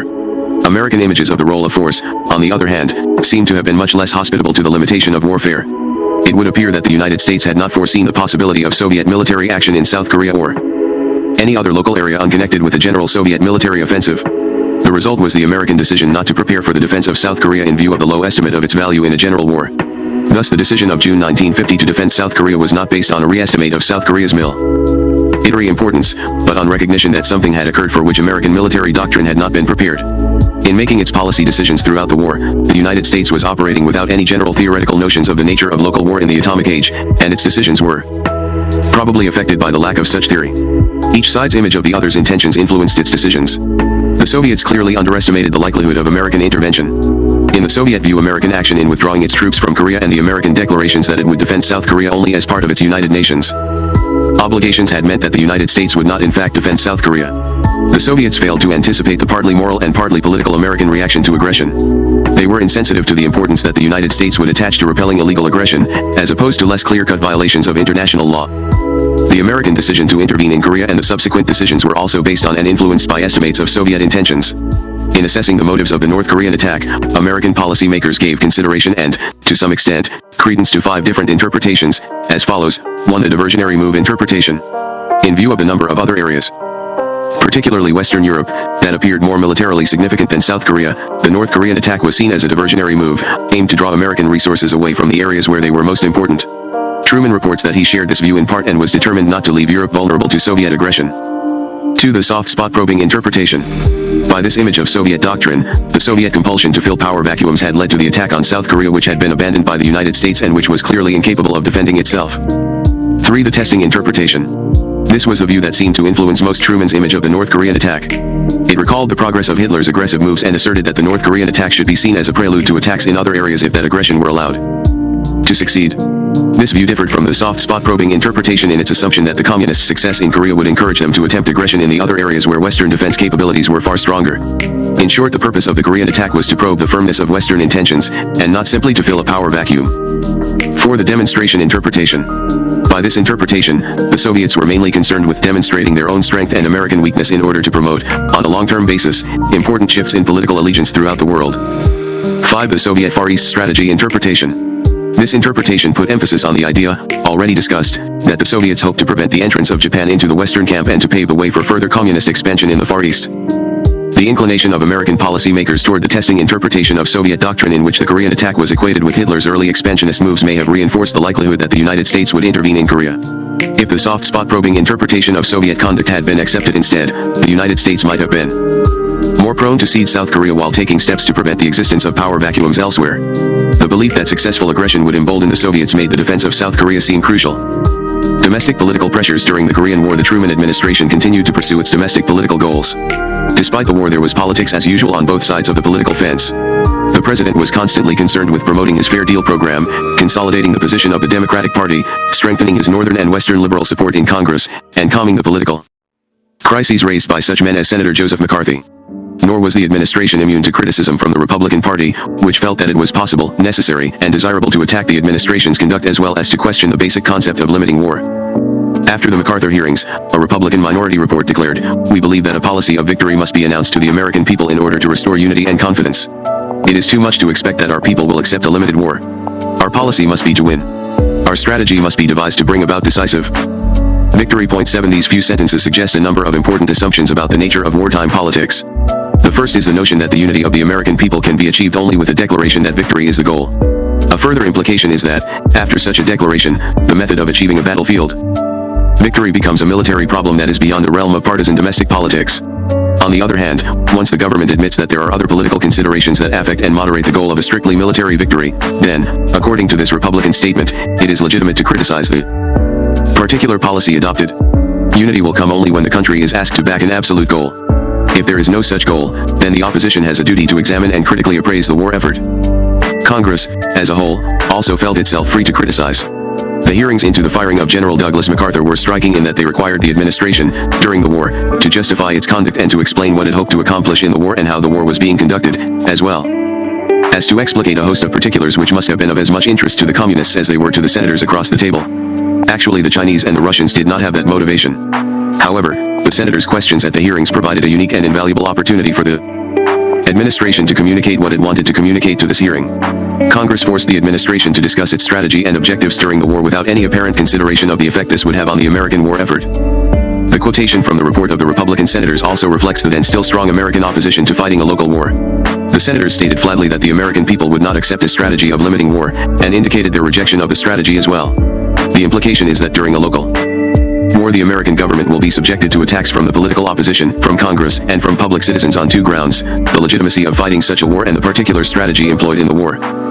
The general public seems to have shared the Republican senators' dissatisfaction with the course of the Korean War, at least in its later stages. On the other hand, the public apparently approved the decision of the Eisenhower administration to end the war short of victory as it had approved the initial decision to intervene. The public's frustration with the continuing war probably added to the margin of Eisenhower's victory in 1952.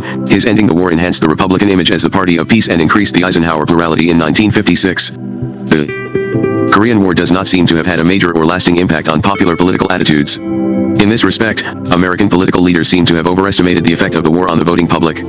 Korea is taken as demonstrating as to some extent it did that extended local wars which cannot be decisively won are not popular with the American public.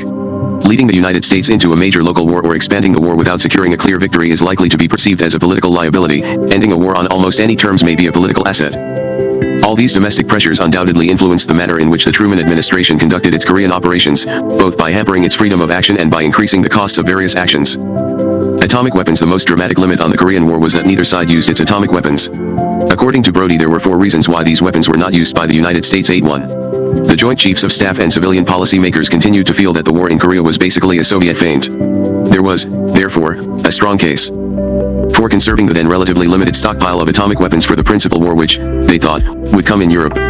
Their fear was not that the employment of nuclear weapons would lead to an expansion of the war and a Soviet attack on Europe, but rather that Korea was deliberately designed as a decoy to get the United States to exhaust its nuclear stockpile and conventional military resources so that the Soviets could later attack with impunity in Europe. It was the desire, then, to save resources and not the fear of provoking the enemy that was one of the main causes of the American decision not to use nuclear weapons in Korea. 2. American policy was also affected by the reports of local Air Force commanders that there were no suitable targets for atomic weapons in Korea. While the impact of this view was considerable, it apparently reflected an uninformed attitude about the possible uses of atomic weapons. Commanders in the field came to think, for example, that atomic bombs were of little use against bridges, a belief which Brody explained as follows: this odd idea probably resulted from a misreading of the results at Hiroshima and Nagasaki. Some bridges were indeed badly damaged at those places and some were not, but for the latter it was generally forgotten that a bridge only 270 feet from ground zero at Hiroshima was actually 2,100 feet from the point of explosion, and also that it received its blast effect from above rather than from the side carried. Nuclear weapons were still relatively new and had not been extensively tested, and it is probable that commanders in the field were too busy to search out potential targets for nuclear weapons. 3. American allies, particularly the British, were strongly and emotionally opposed to the use of atomic weapons in the Korean War. This pressure from allies strengthened America's own anxieties and moral doubts about again using these weapons. 4. A subsidiary reason for the failure to use atomic weapons in the Korean War was the fear of the retaliatory employment by the Soviets of the few atomic weapons in their possession against Busan or Japan, despite the American near monopoly of these weapons. Brody doubts, however, whether this fear played a conscious part in the relevant decisions. The first 2 motives just discussed will not be important in the future. The American stockpile of tactical nuclear weapons is now so great that military commanders may urge their use precisely because they are a non-scarce military resource, and certainly no argument can be made that they should not be used because they are scarce. Military officers now have a much better understanding of the capabilities of nuclear weapons, which, moreover, now come in much smaller packages. Thus it will be clear to military commanders that there would be suitable targets for their use in any conceivable future major limited war. While we can expect continued pressure from our allies against the use of nuclear weapons, certain allies might advocate their use in some situations. There will, however, be other international political pressures, for example, from the uncommitted or neutral states against nuclear weapons, and the possibility of a Soviet nuclear response will be a much more important determinant of the decision. We know much less about the details of the Russian decision not to use atomic weapons in Korea. The Russians seemed determined not to supply any materiel to the forces fighting in Korea which could clearly be labeled as having been supplied by them after the war began. This would certainly be the case with atomic weapons. In addition, the Soviet stockpile of such weapons was so small that its use in a localized military encounter might have seemed wasteful. The limit observed by both sides seems not to have resulted from an attempt or even an awareness of the need to bargain with the enemy. However, the Soviets were probably more restrained than the United States by the fear that the initiation of nuclear attacks would be met by a response in kind. The Chinese communists seem genuinely to have feared the possibility of the American use of atomic weapons when they intervened in the Korean War.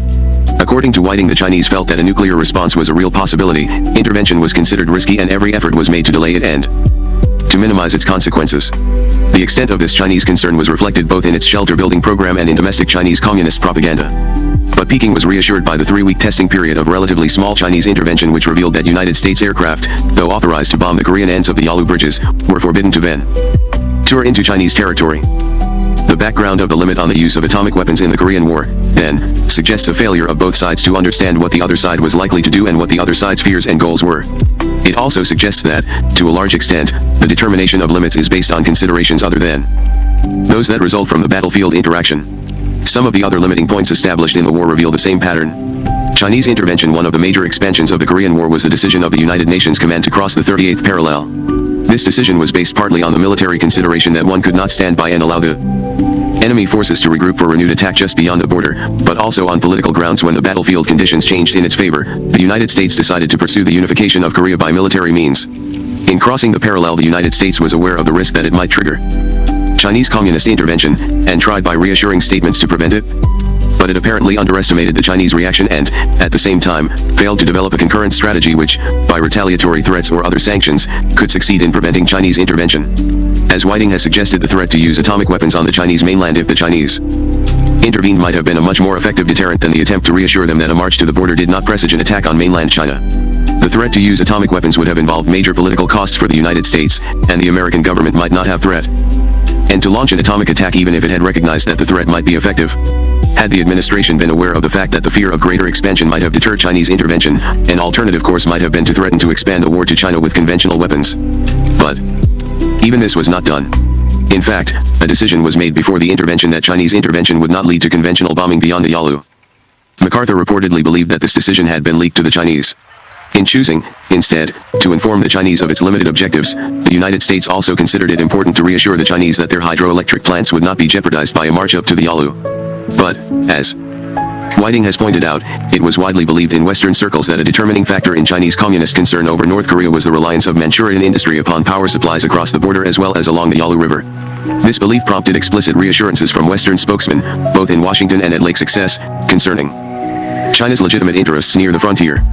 Yet we have seen that Peking ignored this issue completely in its domestic as well as its foreign communications. The absence of propaganda about the protection of the hydroelectric installations, despite the need to maximize popular response to mobilization of volunteers, suggests that this consideration played little if any role in motivating Chinese communist intervention in its advance through North Korea. Then, the United Nations Command was attempting to communicate 2 points to the Chinese communists. First, that it was prepared to go up to but not beyond the Yalu, and second, that it was prepared to respect China's legitimate interests in the northern regions of North Korea. The United States sought, therefore, to establish its limited objectives, that United Nations forces would take all North Korea, that the North Korean government would cease to exist, but China's legitimate industrial interests would be protected. An effort was made to assure the Chinese that the capture of North Korea would not be used as a springboard for an attack into China. The United States assumed that the limits were ones that the Chinese were interested in, and that these limits would serve to keep the Chinese out of the war.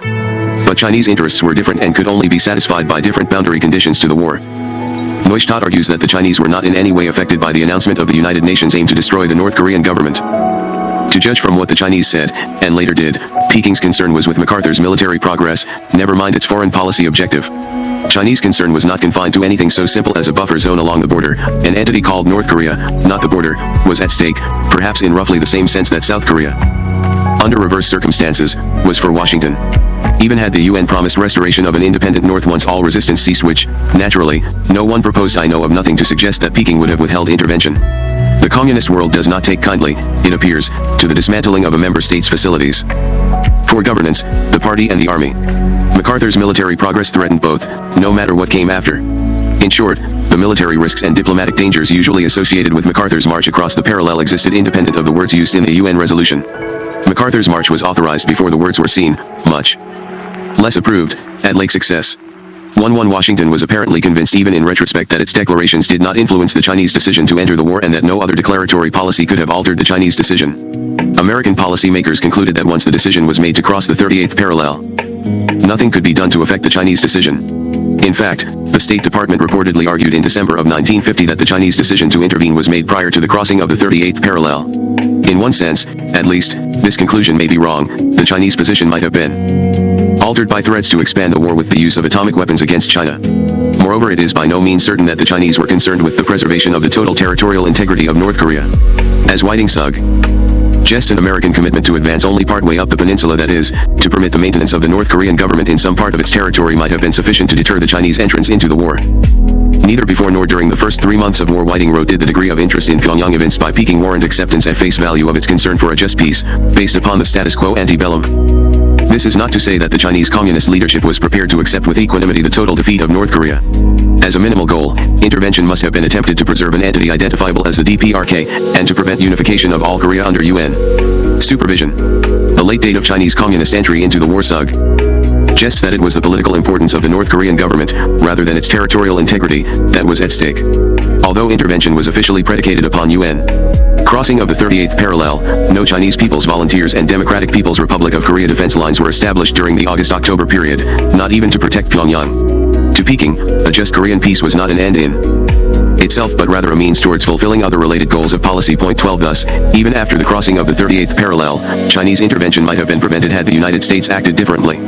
Although trying to impose limits on expansion, the United States failed to grasp adequately either the reasons that the Chinese felt intervention was necessary or the threats that might have deterred their intervention. Both sides expanded the war, the United Nations by crossing the 38th parallel and the Chinese by entering the war.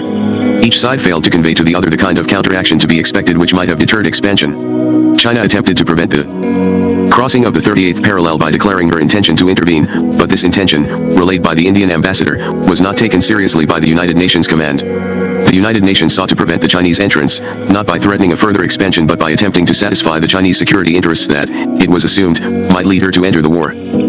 Ports and troops. Despite the fact that United States planes, taking off from airfields in South Korea and Japan and from aircraft carriers, consistently bombed targets in North Korea, the Communists engaged in almost no bombing south of the 38th parallel.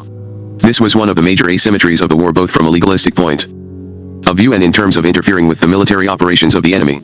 Both sides apparently devoted considerable attention to the question of what targets to attack, and a variety of motives affected the relevant decisions. The American decision to bomb targets in North Korea was made prior to the commitment of American ground troops in June 1950. A month later, permission was given to bomb industrial targets in North Korea, but the use of incendiary bombs was not allowed because of the civil damage that would have resulted. The Air Force was not authorized to bomb areas close to the Soviet and Chinese borders. Rashin was the single industrial center within the forbidden area, and it was the only industrial target in North Korea which was not destroyed by mid-September, when an end to strategic bombing was ordered by the Joint Chiefs. Not until June 1952 were attacks on the hydroelectric plants in North Korea authorized. Within 2 weeks, almost 90% of the North Korea power capacity was destroyed. American attacks on targets in North Korea steadily expanded. The attacks were aimed at affecting the immediate military situation. The restraints observed had several motives. 1. To avoid extensive civilian destruction considered undesirable on both humanitarian and propaganda grounds. 2. To avoid a spillover of the war into China or the Soviet Union. The spillover into China prior to her entry into the war probably did not have a major impact on Chinese policy, but the incursion did create propaganda and political difficulties. 3. To avoid damaging, in the case of the hydroelectric plants, targets considered vital to the Chinese so as to avoid their entrance into the war, presumably in retaliation. The Communists exercised far greater restraint on their air forces. Except for a few night heckling attacks from small biplanes in the spring of 1951, no air attacks were made on any targets in South Korea. The Communist restraint was not the result of the absence of inviting military targets. The port of Pusan was an extremely inviting target for bombardment and mining. It was the key to the American logistic effort and frequently was lighted up all night. American logistic convoys and troops in the field also could have been hampered by air attacks.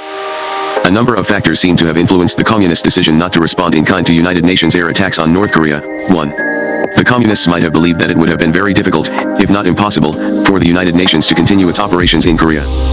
If Busan came under heavy attack, and that, once the United Nations committed itself to the defense of South Korea, it was no longer in a position to accept complete withdrawal. Therefore, if attacks on logistic lines made impossible the continued conduct of an effective ground war in Korea, the United States might have been forced to engage in strategic strikes against the Chinese, if not the Russian homeland. Point 13. If the Communists found this supposition credible, they may have concluded that, once their initial grab for South Korea failed, they could not afford to do anything that would lead to their complete control over South Korea. They may have recognized that American confinement of the war to the Korean peninsula was dependent on her ability to fight there effectively. 2. In order to avoid attacks on Chinese air bases just north of the Yalu, Red Airmen were not allowed to attack United Nations positions from these bases. Although the Communists were permitting the United States the sanctuary of bases in Japan and on aircraft carriers, they apparently were afraid that they would not be granted a similar sanctuary for bombing operations. United States planes managed to keep the North Korean airfields out of commission almost continuously throughout the war.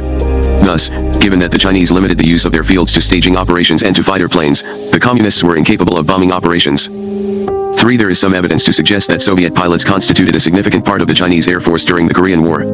If this is true, the explanation for target restraint may have been the desire to avoid the capture of Soviet airmen. This proof of direct Soviet involvement in the war would at the least have been politically damaging and, from a Soviet point of view, might have created an intolerable risk of American retaliation. By the end of the war, the United States was exercising almost no target restraint in North Korea and the Communists were doing no bombing in South Korea. Each side was guided by a complex series of motives and incentives. However, despite the asymmetry of the actions, there is nothing to suggest that either side treated its decisions on targeting as being closely related to, affected by, or likely to affect, the opponent's decisions on these questions. Expansion and limitation decisions on expanding the United Nations operations resulted from the rejecting or approving of the field commander's proposals by the Joint Chiefs of Staff or civilian officials. In some cases, particularly on the question of using atomic weapons, the military never made the request, and so, in some sense, no decision was made. On 3 occasions General MacArthur was refused his requests to employ Chinese nationalist troops, to impose a naval blockade on China, and to bomb bases and supply lines in China. But a number of MacArthur's requests for permission to expand the war were approved. These included the commitment of American ground forces, the Incheon offensive, and the crossing of the 38th parallel. President Truman states that the National Security Council recommended the consideration of 3 factors relevant to the decision of whether to go on the offensive: action by the Soviet Union and the Chinese Communists, the views of friendly members of the United Nations, and the risk of general war. These and other decisions were also influenced by American doctrine as well as by domestic political pressures. The balancing of the factors varied from decision to decision, but all played a role in the major decisions to limit or expand the war. Much less is known about the Communist decision-making process or the factors which influenced their decisions to limit or expand the war. The initial decision to keep the Chinese out of the war seems to have been based largely on domestic conditions in China, particularly the desire of the Chinese to implement their program of economic growth and development, and their desire to avoid military entanglements at a time when they had not yet consolidated their hold over their own country. The reasons for the Russians' abstention from open intervention in the war are less clear. The Soviets were determined not to do anything that directly labeled them as participants. They did not publicize the participation of any Russian volunteers in the war, nor provide any atomic capability, although they did supply large amounts of conventional military equipment. One likely explanation is the Russian fear that intervention would lead to general war. The United States had the capability of inflicting great destruction on the Soviet homeland with its stock of atomic weapons, while the Soviets had no capability of directly attacking the United States, although they might have been able to capture a large part of Western Europe with ground forces. Thus the Soviets, aware of their inferior strategic position, were probably determined to keep out of the war and to provide no excuse for a direct American attack on the Soviet Union. Each side apparently made its decisions to limit the war for different reasons and with minimal attention to the battlefield interaction. In addition, the 2 sides observed very different limits. What the United States did in North Korea was quite different from what the Communists did in South Korea, but the Chinese used a much greater percentage of their gross national product than the United States did. Nevertheless, while the United States used naval vessels and airplanes to bomb troops and airfields within Korea, the Communists did not. The United States engaged in logistical interdiction, the Communists did not. Each side, then, observed its own series of limits and restraints only in some very general way, related to, and dependent on, the limits of the other side. At least a few of the limits were symmetrical. Both sides restricted their military operations almost entirely to Korea, and neither used nuclear weapons. There was lack of symmetry in that all the military targets in North Korea were attacked but most in South Korea were not. The United States attacked the Chinese points of entry, the Yalu bridges, but the Chinese did not attack the United States points of entry, the ports. Both sides observed a number of what Schelling has called legalistic limitations. Point 14. The United Nations carefully observed both the Chinese and Russian borders and tried to avoid crossing them inadvertently. There was symmetry in the absence of official declaration of war. The United Nations troops participated in the war in a police action capacity, and none of the countries involved, including the United States, declared war. The Chinese used volunteers, and the Russians supplied equipment and presumably technicians, but little manpower for the battle. In some cases the limits represented a recognition of the battlefield interaction. But the origin of many of the limits observed, and part of the explanation for others, lay not within the dynamics of the war itself, but within the domestic and international context in which the war was fought. Notes 1. Hearings before the Committee on Armed Services and the Committee on Foreign Relations, Military Situation in the Far East, U.S. Senate, 82nd Congress, First Session, 1951, 5 parts, p. 154. To Harry S. Truman, Memoirs, Volume 2, Years of Trial and Hope, Garden City, N.Y., Doubleday & Co., 1956, p. 333-3. Alan S. Whiting, China Crosses the Yalu, The Decision to Enter the Korean War. New York, Macmillan Co., 1960, p. 37-4. Whiting, Op. CIT, p. 159-5. Richard E. Neustadt, Presidential Power, The Politics of Leadership, New York, John Wiley & Sons, 1960, p. 126. 6. Military Situation in the Far East, Op. CIT, p. 1385-7. Military Situation in the Far East, Op. CIT, p. 3598. Bernard Brody, Strategy in the Missile Age, Princeton, N.J., Princeton University Press, 1959. 9 Ibid, p. 319 and 10. Whiting, Op. CIT, pp. 151-5211. Neustadt, Op. CIT, p. 125-12. Whiting, Op. CIT, pp. 155-5613. The United States had secured British concurrence to bomb bases in China in the event of heavy air attacks from Chinese bases on United Nations troops, H.C. Debs, 5th Series, XB, 970, February 26, 1952, and this was probably communicated to the Chinese. However, Truman reported that he was convinced that Russia would come in if Manchurian bases were bombed. 14. Thomas C. Schelling, Nuclear Weapons and Limited War. Rand P. 1620, February 20, 1959, p. 1. The Cuban Missile Crisis. David A. Welch, James G. Blight, and Bruce J. Allen. The event referred to as the Cuban Missile Crisis in the United States is called the Caribbean Crisis in the Soviet Union, and the October Crisis in Cuba, but in all three countries it is widely acknowledged to have been the single most dangerous episode of the Cold War. Analysis of the crisis has heretofore been one-sided. Although information about the American side of the crisis is relatively plentiful, both Cuba and the Soviet Union have closely guarded the histories of their sides of the event. Glasnost, however, has led to a series of unprecedented discussions between East and West on the history and significance of the crisis, culminating in a tripartite conference in Moscow in January 1989. Drawing on the evidence and testimony presented at that conference, at the earlier U.S. Soviet conference in Cambridge, Massachusetts, in October 1987, and in supplemental interviews, we present here a summary and analysis of the new light that has recently been shed on all three crises. New information and testimony illuminate the long-standing debate about Soviet motives for deploying missiles to Cuba, the meaning, significance, and perceptions of American military activities and covert operations in 1962, the genesis, terms, and conduct of the missile deployment, the operational status of the missiles, decision-making during the early phases of the crisis, the origin of Khrushchev's Turkish missile trade proposal, the U-2 shoot-down of October 27, the diplomacy leading to a resolution of the crisis, the sources of Khrushchev's sense of urgency at the climax of the confrontation, and the acute tensions in Soviet-Cuban relations immediately following its resolution. We organize our treatment by topic and, where possible, in chronological order 197. On the assumption that the reader will be familiar with the main events of the crisis itself. We highlight those areas in which recent discussions have most significantly advanced our understanding of the event. Motives for the Soviet deployment. The Soviet decision to deploy medium and intermediate-range ballistic missiles, MRBMs and IRBMs, in Cuba appears to have been a response to three main concerns. First, the perceived need to deter an American invasion of Cuba and prevent the destruction of the Cuban Revolution. Second, the perceived need to redress the gross imbalance in deliverable strategic nuclear weapons that favored the United States, and third, the desire, born of national pride and prestige, to counter American deployments of nuclear weapons on the Soviet periphery, by exercise of the Soviet Union's equal right to deploy its own nuclear missiles on territory adjacent to the United States. According to recent Soviet testimony, the First and second appear to have been the most important motivations, though there is disagreement on the proper assignments of weight to each. Interestingly, Soviets have continued without exception to deny any direct connection between the Cuban Missile Crisis and the unstable Berlin situation. In Moscow, Andrei Gromyko added his voice to the chorus. The desire to deter an American invasion of Cuba emerged shortly after the crisis itself as the official Soviet rationale for the deployment. Most Western commentators have dismissed or discounted this motivation, however, because it seemed calculated to justify the public terms on which the crisis was ultimately resolved. The missiles in Cuba were withdrawn in return for an American pledge not to invade the island. But several well-placed Soviets, including Andrei Gromyko, Alexander Alexeyev, Sergei Khrushchev, and Sergei Mikoyan, have insisted that fears of an American invasion were in fact uppermost in Khrushchev's mind. These fears were grounded in what appeared to be a consistent and deliberate pattern of American activity designed to subvert and overthrow the regime of Fidel Castro, leading up to and including the use of American military force if necessary. When asked by Khrushchev, Defense Minister Rodionyak Malinovsky reportedly informed the Soviet premier that Cuba could resist a full-scale American invasion for 3 or 4 days, hardly long enough to send reinforcements. According to Ambassador Alexeyev, Khrushchev maintained at meetings with Presidium members that there was no other path to save the Cuban Revolution than through the installation of nuclear missiles.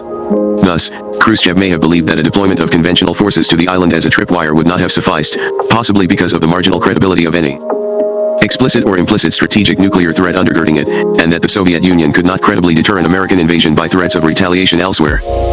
However, at the Moscow conference, Cuban participants sharply contradicted Khrushchev's analysis in several ways.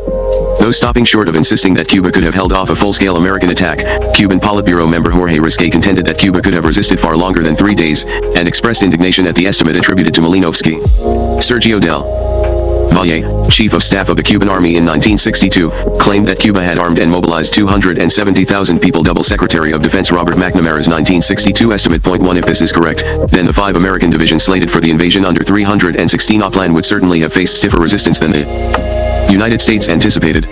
Even more striking, the Cuban delegation maintained that Fidel Castro's grounds for approving the deployment differed significantly from Khrushchev's grounds for proposing it, dismissing the utility of Soviet nuclear missiles in Cuba for deterrence or defense, noting that they served primarily to turn Cuba into a target.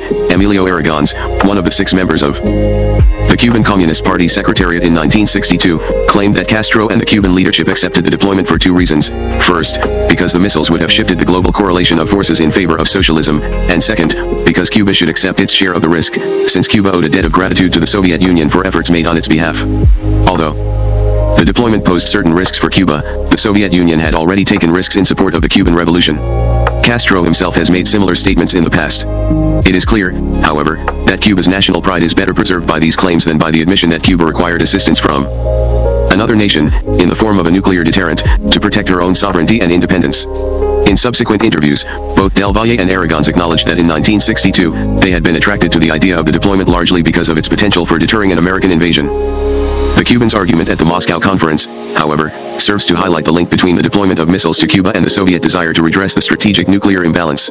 General Dmitry Fokoganov, who had reviewed the relevant archival materials, stated at the Moscow conference that in 1962, the Soviet Union had succeeded in deploying only 20 ICBMs capable of reaching the United States, far fewer than the 75 hitherto estimated by Western intelligence analysts. Thus the disparity in strategic nuclear weapons appears to have been even greater than was appreciated at the time. A successful Cuban deployment could have more than quadrupled the number of warheads that Soviet missiles could have delivered on the United States. Point 2. Most Western analysts have assumed that some such calculation was the primary, though not fully articulated, initial motivation for the deployment of missiles. Even if Khrushchev's chief concern had been the political problem of preserving a socialist Cuba, the strategic value of the deployment probably contributed to the attractiveness of the deployment. In short, different individuals within the Soviet decision-making establishment, and different branches of the Soviet state, seem to have understood the deployment in different ways, which may have complicated Khrushchev's task of enlisting support for the terms on which the crisis was ultimately resolved. There is little doubt that Khrushchev was attracted to the idea of deploying missiles to Cuba at least partly because of its apparent symmetry with the deployment of American Jupiter missiles in Turkey. His speeches in Bulgaria in May 1962 where, he writes in his memoirs, the idea of the deployment first occurred to him refer repeatedly and vehemently to the presence of American nuclear missiles so close to the Soviet border. Moreover, Fyodor Berlatsky reports that Yuri Andropov gave him a letter to edit from Khrushchev to Castro, in which Khrushchev emphasized the symmetry between the deployment of missiles in Cuba and the deployment of Jupiters in Turkey. But though this seems to have been on Khrushchev's mind, there is no evidence that it rivaled the other motivations in urgency or importance. It is more likely that the perceived symmetry with the Turkish deployment bolstered, rather than led to, the idea in the first place. Point 3. In any retrospective discussion, of course, it is appropriate to ask whether the motivations and contingencies were, in the event itself, well thought out in advance. Khrushchev's personality was undoubtedly an important factor. Gromyko acknowledged that Khrushchev was an emotional man. He had enough emotion for 10 people at least. But, not surprisingly, Gromyko argued that the deployment had been decided upon only after a thorough, careful, cool-headed evaluation. Jorge Risque, on the other hand, expressed some doubt, claiming that Comrade Khrushchev did not think through all the moves in advance. Anatoly Dobrynin agreed to some extent, stating that there was improvisation as things unfolded. At least, that is what we felt in the embassy, for the discussions at the Moscow conference gave little reason for revising the common wisdom that the venture was, in important respects, ill-conceived and subject to insufficient critical examination. The American threat to Cuba, perception and misperception. American intentions toward Cuba in 1962 have long been the subject of debate, and continue to be so. The crucial question is whether or not the Kennedy administration intended, at some point, to use American military force to oust Fidel Castro and establish a regime more congenial to American interests. Soviet and Cuban fears that this was the case seem to have played an important part in the decision to deploy nuclear missiles. Disavowals of any such intention by former Kennedy administration officials have long been received with skepticism by Soviets, Cubans, and revisionist historians in the United States. More is at stake in the debate than simply the accuracy of the historical record or the reputation of the Kennedy administration. The issue sheds important light on the role of perceptions and misperceptions in the genesis of a crisis. Former Secretary of Defense Robert McNamara insisted at the Moscow conference that, if I was a Cuban and read the evidence of covert American action against their government, I would be quite ready to believe that the U.S. intended to mount an invasion. His frankness on this point was welcomed by both the Soviet and Cuban delegations. McNamara insisted, however, that despite the extent of American covert operations against Castro, and despite the preparation of military contingencies in October 1962, the Kennedy administration did not intend to invade Cuba. That is, no political decision to invade Cuba had been taken, and no serious discussions to consider such an operation had taken place. Among senior policymakers, the Cuban and Soviet delegations in Moscow expressed skepticism on this point. Several publications have called into question the veracity of McNamara's disclaimer. Attention has focused on recently declassified documents that show that the Kennedy administration actively sought to destroy the Castro regime. One memorandum, for example the Cuba Project Program Review dated February 20, 1962, and signed by Chief of Operations Brigadier General Edward G. Lansdale, specified late October 1962 as the target for Castro's ouster, and suggested that American military force might be required to accomplish that objective. Sinclair, Commander-in-Chief, Atlantic Fleet, Admiral Robert L. Denison's official retrospective history of the crisis records that on October 1, more than 2 weeks before the missiles were discovered, orders were given to prepare the airstrike option, 312 plan, for maximum readiness by October 20. These documents show clearly that the United States was increasingly harassing the government of Fidel Castro, and that the Kennedy administration was actively laying the military groundwork for possible contingencies, such as a discovery of nuclear weapons in Cuba. This much, both McNamara and McGeorge Bundy concede. 5 However, the stronger claim that such documents show that the Kennedy administration had actually decided to use American military force against Cuba is entirely speculative. The evidence suggests otherwise. For example, the tapes of the White House discussions on October 16, immediately following the discovery of the missiles in Cuba, strongly evince a belligerent attitude on the part of the president and his advisors, but nowhere refer to any prior decision to invade Cuba, any established intention to invade Cuba, or even any previous exploration of the desirability of such an invasion. If indeed there had been serious consideration of the possibility, one would expect it to be reflected in those early, formative discussions, because an invasion would have been a comparatively well-formulated option already on the table. Instead, the process of option formation began from scratch. President Kennedy's reluctance to use more than a display of force during the crisis itself further reinforces doubt that he had harbored an intention to initiate serious military action against Cuba before the discovery of the missiles. Despite the fact that there is no evidence of intent on the part of the Kennedy administration to invade Cuba prior to the deployment of the missiles, it seems clear that Cuba and the Soviet Union quite understandably applied worst-case analyses to the various covert activities of CIA operatives in Cuba and to the activities of the American military in 1961 and 1962. The Cuban participants at the Moscow conference reported that Cuba had well-placed informants in the American defense and intelligence communities who kept them abreast of the various contingencies under consideration. Ambassador Alexeyev explicitly claimed that the Cubans had precise data about American plans to invade the island. Although operational plans and operational contingencies are not conclusive evidence of political intentions, they are nevertheless strong evidence of the worst possible case, and were apparently interpreted by Cuban and Soviet intelligence as reflecting a policy decision of the Kennedy administration to invade Cuba and to overthrow Castro. When McNamara explicitly refers to these interpretations as Soviet and Cuban misperceptions, he correctly points out that mistaken conclusions were drawn from the available evidence. But the United States had provided virtually no evidence suggesting otherwise. As current Deputy Foreign Minister Viktor Komplektov argued at the Moscow conference, everything suggested that there were intentions. Indeed, it was the avowed policy of the United States to destabilize the Castro regime, and part of that effort involved convincing Cuba of its vulnerability to American attack. The Kennedy administration, therefore, actively promoted the very misperceptions that led, in part, to the Soviet decision to deploy nuclear missiles to Cuba. The genesis, terms, and conduct of the deployment in his memoirs, Khrushchev claims that the idea to deploy nuclear missiles in Cuba first occurred to him when he was in Bulgaria, between May 14 and 20. 1962, but, according to Sergei Mikoyan, Khrushchev had already discussed the idea with First Deputy Premier Anastasy Mikoyan at the end of April, during a walk in the Lenin Hills. The aim, Khrushchev told Mikoyan, would be to deploy the missiles very rapidly under a cloak of secrecy in September or October, and to reveal their presence to the U.S. President after the midterm congressional elections in November, by means of a letter delivered to Kennedy by the Soviet ambassador in Washington, Anatoly Dobrynin. Gromyko reports that Khrushchev first discussed the idea with him on the flight home from Bulgaria. Soon after his return, Khrushchev assembled a small group to consider the matter. Its members included Mikoyan, Gromyko, Malinovsky, Beryazov, and Secretary of the Central Committee Frol R. Kozlov. Shortly thereafter, the whole presidium was included in the deliberations. According to Gromyko, the discussions during the formative phase were candid and exploratory, though Khrushchev was clearly the dominant figure. Sergei Khrushchev reports that Anastas Mikoyan expressed strong reservations, cautioning that this was a very dangerous step. According to Sergei Mikoyan, his father had two misgivings. First, he did not believe Castro would agree, and second, he did not believe it would be possible to install the missile secretly. The only other member reported to have expressed doubt in presidium meetings was Otto Kosynin. Gromyko reports that he told Khrushchev in May that a deployment of nuclear missiles in Cuba would trigger a political explosion in the United States, but Khrushchev seemed bent on the plan. Though it was not characteristic of Gromyko to object to an idea proposed by Khrushchev, it is quite plausible that he voiced pros and cons of the idea. If his testimony is accurate, then Khrushchev ultimately decided to disregard the cautions of both Mikoyan and Gromyko, two of his advisors who knew American politics best. Alexander Alexeyev was at that time a Soviet press representative in Cuba who was on very friendly terms with both Fidel Castro and his brother, Minister of Defense Raul Castro. On Mikoyan's recommendation, Alexeyev was urgently recalled to Moscow at the beginning of May and informed that he would be the new ambassador to Havana, replacing Sergei M. Kudryavtsev, whom Castro strongly disliked. Alexeyev was officially appointed ambassador effective May 31, by order of the Presidium of the Supreme Soviet on May 7. When Khrushchev returned from Bulgaria, Alexeyev was informed of the plan to deploy nuclear missiles to Cuba and was included in the decision-making circle. When Khrushchev asked him how Castro would react to the proposal, Alexeyev reports that he expressed grave doubts that Castro would agree. 6 Khrushchev decided to send a special mission to Cuba to find out, and to determine whether the missiles could be installed secretly. A 10-day Soviet agricultural mission traveled to Havana at the very end of May.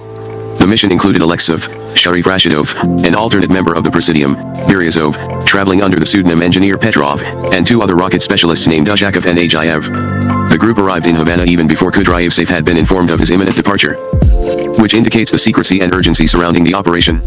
Upon arrival, Alexeyev informed Raul Castro that Engineer Petrov was actually the commander of the strategic rocket forces, and a meeting was arranged with Fidel Castro for that same evening. According to Alexeyev, Fidel Castro expressed immediate interest in the proposal, and left to confer with the other 5 members of the Cuban Secretariat. Aragon's reports that all 5 Raul Castro, Che Guevara, President Osvaldo Dorticos, Bias Roca, and himself were unanimously in favor of the idea. Much to Mikoyan's surprise, Beryazov returned to the Soviet Union with Fidel Castro's agreement and with an optimistic assessment of the chances of deploying the missile secretly. At a meeting of the Presidium on June 10, Beryazov reported the results of the negotiations. The Presidium officially ordered the Defense Ministry to develop specific plans for the missile deployment, as well as the deployment of associated air and coastal defense forces. In early July, a Cuban delegation led by Raul Castro visited Moscow to discuss Soviet arms shipments to Cuba, and to finalize operational details of the missile deployment. Delegations led by Raul Castro and Marshal Malinovsky met for 2 weeks, with Khrushchev himself present at meetings on July 3 and 8. The first step would be to install a network of the latest Soviet SA-2 surface-to-air missiles, SAMs, around the perimeter of the island, and especially near the MRBM and IRBM sites at San Cristobal, Sagua La Grande, Guanajuato, and Remedios. 7 The first SAMs and supporting equipment for the MRBMs were shipped at the very end of July. While in Moscow, Raul Castro and Malinovsky drafted an agreement covering various details of the deployment, including the rights and obligations of the host country and of the Soviet forces building and manning the missile sites. The agreement was a formal treaty with the following terms. 1. The Soviets would at all times have complete custody and control of the nuclear missiles in Cuba, but the exact number of missiles was not specified. 2. The Soviets would be given temporary use of the sites as rocket bases for a period of 5 years, though the sites themselves would remain sovereign Cuban territory. 3. After 5 years, there would be a further decision to annul or continue the arrangement. 4. All costs associated with the deployment were to be borne by the Soviet Union, and 5. Some SAMs were to be provided to the Cubans, though the SA-2 SAMs would initially be installed, manned, and operated by the Soviets until Cuban forces could be trained to operate and maintain them. Raul Castro and Malinovsky signed each paragraph of the agreement, and space was provided at the end of the document for the signatures of Fidel Castro and Nikita Khrushchev. But the two leaders, intending to sign it at a public ceremony in Havana in November, never did so. When Raul Castro returned from Moscow with the draft of the document in hand, his brother elaborated and modified the wording of the preamble. His amended version declared that the purpose of the agreement was to provide mutual military assistance rather than to save the Cuban Revolution, and it strongly affirmed the legality of the deployment. Che Guevara and Emilio Aragons traveled to Moscow at the end of the summer, August-September 27, to secure Soviet approval for Castro's changes. While there, they proposed that the agreement be made public immediately, prior to the deployment itself, to remove any pretext for a hostile American reaction. The Cubans warned the Soviet leadership that the situation in the United States was becoming increasingly volatile. Concerned by the prospect that rising suspicions in the United States might eventually lead to war hysteria, they sought to draw international attention to the legality of the deployment. Aragons reported that they told Khrushchev that there might be a preventive strike with severe consequences for us if the Americans were not given adequate opportunity to reconcile themselves to the deployment, but Khrushchev assured the Cubans that there would be no problem. Making the deployment public would be a terrible mistake, Khrushchev insisted. It might precipitate the very invasion the missiles were intended to forestall. And if the Americans did attack Cuba in the meantime, Khrushchev proclaimed, then he would promptly send the Baltic Fleet. Though skeptical of Khrushchev's promise of naval support, the Cubans deferred to Khrushchev's assessment of the Americans, because of the Soviets' greater experience in foreign affairs, and agreed to let the matter drop. Point 8 At the Moscow conference, the Cuban delegation identified Khrushchev's judgment as a serious mistake. Point 9 The Soviet expedition to Cuba was under the overall command of General Isip Plyev, a former cavalry officer with no experience with nuclear missiles. Why Khrushchev chose Plyev is unclear, though one plausible explanation is offered by Ambassador Alexeyev, who suggests that he did so to throw American intelligence off the scent. As part of the operation, according to General Fokoganov, over 40,000 Soviet troops were sent to Cuba, under secrecy so tight that only the commanding officers of the units dispatched knew where they were headed. Point 10 Unaware of their destination, Soviet soldiers reportedly brought with them full winter gear, and were only told where they were going after their ships had passed the Strait of Gibraltar. Some Soviet sources claim that the commanders of the vessels involved in the operation were instructed to open sealed orders at a predetermined point in the voyage, that charged them to scuttle their ships if an attempt was made to stop and search them, and that when American reconnaissance planes flew overhead, Soviet personnel would dance on deck in an attempt to look like tourists. The first SS-4 MRBMs arrived on September 15, 11 days after President Kennedy's first major warning against the deployment of offensive weapons to Cuba, 2 days after his second warning, and just 4 days after a denial by TASS that any such deployment was in the offing. Once in Cuban ports, the missiles and their related equipment were offloaded under cover of darkness, with elaborate precautions to ensure that the shipments went undetected. As part of the deception, Soviet troops wore civilian sport t-shirts to disguise their numbers and identities. One of those who came off a Soviet ship was the 39-year-old commander of a motorized infantry regiment, Lieutenant Colonel Dmitry Yazov, now Soviet Minister of Defense. Only Soviets were involved in the unloading, transportation, and installation of the missiles. Indeed, the Soviets themselves had even chosen the locations of the missile sites. The Cuban Armed Forces' role in the deployment was limited to guiding the preliminary exploration of the terrain, choosing the routes from the ports to the missile sites, and building roads where necessary. Camouflage was also a Soviet responsibility, yet the Soviets' failure to camouflage the missile sites permitted American intelligence to discover the deployment prematurely, by means of reconnaissance photographs taken on October 14. It appears that the reason the Soviets failed to camouflage the missiles is that Soviet standard operating procedures for constructing nuclear missile sites did not include the use of camouflage. All previous installations had been on Soviet territory. The installation crews in Cuba simply overlooked the importance of disguising their activities on foreign soil under the watchful eyes of the Americans. Castro is reported later to have expressed his astonishment and dismay that Cubans had not been consulted on camouflage measures. The sites could easily have been disguised as agricultural projects, Castro maintained, had the Soviets only asked for help. Soviet missiles in Cuba, warheads, targets, and orders. One of the more persistent puzzles of the Cuban Missile Crisis concerns whether or not nuclear warheads for the Soviet MRBMs ever reached Cuba. American intelligence never detected nuclear warheads in Cuba, and interpreted the fact that the assembly of likely warhead storage bunkers at the missile sites was incomplete, shown by reconnaissance photographs, as evidence that they had not yet arrived. But the Kennedy administration, in the face of uncertainty, operated on the assumption that they had. According to General Fokoganov, 20 nuclear warheads had arrived in Cuba in late September or early October, and 20 others were in transit aboard the Poltava when the quarantine went into effect. Apparently, the Soviets did not keep the Cubans well informed of the warhead shipments. General Del Valle, the Cuban chief of staff, was informed on October 23 or 24 by General Plyev merely that everything was ready, which Del Valle interpreted to mean that warheads had arrived. Only later did he learn the details of the warhead shipments, and discover that they were incomplete. 1-1 According to Fokoganov, the warheads that had arrived in Cuba were kept well away from the missiles themselves, and at no time were measures taken to mate them, even when alert levels were raised following President Kennedy's speech of October 22. Had the order to prepare the missiles come down, Fokoganov Fokoganov claimed they could have been targeted in 4 hours and would have required a subsequent countdown of 15 minutes. Sergei Khrushchev claimed at the Moscow conference that the inaccuracy of the SS-4 missiles restricted their useful targets to large cities and industrial centers such as Washington or New York. Contrary to newspaper accounts of the Inns, however, at no time did Khrushchev suggest that either Washington or New York was actually targeted, because at no time were targeting procedures underway. My father would not have allowed the warheads to be mounted, Sergei Khrushchev insisted. He felt that would have made it easier for a madman to start a war. General Fokoganov said that the standing orders given to the 3 SS-4 and 2 SS-5 regiments deployed to Cuba were extremely clear. He read from Defense Ministry archives to the Moscow conferees that the rocket forces are to be used only in the event of a U.S. attack, unleashing a war, and under the strict condition of receiving a command from Moscow. Both conditions had to be set. Asterisk is 5 before the missiles were to be used. While these orders defined the limits of the local commander's authority to launch nuclear missiles, however, none of the Soviets interviewed for this study believed that physical mechanisms preventing unauthorized use, such as modern permissive action links, were built into the warheads. The early phase of the crisis, October 16 to 26, President Kennedy learned of the Soviet deployment on October 16. He and his advisors spent almost a full week formulating a response before announcing the discovery publicly. During that week, on October 18, Soviet Foreign Minister Gromyko paid a visit to the White House, which he described as the most complex discussion of his diplomatic career. Kennedy did not ask Gromyko directly about the presence of Soviet missiles in Cuba, nor did Gromyko volunteer any information about them, much to the relief of both. Gromyko has since asserted, however, that he was instructed to be forthcoming if confronted directly. At the Moscow conference, he maintained merely that he would have given a proper answer to a direct question from the president, but in a subsequent article, he claimed that he was instructed by Moscow to say that the Soviets were deploying a small quantity of missiles of a defensive nature to Cuba, and to encourage quiet diplomacy if Kennedy's reaction were negative. On October 22, at 7:00 p.m.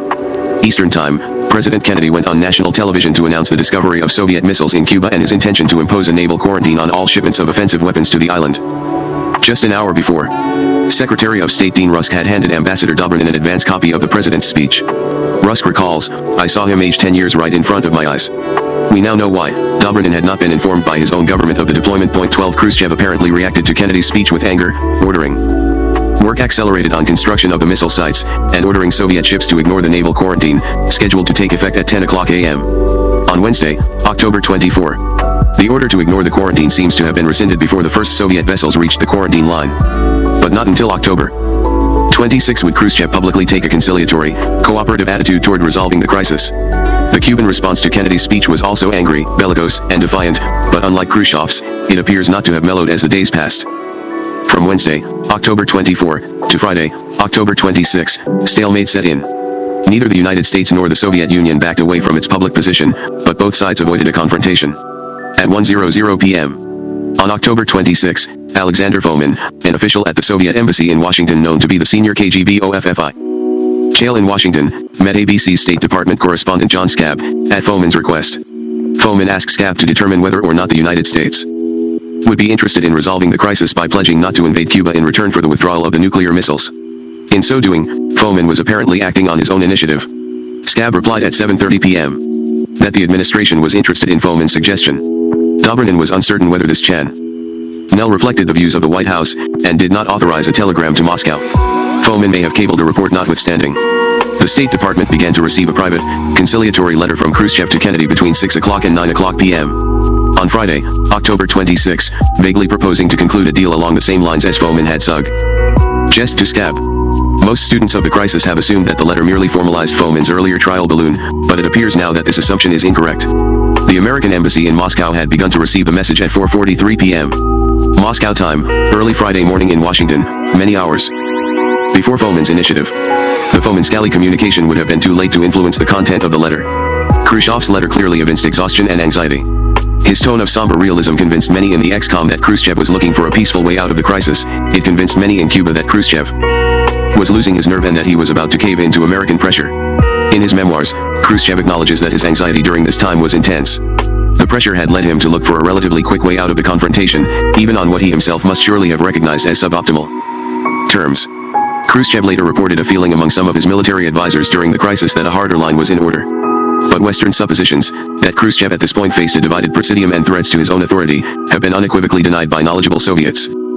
The origin of the Turkish missile trade on Saturday, October 27, before President Kennedy could respond to Khrushchev's letter of the day before, a second letter, taking a harder line, was broadcast by Radio Moscow. Khrushchev now insisted that the United States remove its intermediate-range Jupiter missiles in Turkey in return for the removal of Soviet missiles in Cuba. Khrushchev's quick about-face has always puzzled not only Western students of the crisis, but members of the XCOM as well, who show considerable surprise and confusion in the transcripts of the October 27 meetings. In 1987, Georgy Shukhnazarov conveyed a message from Anatoly Dobrynin to the participants in the Cambridge Conference, indicating that the idea for the missile trade had been hatched in the Soviet embassy in Washington. His rather cryptic remark remained unclear until the Moscow Conference, where Dobrynin provided further details previously unknown. He and Robert Kennedy met secretly on the night of Friday, October 26, as part of a series of private, late-night, back-channel discussions between the two. Dobrynin remarked to the Attorney General that the administration's extreme reaction to the deployment of Soviet missiles in Cuba was puzzling in view of the fact that the United States had deployed similar missiles in Turkey, next door to the Soviet Union. In raising the issue, Dobrynin says, he was acting entirely on his own initiative, not expecting it to be interpreted as part of a negotiating position. He was merely attempting to make the point that the Soviet side had an equal right to provide for its own security. Dobrynin reports, Robert Kennedy said, "You are interested in the missiles in Turkey." He thought pensively and said, "1 minute, I will go and talk to the president." He went out of the room. He came back and said, "The president said that we are ready to consider the question of Turkey, to examine favorably the question of Turkey." 13 Dobrynin immediately reported this conversation to Moscow. Shortly thereafter, Khrushchev demanded the missile trade. Dobrynin hastened to add that although he believes his cable to have been the source of the missile trade proposal, it is possible that the idea arose simultaneously in Moscow. No one at the Moscow conference, however, offered the latter interpretation, even though some, such as Andrei Gromyko, were presumably in a position to know. If Dobrynin's story is accurate, then some traditional understandings of the climax of the crisis must give way. The tapes of the XCOM meetings of October 27 clearly indicate that the question of the missile trade dominated the discussion, and that the president himself was its strongest advocate. But at no point in those discussions did the president or his brother discuss Robert Kennedy's meeting with Dobrynin of the previous day, nor did they reveal that they had already communicated to the Soviet Union that the Jupiter missiles in Turkey were negotiable. In conjunction with the recent revelation of the Courtier Maneuver, 14, and in view of the secrecy surrounding Robert Kennedy's October 27 meeting with Ambassador Dobrynin, several members of the XCOM were unaware even that such a meeting was to take place. The president's reticence in the transcripts of the October 27 meeting strongly suggests that the XCOM had become largely irrelevant to the president's decision-making at the height of the crisis. Crucial decisions were being made by the president and a few close advisors, well away from and unknown to the XCOM as a whole. The group that had played a central role in the early option formation phase of the crisis seems to have been left out of important aspects of decision-making at its climax. The U-2 shoot-down of October 27 as the XCOM puzzled over Khrushchev's new demand on October 27, word reached Washington that an American U-2 reconnaissance aircraft had been shot down over Cuba by an SA-2 surface-to-air missile fired from the Los Angeles Battery, near the port of Baines. It has generally been supposed in the West that the missile that downed the aircraft was fired by Soviet troops, because the SA-2s were believed to have been under strict Soviet control. But it has always been difficult to imagine why Khrushchev would have risked a serious escalation of the crisis at that point. Some have surmised that the shoot-down was the unauthorized act of a Soviet officer in Cuba. Others have supposed that Cubans had in fact fired the missile, either after seizing control of the SAM site in a firelight with Soviets 15 or by exercising their discretion in a dual control arrangement of some kind. Most fantastic is Carlos Franchi's recent report that Castro once claimed that he himself had shot down the aircraft. At the Moscow conference, the Soviet side released new details confirming that the U-2 shoot-down was indeed an unauthorized act by Soviet air defense forces. According to Alexeyev, 2 generals were involved in the decision-making when the U-2 was detected at approximately 10 o'clock a.m. on Saturday, October 27. General Fokoganov publicly identified one as Plyev's deputy for air defense, the late Lieutenant General Stepan N. Grecko. The second general was apparently Leonid S. Garbuz, now retired, then Plyev's deputy for military training. Once the U-2 was spotted near Baines, the 2 generals had 20 minutes to make a decision whether or not to fire. After attempting unsuccessfully to contact General Plyev, they decided to shoot on their own authority. As recently disclosed by the newspaper of the Cuban Armed Forces, Bastion, the local commander who actually gave the order to fire was General Georgy A. Voronkov, now retired and living in Odessa. Contrary to previous accounts of the shoot-down, which suggested that Soviet SAM units had standing orders not to fire on American aircraft, Alexeyev claims that there was no direct prohibition against doing so. Del Valle confirms this, noting that the officer on site was criticized by Khrushchev, but that he defended himself by saying that he had only followed Soviet standing orders to fire on any aircraft that flies overhead in wartime, an action for which he was later decorated by Fidel Castro personally. From the Cuban point of view, the situation could indeed have been construed as wartime. Throughout the crisis, Castro had authorized his own anti-aircraft, artillery to fire at groups of 2 or more low-flying American planes. On October 26, he ordered his AA units to fire on any American aircraft within range. That same day, Voronkov received an order to begin operating the radar stations. Cuban Politburo member Jorge Risque claimed at the Moscow conference that Soviet air defense forces were willing to fire on American aircraft on October 27 because they had been inspired by the enthusiasm of the Cubans. Indeed, the downing of the U-2 was a tremendous boost to Cuban morale. News of it spread rapidly throughout the island, and was greeted everywhere with wild celebration. As Risque put it, our people felt that we were not defenseless. But many Cuban leaders report Edley felt that the shoot-down was very dangerous, and worried that it would inflame the situation. At the Moscow conference, Fokoganov read from Malinovsky's telegram to Plyev immediately following the shoot-down, rebuking him for hastily shooting down the U.S. plane because an agreement for a peaceful way to deter an invasion of Cuba was already taking shape. This contradicts the English version of Khrushchev's memoirs, which indicate that he believed that it was Cubans who had shot down the American plane. Yet Sergei Khrushchev insists that his father knew at the time that Soviets had shot down the plane, and that in the tape recordings on which Khrushchev's memoirs were based, he clearly stated this. Strobe Talbot, editor and translator of Khrushchev's memoirs, reports the discrepancy in the English edition as a mistake. The Russian-language version of Khrushchev's memoirs published by Progress Publishers, currently in limited special circulation in the Soviet Union, also states that Cubans shot down the plane, because it is a retranslation of Talbot's English version. There is some evidence to suggest that there may have been a partial, unsuccessful cover-up attempt by the Soviet military. Ambassador Alexeyev reported that he did not find out that Soviets were responsible for the shoot-down until over a decade later, and he has speculated that Malinovsky himself may have tried to prevent details of the event from spreading in order to prevent embarrassment to the Ministry of Defense and the responsible Soviet officers in Cuba. We now know that the ex-com's reaction to the shoot-down was more measured and restrained than the hysteria suggested in many memoirists' previous accounts. Khrushchev, however, must have been seriously shaken by the event, which made it painfully clear that his control over developments in Cuba had significantly eroded. Kennedy's control over events, as it turned out, was equally tenuous. Later that same day, an American U-2 on a routine air sampling mission in the Arctic strayed into Siberian airspace as the result of a navigational error. Khrushchev may have read the incident as a provocation, but also seems to have been sensitive to the possibility that it was accidental. According to several Soviets at the Moscow conference, the risks that unintended actions might lead to an escalation of the confrontation were very much in the forefront of Khrushchev's mind as the crisis reached its crescendo. The resolution of the crisis at 7:15 p.m. On Saturday, October 27, Robert Kennedy telephoned Dobrynin to request another meeting. The two met at 7:45 in the Department of Justice. The reports of important aspects of the meeting in Robert Kennedy's 13 days were starkly contradicted by Ambassador Dobrynin in Moscow. First, Robert Kennedy reported telling Dobrynin that we had to have a commitment by tomorrow that those bases would be removed. I was not giving them an ultimatum but a statement of fact. He should understand that if they did not remove those bases, we would remove them. 16 Though the Attorney General explicitly denied that this was an ultimatum, it has generally been interpreted by Western historians as a clear compel-length threat. 17 However, Dobrynin denied that Robert Kennedy issued any ultimatum or made any threats. He further denies that Robert Kennedy warned of an imminent coup or loss of civilian control of the military, in contradiction to Soviet accounts of the meeting, including Khrushchev's own. 18 In fact, according to Dobrynin, Robert Kennedy soft-pedaled the danger of imminent American action, and Dobrynin claims that his cable to Moscow reporting the meeting was similarly low-key on that point. The second respect in which Dobrynin contradicts Robert Kennedy's account of the meeting helps explain the first, and concerns the status of the missile trade.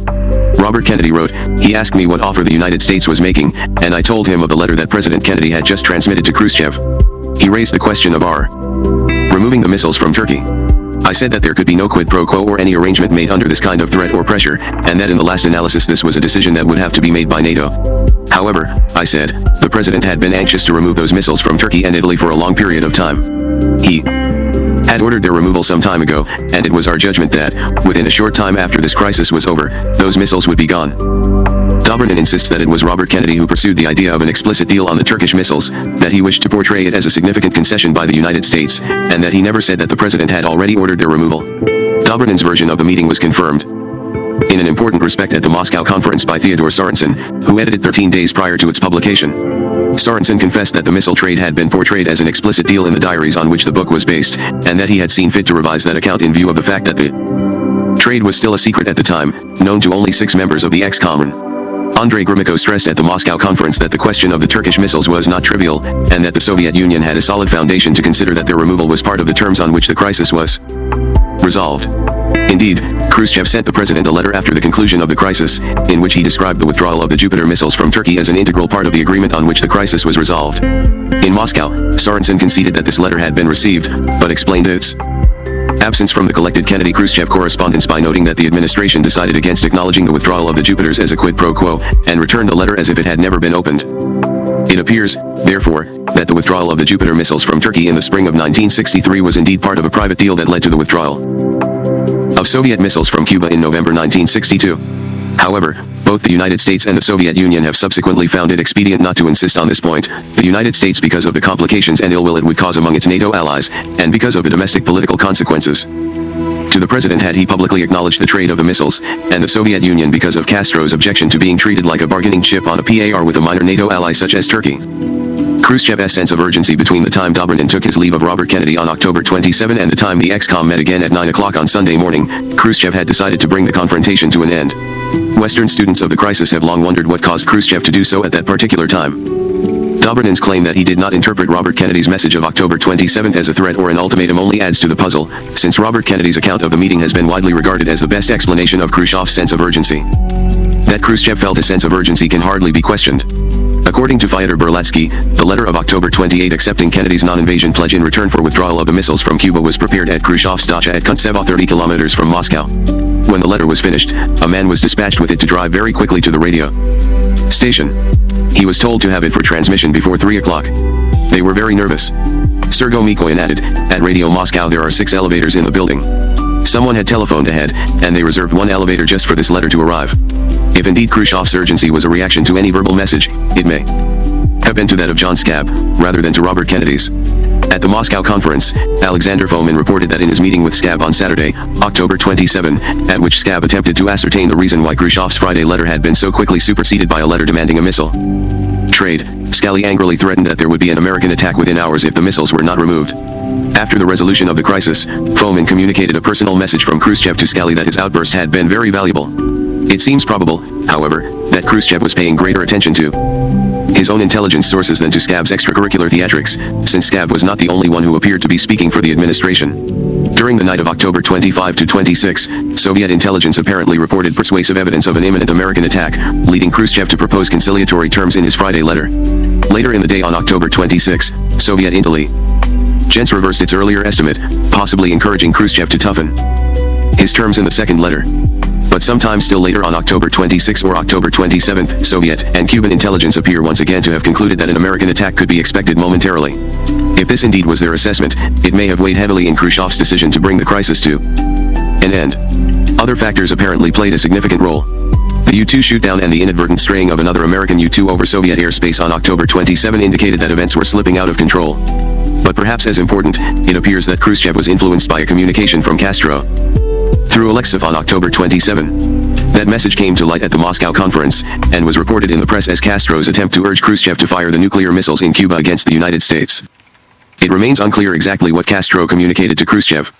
We have reason to believe that in an unpublished passage of his memoirs, Khrushchev reported it thus: "Suddenly, we received through our ambassador a cable from Castro. The ambassador reported that Castro had given him the report face-to-face. Castro informed him that he had reliable information that an American invasion would take place within a few hours.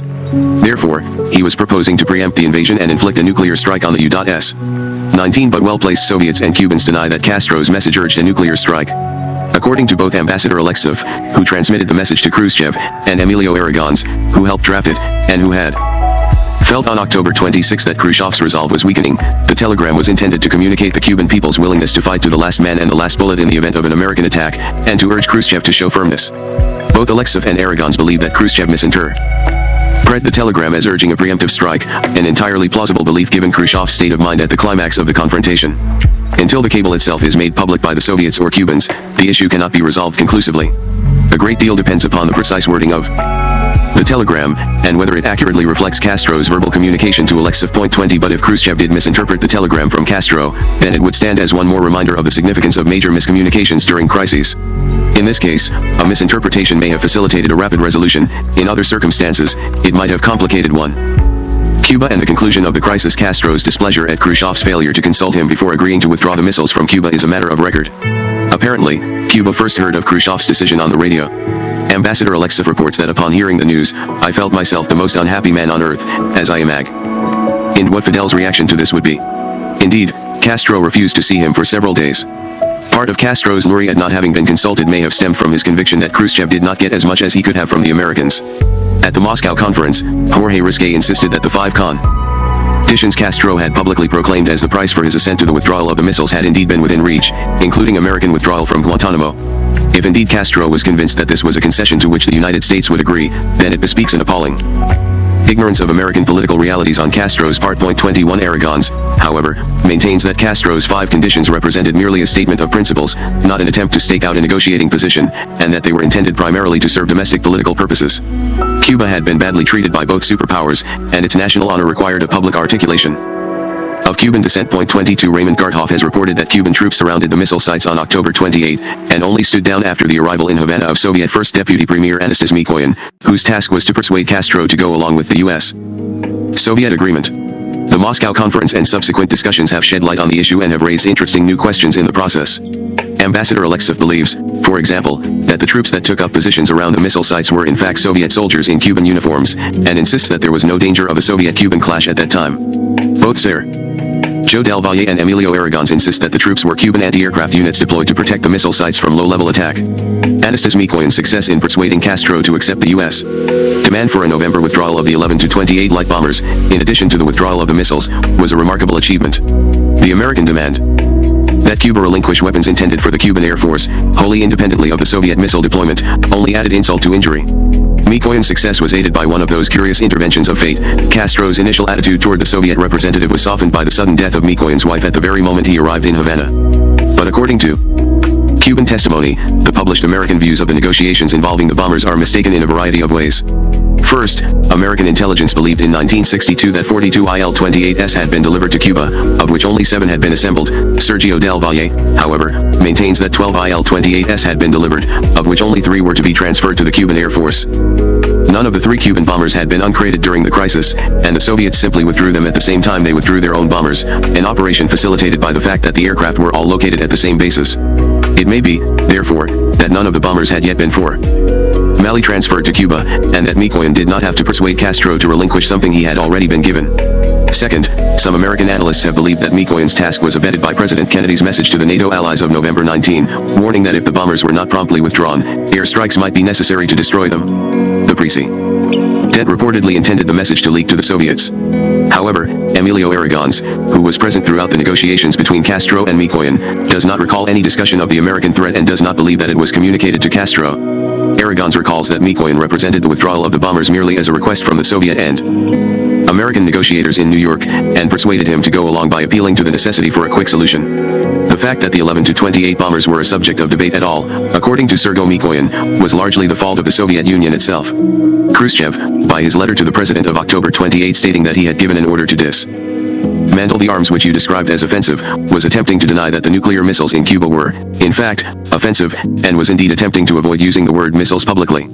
But the effect was to give the United States carte blanche to specify which weapon systems were to be withdrawn, and the Kennedy administration chose to insist upon the removal of the IL-28's obsolete, short-range bombers believed to have a nuclear capability, but for which no nuclear weapons had been supplied. The withdrawal of the IL-28s was a blow to Cuba's national pride, and it further strained Soviet-Cuban relations. As Sergei Mikoyan put it, the Soviets fell victim to their own propagandist tendencies.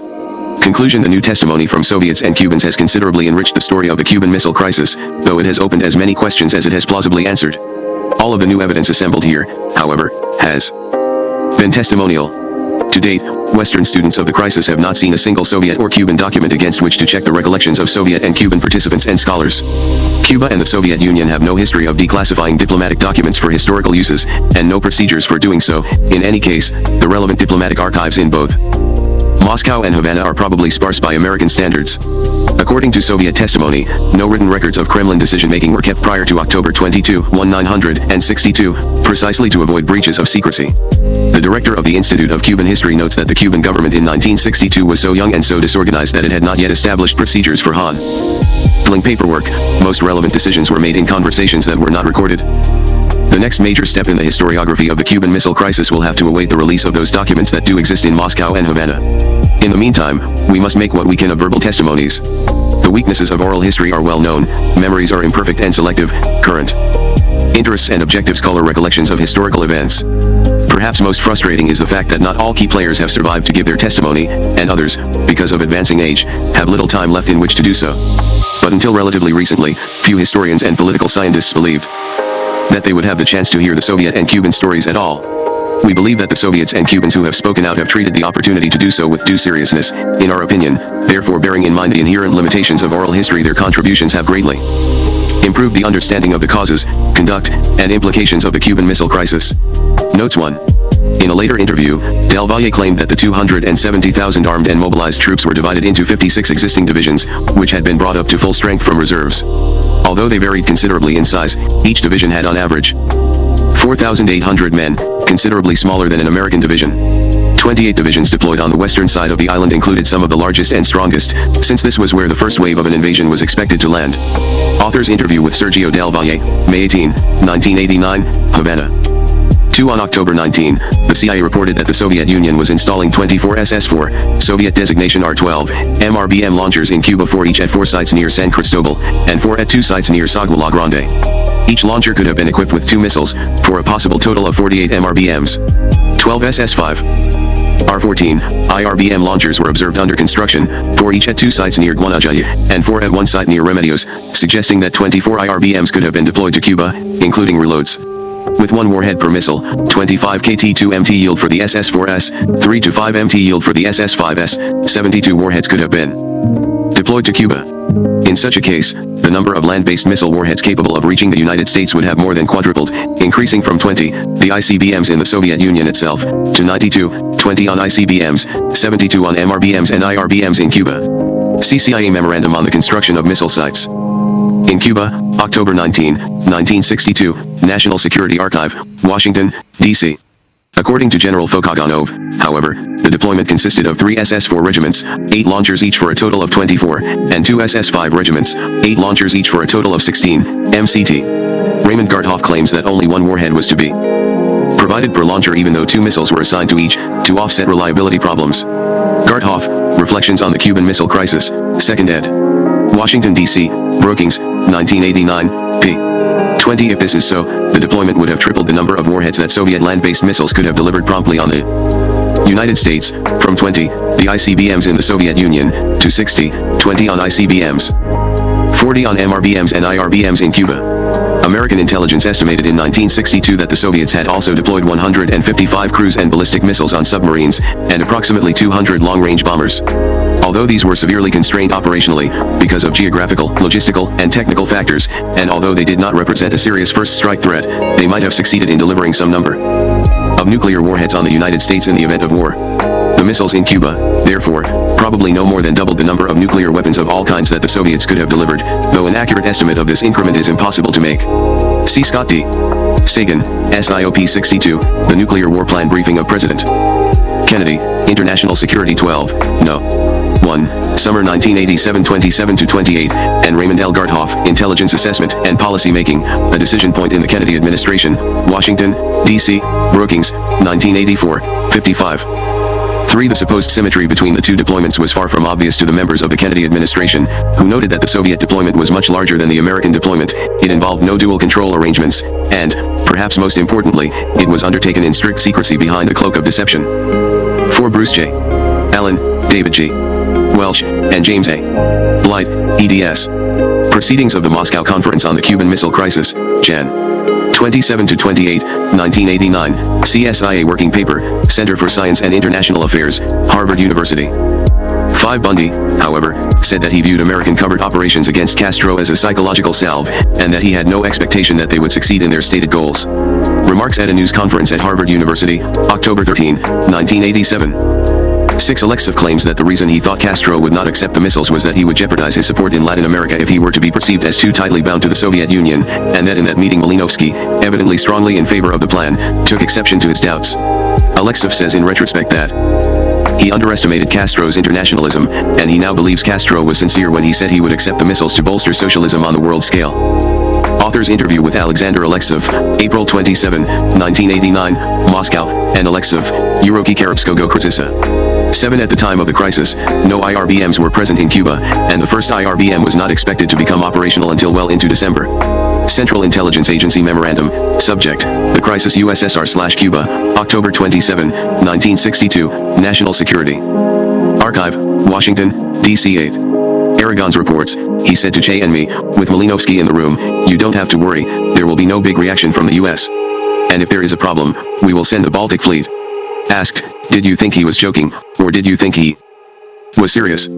Aragon's replied, he was totally serious. When he said it, Che and I looked at each other with raised eyebrows. But, you know, we were deferential to the Soviets' judgments, because, after all, they had a great deal of experience with the Americans, and they had superior information than we had. We trusted their judgment. James G. Blight. And David A. Welch interview with Emilio Aragons, May 19, 1989, Havana. Khrushchev may have believed from the start that the United States would react to the news of Soviet missiles in Cuba with moderation. Alexev reports that in May, Khrushchev said the Americans are a pragmatic people and would not attack if there were missiles in Cuba. Alexev interview. The Soviet Baltic Fleet, however, would have been completely incapable of providing timely or effective naval support, and it is difficult to credit the claim that Khrushchev was serious on this point. 9. When asked at the Moscow conference whether the deployment could have been undertaken openly, Gromyko insisted that a secret deployment was the only viable option. His opinion was widely shared among the Soviet delegation, echoed most forcefully by Viktor Komplektov and Georgy Shuknazarev, who noted that secrecy was characteristic of the times.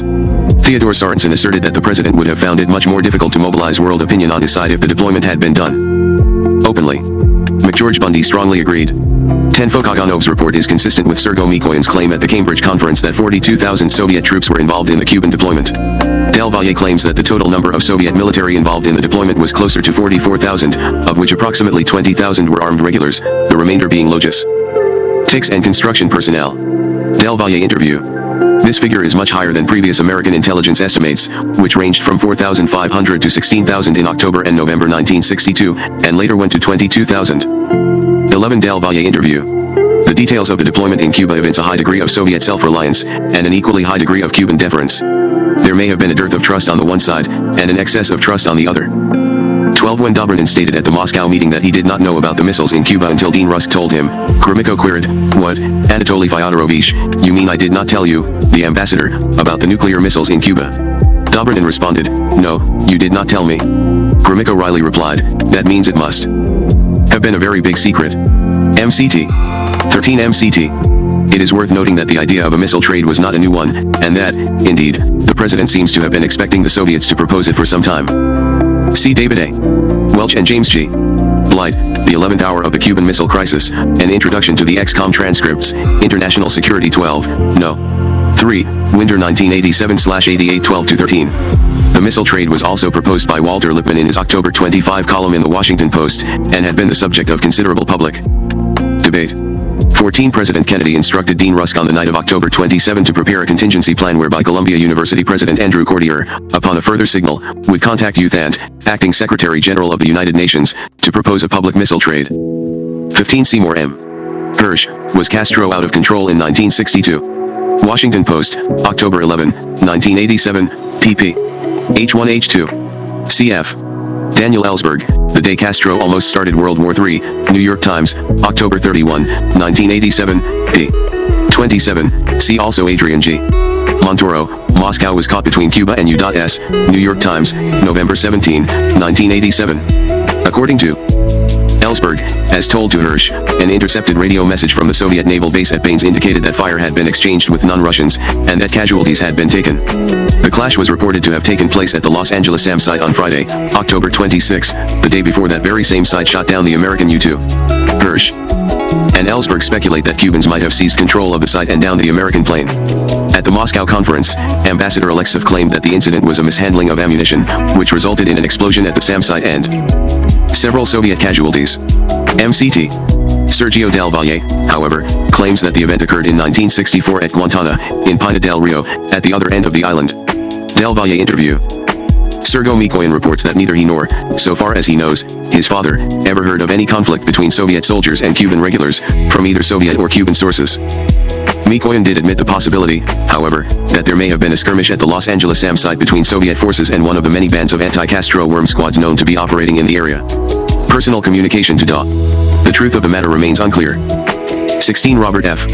Kennedy, 13 Days, A Memoir of the Cuban Missile Crisis, New York, Norton, 1969, 108. 17 Daniel Ellsberg interviewed Robert Kennedy in 1964, when Kennedy claimed that he had warned Dobrynin that he had just 48 hours to remove the missiles, that if dismantling had not begun by that time, the missiles would be attacked and an invasion would follow, and that any further shoot-downs of American reconnaissance planes would result in an attack on all the SAM sites immediately and probably the missile sites as well. Hirsch, was Castro out of control in 1962? Ph. 2. Ellsberg's conclusion is that, because Khrushchev well understood that he no longer controlled the Cubans, and that he may also have lost control over the SAM batteries, the Soviet leader was compelled to interpret Robert Kennedy's message as an ultimatum, requiring an immediate cessation of the crisis. 18 Personal communication to the authors. 19 This was conveyed to the authors by a knowledgeable source. This passage did not appear in the manuscripts that were delivered to the West in 1970. 20 A confidential source informed the authors that in February 1989, Castro remarked that he believed the missiles should have been fired in the event of a full-scale American invasion, though not preemptively or in the event of an air strike. 21 Dobrynin reported at the Moscow conference that in a confidential letter to President Kennedy on October 29 or 30, the Soviet Union did raise the issue of Guantanamo, but he added that he doubted that any hopes of American concessions on the base were realistic. Andrei Gromyko further remarked that the agreement concluding the crisis included the crucial concession from the United States, a commitment not to invade Cuba. MCT. Alexeyev reports that he believes Khrushchev deliberately chose not to consult Castro on the removal of the missiles, because he knew he would not agree. Alexeyev interview. 22 Aragon's interview. The Cuban delegation to the Moscow conference added that Khrushchev's explanation for his failure to consult Castro that there was simply insufficient time was wholly plausible. Indeed, Castro's telegram may have been largely responsible for convincing Khrushchev that time was so short.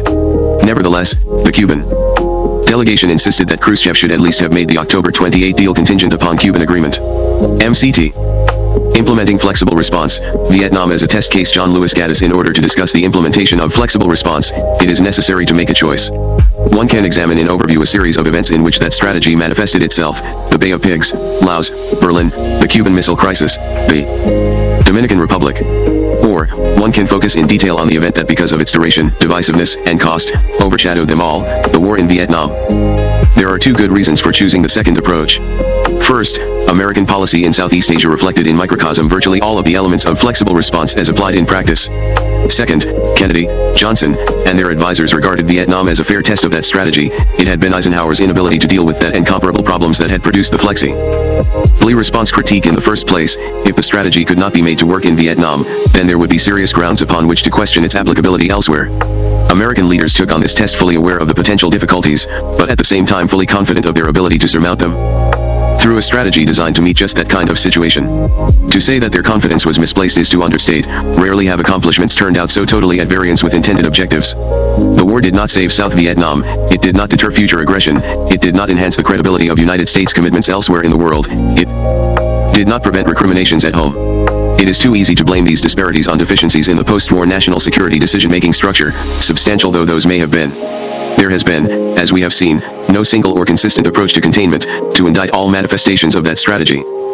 221. Is only to be vague. Nor is it helpful to ascribe the failure in Vietnam to the shift in leadership at the White House after November 22, 1963, however strikingly the personalities of Kennedy and Johnson may have differed. For the fact is that Johnson followed the strategy of flexible response faithfully in Vietnam, perhaps more so than Kennedy himself would have done. The American defeat there rather grew out of assumptions derived quite logically from that strategy, that the defense of Southeast Asia was crucial to the maintenance of world order, that force could be applied in Vietnam with precision and discrimination, that means existed accurately to evaluate performance, and that the effects would be to enhance American power, prestige, and credibility in the world. These assumptions in turn reflected a curiously myopic preoccupation with process, a disproportionate fascination with means at the expense of ends, with the result that a strategy designed to produce a precise correspondence between intentions and accomplishments in fact produced just the opposite. High officials of the Kennedy and Johnson administrations like to insist that their policies in Vietnam were consistent with the overall direction of American foreign policy since 1947. That conflict, they maintained, was but another in a long series of steps taken to demonstrate that aggression did not pay. The challenge that we face today in Southeast Asia, Johnson argued, is the same challenge that we have faced with courage and that we have met with strength in Greece and Turkey, in Berlin and Korea, in Lebanon and in Cuba. The great lesson of this generation was that wherever we have stood firm, aggression has ultimately been halted. To question the need for a similar commitment to South Vietnam, these statements implied, was to dispute the very assumptions that had sustained the strategy of containment from its beginnings. In fact, though, a gradual shift had taken place in those assumptions over the years. Kennan, it will be recalled, had stressed distinctions between vital and peripheral interests, between varieties of threats to them, and between levels of feasible response given available means. The Kennedy and Johnson administrations made no such distinctions. Kennan had sought to maintain the global balance of power by applying a combination of political, economic, military, and psychological leverage in carefully selected pivotal areas. Johnson by 1965 was relying almost exclusively on the use of military force in a theater chosen by adversaries. Kennan had hoped to harness forces of nationalism, even where communist, to contain the expanding power and influence of the Soviet Union. Johnson sought to oppose communism, even where nationalist, for the purpose of preserving American credibility in the world. And, in a final ironic twist, Johnson, and later Nixon, came to rely with plaintive consistency on the assistance of the Soviet Union, the original target of containment, to extricate the United States from the tangle in which its own strategy had ensnared it.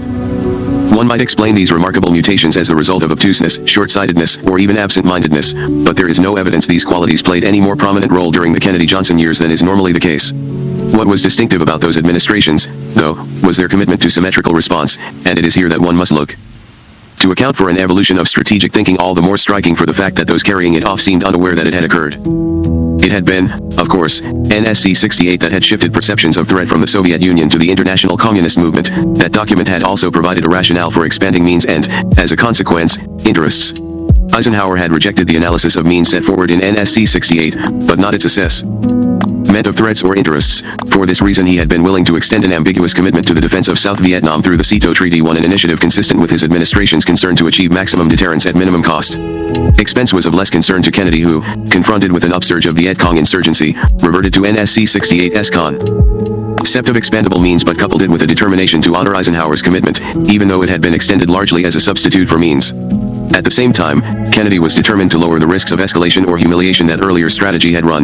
This resolve led, in time, to the deployment of American ground forces, first as advisors to the South Vietnamese, then, under Johnson, as full-fledged combatants. But what, precisely, was the United States' interest in Vietnam? Why was the balance of power at stake there? Walt Rostow had warned in his 1962 BSNP draft that major losses of territory or of resources would make it harder for the U.S. to create the kind of world environment it desires, generate defeatism among governments and peoples in the non-communist world, or give rise to frustrations at home. But when pressed to explain why the loss of such a small and distant country would produce these drastic consequences, Washington officials generally cited the SEATO Treaty obligation, which, if not honored, would raise doubts about American commitments elsewhere in the world. The integrity of the U.S. commitment is the principal pillar of peace throughout the world, Rusk wrote in 1965. If that commitment becomes unreliable, the communist world would draw conclusions that would lead to our ruin and almost certainly to a catastrophic war. This was curious reasoning. It required justifying the American commitment to South Vietnam as essential to the maintenance of global stability, but then portraying that stability as endangered by the very vulnerability of Washington's commitment. It involved both deterring aggression and being held hostage to it. The confusion, it would appear, stemmed from the failure of both the Kennedy and Johnson administrations to articulate independently derived conceptions of interest in Southeast Asia. Instead, they tended to view the American stake there as determined exclusively by threats and obligations. The security of the United States, indeed of the entire non-communist world, was thought to be imperiled wherever communist challenges came up against American guarantees. Vietnam might be insignificant in itself, but as a point of intersection between threat and commitment, it was everything. Nothing in this argument required the threat to be centrally directed, or even coordinated with communist activities elsewhere. There were, to be sure, frequent references early in the war to the Sino-Soviet plan for world domination, but these became less common as evidence of the Moscow-Peking split became irrefutable. Rationales then shifted to the containment of China, but only briefly. By early 1965 the predominant concern, as Undersecretary of Defense John McNaughton put it, was simply to avoid a humiliating U.S. defeat, to our reputation as a guarantor.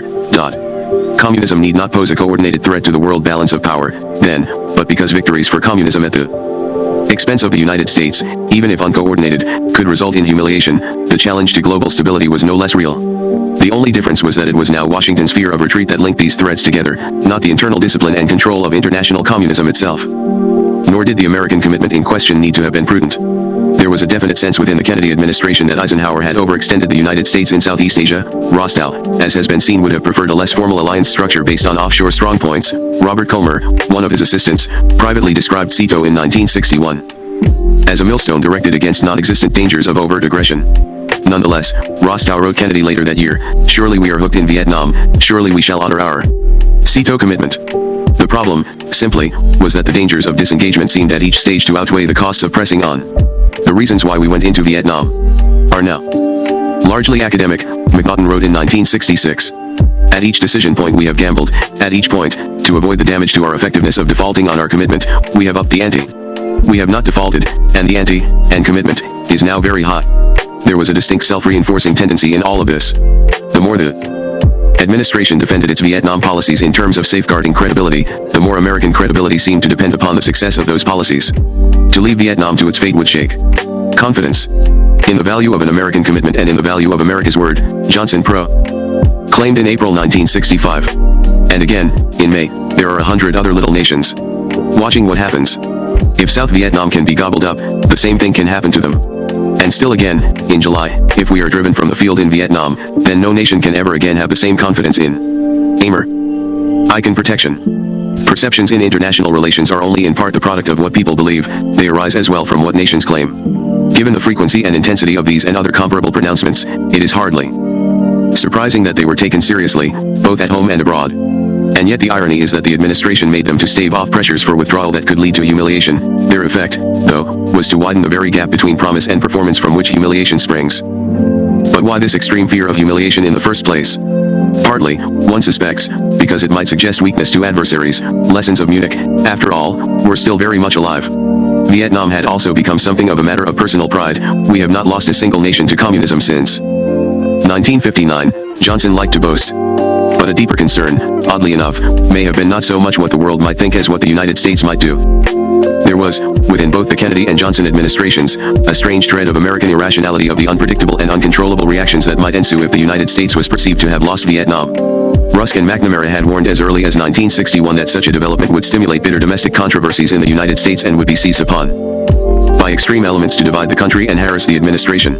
Rostow's BSNP draft even raised the possibility that the U.S. might rashly initiate war if confronted by a major defeat.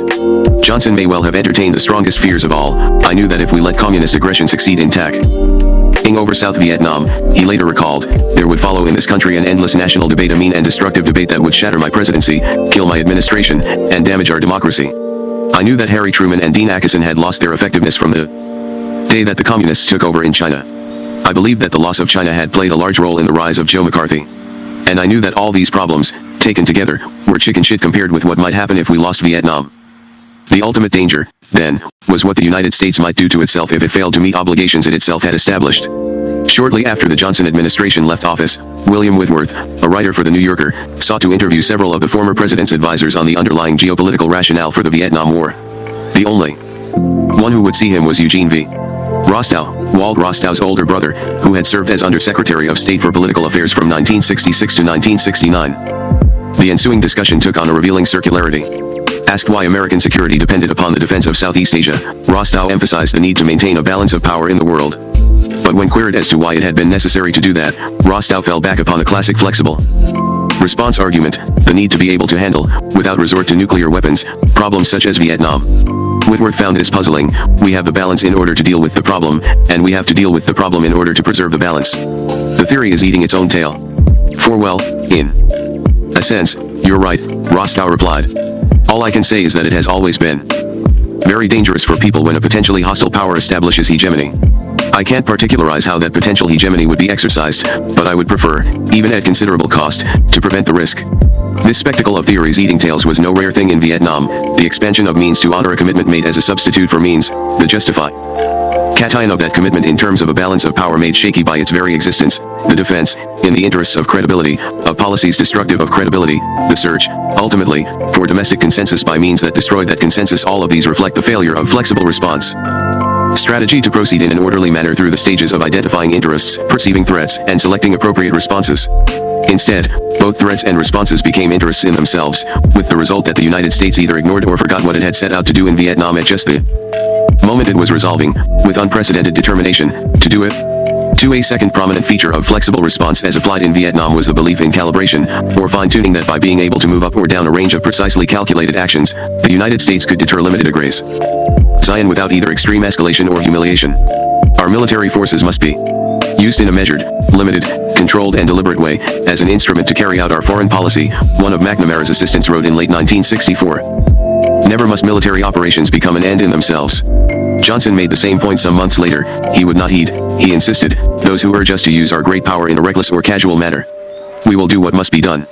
And we will do only what must be done.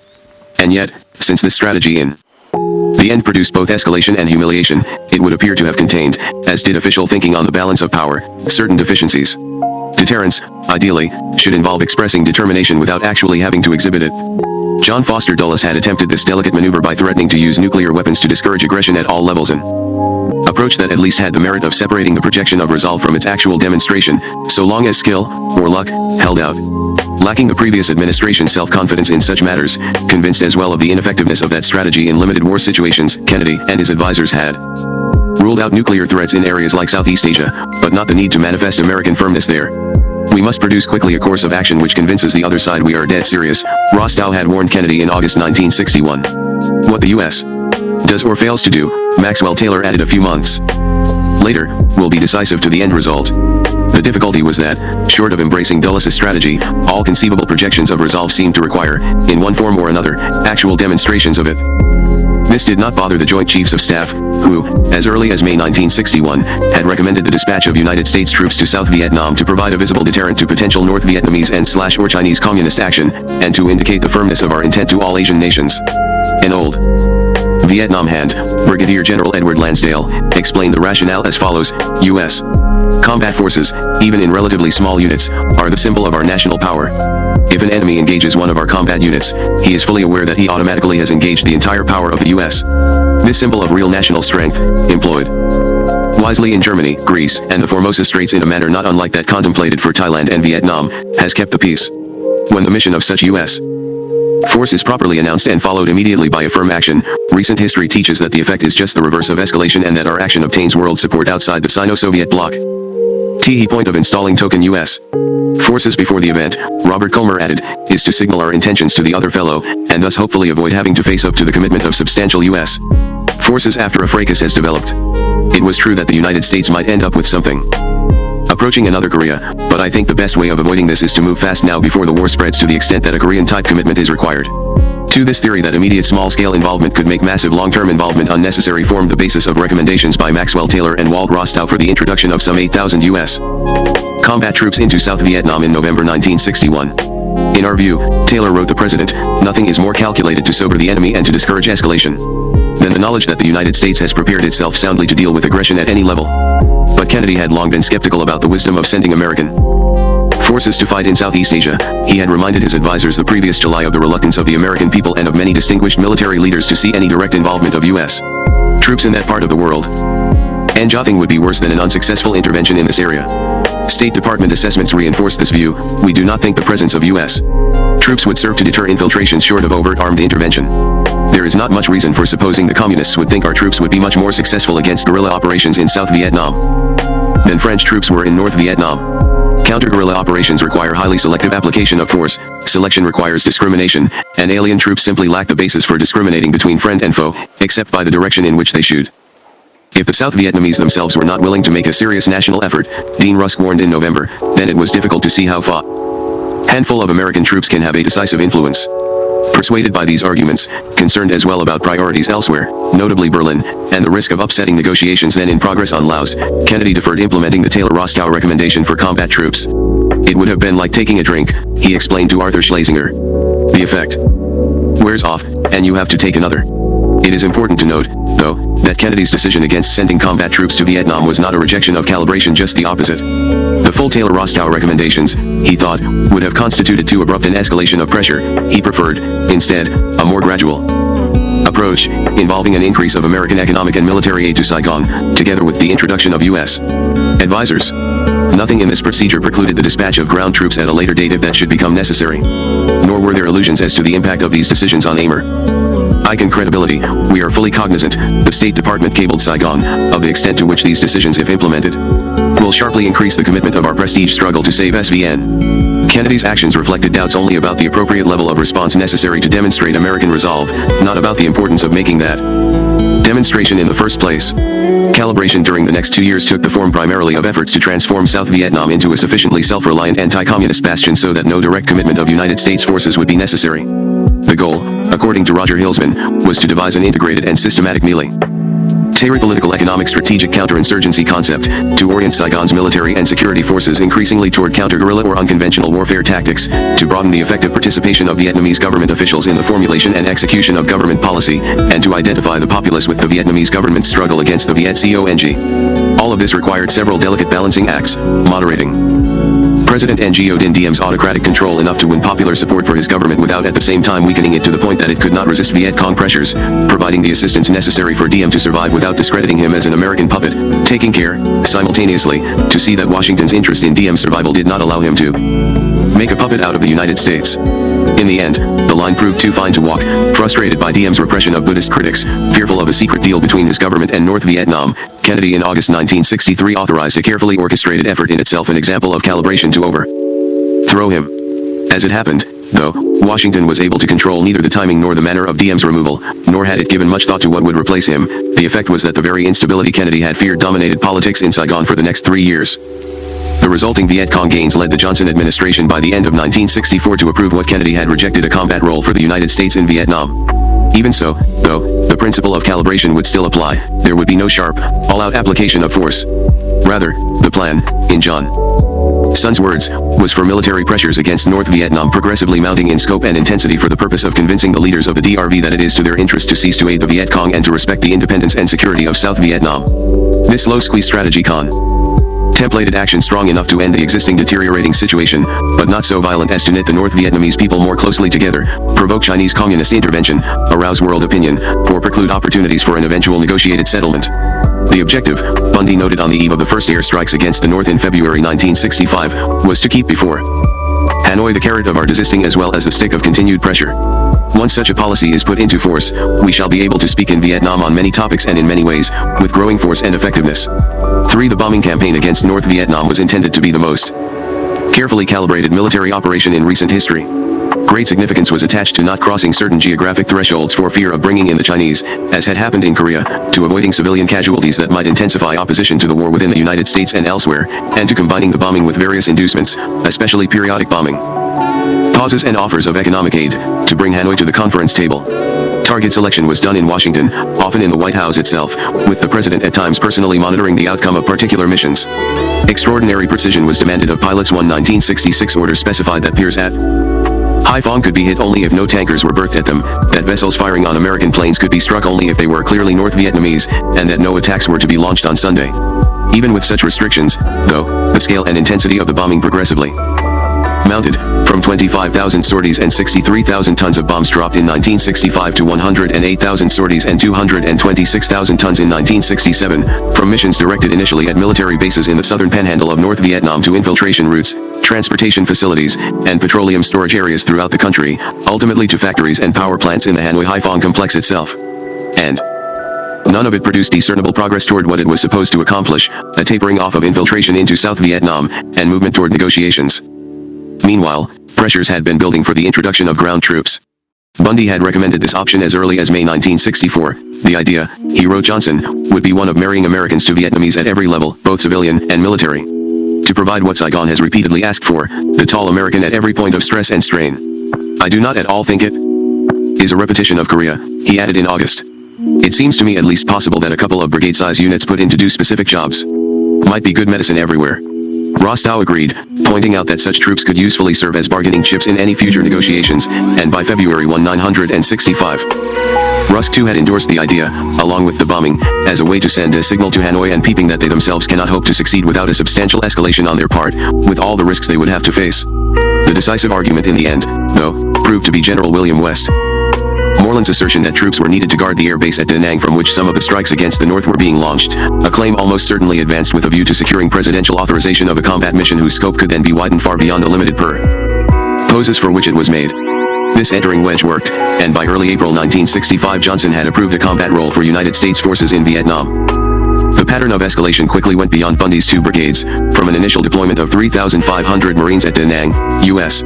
Troop strength rose to 184,000 by the end of 1965, 385,000 by the end of 1966, and 486,000 by the end of 1967. Nor, as the Tet Offensive of early 1968 seemed to show, was there convincing evidence that those troops had come any closer to accomplishing their mission than had the bombing campaign.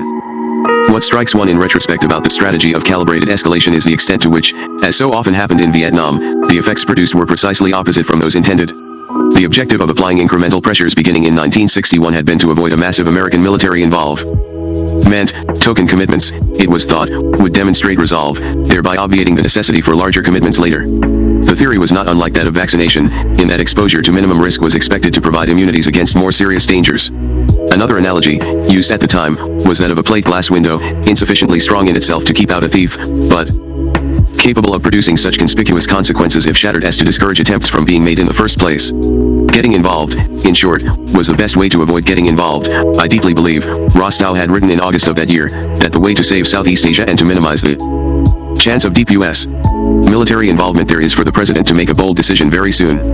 Bold decisions were made, admittedly not in as bold a manner as Rostow had wanted, but the effect was hardly to minimize American involvement. United States manpower, resources, and prestige were far more deeply committed by 1968 than even worst-case scenario 7 years earlier had indicated. McNamara had estimated in November 1961 that in the unlikely event that both North Vietnam and Communist China overtly intervened in the war, Washington might have to send 6 divisions, or 205,000 men. Peking did not intervene. Hanoi kept its own participation below the level of overt acknowledgement, but still the United States had more than doubled McNamara's prediction as to the ultimate possible extent of our military commitment. Calibrated pressures as a deterrent obviously had not worked. One reason for this was a persistent lack of clarity as to who, or what, was being deterred. Impressed by Khrushchev's Wars of National Liberation speech, the Kennedy administration had at first located the roots of Viet Cong insurgency in Moscow. Rostow in 1961 had even advocated an early form of linkage, making it clear to the Kremlin that no progress toward détente could take place while guerrilla activity continued in Southeast Asia. 4 by 1964, though, Peking, not Moscow, had come to be seen as the culprit, the objective of American policy, National Security Council staff member Michael Forrestal argued late that year, should be to delay China swallowing up Southeast Asia until A. she develops better table manners and B. the food is somewhat more indigestible. The absence of official relations precluded opportunities for diplomatic linkage with Peking, however, and Johnson's advisors, remembering miscalculations during the Korean War, were extremely cautious about applying military pressure in any form. China is there on the border with 700 million men, Johnson noted. We could get tied down in a land war in Asia very quickly if we sought to throw our weight around. The alternative, it would appear, was direct pressure against Hanoi, but things were not quite that simple. John McNaughton in September 1964 identified at least 4 separate audiences aside from Moscow and Peking that the United States would have to influence: the Communists, who must feel strong pressures; the South Vietnamese, whose morale must be buoyed; our allies, who must trust us as underwriters; and the U.S. public, which must support our risk-taking with U.S. lives and prestige. The difficulty, of course, was that actions directed at one audience might affect others in undesirable ways. To sharpen escalation aimed at Hanoi risked alienating public opinion in the United States, especially during an election year, and elsewhere in the world, not to mention the danger of Chinese intervention. Moreover, such action would accomplish little as long as instability continued to reign in Saigon, as it had since the overthrow of Diem late in 1963. On the other hand, though, further restraint could only accelerate deterioration of the military situation in the South, it also conveyed the appearance of weakness and indecisiveness, not only in Hanoi and among American allies in Asia, but in Saigon itself, where the resulting low morale produced still more instability. The need, McNaughton argued, was for action taken with special care, signaling to the DRV that initiatives are being taken, to the GVN that we are behaving energetically, and to the U.S. public that we are behaving with good purpose and restraint. But calibration implies a single target, where several exist, in a constantly shifting but interrelated pattern. The attainment of a precise correspondence between intentions and consequences becomes no easy matter. A second problem flowed directly from the first. By eschewing anything other than gradual escalation, matched carefully to the level OL enemy provocation, the Johnson administration was in effect relinquishing the initiative to the other side.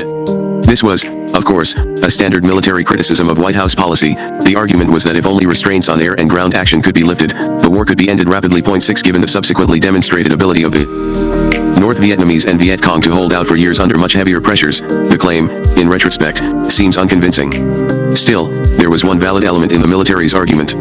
Theorists of international relations have suggested that deterrence is more likely to work when a potential aggressor is unsure of his ability to control the risks involved in the action he is contemplating. If that confidence exists, deterrence will probably be ineffective. This idea of cultivating uncertainty in the minds of adversaries had been central to Dulles' strategy of retaliation, with what effects it is impossible to say, given the difficulty of trying to prove what deterrence deterred. But uncertainty did not carry over into the strategy of calibration. To proclaim that one intends to do only what is necessary to counter aggression and no more is, after all, to yield control over one's actions to those undertaking the aggression. Washington officials may have had the illusion that they were making decisions on Vietnam force deployments during the Johnson years, but in fact those choices were being made as a consequence of the administration's own strategy in Hanoi. The alternative, of course, was some kind of negotiated settlement with North Vietnam, an option the administration was careful never to rule out. "We should strike to hurt but not to destroy," Bundy noted in May 1964, for the purpose of changing the North Vietnamese decision on intervention in the South. Taylor seconded the point some months later. "It is well to remind ourselves that too much in this matter of coercing Hanoi may be as bad as too little. At some point, we will need a relatively cooperative leadership in Hanoi willing to wind up the VC insurgency on terms satisfactory to us and our SVN allies." But John Sun and his advisors were wary of a neutralist solution for South Vietnam along the lines of the shaky 1962 truce in Laos, perhaps with good reason, given the speed with which Hanoi violated the agreements eventually reached at Paris in 1973. The preferred option was to achieve successes on the battlefield, and then approach North Vietnam, after, but only after, we have established a clear pattern of pressure hurting DRV and leaving no doubts in South Vietnam of our own resolve. We could accept a conference broadened to include the Vietnam issue, the State Department cabled Saigon in August 1964. Such negotiations, if they did occur, would have to bring Hanoi and Peeping eventually to accept the idea of getting out. This familiar but elusive position of negotiation from strength had two difficulties. It contained no safeguards against attempts by Hanoi to bolster its own negotiating position, or against the progressively deeper American involvement the strategy of calibration was supposed to prevent. Finally, the strategy of calibration broke down because it failed to ensure that force, once applied, would be used as a precise and discriminating instrument of policy. It provided no safeguards against the subordination of strategic interests to those of the organizations implementing the strategy. Large bureaucracies all too often develop their own institutional momentum. Standard operating procedures can make an organization impervious either to instructions from above or feedback from below. One strength of McNamara's reforms in the Pentagon had been the extent to which he had overcome this problem in dealing with the military on nuclear and budgetary matters. No such successes, however, occurred in Vietnam. Instead, once American forces were committed, Washington seemed to lose control, leaving the military with a degree of autonomy surprising in an administration that had prided itself on having reduced military authority over the conduct of national security affairs.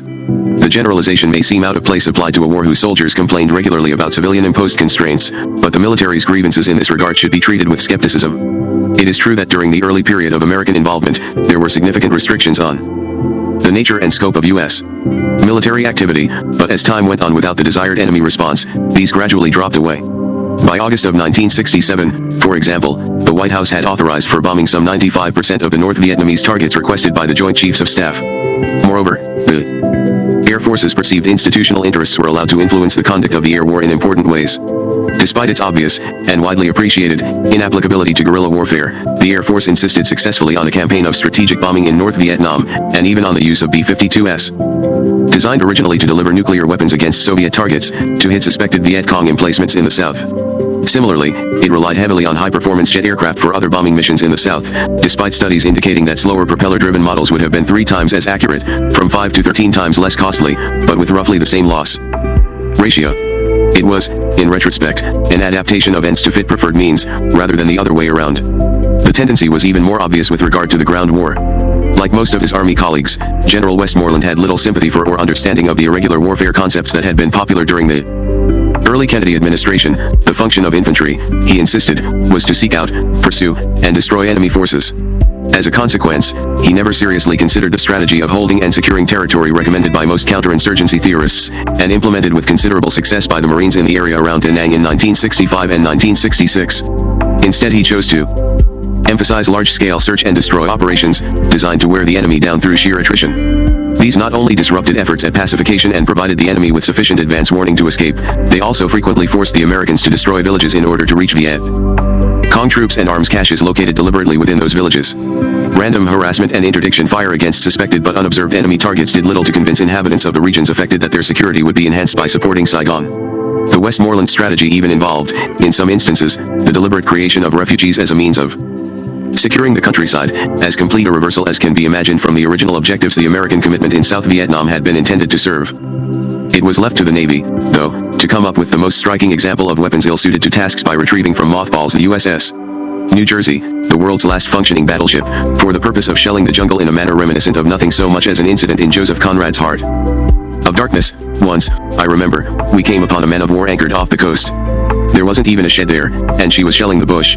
It appears the French had one of their wars going on thereabouts. In the empty immensity of earth, sky, and water, there she was. Incomprehensible, firing into a continent. Pop, would go one of the 6-inch guns, a small flame would dart and vanish, a little white smoke would disappear, a tiny projectile would give a feeble screech and nothing happened. Nothing could happen. There was a touch of insanity in the proceeding, a sense of lugubrious drollery in the sight, and it was not dissipated by somebody on board assuring me earnestly there was a camp of natives, he called them enemies, hidden out of sight somewhere.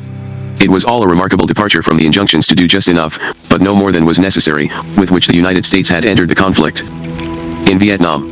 The central object of U.S. military policy is to create an environment of stability in a nuclear age, Rostow wrote in 1966. This requires as never before that military policy be the servant of political purposes and be woven intimately into civil policy. To be sure, this had been the objective all along of the calibration strategy. It reflected the immense confidence in the ability to manage crises and control bureaucracies that was characteristic of flexible response, the concern to integrate force and rationality, to find some middle ground between the insanity of nuclear war and the humiliation of appeasement. But it was also a curiously self-centered strategy, vague as to the objects to be deterred, heedless of the extent to which adversaries determined its nature and pace, parochial in its assumption that those adversaries shared its own preoccupations and priorities, blind to the extent to which the indiscriminate use of force had come to replace the measured precision of the original concept. Despite its violence and difficulties, our commitment to see it through in Vietnam is essentially a stabilizing factor in the world, Rostow had insisted, no doubt with complete sincerity and the best OT intentions. But when sincerity and good intentions come to depend upon myopic self-absorption, then the price can be high indeed. 3. One of the curious things about the breakdown of calibration was official Washington's chronic inability to detect the fact that it had failed. Gaps between objectives sought and results produced widened with only infrequent attempts to call attention to what was happening. Those warnings that were advanced produced few discernible responses. This pattern suggests yet another deficiency in flexible response theory as applied in Vietnam, a persistent inability to monitor performance, an absence of mechanisms for ensuring that correspondence between the intent of one's actions and their actual consequences that is essential for an effective strategy. That such lapses should have occurred is puzzling, given the great emphasis both Kennedy and Johnson placed on management techniques designed to achieve precise adaptations of resources to objectives. Exponents of systems analysis have explained that their ideas were not applied in Vietnam until it was too late to avoid involvement, but that, once put to use, they quickly revealed the futility of the existing strategy. This view is correct, but narrow. It is true that the Systems Analysis Office in the Pentagon did not begin making independent evaluations of the war until 1966. But, in a larger sense, the Kennedy-Johnson management techniques had been present all along, in the form of both administrations' confidence that they could control bureaucracies with precision, use force with discrimination, weigh costs against benefits, and relate short-term tactics to long-term objectives. The inability to monitor performance, demonstrated so vividly in the failure of calibration, suggests difficulties in applying these methods, but not their absence. One reason these methods broke down in Vietnam was their heavy reliance on easily manipulated statistical indices as measurements of progress in the war. Here the primary responsibility rests with McNamara, who insisted on applying to that complex situation the same emphasis on quantification that had served him so well in the more familiar worlds of big business and the Pentagon. Point 7. The difficulty, of course, was that the voluminous calculations McNamara insisted on were no better than the accuracy of the statistics that went into them in the first place. There were few if any safeguards against distortion. A/7, Lay Statistics. D. Roger Hilsman reports one South Vietnamese general as having exclaimed, "Your Secretary of Defense loves statistics. We Vietnamese can give him all he wants. If you want them to go up, they will go up. If you want them to go down, they will go down." Or, in the succinct parlance of a later generation of computer specialists, garbage in, garbage out. The problem manifested itself first with regard to South Vietnamese performance following the introduction of United States advisors in 1961. The very presence of the Americans, it had been thought, would make possible more accurate monitoring of the situation, but in fact the opposite occurred. The advisors depended on information furnished them by DM's officers, many of whom combined a desire to please their powerful ally with a reluctance to risk their own necks in battle. The result was a deliberate inflation of statistical indices, the extent of which became clear only after the fall of DM in November 1963. Of some 8,600 strategic hamlets DM claimed to have constructed, it turned out that only about 20% existed in completed form. A high percentage of military operations initiated by Saigon, possibly as many as 1/3, were launched in areas where the Viet Cong were known not to be. One district chief had listed all 24 hamlets in his district as secure when in fact he controlled only 3. The situation has been deteriorating to a far greater extent than we had realized, McNamara acknowledged ruefully, because of our undue dependence on distorted Vietnamese reporting aid. Not all such misrepresentations came from the South Vietnamese, though. Anxious to meet Washington's expectations of success, General Paul D. Harkins, commander of U.S. advisors in Vietnam, systematically ignored or suppressed reports from his own subordinates questioning Saigon's optimistic assessments of the war.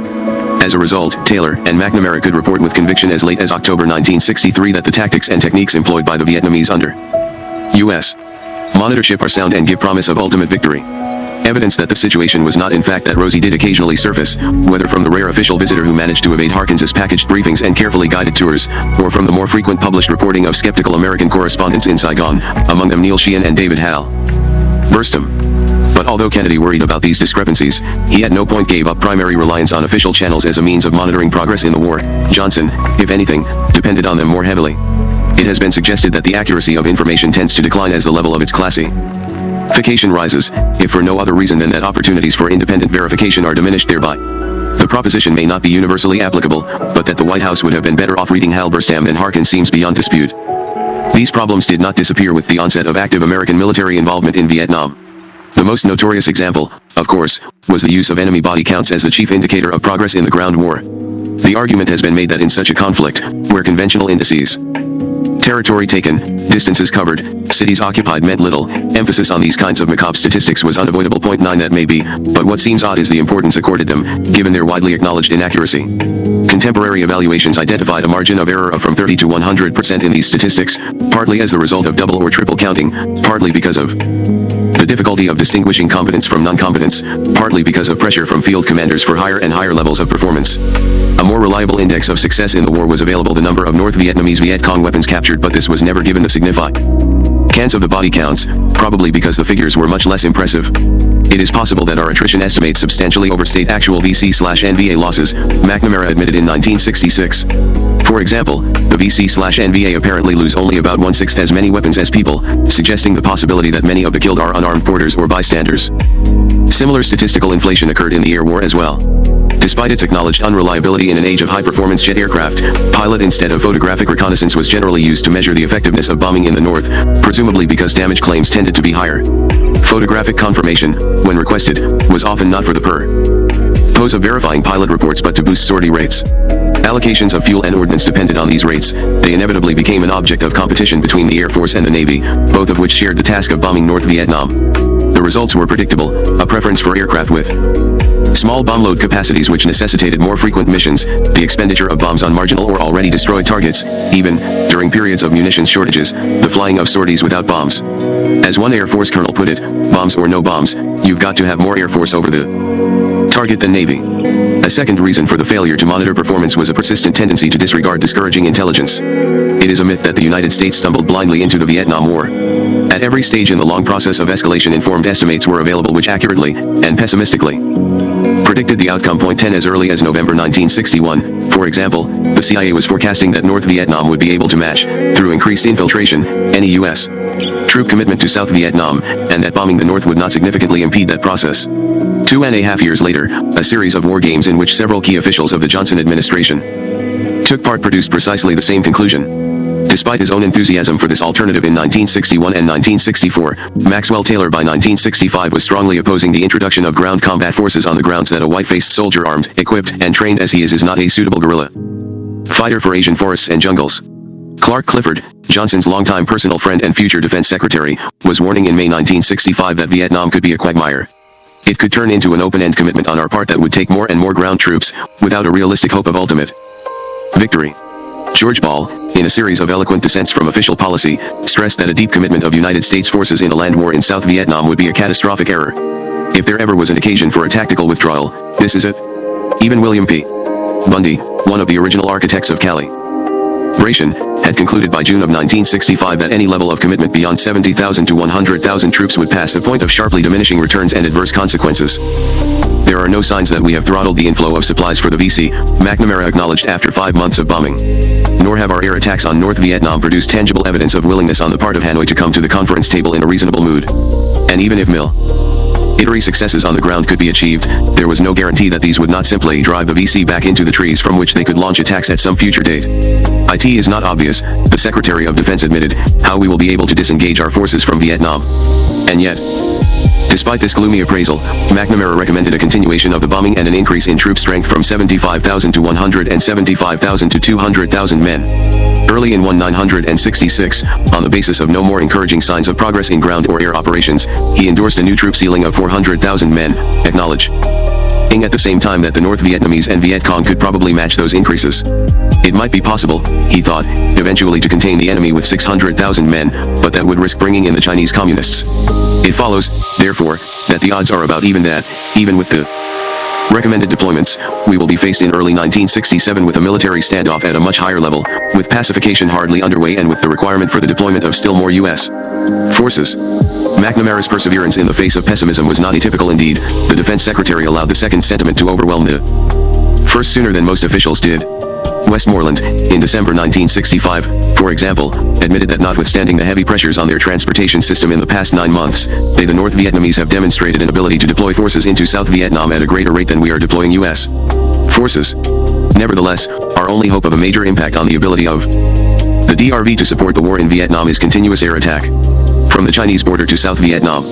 The CIA, whose assessments of the consequences of escalation had been especially discouraging, acknowledged in March 1966 that the bombing so far had been ineffective, but then recommended more of it, with fewer restraints.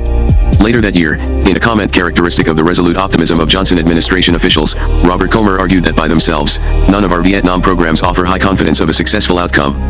Cumulatively, however, they can produce enough of a bandwagon psychology among the Southerners to lead to such results by end 1967 or some time in 1968. At any rate, do we have a better alternative? The problem, as Comer suggested, was that however unpromising the prospects of continued escalation, the alternative seemed even worse. Withdrawal would constitute humiliation, with all that implied for the maintenance of world order. Negotiations prior to establishing a position of strength could only lead to appeasement. Continuation of the status quo would not work because the status quo was too delicate. Public opinion remained solidly behind escalation until 1968. Indeed, Johnson saw himself as applying the brake, not the accelerator. As a result, there developed a curious mixture of gloom and optimism. Things were bad, they were likely to get worse before they got better, but since the alternatives to the existing strategy appeared even more forbidding, there seemed to be little choice but to press on. What has not been satisfactorily explained, though, is how the Johnson administration came to define its options so narrowly. In retrospect, quite a lot negotiations on Hanoi's terms, a gradual relinquishment of responsibility for the war to the South Vietnamese, even a phased withdrawal in the anticipation of an eventual North Vietnamese Viet Cong victory would have been preferable to the strategy actually followed, which produced those same results but at vastly greater costs than if they had been sought in the mid-1960s. As George Kennan told the Senate Foreign Relations Committee in 1966, there is more respect to be won in the opinion of this world by a resolute and courageous liquidation of unsound positions than by the most stubborn pursuit of extravagant and unpromising objectives. But Johnson and his advisors could never bring themselves to consider heretical options, despite abundant evidence that their strategy was not working. Their hesitancy suggests still another reason for the failure to monitor performance in Vietnam, an absence of mechanisms for forcing the consideration of unpalatable but necessary alternatives. Several explanations have been advanced to account for this lapse. It has been argued that there was a premium on toughness during the Kennedy-Johnson years, that advocates of a compromise settlement bore a far heavier burden of proof than did supporters of escalation.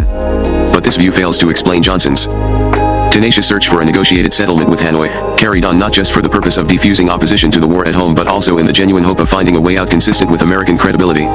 It has been pointed out that Johnson's circle of close advisors narrowed as critics of the war proliferated, and that this limited the chief executive's exposure to dissenting points of view. But the president did keep on and listen to House heretics like George Ball. More significantly, he paid close attention to McNamara's growing doubts about the war in 1966 and 1967, but still refused to change the strategy.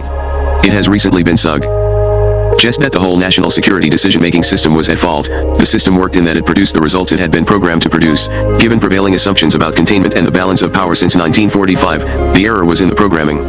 But this argument oversimplifies variations in perceptions of interests and threats over the years. While it is true that all post-war administrations have committed themselves to the general objective of containment, they have differed significantly over what was to be contained, and over the means available to do it. It is this problem of perceived means that best explains the Johnson administration's inability to come up with alternatives in Vietnam.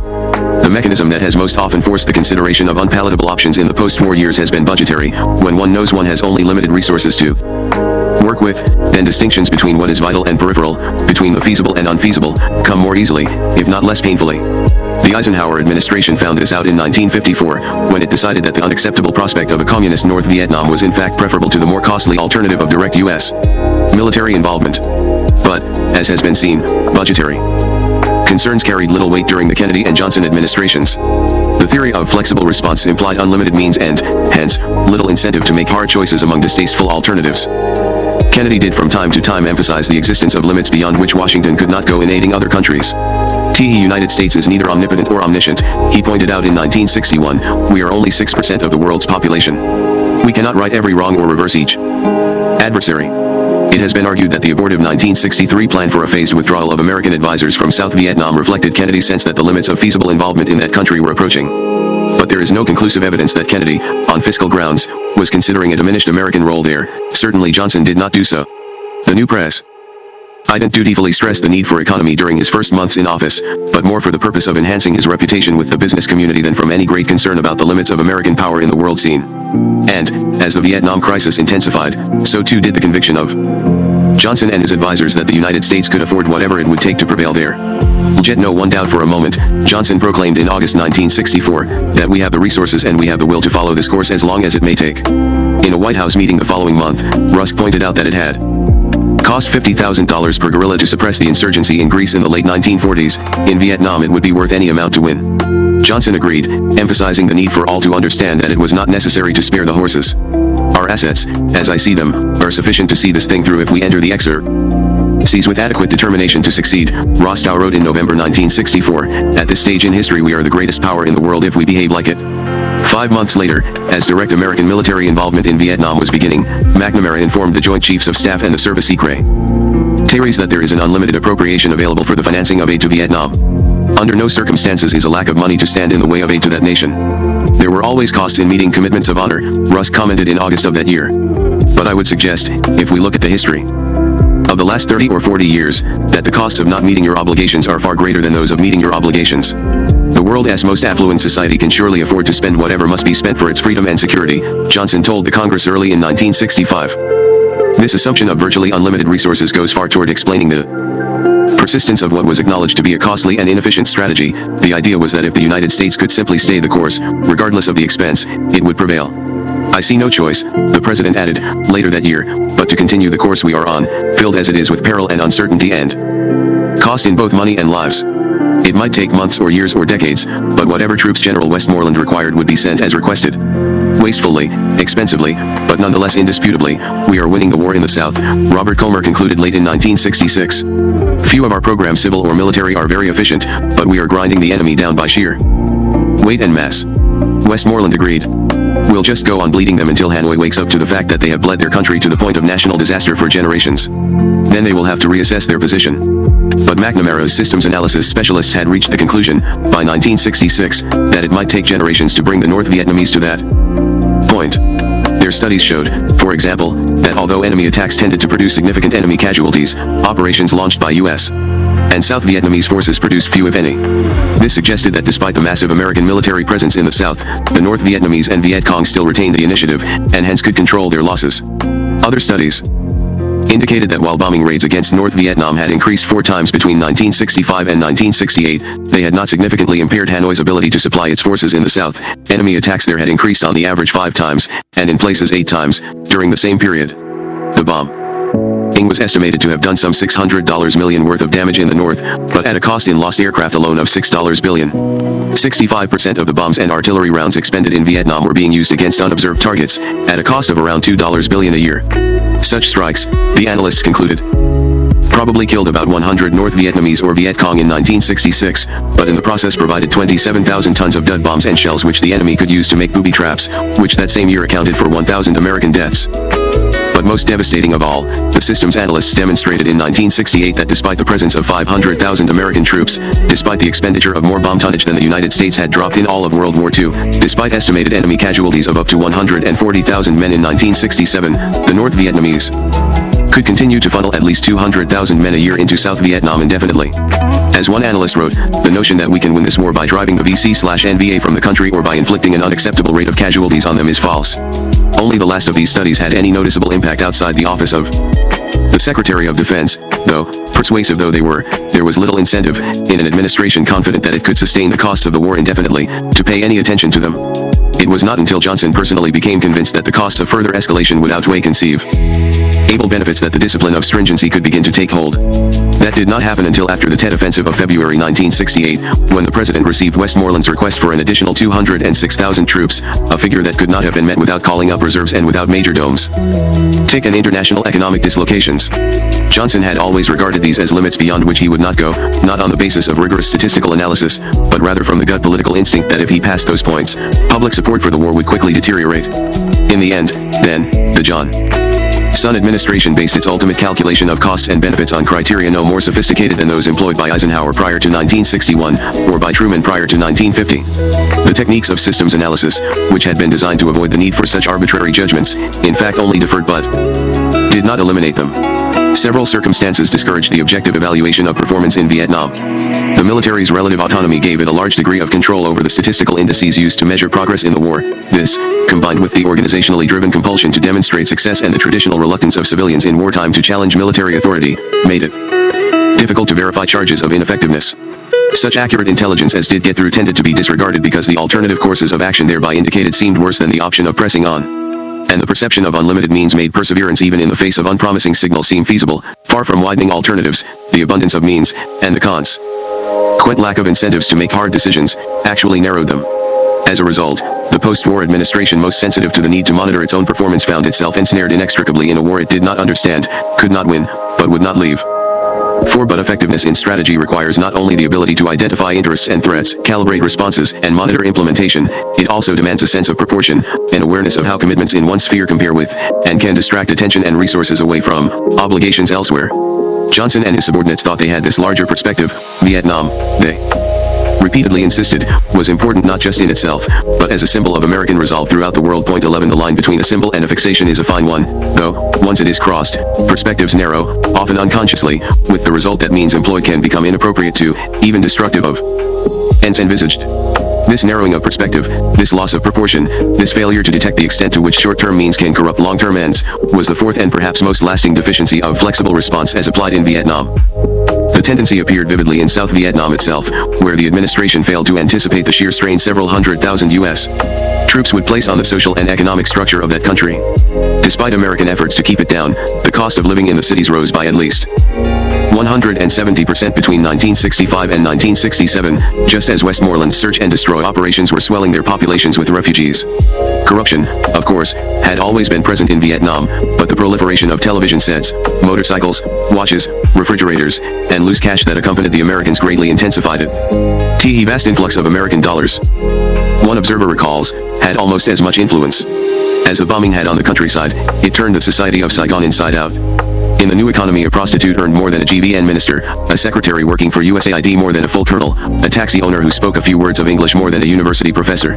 The old rich of Saigon had opposed the communists as a threat to their position in society. They found that the Americans took away that position in a much quicker and more decisive fashion, and with it, what was left of the underpinning of Vietnamese values. A similar phenomenon spread to rural areas as well. Around the American bases from An Kee to Nha Trang, Siu Chi, and Chu Lai, there had grown up entire towns made of packing cases and waste tin. Entire towns advertising Schlitz, Coca-Cola, or Pepsi-Cola. Towns with exactly three kinds of industry: the taking of American laundry, the selling of American cold drinks to American soldiers, and prostitution for the benefit of the Americans. The effect of this overbearing presence was to erode South Vietnam's capacity for self-reliance, the very quality the Americans had sought to strengthen in the first place. To be sure, Washington never succeeded in controlling its clients. In all respects, the very profligacy of the U.S. investment in South Vietnam made occasional threats to cut it off less than credible. The harsh truth is, one report noted early in 1968, that given a showdown situation or an intolerable divergence between GVN and U.S. methods, the U.S. advisor will lose. But recalcitrance is not the same thing as independence. The same report noted that the Vietnamese in the street is firmly convinced that the U.S. totally dominates the GVN and dictates exactly what course shall be followed. And Vietnamese at the military or governmental level, while certainly not puppets, while clearly resentful at the extent to which the Americans had come to dominate their culture, were at the same time terrified at the prospect that the Americans might one day leave. The result was an ambiguous but deep dependency, the extent of which became clear only after the United States did at last withdraw from the war, in 1973. It is hard to say, in retrospect, what the crossover point would have been between the level of outside aid necessary to sustain South Vietnam against its enemies and the amount beyond which self-reliance would have been impaired. Perhaps there was no such point. Perhaps South Vietnam never had the capacity to stand on its own. What is clear, though, is that Washington made few efforts to find out. The American buildup took place almost totally without regard to the destructive impact it was having on the society it was supposed to defend. It became necessary to destroy the town, to save it, an Air Force major explained, following the bombing of a Mekong Delta village occupied by Viet Cong after the Tet Offensive in 1968. The comment could be applied to the whole American experience in Vietnam, and to the dilemma of disproportionate means which the strategy of flexible response, despite its original emphasis on matching response to offense, never seemed able to resolve. Securing South Vietnam's independence had not been the only reason for the American presence in that country, though. There had also been a determination to show potential aggressors elsewhere that aggression would not pay. To withdraw from one battlefield means only to prepare for the next, Johnson argued. We must stay in Southeast Asia as we did in Europe. Hitherto shalt thou come, but no further. Interestingly, administration officials did not consider success in South Vietnam as necessarily a requirement in communicating that message. However things turned out there, John McNaughton reflected in 1964, it was essential that the U.S. emerge as a good doctor. We must have kept promises, been tough, taken risks, gotten bloodied, and hurt the enemy very badly. Sustained reprisals against the North might not work, McGeorge Bundy acknowledged early in 1965 the chances of success, he thought, were between 25 and 75%. But even if it fails, the policy will be worth it. At a minimum it will damp down the charge that we did not do all we could. Beyond that, a reprisal policy will set a higher price for the future upon all adventures of guerrilla warfare. The important thing, in projecting resolve, was to make a commitment. Failure, while both possible and undesirable, would not be as bad as not having acted in the first place. And yet, the signal actually communicated was very different. The inability of the steadily growing American commitment to halt North Vietnamese infiltration or Viet Cong attacks, a pattern made painfully evident by the 1968 Tet Offensive, seemed only to demonstrate the relevancy of the kind of power the United States could bring to bear in such situations. Technology, in this respect, may well have been more of a hindrance than a help in Vietnam. The war also confirmed Mao Zedong's theory that relatively primitive forces could prevail against more sophisticated adversaries if they had both patience and will, quali. Ties Ho Chi Minh perceived more accurately than Johnson to be lacking in the American attitude toward Vietnam. Finally, Washington's commitment in that country had grown to the point, by 1968, that the United States would have been hard-pressed to respond anywhere else in the world had a comparable crisis developed. What was demonstrated in Vietnam, then, was not so much the costs of committing aggression as of resisting it. Notes 1. The SEATO Treaty, signed September 8, 1954, provided that in case of armed attack against any of the signatories or against states or territories which the signatories by unanimous agreement may hereafter designate, they would in that event act to meet the common danger in accordance with their constitutional processes. In the event of a threat other than by armed attack or by any fact or situation which might endanger the peace of the area, the signatories would consult immediately in order to agree on the measures which should be taken for the common defense. South Vietnam was not a signatory to the treaty, but a protocol attached to it did extend its provisions to cover the states of Cambodia and Laos and the Free Territory under the jurisdiction of the State of Vietnam. American Foreign Policy, 1950 to 1955, Basic Documents, Washington, 1957, pp. 913 to 14, 916. 2. I'm no happier than anyone about getting involved in another squalid, secondary theater in Asia. But we'll end up doing so sooner or later anyway because we won't be willing to accept another defeat. If so, the real question is not whether but how soon and how much. Comer to Bundy, October 31, 1961, Kennedy Papers, NSC Files, Box 231. Southeast Asia General. 3. Eugene Rostow argued that Johnson's bold but prudent action in Vietnam had posed two things, that we would risk bombs over New York in order to protect Saigon, and that Moscow would not bomb New York to protect Hanoi. This was an event and a demonstration of capital importance, which should greatly fortify our system of alliances, and weaken that of our enemies. Rostow Memorandum, April 10, 1965, enclosed in Bill Moyers to Bundy, April 13, 1965, Johnson Papers, NSF Country Files, Vietnam, Box 16, Memos Volume XXXII. 4. Rostow wanted Kennedy to warn Khrushchev at Vienna that if the United States were drawn deeper and more directly onto the Southeast Asian mainland, this would require a major increase in military spending and difficulties in relations with Moscow because it is difficult for a democracy simultaneously to gear itself for possible military conflict and also to take the steps necessary to ease tensions and to expand the areas of U.S. Soviet collaboration. Rostow to Kennedy, May 11, 1961, Kennedy Papers, NSC Files, Box 231, Southeast Asia General. There is no evidence that Kennedy actually raised this point with Khrushchev at Vienna. Perhaps he realized that the Soviet leader might welcome rather than regret an American distraction in Southeast Asia. 5. McNamara succinctly summarized the problem of impressing multiple audiences in a July 1965 memorandum to Johnson. Our object in Vietnam is to create conditions for a favorable outcome by demonstrating to the VC/DRV that the odds are against their winning. We want to create these conditions, if possible, without causing the war to expand into one with China or the Soviet Union, and in a way which preserves support of the American people and, hopefully, of our allies and friends. McNamara to Johnson, July 20, 1965, Johnson Papers, NSF Country File, Vietnam, Box 74, 1965 Troop Decision. 6. Perhaps the most pungent expression of this idea came from General Thomas S. Power, Strategic Air Force Commander, who told a Pentagon audience in 1964 that the task of the military in war was to kill human beings and destroy man-made objects, and to do it in the quickest way possible. It had been the moralists who don't want to kill that had given Hitler his start and got us into the mess in Cuba and Vietnam. The computer types who were making defense policy don't know their ass from a hole in the ground. Summary, Power Briefing, April 28, 1964, Johnson Papers, NSF Agency File, Box 11-12, Defense Department. Volume I-7 McNamara has been trying to think of ways of dealing with this problem Vietnam for so long that he has gone a little stale, Bundy wrote to Johnson in June 1964. Also, in a curious way, he has rather mechanized the problem so that he misses some of its real political flavor. Bundy to Johnson, June 6, 1964, Johnson Papers, NSF-NSC Staff File, Box 2, Memos for the President, Volume 5. 8. The difficulties, of course, did not end in 1963. The number of Viet Cong turned in under the third-party inducement program, which provided monetary rewards for identifying defectors willing to rally to Saigon's cause, rose from 17,836 in 1968 to 47,088 in 1969, at which point it was discovered that many of the alleged defectors were not Viet Cong at all, but South Vietnamese who had made a deal with friends to report them, and then split the reward. 9. The body count phenomenon even extended, at times, to digging up bodies for counting from freshly dug graves. Louis, America in Vietnam, p. 80, 10. The information I received on Vietnam was more complete and balanced than anyone outside the mainstream of official reporting could possibly realize. Lyndon B.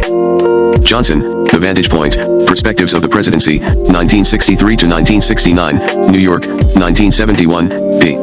6411. The idea that we are here simply because the Vietnamese want us to be here. That we have no national interest in being here ourselves, and that if some of them don't want us to stay, we ought to get out is to me fallacious, Ambassador Henry Cabot Lodge cabled from Saigon in 1966. In fact, I doubt whether we would have the moral right to make the commitment we have made here solely as a matter of charity towards the Vietnamese and without the existence of a strong United States interest. Someday we may have to decide how much it is worth to us to deny Vietnam to Hanoi and Peking regardless of what the Vietnamese may think. Lodge to State Department, May 23, 1966, Pentagon Papers, 4, 99-100. Coercive Diplomacy in the Balkans Stephen L. Berg. The use of coercive diplomacy in Bosnia by the United States, in cooperation with its NATO partners and local actors, succeeded in bringing the fighting in that country to an end and in persuading all sides to enter into a negotiated settlement of the war. The attempt by the United States to use coercive diplomacy to end the conflict in Kosovo, in contrast, failed. A prolonged effort during most of 1998 to use the threat of force to encourage the Serbs and Kosovar Albanians to negotiate an end to their conflict was transformed in late 1998 and early 1999 into what Alexander George calls a blackmail strategy, or simple coercion, directed against Slobodan Milosevic and the Serbs. The success of coercive diplomacy in Bosnia and its failure in Kosovo can be attributed to a number of factors. The most important may be the misreading by some senior U.S. policymakers of the lessons to be learned from the success in Bosnia. But the failure in Kosovo also raises the more fundamental question of whether the application of coercive diplomacy in this case was misconceived from the outset and made the resort to coercion inevitable. This chapter reviews the characteristics of the coercive diplomacy practiced in Bosnia and the key factors that accounted for its success. I suggest that U.S. policymakers may have misread the Bosnian experience in precisely the manner anticipated by Alexander George, leading to the misapplication of coercive diplomacy in Kosovo. Furthermore, the chapter suggests that Western policy makers may have missed an opportunity to pursue an alternative, peaceful strategy for managing the conflict in Kosovo and identifies the factors that led them instead to rely on force and, ultimately, coercion. 247.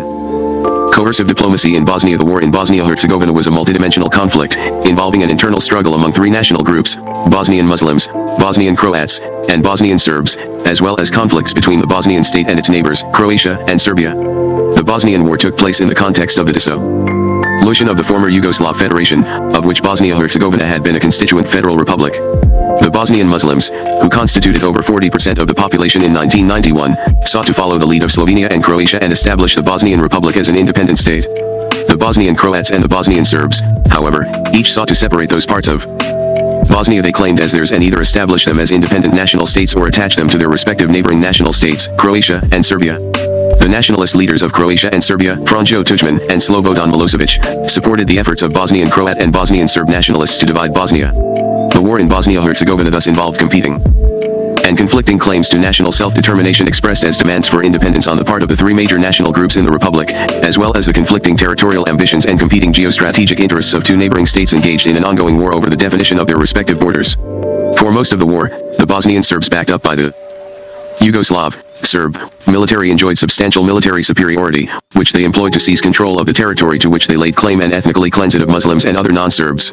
Although the Bosnian Muslims and the Bosnian Croats also engaged in ethnic cleansing in territories under their control, the scope and brutality of the ethnic cleansing carried out by the Serbs and especially the massacre of thousands of defenseless Bosnian Muslim prisoners at Srebrenica in July 1995 gave rise to charges of war crimes, crimes against humanity, and genocide. European and U.S. policymakers declined to intervene forcefully as the Bosnian tragedy unfolded. They chose instead to try to limit the humanitarian impact of the fighting by deploying a limited UN peacekeeping operation and an unled humanitarian relief operation to Bosnia while conducting negotiations to find a political solution to the conflict. The UN Protection Force in Bosnia, UNPROFOR, included troops from Britain, France, and other NATO and non-NATO states, but not the United States. Some U.S. personnel participated in the headquarters and intelligence operations of UNPROFOR, but there was no significant U.S.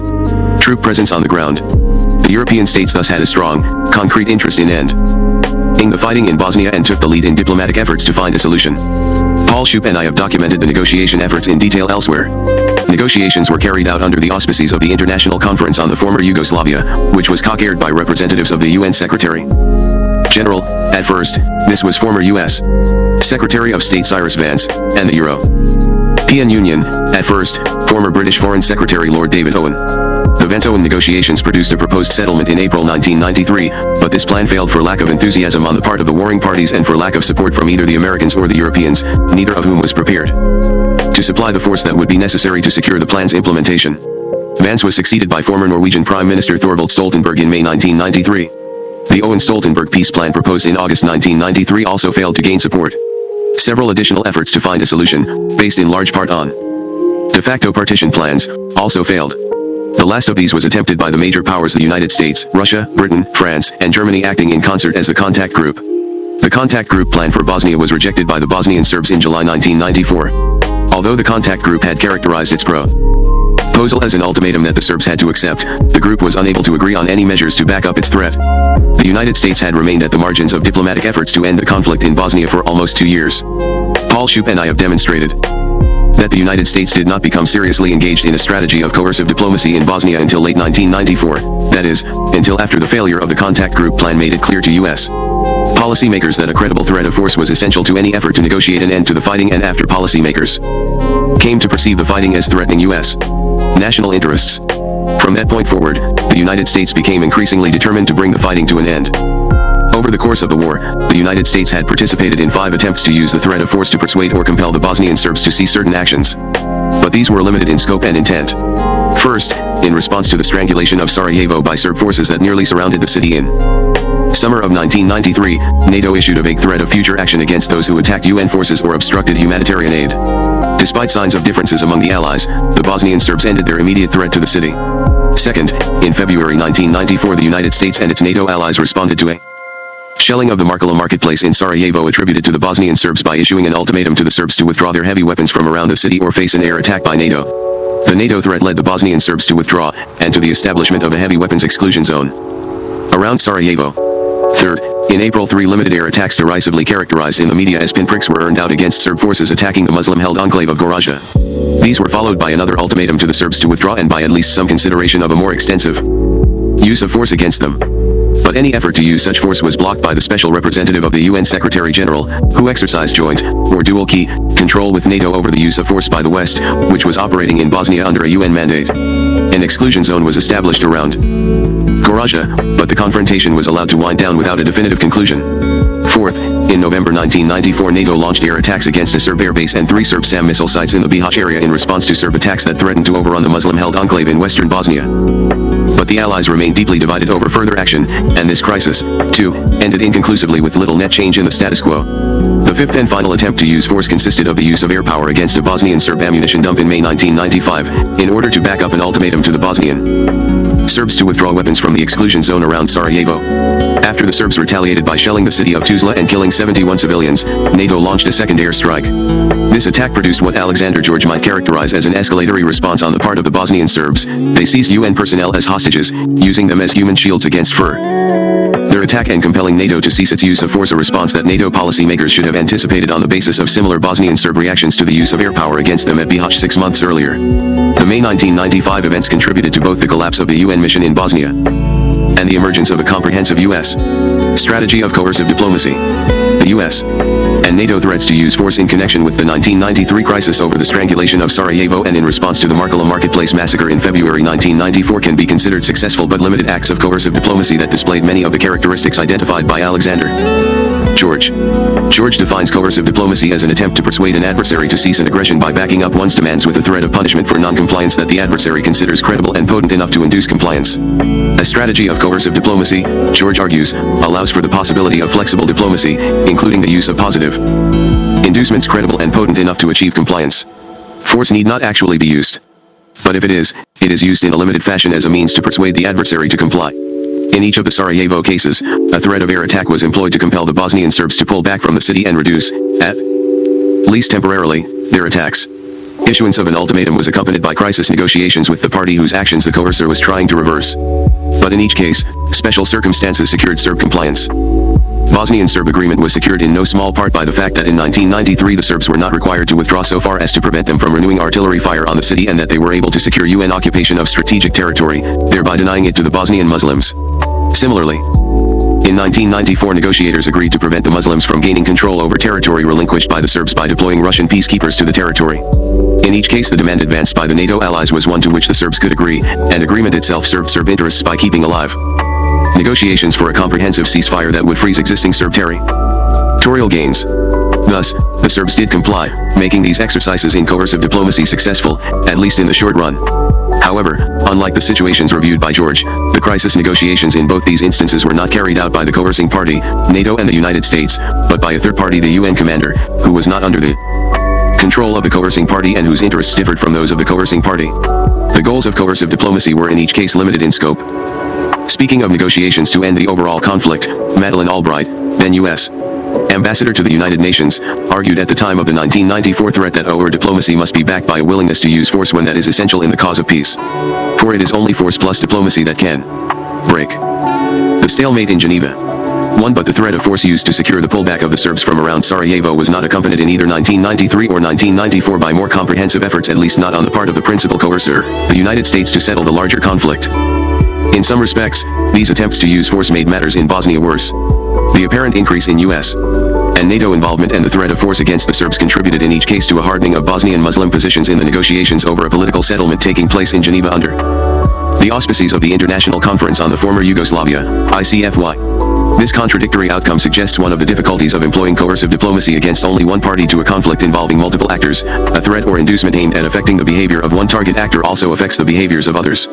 Because the interests of the Bosnian actors were most often in opposition, threats or coercion applied against one actor in order to encourage that party to negotiate or comply would make one or more of the others less willing to negotiate or comply. The fact that the threat of force was not actually carried out in connection with either the strangulation crisis or the Markala marketplace massacre, and that the Serbs were able to keep their immediate concessions modest and reverse them later, weakened the credibility of subsequent U.S. and NATO threats in the eyes of both the Serbs and the Bosnian Muslims. The later uses of force in Gorazde and Bihać represented responses to what were perceived as Serb attempts to alter the military balance decisively in their favor. But the threat and the use of force in Gorazde and Bihać were of only limited military value and were not accompanied by a serious effort to extract any larger political concessions from the Serbs. Their net effect, if any, appears to have been to deepen divisions within NATO over the use of force and erode the effectiveness of any future threat to do so. The divisions within the alliance that followed the limited use of force against the Serbs at Bihać in November 1994 led U.S. policymakers to adopt a more comprehensive approach to ending the conflict in Bosnia. They concluded that the use of force alone was futile, that the Serbs had to be given incentives to accept a settlement, and that if force were to be used it had to support a political settlement.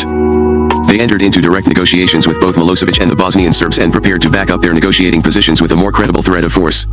The establishment of a credible threat required intensive diplomatic efforts with NATO allies and Russia. These were carried out in the context of the contact group.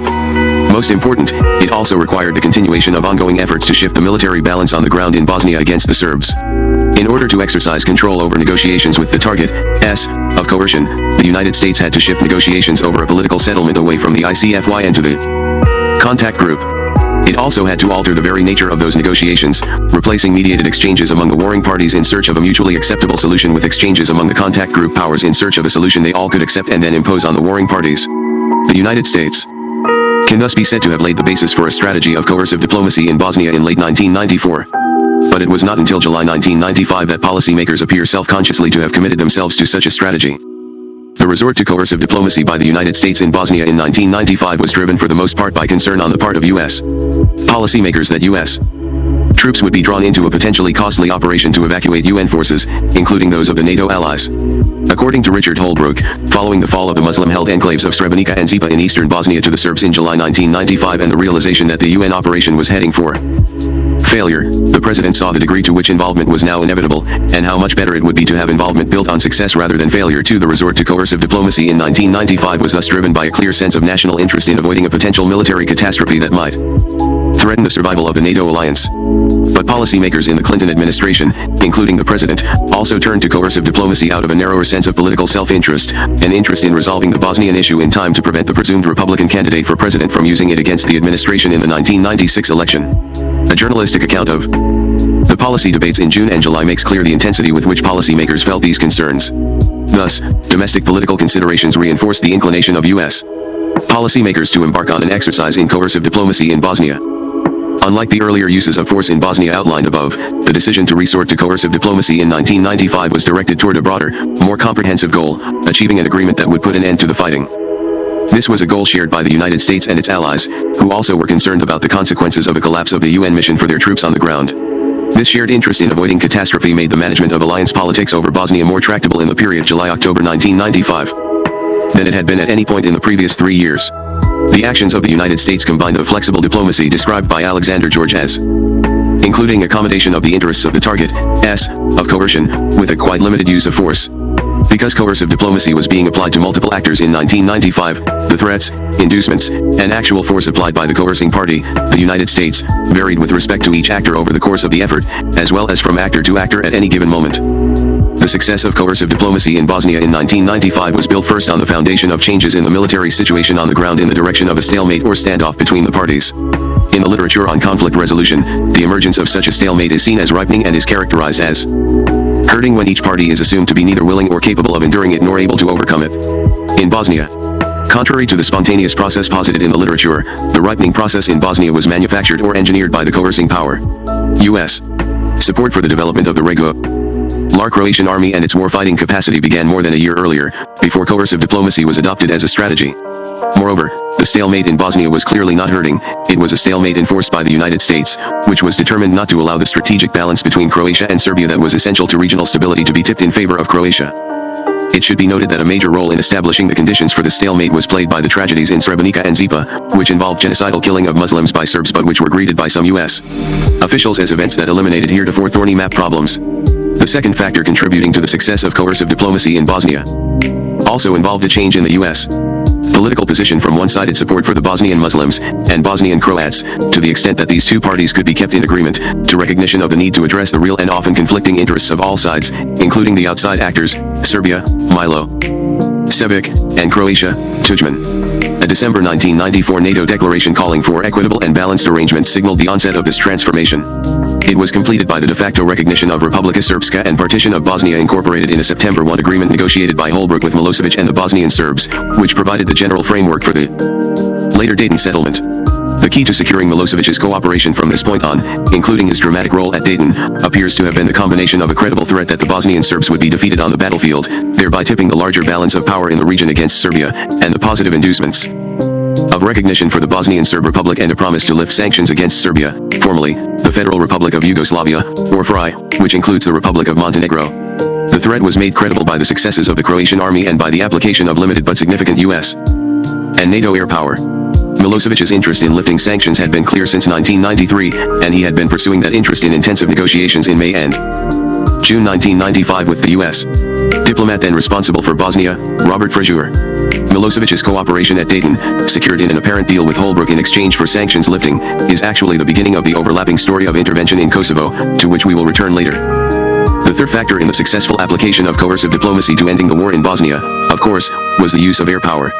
These words are often followed by the phrase against the Serbs. But the story in Bosnia, at least, was more subtle. Air power was used not only to pressure the Serbs into specific action on the ground, primarily a withdrawal from around Sarajevo, but also to pressure the Muslims into accepting the emerging partition of Bosnia, and it was the end of bombing that opened the door to a ceasefire agreement and all-party negotiations, not vice versa. The agreement on basic constitutional principles for Bosnia, signed by the foreign ministers of Croatia, Serbia, and Bosnia on September 8 in Geneva, was reached while the bombing was still in progress. But the bombing did not, in fact, bring the Serbs to the negotiating table. Milosevic was already moving in early August toward establishing control over the Bosnian Serbs so as to bring them to the negotiating table, and he had completed his moves before the bombing began. It was the Bosnian Muslims who were brought to the negotiating table by the bombing, or, more accurately, by the threat that it would be ended if they did not agree to the U.S. settlement. The initial decision to suspend the bombing on September 14 came in exchange for an agreement by the Bosnian Serbs to withdraw their heavy weapons from the exclusion zone around Sarajevo and end the siege of that city. At the same time, the United States did not allow the combined Croatian-Muslim offensive in western Bosnia that followed the ouster of the Krajina Serbs to inflict too great a defeat on the Bosnian Serbs. To have done so might have drawn Serbia into the conflict directly and threatened the strategic balance in the region. The bombing in Bosnia constituted the exemplary use of quite limited force to persuade the opponent to back down, consistent with the concept of coercive diplomacy. George defines exemplary as the use of just enough force of an appropriate kind to demonstrate resolution to protect one's interests and to establish the credibility of one's determination to use more force, if necessary. 3A military analyst points out that the total bombing effort in Bosnia equated to just about a busy day's sorties count for coalition air forces during the Gulf War and characterizes it as a strategically limited, tactically intense, high-technology, coalition air campaign, conducted under tight restraints, OT time and permissible collateral damage, aimed at coercing Poland, ICL and military compliance from a regional opponent who had no air power. For the United States and its NATO allies were careful not to use so much force as to lead either side to believe that all was won or lost, thereby creating real incentives to accept the U.S. brokered settlement. To a certain extent, the balancing act carried out by U.S. diplomats led by Richard Holbrooke in their relations with the Serbs, Croats, and Muslims during the bombing was necessitated by the pressures exerted by the British, French, and Russians. The British and the French refused to wage war on behalf of the Muslim-led government, while the Russians continued to oppose the bombing. However, balancing reflected to a far greater extent the difficulties of applying the techniques of coercive diplomacy to the behaviors of multiple parties with conflicting interests. This is a far more difficult task than attempting to affect the behavior of a single opponent.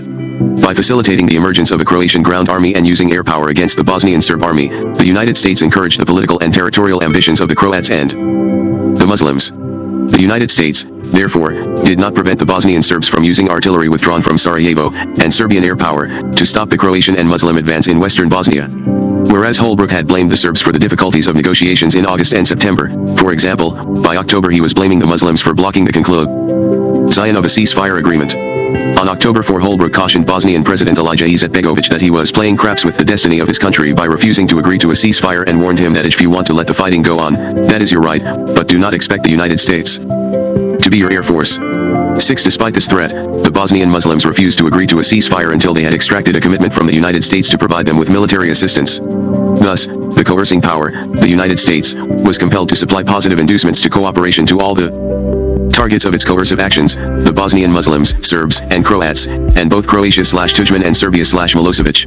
Milosevic's cooperation was the direct result of the coercive diplomacy, the combination of threats, inducements, and actual use of force exercised by the United States. That cooperation hastened the end of the fighting in Bosnia. Thus, coercive diplomacy in Bosnia in the summer and fall of 1995 achieved its immediate goal and should be considered a success. But the importance of Milosevic's cooperation to secure an end to the fighting, an agreement at Dayton, and its partial implementation made it more difficult for the United States and its NATO allies to achieve a similar success with respect to the conflict in Kosovo. Kosovo in light of Bosnia, drawing the wrong lesson. Both U.S. policymakers and the primary target of their attention in Kosovo, Slobodan Milosevic, seem to have learned only some of the lessons of the Bosnian endgame, or to have learned the wrong lessons. One of the most important lessons of Bosnia could be summarized as: the longer a violent conflict is allowed to go on, the more difficult it is to end. Western policymakers simply waited too long to act in Kosovo. Earlier action might have avoided the need for coercive diplomacy. U.S. and other Western policymakers also seem to have erred in precisely the way Alexander George suggests is likely in cases in which some version of an ultimatum proved to be effective. George warns that it is incorrect to conclude from such cases that resort to the strong variant of coercive diplomacy was the sole or primary factor contributing to its success. He reiterates that gaining can use persuasion, coercion, and/or accommodation, and argues that the policymaker must decide what combination of these three elements to employ and in what sequence. George's emphasis. Point 7. Clearly, finding a viable combination of these elements was even more difficult in Kosovo than in Bosnia, but given timely action, it appears not to have been impossible. The United States was able to turn negotiation of a settlement in Bosnia into a non-zero-sum game. In Kosovo, by the time policymakers turned their attention to the conflict, it had also become three-sided, involving the independence-minded and militant Kosovo Liberation Army, KLA, the more moderate nationalist political movement, the Democratic League of Kosovo, LDK, and Milosevic, and had turned into a decidedly zero-sum game. Confronted with the irreconcilable positions of the three parties, U.S. policymakers turned to what Alexander George calls the starkest variant of coercive diplomacy, a full-fledged ultimatum made. However, that ultimatum was deficient in two critical respects. The demands finally settled upon by the coercing power, the United States, as defined at Rambouillet, were impossible for the opponent, Milosevic or any other Serbian leadership, to accept in the absence of powerful positive inducements. The threat lacked credibility and, when earned out, proved insufficiently potent to achieve compel lens. In attempting to formulate a credible threat to back up their demands, U.S. policymakers neglected the critical role of Croatian ground forces in the Bosnian endgame. The singular emphasis on air power in Kosovo, and the belief among some senior U.S. policymakers that all it would take would be a few days of bombing, appears to have been based on a faulty interpretation of the events surrounding the endgame in Bosnia. This conviction, as well as concerns about the domestic political costs of committing ground troops, led U.S. policymakers to take even the possibility of deploying ground forces off the table, and thus to weaken the coercive threat they were attempting to construct. There is little concrete evidence concerning the policy calculations of the opponent. If the behavior of Milosevic conforms to George's assumption of pure rationality, then we can infer certain calculations from his actions. On this basis, we can say that in constructing his response to the coercive diplomacy being brought to bear against him in fall 1998, Milosevic also seems to have misread the relevant lessons to be drawn from the Bosnian experience. Milosevic clearly failed to understand the singular importance of Srebrenica, the powerful emotive force of the specter of genocide for Western policymakers, and the effect this would have on decisions about the level of force to be used against him. In effect, Milosevic chose to escalate the crisis on the ground in Kosovo, to use George and William Simons's terms, to initiate war himself rather than accept the demand. 9. Milosevic's escalatory response appears to have been based on a calculation that failed to take into account the impact of genocidal killing and the flight of massive numbers of refugees on the calculations of U.S. and NATO policymakers. From coercive diplomacy to coercion, the U.S. response to the escalating conflict in Kosovo was formulated in the context of a mounting domestic political crisis. The U.S. House of Representatives was moving in the fall of 1998 toward a vote to impeach President Clinton. That vote was cast in mid-December. The Senate trial of the president took place in early 1999. One consequence of this crisis appears to have been a significant increase in the influence of the Secretary of State over U.S. responses to developments in Kosovo. During the Bosnia crisis, then Ambassador Albright had been a clear advocate of the use of force, even when its use appeared likely to have involved great costs. By the time of Kosovo crisis, some more cautious actors were gone from the administration, as in the case of Chairman of the Joint Chiefs of Staff General Colin Powell, or removed from the foreign policy-making apparatus to bolster the president's effort to defend himself against impeachment, as in the case of Greg Craig, who left as director of the State Department Policy Planning Staff to join the White House Legal Defense Team in mid-September 1998. Thus, as the conflict on the ground in Kosovo grew more violent and efforts to negotiate grew more difficult, the relative influence of the primary advocate of the use of force grew more powerful. George argues that both the objective of coercive diplomacy and the means employed on its behalf are likely to be sensitive to the type of relationship the coercing power hopes to have with the opponent after the crisis is over. 10. There is little evidence that U.S. policymakers hope to have a constructive relationship with Milosevic after the Kosovo crisis. They appear to have been motivated largely by a desire to punish him for his actions in Kosovo, and in no small part by a desire to atone for what some felt to have been their failure to act early enough in Bosnia, or even in 1991, when former Yugoslavia collapsed. Animus toward Milosevic had continued to mount in the period since Dayton. For Secretary Albright and others, use of force offered an opportunity to pay Milosevic back for Bosnia, as well as for Kosovo. In March 1998, Secretary Albright had pressed the contact group foreign ministers to act by arguing that history is watching us, and we have an opportunity to make up for the mistakes that had been made 4 or 5 years ago. 11. But as one participant in a December 1998 discussion argued, as long as there were no atrocities committed in Kosovo that might conjure up memories of ethnic cleansing in Bosnia, the West would not intervene. 12. By perpetrating the brutal massacre of 45 civilians in the Kosovo village of Rakok in January 1999, the Serbs appear to have crossed that perceptual threshold, conjuring up images and memories of Bosnia and diverting attention away from the actions of the KLA. The Rakok massacre thus provided the emotional impetus for policymakers to abandon what appears to have been a White House strategy of negotiating with Milosevic, as embodied in the Holbrooke missions of May and October, for the strategy of coercion embodied in a plan put forward by Secretary Albright. According to confidants of Secretary Albright, quoted in an April 1999 media analysis of the decision to use force, Albright realized that the galvanizing force of the atrocity would not last long. Whatever threat of force you don't get in the next 2 weeks, you're never getting, one advisor told her, at least until the next Rakok. 13. According to one participant in the Clinton administration's deliberations, quoted in an April media analysis, the massacre at Rakok led U.S. Policymakers to adopt a strategy consisting of 4 elements: a demand that the conflicting parties attend a meeting, presentation at the meeting of demands including deployment of a NATO implementation force in Kosovo decided upon in advance by the contact group, including Russia, non-negotiability of these demands, and a credible threat of military force to back up the demands. These elements correspond almost precisely to George's definition of a full-fledged ultimatum. According to George, a classic ultimatum has 3 components: 1. A demand on the opponent; 2. A time limit or sense of urgency for compliance with the demand; and 3. A threat of punishment for non-compliance that is both credible to the opponent and sufficiently potent to impress upon him that compliance is preferable. 14. George's model of coercive diplomacy suggests that whether an ultimatum will succeed depends heavily on the relative interests at stake for each actor. 4. The United States, the articulated interests were, for the most part, abstract.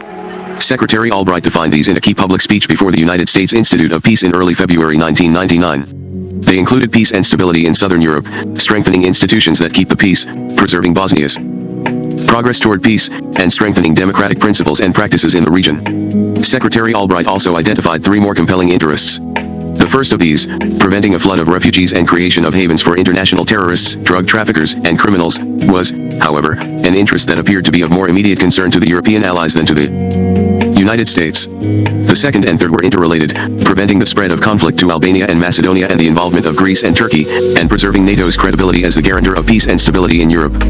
Unlike the situation in Bosnia in 1995, however, there were as yet no Allied troops on the ground and at risk in Kosovo. The threat to alliance cohesion and the survival of NATO was thus not yet as pronounced in Kosovo as it had been in Bosnia in 1995. President Clinton, in a radio talk later in February 1999, underscored the importance of preventing both spillover of the conflict and a massive refugee crisis in the middle of Europe. But these interests represented relatively distant concerns for the United States. For Milosevic, in contrast, it was clear that the territorial integrity of his country was at risk. However, the overriding interest at stake in the conflict for him appears to have been his own personal power.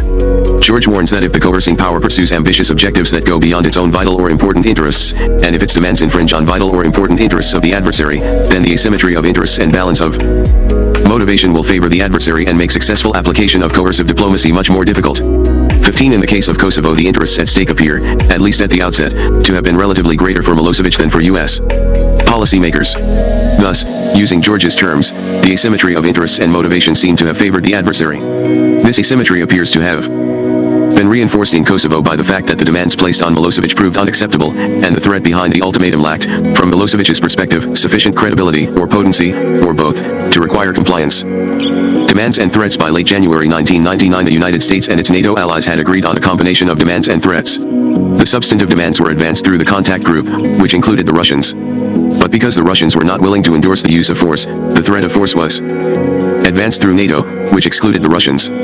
On January 29, the contact group, after acknowledging that both Belgrade Security Forces and the Kosovo Liberation Army, KLA, are responsible for the escalation in violence, demanded that Yugoslavia stop all offensive action/repression in Kosovo, comply fully with the October agreements, cooperate with the verification mission and the International Tribunal, including full investigation of the Rakok massacre, and promote the safe return of refugees and displaced persons and the delivery of humanitarian aid to the people of Kosovo.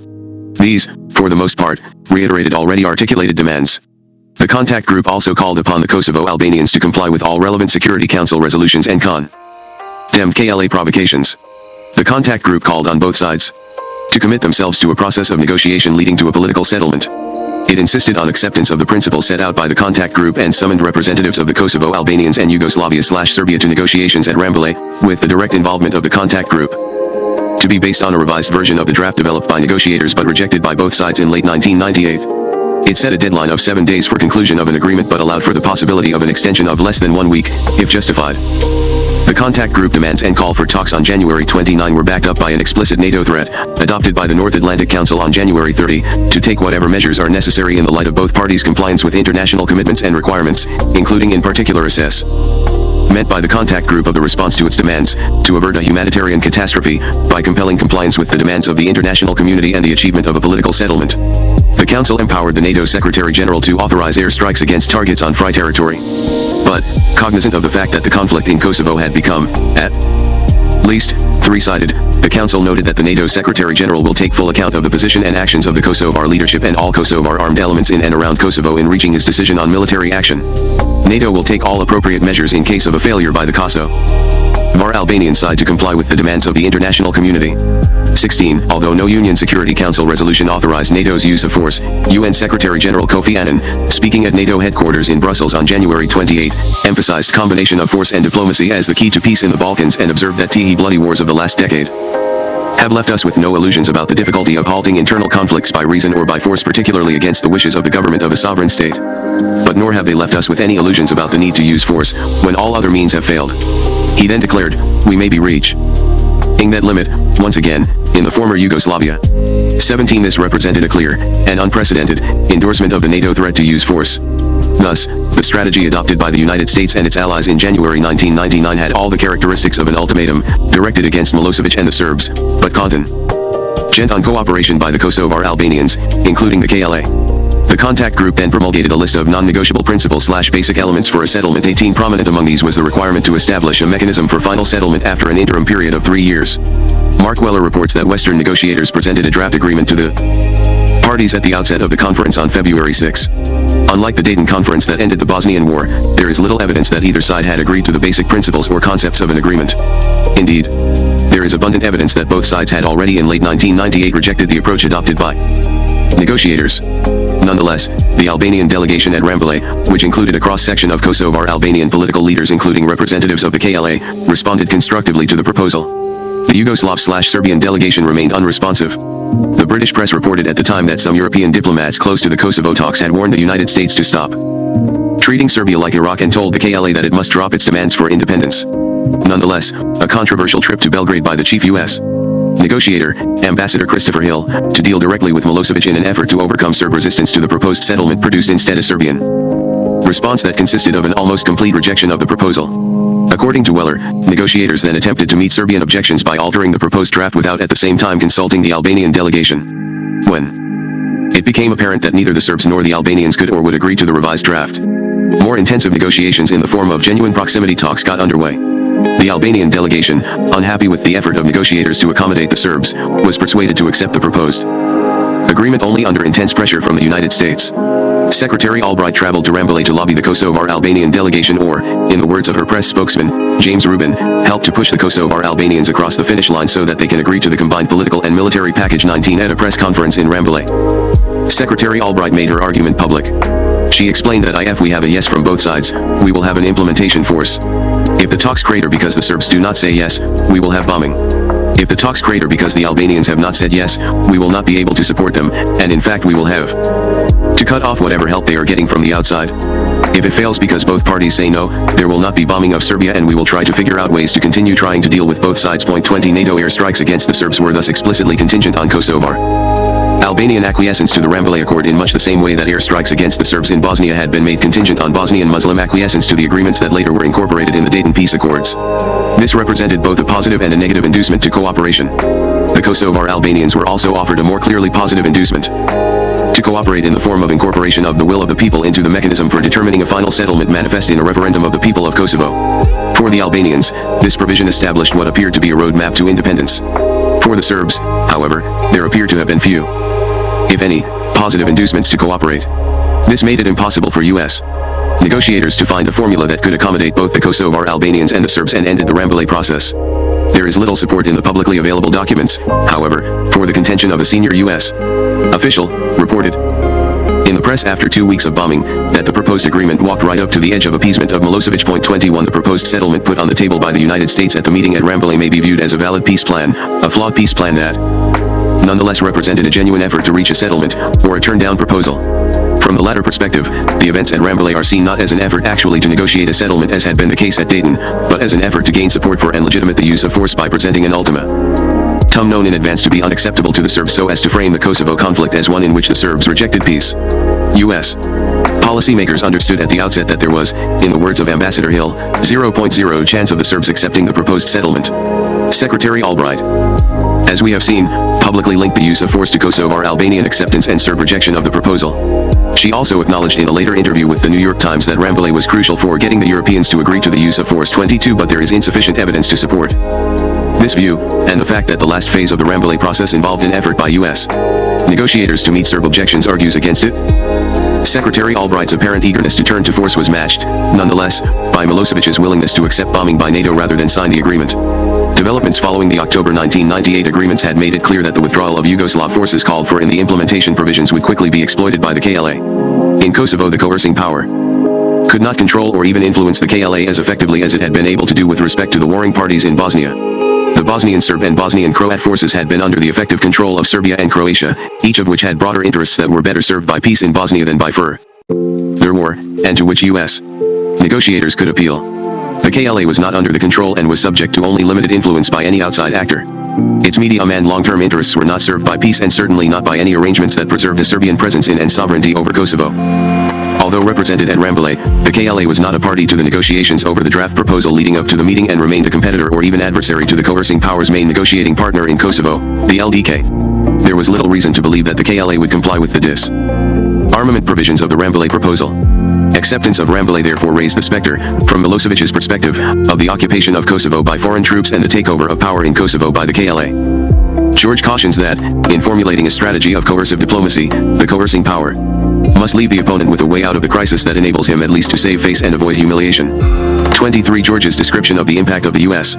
oil embargo on Japan seems to apply equally well to the consequences of the Rambouillet proposal for Milosevic and the Serbs, backed into a corner and given no acceptable diplomatic way out, and confronted by the humiliating demand that they give up their imperialistic achievements and aspirations, Japan's desperate leaders felt they were left with no acceptable alternative but to initiate what they knew to be a highly risky war against a militarily and economically stronger opponent. Point 24 for Milosevic, initiating war in Kosovo entailed enduring a threatened air attack by NATO while carrying out plans to eliminate the KLA and expel a large proportion of the ethnically Albanian population from Kosovo by force. The NATO threat failed to compel Milosevic to comply with the contact group demands or to deter Milosevic from initiating war. George cautions that with respect to the effectiveness of a threat, it is not the coercing party's commitments and beliefs that are crucial, rather, it is the target's estimate of the credibility and potency of the threat that is critical. 25 A NATO threat of airstrikes against Yugoslavia had been an important element in the successful exercise of coercive diplomacy in October 1998. At that time, General Klaus Mann explained later to a U.S. Senate committee, "We were sent to Belgrade with a clear stick in our hip pocket, the ultimatum."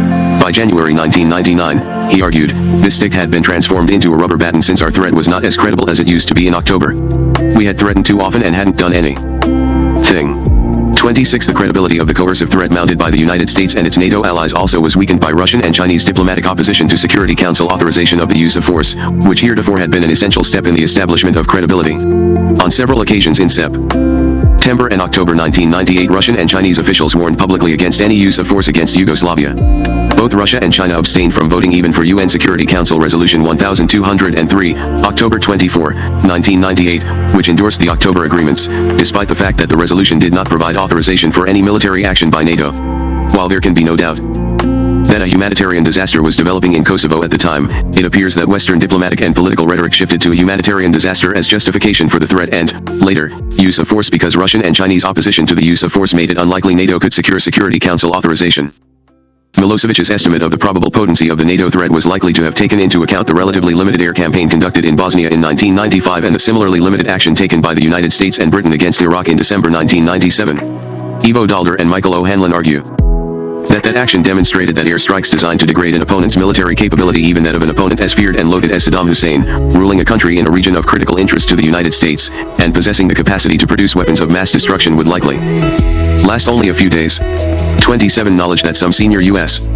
policymakers were, in fact, operating on the assumption that Milosevic would probably back down after a few visible targets were hit. 28 may also have contributed to lowering his estimate of the NATO threat. Secretary Albright stated publicly at the outset of the bombing that I don't see this as a long-term operation. I think this is something achievable within a relatively short period of time. 29 Senior British and French defense officials reported in interviews conducted by Robert Hart in June and July 2000 that this view was widely shared among the Allies. It is almost certainly the case that the absence of any threat of a ground assault also lowered Milosevic's estimate of the potency of the NATO threat. The central lesson of the endgame in Bosnia for U.S. policymakers should have been that the creation and deployment of a credible ground force in the case of Bosnia, the Army of Croatia and its operations to expel the Serbs from the Krajina region and take control of much of western Bosnia was critical to the success of coercive diplomacy. Nonetheless, resistance to the use of ground forces on the part of some U.S. policymakers was a matter of public record. This resistance can be attributed to continuing opposition from within the U.S. military, the absence of a viable military plan of action, concern about divisions with Congress and among NATO allies, and opinion polls indicating that the U.S. public believed no U.S. interests were at stake and no U.S. Troops should be involved. Given the reasonable expectation that NATO airstrikes would be limited in duration and scope as in Bosnia, and in the absence of any immediate threat of a ground invasion, the potency of the NATO threat of force was insufficient either to compel or deter Milosevic. However, any expectation on Milosevic's part that the United States and NATO would not be able to sustain the bombing and that, as in Bosnia, the United States would negotiate with him while the bombing unfolded and accommodate at least some of his real interests proved misplaced. Unlike the case in Bosnia, the motivations of U.S. policymakers were quite different now.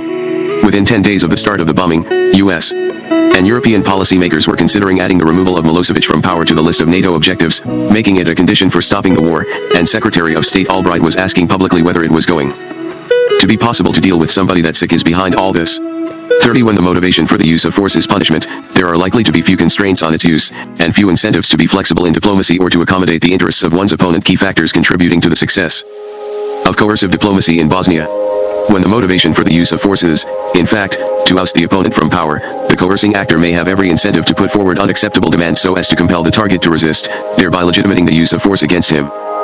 Conclusion: the success of coercive diplomacy in Bosnia, and its contrasting failure and displacement by a strategy of ultimatum in Kosovo, highlight some of the limitations of coercive diplomacy and underscore the importance of certain propositions for its conduct advanced by Alexander George. Both the Bosnian and Kosovo cases suggest the difficulty of employing coercive diplomacy in a conflict involving multiple actors. A threat or inducement aimed at affecting the behavior of one target actor also affects the behaviors of others. Threats or coercion applied against one in order to encourage that party to negotiate or comply may make another less willing to negotiate or comply, or may even be exploited to another's advantage, thereby potentially worsening the situation rather than moving it toward a solution. In Bosnia, the United States and its allies faced multiple actors with conflicting interests. But the United States also enjoyed direct or, in the case of the Bosnian Serbs, indirect leverage over all the parties. In Kosovo, in contrast, the coercing party exercised no leverage over the KLA and rapidly declining leverage over the LDK and Milosevic. This absence of leverage over the conflicting parties undermined the October 1998 agreement, which initially had all the makings of a successful exercise in coercive diplomacy. The October 1998 Belgrade Agreement looked very much like the coercive diplomacy exercised by NATO in summer 1993 and February 1994 in Bosnia that led to pullbacks of the Bosnian Serbs around Sarajevo. But it is important to recall that one key to securing Bosnian Serb compliance with the NATO ultimatums was preventing the Serbs' adversary, the Bosnian Muslims, from taking advantage of their withdrawals. Similarly, compliance with the October 1998 Belgrade Agreement was acceptable to Milosevic and the Serbs only as long as it did not result in gains for the KLA. The resurgence of the KLA in the wake of the October agreement posed a direct threat to Milosevic's leadership in Belgrade and demonstrated the inability of the United States and its allies to contain the KLA threat in the way they had earlier contained the Bosnian Muslims. The Bosnian and Kosovo cases involve repeated efforts by the United States and its allies to persuade, induce, and even compel compliance in ending an armed conflict. In both cases, these efforts remained inadequate, that is, they did not include all the elements of coercive diplomacy or an ultimatum strategy. Until the United States and its European allies finally achieved a clear unity of purpose. This did not occur until both U.S. and European policymakers shared the perception of a real threat to their national and common interests. The resort to coercive diplomacy by the United States in Bosnia in 1995 was driven for the most part by a clear sense of national interest in avoiding a potential military catastrophe that could prove costly to the United States and threaten the survival of the NATO alliance. This national interest was reinforced by a sense of political self-interest on the part of the Clinton administration in resolving the Bosnian issue well before the 1996 presidential election campaign. The Europeans were concerned about the consequences of a collapse of the UN mission for their troops on the ground, as well as the implications of unrestrained warfare on their southern flank. This shared interest in avoiding catastrophe made the management of alliance politics over Bosnia more tractable in the period July-October 1995 than it had been at any point in the previous 3 years. Similarly, in the case of Kosovo, it was clear by the April 1999 NATO summit that European and U.S. policymakers perceived the challenge posed by Milosevic as a potential threat to the coherence, if not the survival of the alliance. As in the case of Bosnia, preservation of the NATO alliance was a powerful motivation for the use of force to ensure success and reinforce the commitment of U.S. and European policymakers to a strategy of coercion. In the Bosnian case, the balance of interests and motivations favored Milosevic and the Bosnian Serbs until late 1994/early 1995. At that point, the balance shifted quickly in favor of the United States and its European allies, for the Sun suggested earlier, and because Milosevic's interests began to diverge sharply from those of the Bosnian Serbs. That divergence can be attributed to the positive inducement of U.S. promises to lift sanctions on Serbia, Yugoslavia, in exchange for cooperation in ending the Bosnian War. At the same time, concessions to the Bosnian Serbs in the form of de facto partition of Bosnia and establishment of the Bosnian Serb Republic as a constituent part of the Bosnian state acted as strong positive inducements to Bosnian Serb cooperation. The Bosnian Muslims, too, were offered a significant positive inducement to cooperate, the promise of merely military assistance from the United States. They were also subjected to a threat, abandonment. The Bosnian case thus provides clear evidence of the importance of positive inducements to a successful strategy of coercive diplomacy. In the Kosovo case, the interests at stake appear, at least at the outset, to have been relatively greater for Milosevic than for U.S. policymakers. Those interests all favored resisting the NATO ultimatum. George warns that if the coercing power pursues ambitious objectives that go beyond its own vital or important interests, and if its demands infringe on vital or important interests of the adversary, then the asymmetry of interests and balance of motivation will favor the adversary and make successful application of coercive diplomacy much more difficult. 31 Thus, in George's terms, the asymmetry of interests and motivation seemed to have favored Milosevic at the outset of the NATO bombing campaign. This asymmetry was reinforced by the fact that there were few positive inducements for Milosevic to cooperate once the KLA re-emerged after the October 1998 agreements, and that the threat behind the NATO ultimatum lacked, from Milosevic's perspective, sufficient credibility, or potency, or both, to command compliance. This asymmetry appears to have been an important factor leading Milosevic to adopt an asymmetrical response to the NATO ultimatum escalation in the form of ethnic cleansing and mass expulsions of the Kosovar Albanians. In terms of George's analytical framework, however, Milosevic's escalatory response shifted the asymmetry of motivations in favor of the United States and its allies, making it easier for them to sustain the ultimatum strategy and engage in an escalation of their own.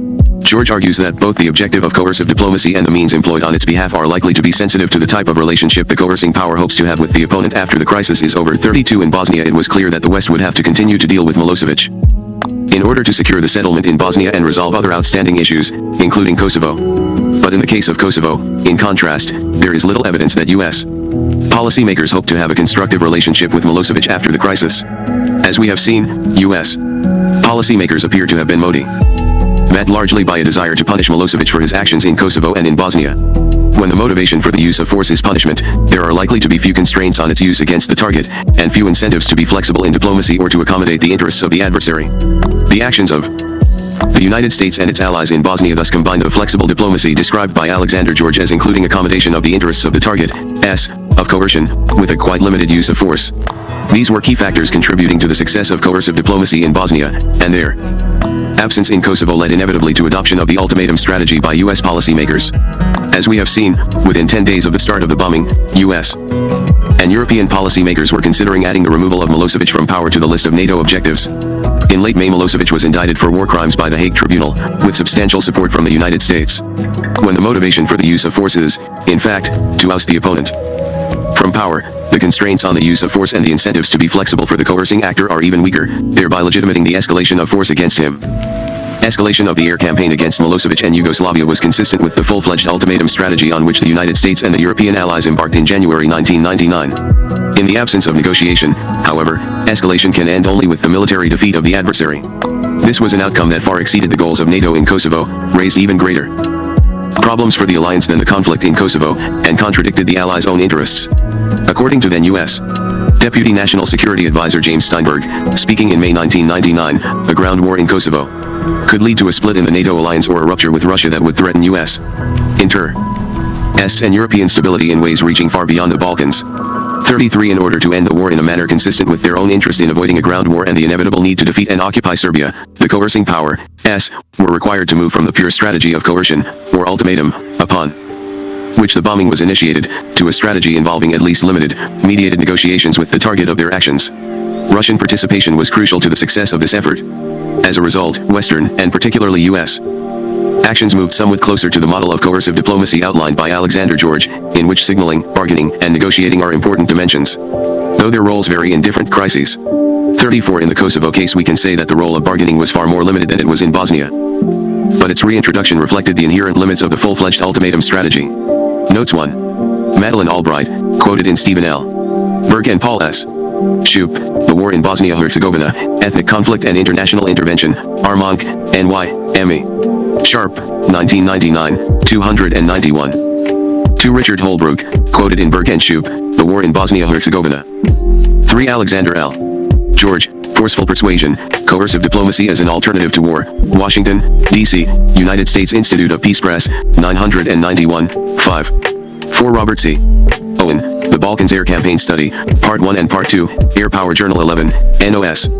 2 and 3, Summer 1997 and Fall 1997 Part 2, 8, 20. 5. Bob Woodward, The Choice, New York, Simon & Schuster, 1996, 357. 6 Richard Holbrooke, quoted in Woodward, The Choice, 359. 7 George, Forceful Persuasion, 73. 8 Ibid, 7. 9 Alexander L. George and William Simons, Findings and Conclusions, in the Limits of Coercive Diplomacy, ed. Alexander L. George and William E. Simons, 2d ed. Boulder, Colorado, Westview Press, 1994, 277. 10 George, Forceful Persuasion, 71. 11 Washington Post, April 18, 1999, www.washingtonpost.com. 12 Stephen L. Berg, The Failure of Early Warning in Kosovo, in the Application of Prevention, Report of the Center for Preventive Action's 5th Annual Conference, New York, Council on Foreign Relations, December 11, 1998, 8. 13 Washington Post, April 18, 1999, Al, www.washingtonpost.com, and New York Times, April 18, 1999, 13. 14 George, Forceful Persuasion, 7. 15 Alexander F. George, Theory and Practice, in the Limits of Coercive Diplomacy, 15. 16 North Atlantic Council, Statement by the North Atlantic Council on Kosovo, Brussels, North Atlantic Council, January 30, 1999. 17 United Nations, Secretary General calls for unconditional respect for human rights of Kosovo citizens, in Statement to North Atlantic Treaty Organization, United Nations Press Release SG/SM/6878, January 28, 1999. The subtitle of the press release: Kofi Annan stresses peaceful negotiation only way to resolve Kosovo conflict, contradicts the substance of Annan's remarks and may represent an attempt by UN staff to distance the organization from the NATO threat. 18 These are reproduced in Mark Weller, The Rambouillet Conference on Kosovo, International Affairs 75, No. 2, 1999 225-256. 19 James P. Rubin, Press Briefing on the Kosovo Peace Talks, Rambouillet, France, February 21, 1999, released by the Office of the Spokesman, Paris, U.S. Department of State, Secretary. State. gov/www/statements/1999. 20 Secretary of State Madeleine K. Albright, Press Availability on the Kosovo Peace Talks, Rambouillet, France, February 21, 1999, released by the Office of the Spokesman, Paris, U.S. Department of State, secretary.state.gov/www/statements/1999. 21 Washington Post, April 7, 1999, Al, www.washingtonpost.com. 22 New York Times, April 18, 1999, 13. 23 Alexander George, The Role of Force in Diplomacy, A Continuing Dilemma for U.S. Foreign Policy, paper prepared for the dedication conference of the George Bush School of Government and Public Service Texas A&M University, College Station, Sep. September 9-10, 1997, 42. 24 Alexander F. George and William Simons, Findings and Conclusions, in the Limits of Coercive Diplomacy, 275. 26 U.S. Senate Committee on Armed Services, Hearing on Operation Allied Force and Relief Operations in Kosovo, November 3, 1999, as published by Federal Document Clearinghouse on CIS Congressional Universe, LexisNexis. 27 Dalder and O'Hanlon, Winning Ugly, 95. 28 Washington Post, April 7, 1999, Al, www.washingtonpost.com. 29 Washington Post, April 8, 1999, 826, www.washingtonpost.com. 30 Washington Post, April 5, 1999, 812, www.washingtonpost.com. 31 George, Theory and Practice, 15. 32 George, Forceful Persuasion, 71. 33 Washington Post, May 16, 1999, Al, www.washingtonpost.com. The Afghani War, A Flawed Masterpiece. Michael E. O'Hanlon. Throughout most of the 20th century, the U.S. Armed forces were seen as an over-muscled giant, able to win wars through brute strength but often lacking in daring and cleverness. This basic strategy worked during the two world wars, making the United States relatively tough to challenge. But it failed in Vietnam, produced mediocre results in Korea, and worked in the Persian Gulf War largely because the terrain was ideally suited to American strengths. What a difference a new century makes. Operation Enduring Freedom has been, for the most part, a masterpiece of military creativity and finesse. Secretary of Defense Donald Rumsfeld, U.S. Central Command, CENTCOM, Head Gen. Errol Tommy Franks, and Director of Central Intelligence George Tenet devised a plan for using limited but well-chosen types of American power in conjunction with the Afghan opposition to defeat the Taliban and Al-Qaeda. Secretary of State Colin Powell helped persuade Pakistan to sever its ties with the Taliban, work with Afghanistan's Northern Alliance, provide the bases and overflight rights needed by U.S. forces, and contribute to the general war effort. Besides pushing his national security team to develop an innovative and decisive war-fighting strategy, President George W. Bush rallied the American people behind the war effort and established a close relationship with Russian President Vladimir Putin, making it far easier for the United States to work militarily in Central Asia. The U.S. effort to overthrow the Taliban deprived Al-Qaeda of its sanctuary within Afghanistan and left its surviving leaders running for their lives. At their peak, the U.S. forces involved in the war effort numbered no more than 60,000, about half of which were in the Persian Gulf, and Western allies added no more than 15,000. But the U.S.-led military campaign has hardly been small in scale. By the end of January, the United States had flown about 25,000 sorties in the air campaign and dropped 18,000 bombs, including 10,000 precision munitions. The number of U.S. sorties exceeded the number of U.S. sorties flown in the 1999 Kosovo War, and the United States dropped more smart bombs on Afghanistan than NATO dropped on Serbia in 1999. In fact, the total number of precision munitions expended in Afghanistan amounted to more than half the number used in Operation Desert Storm. In addition, more than 3,000 U.S. and French bombs were dropped on surviving enemy forces in March during Operation Anaconda, in which some 1,500 Western forces and 2,000 Afghans launched a major offensive against about 1,000 enemy troops in the mountainous region of eastern Afghanistan. If the U.S. strategy has had many virtues, however, it has also had flaws. Most important, it has apparently failed to achieve a key war goal, capturing or killing Osama bin Laden and other top enemy leaders. Such hunts are inherently difficult, but the prospects for success in this case were reduced considerably by U.S. reliance on Pakistani forces and Afghan militias for sealing off enemy escape routes and conducting cave-to-cave searches during critical periods. If most Al-Qaeda leaders stay at large, the United States and other countries will remain more vulnerable to terrorism than they would be otherwise, perhaps significantly so. But on balance, Operation Enduring Freedom has been very impressive. It may wind up being more notable in the annals of American military history than anything since Douglas MacArthur's invasion at Incheon in Korea half a century ago. Even Norman Schwarzkopf's famous left hook around Iraqi forces in Operation Desert Storm was less bold. Had it been detected, U.S. air power still could have protected coalition flanks, and American forces could have outrun Iraqi troops toward most objectives on the ground. By contrast, Operation Enduring Freedom's impressive outcome was far from preordained. Too much American force, example a protracted and punishing strategic air campaign or an outright ground invasion, risked uniting Afghan tribes and militias to fight the outside power, angering the Arab world, destabilizing Pakistan, and spawning more terrorists. Too little force, or the wrong kind of force, risked outright military failure and a worsening of Afghanistan's humanitarian crisis, especially given the limited capabilities of the small militias that made up the anti-Taliban coalition. Zeroing in beginning on October 7, Afghans, Americans, and coalition partners cooperated to produce a remarkable military victory in Afghanistan. The winning elements included 15,000 Northern Alliance fighters, primarily from the Tajik and Uzbek ethnic groups, 100 combat sorties a day by U.S. planes, 300 to 500 Western Special Operations Forces and intelligence operatives, a few thousand Western ground forces, and thousands of Pashtun soldiers in southern Afghanistan who came over to the winning side in November. Together they defeated the Taliban forces, estimated at 50,000 to 60,000 strong, as well as a few thousand Al-Qaeda fighters. Various Western countries, particularly several NATO allies and Australia, played important roles as well. A formal NATO role in the war was neither necessary nor desirable, given the location of the conflict and the need for a supple and secretive military strategy. Still, NATO allies stood squarely by America's side, invoking the alliance's Article V Mutual Defense Clause after September 11, and demonstrated that commitment by sending 5 AWACS aircraft to help patrol U.S. airspace. Forces from the United Kingdom, Australia, France, and Canada appear to have frequently contributed to the effort in Afghanistan. Forces from Denmark, Norway, and Germany also participated in Operation Anaconda in March. Allied aircraft flew a total of some 3,000 sorties on relief, reconnaissance, and other missions. As noted, France dropped bombs during Operation Anaconda, and the United Kingdom fired several cruise missiles on the first day of battle as well. Numerous countries, including the Netherlands, Italy, and Japan, deployed ships to the Arabian Sea. The short war has had several phases. The first began on October 7 and lasted a month, the second ran through November and saw the Taliban lose control of the country, the third was characterized by intensive bombing of suspected Al-Qaeda strongholds in the Tora Bora mountain and cave complex in December. The fourth began with the inauguration of Hamid Karzai as interim prime minister and continues. During the first part of the war, Taliban forces lost their large physical assets such as radar, aircraft, and command and control systems, but they hung on to power in most regions. Most Al-Qaeda training camps and headquarters were also destroyed. Although Taliban forces did not quickly collapse, they were increasingly isolated in pockets near the major cities. Cut off from each other physically, they were unable to resupply or reinforce very well and had problems communicating effectively. In the first week of the war, U.S.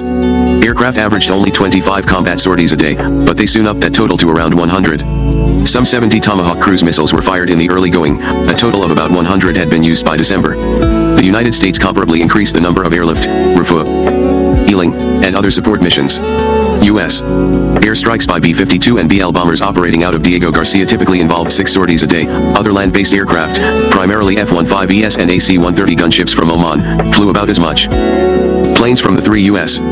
aircraft carriers based in the Arabian Sea provided the rest of the combat punch. Reconnaissance and refueling flights originated from the Persian Gulf region and Diego Garcia. Some air support and relief missions also came from, or flew over, Central Asia, where U.S. Army soldiers from the 10th Mountain Division helped protect airfields.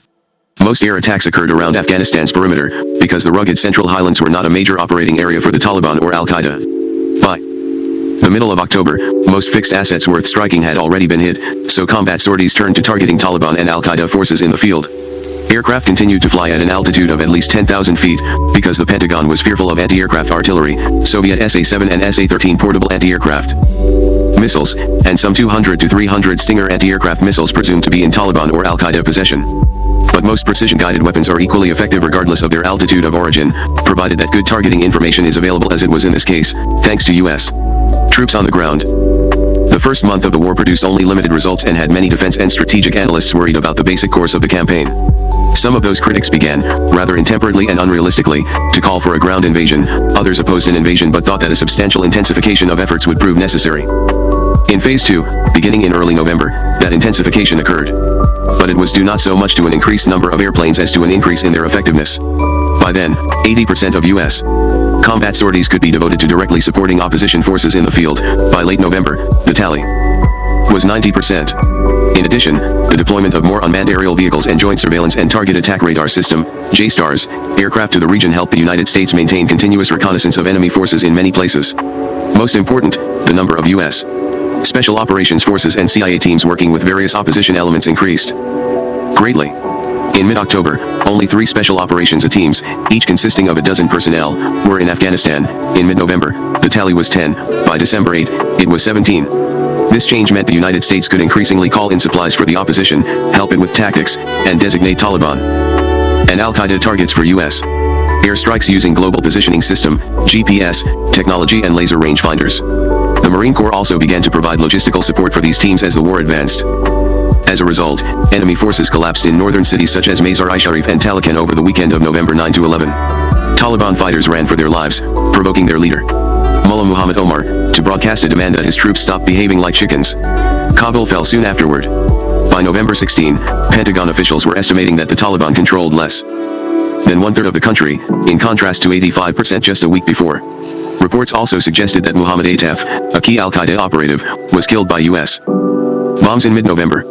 Kunduz, the last northern stronghold of enemy forces where several thousand Taliban and Al-Qaeda troops apparently remained, fell on November 24 to 25. In late November, more than 1,000 U.S. Marines of the 15th and 26th Marine Expeditionary Units established a base about 60 miles southwest of Kandahar, which the Taliban continued to hold. They deployed there directly from ships in the Arabian Sea, leapfrogging over Pakistani territory at night, to minimize political difficulties for the government of President Pervez Musharraf, and flying 400 miles inland to what became known as Camp Rhino. Their subsequent resupply needs were largely met using Pakistani bases. Once deployed, they began to interdict some road traffic and carry out support missions for Special Operations Forces. Meanwhile, Pashtun tribes had begun to oppose the Taliban openly. By November, they were accepting the help of U.S. Special Forces, who had previously been active principally in the north of the country. 2 groups in particular, one led by Hamid Karzai, the other by another tribal leader, Gul Agha Shirtse, closed in on Kandahar. Mullah Omar offered to surrender in early December but in the end fled with most of his fighters, leaving the city open by December 8 to 9. Pockets of Taliban and Al-Qaeda resistance, each with hundreds of fighters or more, remained in areas near Mazar-i-Sharif, Kabul, Kandahar, and possibly elsewhere, but the Taliban no longer held cities or major transportation routes. Why this part of the campaign achieved such a rapid and radical victory remains unclear. Taliban forces presumably could have held out longer if they had hunkered down in the cities and put weapons near mosques, hospitals, and homes, making their arsenal hard to attack from the air. Opposition fighters were too few to defeat them in street-to-street fighting in most places, and starving out the Taliban would have required the unthinkable tactic of starving local civilian populations as well. Most likely, the Taliban got caught in positions outside major cities that they could neither easily escape nor defend. Once the Afghan opposition began to engage the enemy seriously in November and Taliban forces returned fire, they revealed their positions to American Special Operations personnel who could call in devastating air strikes. Sometimes they were tricked into revealing their locations over the radio. Even trench lines were poor defenses against 2-ton bombs delivered within 10 to 15 meters of their targets. Just what Taliban fighters could have done differently, once stranded in that open terrain, is unclear. They might have been better advised either to go on the offensive or to try to escape back into urban settings under cover of night or poor weather, although many U.S. reconnaissance assets work well under such conditions. But both approaches would have been difficult and dangerous, especially for a relatively unsophisticated military force such as the Taliban. The third main phase of the war began in early December. By this time, U.S. intelligence had finally pinpointed much of al-Qaeda's strength near Jalalabad, in eastern Afghanistan. In particular, al-Qaeda forces, including Osama bin Laden, were supposedly holed up in the mountain redoubts of Tora Bora. Traveling with perhaps 1,000 to 2,000 foreign fighters, most of them fellow Arabs, bin Laden could not easily evade detection from curious eyes even if he might elude U.S. overhead reconnaissance. Thus, once Afghan opposition fighters, together with CIA and Special Operations Forces, were deployed in the vicinity, U.S. airstrikes against the caves could become quite effective. By mid-December, the fight for Tora Bora was over. Most significant cave openings were destroyed and virtually all signs of live al-Qaeda fighters disappeared. Sporadic bombing continued in the area, and it was not until mid-January that a major al-Qaeda training base, Zawar Kili, was destroyed. But most bombing ended by late 2001. So why did bin Laden and other top al-Qaeda leaders apparently get away? The United States relied too much on Pakistan and its Afghan allies to close off possible escape routes from the Tora Bora region. It is not clear that these allies had the same incentives as the United States to conduct the effort with dogged persistence. Moreover, the mission was inherently difficult. By mid-December, the Pentagon felt considerably less sure than it had been of the likely whereabouts of bin Laden, even though it suspected that he and most of his top lieutenants were still alive. Although estimates remain rough, Taliban losses in the war were considerable. According to New York Times correspondent Nicholas Kristof, as many as 8,000 to 12,000 were killed, roughly 20% of the Taliban's initial fighting capability. Assuming conservatively at least 2 wounded for every person killed, Taliban losses could have represented half their initial fighting strength, a point at which most armies have traditionally started to crumble. Another 7,000 or more were taken prisoner.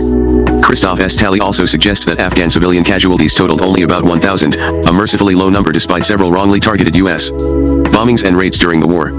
Although a couple of those U.S. mistakes probably should have been prevented, they do not change the basic conclusion that the war caused relatively modest harm to innocents. U.S.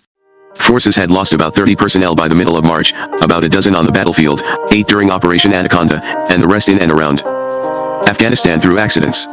Most were Marine Corps and Army troops, but other personnel were lost as well, including a CIA operative. The casualty total was 50% greater than those of the invasions of Grenada and Haiti in the 1980s, but less than the number of troops killed in Somalia in 1992 to 93. Follow the leader on the whole, Operation Enduring Freedom has been masterful in both design and execution. Using specially equipped CIA teams and Special Operations Forces in tandem with precision strike aircraft allowed for accurate and effective bombing of Taliban and al-Qaeda positions. U.S. personnel also contributed immensely to helping the Northern Alliance tactically and logistically. By early November, the strategy had produced mass Taliban retreats in the north of the country. It had probably caused many Taliban casualties as well. More notably, the U.S. effort helped quickly galvanize Pashtun forces to organize and fight effectively against the Taliban in the south, which many analysts had considered a highly risky proposition, and CENTCOM had itself considered far from certain. Had these Pashtun forces decided that they feared the Northern Alliance and the United States more than the Taliban, Afghanistan might have become effectively partitioned, with al-Qaeda taking refuge exclusively in the south and the war effort rendered largely futile. Convincing these Pashtun to change sides and fight against the Taliban required just the right mix of diplomacy, military momentum, and finesse, and battlefield assistance from CIA and Special Operations teams. Yet despite the overall accomplishments, mistakes were made. The big U.S. mistake concerned the hunt for top al-Qaeda leaders. If Osama bin Laden, Ayman al-Zawahiri, Abu Zubaydah, and other top al-Qaeda officials are found to have survived, the war will have failed to achieve a top objective. Rather than relying on Afghan and Pakistani forces to do the job in December near Tora Bora, Rumsfeld and Franks should have tried to prevent al-Qaeda fighters from fleeing into Pakistan by deploying American forces on or near the border. U.S. troops should also have been used in pursuit of Mullah Omar and remnants of the Taliban, even though this mission was less important than the one against al-Qaeda leaders. Admittedly, there were good reasons not to put many Americans in Afghanistan.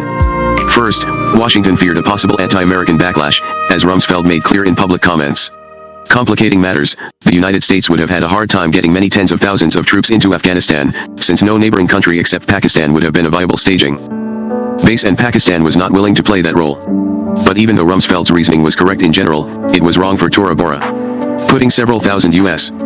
forces in that mountainous, inland region would have been difficult and dangerous. Yet given the enormity of the stakes in this war, it would have been appropriate. Indeed, CENTCOM made preparations for doing so. But in the end, partly because of logistical challenges but perhaps partly because of the Pentagon's aversion to casualties, the idea was dropped. It is supremely ironic that a tough-on-defense Republican administration fighting for vital national security interests appeared almost as reluctant to risk American lives in combat as the Clinton administration had been inhuman. Italian missions at least until Operation Anaconda, when it may have been largely too late. Furthermore, local U.S. allies were just not up to the job in Tora Bora. Pakistan deployed about 4,000 regular army forces along the border itself. But they were not always fully committed to the mission, and there were too few well-equipped troops to prevent Al-Qaeda and Taliban fighters from outflanking them, as many hundreds of enemy personnel appear to have done. Afghan opposition forces were also less than fully committed, and they were not very proficient in fighting at night. What would have been needed for the United States to perform this mission? To close off the 100 to 150 escape routes along the 25-mile stretch of the Afghan-Pakistani border closest to Tora Bora would have required perhaps 1,000 to 3,000 American troops. Deploying such a force from the United States would have required several hundred airlift flights, followed by ferrying the troops and supplies to frontline positions via helicopter. According to CENTCOM, a new airfield might have had to be created, largely for delivering fuel. Such an operation would have taken a week or more. But 2 Marine Corps units with more than 1,000 personnel were already in the country in December and were somewhat idle at that time. If redeployed to Tora Bora, they could have helped prevent Al-Qaeda's escape themselves. They also could have been reinforced over subsequent days and weeks by Army light forces or more Marines, who could have closed off possible escape routes into the interior of Afghanistan. Such an effort would not have assured success, but the odds would have favored the United States. How much does it matter if bin Laden, al-Zawahiri, and their cohorts go free? Even with its top leaders presumably alive, Al-Qaeda is weaker without its Afghan sanctuary. It has lost training bases, secure meeting sites, weapons production and storage facilities, and protection from the host country government. But as terrorism expert Paul Pillar has pointed out, the history of violent organizations with charismatic leaders, such as the Shining Path in Peru and the Kurdistan Workers' Party, PKK, in Turkey, suggests that they are far stronger with their leaders than without them. The imprisonment of Abu Mail Guzman in 1992 and Abdullah Öcalan in 1999 did much to hurt those organizations, just as the 1995 assassination of Fathi Shikaki of the Palestinian Islamic Jihad weakened that group significantly.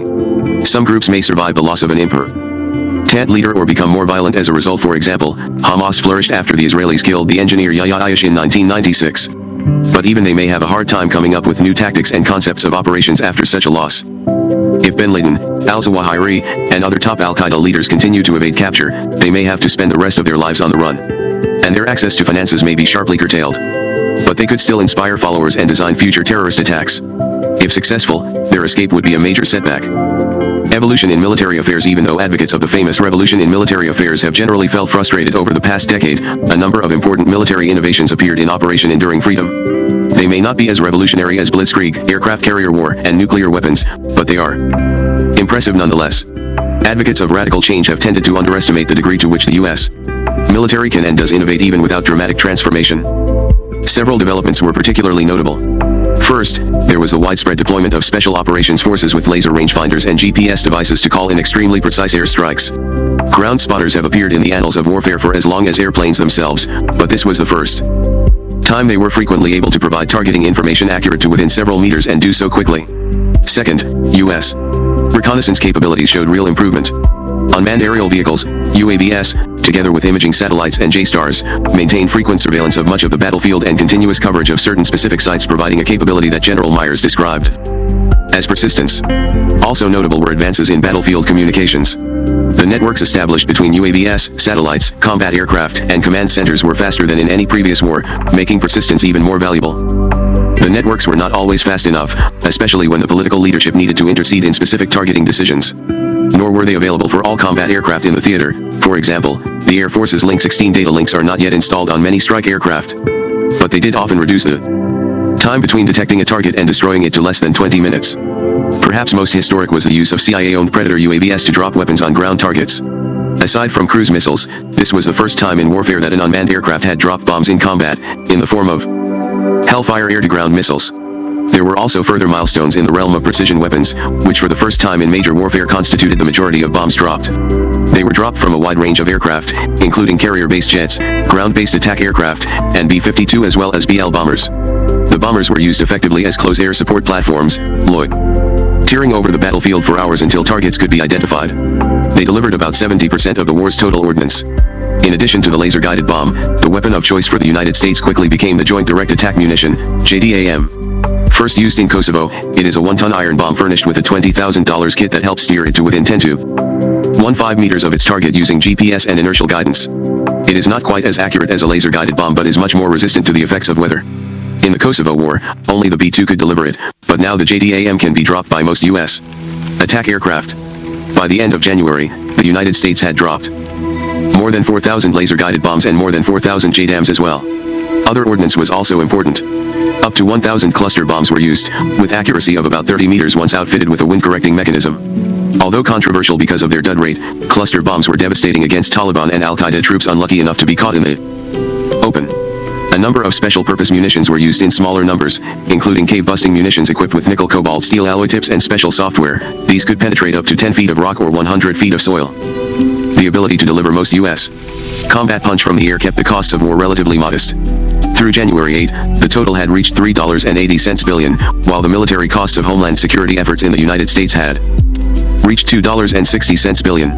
The bills in Afghanistan included $1.90 billion for deploying troops, $400 million for munitions, $400 million for replacing damaged or destroyed equipment, and about $1 billion for fuel and other operating costs.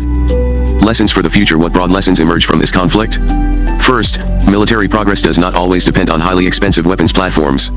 Many important contemporary trends in military technology and tactics concern information networks and munitions more than aircraft, ships, and ground vehicles. To take an extreme example, B-52 bombers with JDAM were more useful in operation enduring freedom than were the stealthy B-2s. Second, human skills remain important in war, as demonstrated best by the performance of Special Operations Forces and CIA personnel. The basic infantry skills, foreign language abilities, competence, and care in using and maintaining equipment, and physical and mental toughness of U.S. troops contributed to victory every bit as much as did high-tech weaponry. Third, military mobility and deployability should continue to be improved. The Marine Corps did execute an impressive ship-to-objective maneuver, foregoing the usual ship-to-shore operation and moving 400 miles inland directly. But most parts of the Army still cannot move so quickly and smoothly. Part of the solution may be the Army's long-term plans for new and lighter combat equipment. The Marine Corps' V-22 Osprey tiltrotor aircraft may be useful, too, at least in modest numbers and once proven safe.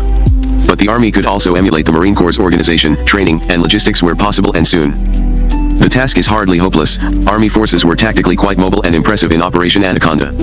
Finally, the war showed that more joint service experimentation and innovation are highly desirable, given that the synergies between Special Operations Forces on the ground and Air Force and Navy aircraft in the skies were perhaps the most important keys to victory.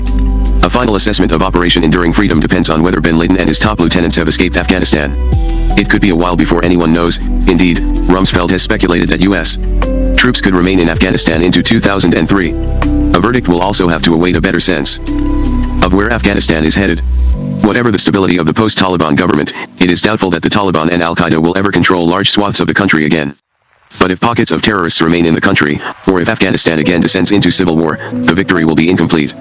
In the former case, Afghanistan could still be an important if diminished asset for Al-Qaeda. In the latter, the U.S. image throughout the Islamic world may take another blow as critics find more fuel for their claims that Americans care little about the fate of Muslim peoples. To prevent such outcomes, Washington needs to work hard with other donors to make reconstruction and aid programs succeed in Afghanistan.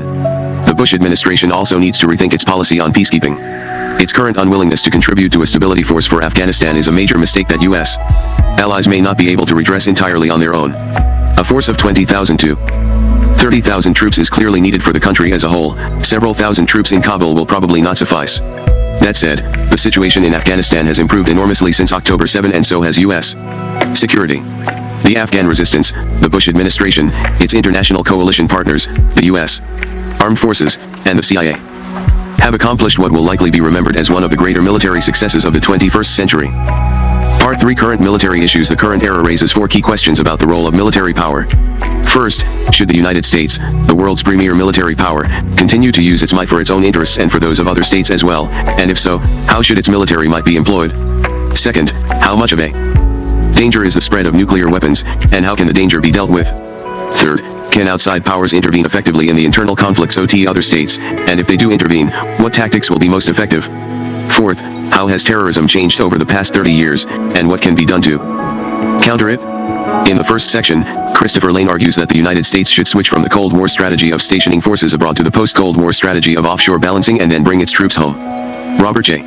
Hart argues the contrary. For its own interests, the United States should continue to forward deploy its troops in Europe, East Asia, and the Persian Gulf. John Eikenberry argues that the United States should avoid the preemptive and unilateral use of force and, instead, should exercise its formidable military power as multilaterally as possible. In the second section, Victor Utkoff argues that American missile defenses will enable the United States to intervene to stop aggressors, even if the aggressors have missiles armed with nuclear warheads, and that the missile defenses will work strongly against the further spread of nuclear weapons. Kenneth Waltz argues the opposite. American missile defenses will cause additional states to want to have their own nuclear weapons. Barry Posen asks what the United States would have done in 1990 to 1991 if Iraq had possessed nuclear weapons, and answers that it would have used military force anyway, less small nuclear. Part 3. Current military issues. Weapon states believe that they can commit aggression with impunity because of U.S. fear of their weapons. Scott Sagan and Kenneth Waltz argue, respectively, that India's and Pakistan's nuclear weapons make the subcontinent a more dangerous and a less dangerous area. In the third section, Chaim Kaufman, Barry Posen, and Barbara Walter analyze how the international community can intervene militarily in civil wars. Kaufman shows why military intervention is a losing proposition in ideological civil wars and how it can be effective in ethnic conflicts. Posen shows in what ways states can successfully use force to protect refugees from the ravages of civil wars. Walter shows that unless neutral third parties are willing to step in and give credible security guarantees to the warring parties, armistices and negotiated ends to civil wars are likely to fail. In the fourth section, Walter Laqueur places terrorism in its historical context. Brahmichel Laney shows how terrorism has geographically concentrated in South Asia and draws some lessons from the experience there.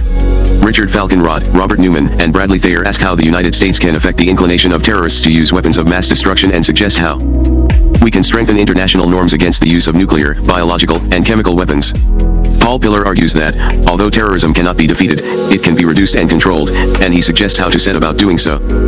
From preponderance to offshore balancing. Christopher Lane. The Soviet Union's collapse transformed the international system dramatically, but there has been no corresponding change in U.S. grand strategy. In terms of ambitions, interests, and alliances, the United States is following the same grand strategy it pursued from 1945 until 1991, that of preponderance. Whether this strategy will serve U.S. interests in the early 21st century is problematic. Hence, in this article my purpose is to stimulate a more searching debate about future U.S. grand strategic options. To accomplish this, I compare the strategy of preponderance to a proposed alternative grand strategy, offshore balancing. My argument for adopting an alternative grand strategy is prospective. Although sustainable for perhaps another decade, the strategy of preponderance cannot be maintained much beyond that period. The changing distribution of power in the international system, specifically, the relative decline of U.S. power and the corresponding rise of new great powers, will render the strategy untenable. The strategy also is being undermined because the robustness of America's extended deterrence strategy is eroding rapidly. Over time, the costs and risks of the strategy of preponderance will rise to unacceptably high levels. The time to think about alternative grand strategies is now, before the United States is overtaken by events. An offshore balancing strategy would have two crucial objectives: minimizing the risk of U.S. involvement in a future great power, possibly nuclear, war, and enhancing America's relative power in the international system. Capitalizing on its geopolitically insular position, the United States would disengage from its current alliance commitments in East Asia and Europe. By sharply circumscribing its overseas engagement, the United States would be more secure and more powerful as an offshore balancer in the early 21st century than it would be if it continues to follow the strategy of preponderance. In advocating this strategy, I do not deprecate those who believe that bad things, example increased geopolitical instability, could happen if the United States abandons its strategy of preponderance. Indeed, they may, however, that is only half of the argument. The other half, seldom acknowledged by champions of preponderance, is that bad things, perhaps far worse things, could happen if the United States stays on its present grand strategic course. Grand strategies must be judged by the amount of security they provide, whether, given international systemic constraints, they are sustainable, their cost, the degree of risk they entail, and their tangible and intangible domestic effects. Any serious debate about U.S. grand strategy must use these criteria to assess the comparative merits of both the current grand strategy and its competing tours. I hope to foster an awareness that fairly soon the strategy of preponderance will be unable to pass these tests. This chapter is structured as follows. First, I analyze the strategy of preponderance, paying particular attention to its theoretical underpinnings, causal logic, and policy components. Second, I demonstrate the strategy's weaknesses. Third, I outline the elements of an alternative grand strategy, offshore balancing, and show why it would be a better strategy for the United States to follow in the 21st century. Theory and grand strategy. The strategy of preponderance grand strategy is a three-step process: determining a state's vital security interests, identifying the threats to those interests, and deciding how best to employ the state's political, military, and economic resources to protect those interests. The outcome of the process, however, is indeterminate. The specific grand strategy that emerges will reflect policymakers' views of how the world works. Hence, debates about grand strategy also are debates about international relations theory. Because theories are not monolithic, competing grand strategies can emanate not only from rival theories but also from the same theoretical approach. Thus both competing strategies I consider in this article, preponderance and offshore balancing, are rooted in the realist tradition notwithstanding their sharply different policy implications. The United States has pursued the same grand strategy, preponderance, since the late 1940s. The key elements of this strategy are creation and maintenance of a U.S.-led world order based on preeminent U.S. political, military, and economic power, and on American values, maximization of U.S.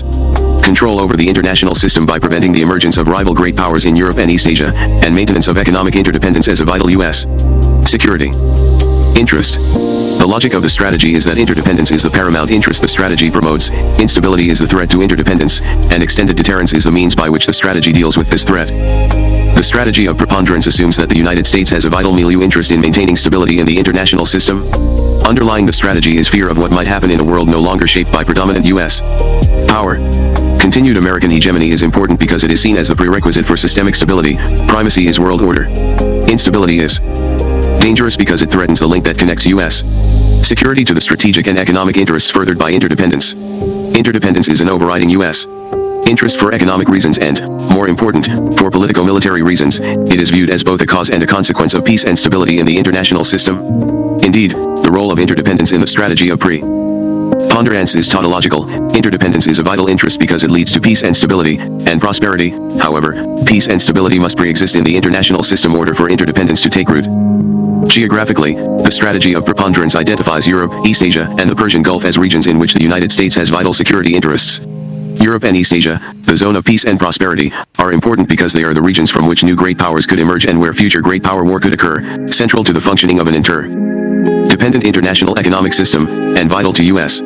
prosperity. The Persian Gulf is important because of oil. Geographically, these three regions constitute America's vital interests. However, its security interests are not confined to these regions. The United States must also be concerned with the peripheries because turmoil there could affect the core. The strategy of preponderance identifies the rise of new great powers and the spillover of instability from strategically peripheral areas to regions of core strategic interest as the two main threats to U.S. interests in stability and interdependence. The emergence of new great powers would have two deleterious consequences for the United States. First, new great powers could become aspiring hegemons and, if successful, would seriously threaten U.S. security. Offensive and defensive realists concur that China is the state most likely to emerge as a hegemonic challenger in the early 21st century. Offensive realists believe that the United States should respond to the prospect of emerging Chinese power by moving now to contain Beijing, while holding the containment option in reserve. Defensive realists prefer to engage China now in the hope that democratization and interdependence will have meliorating effects on Beijing's foreign policy. Second, the emergence of new great powers is always a destabilizing geopolitical phenomenon. Although the United States may have to acquiesce in China's rise to great power status, the strategy of preponderance clearly aims to prevent the great power emergence of Germany and Japan. U.S. policymakers fear that a renationalized Japan or Germany could trigger an adverse geopolitical chain reaction. For their neighbors, resurgent German and Japanese power would revive the security dilemma, dormant during the Cold War. At best, the ensuing security competitions that could occur in Europe and East Asia would make cooperation more difficult. At worst, renationalization could fuel a cycle of rising tensions and arms racing, possibly including nuclear proliferation, that would undermine regional stability and perhaps lead to war.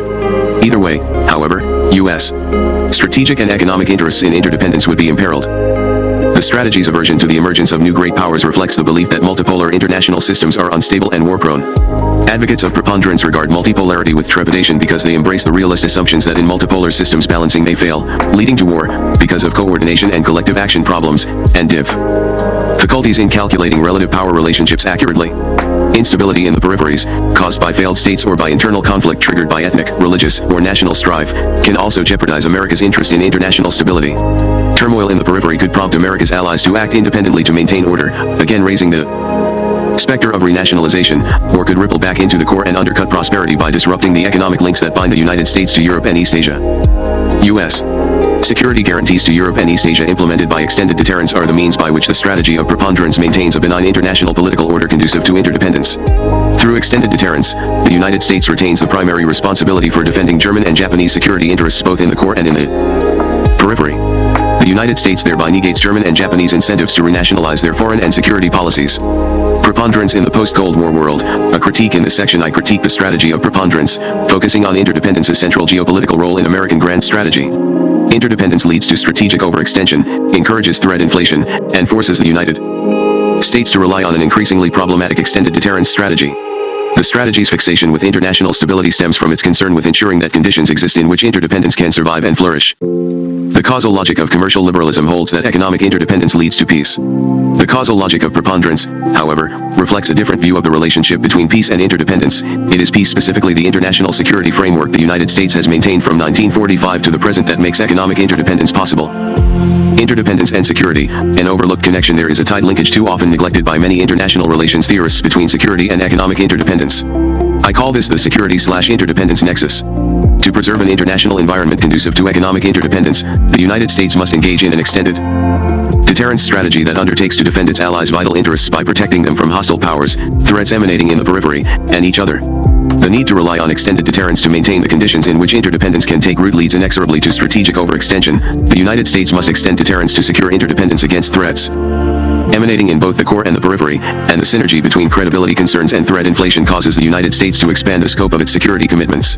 Economic interdependence therefore brings with it an increased risk of war and a decrease in America's relative power. The strategy of preponderance assumes that the international system will be relatively orderly and stable if the United States defends others' vital interests, but would become disorderly and unstable if others acquired the means to defend their own vital interests. Thus, to ensure a post-Cold War geopolitical setting conducive to interdependence, the United States will retain the preeminent responsibility for selectively addressing those wrongs which threaten not only our interests but those of our allies or friends, which could seriously unsettle international relations. The corollary is that the United States must defend its allies' interests in both the core and in the periphery. A case illustrates how the security/interdependence nexus invariably leads to U.S. strategic overextension. For example, its current intervention in Bosnia. Although a few commentators have contended that U.S. intervention in Bosnia was animated by humanitarian concerns, this is not the case. U.S. policymakers, including President Bill Clinton, made clear that their overriding concerns were to ensure European stability by preventing the Balkan conflict from spreading, and to re-establish NATO's credibility. Indeed, some of preponderance's proponents believe that U.S. intervention in Bosnia alone is insufficient to prevent peripheral instability from spreading to Western Europe. To forestall a geopolitical snowball, they contend, it is necessary to enlarge NATO by incorporating the states of East Central Europe. These expressed fears about the spillover of instability from Bosnia, or East Central Europe, into Europe are, without explication, vague. A number of U.S. policymakers and analysts have detailed their concerns. However, they fear that spreading instability could affect the United States economically given its interdependence with Europe. With respect to U.S. commitments, the strategy of preponderance is open-ended. Even the strategy's proponents who acknowledge that there are limits to U.S. security interests are hard-pressed to practice restraint in actual cases. Robert Art's writings are illustrative. In 1991 he argued the only U.S. security concern in Europe and the Far East is to ensure that great power war does not occur because only conflicts of that magnitude could negatively affect economic interdependence. In contrast, he wrote, wars among the lesser powers in either region, for example, a war between Hungary and Romania over Transylvania, would not require American involvement. Yet in 1996 Art suggested that U.S. intervention in Bosnia, by any standard, a war among lesser powers, was necessary because the Balkan War had implicated NATO's cohesion and viability and raised doubts about America's leadership and its willingness to remain engaged in Europe. Absent continued U.S. involvement in European security matters, he argued, NATO would be unable to perform its post-Cold War tasks of maintaining a benign security order conducive to Western Europe's continuing politico-economic integration, containing resurgent German power, and preventing the West European states from renationalizing their security policies. Bosnia demonstrates how the strategy of preponderance expands America's frontiers of insecurity. The security/interdependence nexus requires the United States to impose order on, and control over, the international system. To do so, it must continually enlarge the geographic scope of its strategic responsibilities to maintain the security of its established interests. This process becomes self-sustaining because each time the United States pushes its security interests outward, threats to the new security frontier will be apprehended. Core and periphery are interdependent strategically, however, while the core remains constant, the turbulent frontier in the periphery is constantly expanding. The need to defend America's perceived interest in maintaining a security framework in which economic interdependence can flourish has become the primary rationale for expanding its security commitments in East Asia and in Europe. To preserve a security framework favorable to interdependence, the United States does not, in fact, intervene everywhere. However, the logic underlying the strategy of preponderance can be used to justify U.S. intervention anywhere. Threat inflation, credibility, and interdependence. The security/interdependence nexus results in the exaggeration of threats to American strategic interests because it requires the United States to defend its core interests by intervening in the peripheries. There are three reasons for this. First, Order maintenance strategies are biased inherently toward threat exaggeration. Threats to order generate an anxiety that has at its center the fear of the unknown. It is not just security, but the pattern of order upon which the sense of security depends that is threatened. Second, because the strategy of preponderance requires U.S. intervention in places that concededly have no intrinsic strategic value, U.S. policymakers are compelled to overstate the dangers to American interests to mobilize domestic support for their policies. Third, the tendency to exaggerate threats is tightly linked to the strategy of preponderance concern with maintaining U.S. credibility. Preponderance concern with credibility leads to the belief that U.S. commitments are interdependent. If others perceive that the United States has acted irresolutely in a specific crisis, they will conclude that it will not honor its commitments in future crises. Hence, as happened repeatedly in the Cold War, the United States has taken military action in peripheral areas to demonstrate both to allies and potential adversaries that it will uphold its security obligations in core areas. Interdependence and extended deterrence in the 21st century views about U.S. grand strategy are linked inextricably to attitudes about nuclear proliferation and deterrence. The strategy of preponderance reflects proliferation pessimism, the belief that the spread of nuclear weapons will have negative consequences, specifically, renationalization and an increased risk of nuclear conflict. The strategy rests on the assumption that the United States can prevent these consequences by bringing potential proliferators within the shelter of its security umbrella. Thus the strategy is based not only on proliferation pessimism but on extended deterrence optimism, a belief, or faith, in the continuing robustness of the U.S. security umbrella. Extended deterrence optimism is quite problematic, however, as states that obtain nuclear weapons are driven to do so by security imperatives. Proliferation is a demand-driven problem. The strategy of preponderance attempts to solve this demand-driven cause of proliferation by assuaging the protected state's security fears. Whether the strategy can work is a function of two interrelated factors. First, is extended deterrence credible? That is, will it actually dissuade an adversary from attacking the target state? Second, will U.S. guarantees reassure the protected state? Despite its perceived complexities, it appears that extended deterrence worked in Europe during the Cold War and was easier to execute successfully than generally was thought. One should not assume, however, that extended deterrence will work similarly well in the early 21st century, because the unique coincidence of contextual variables is unlikely to be replicated in the future. They include bipolarity, a clearly defined and accepted geopolitical status quo, the intrinsic value to the defender of the protected region, and the permanent forward deployment by the defender of sizable military forces in the protected region. The international system's polarity affects extended deterrence's efficacy. During the Cold War, the bipolar nature of the US-Soviet rivalry in Europe stabilized the superpower relationship by demarcating the continent into US and Soviet spheres of influence that delineated the vital interests of both superpowers. Each knew it courted disaster if it challenged the other's sphere.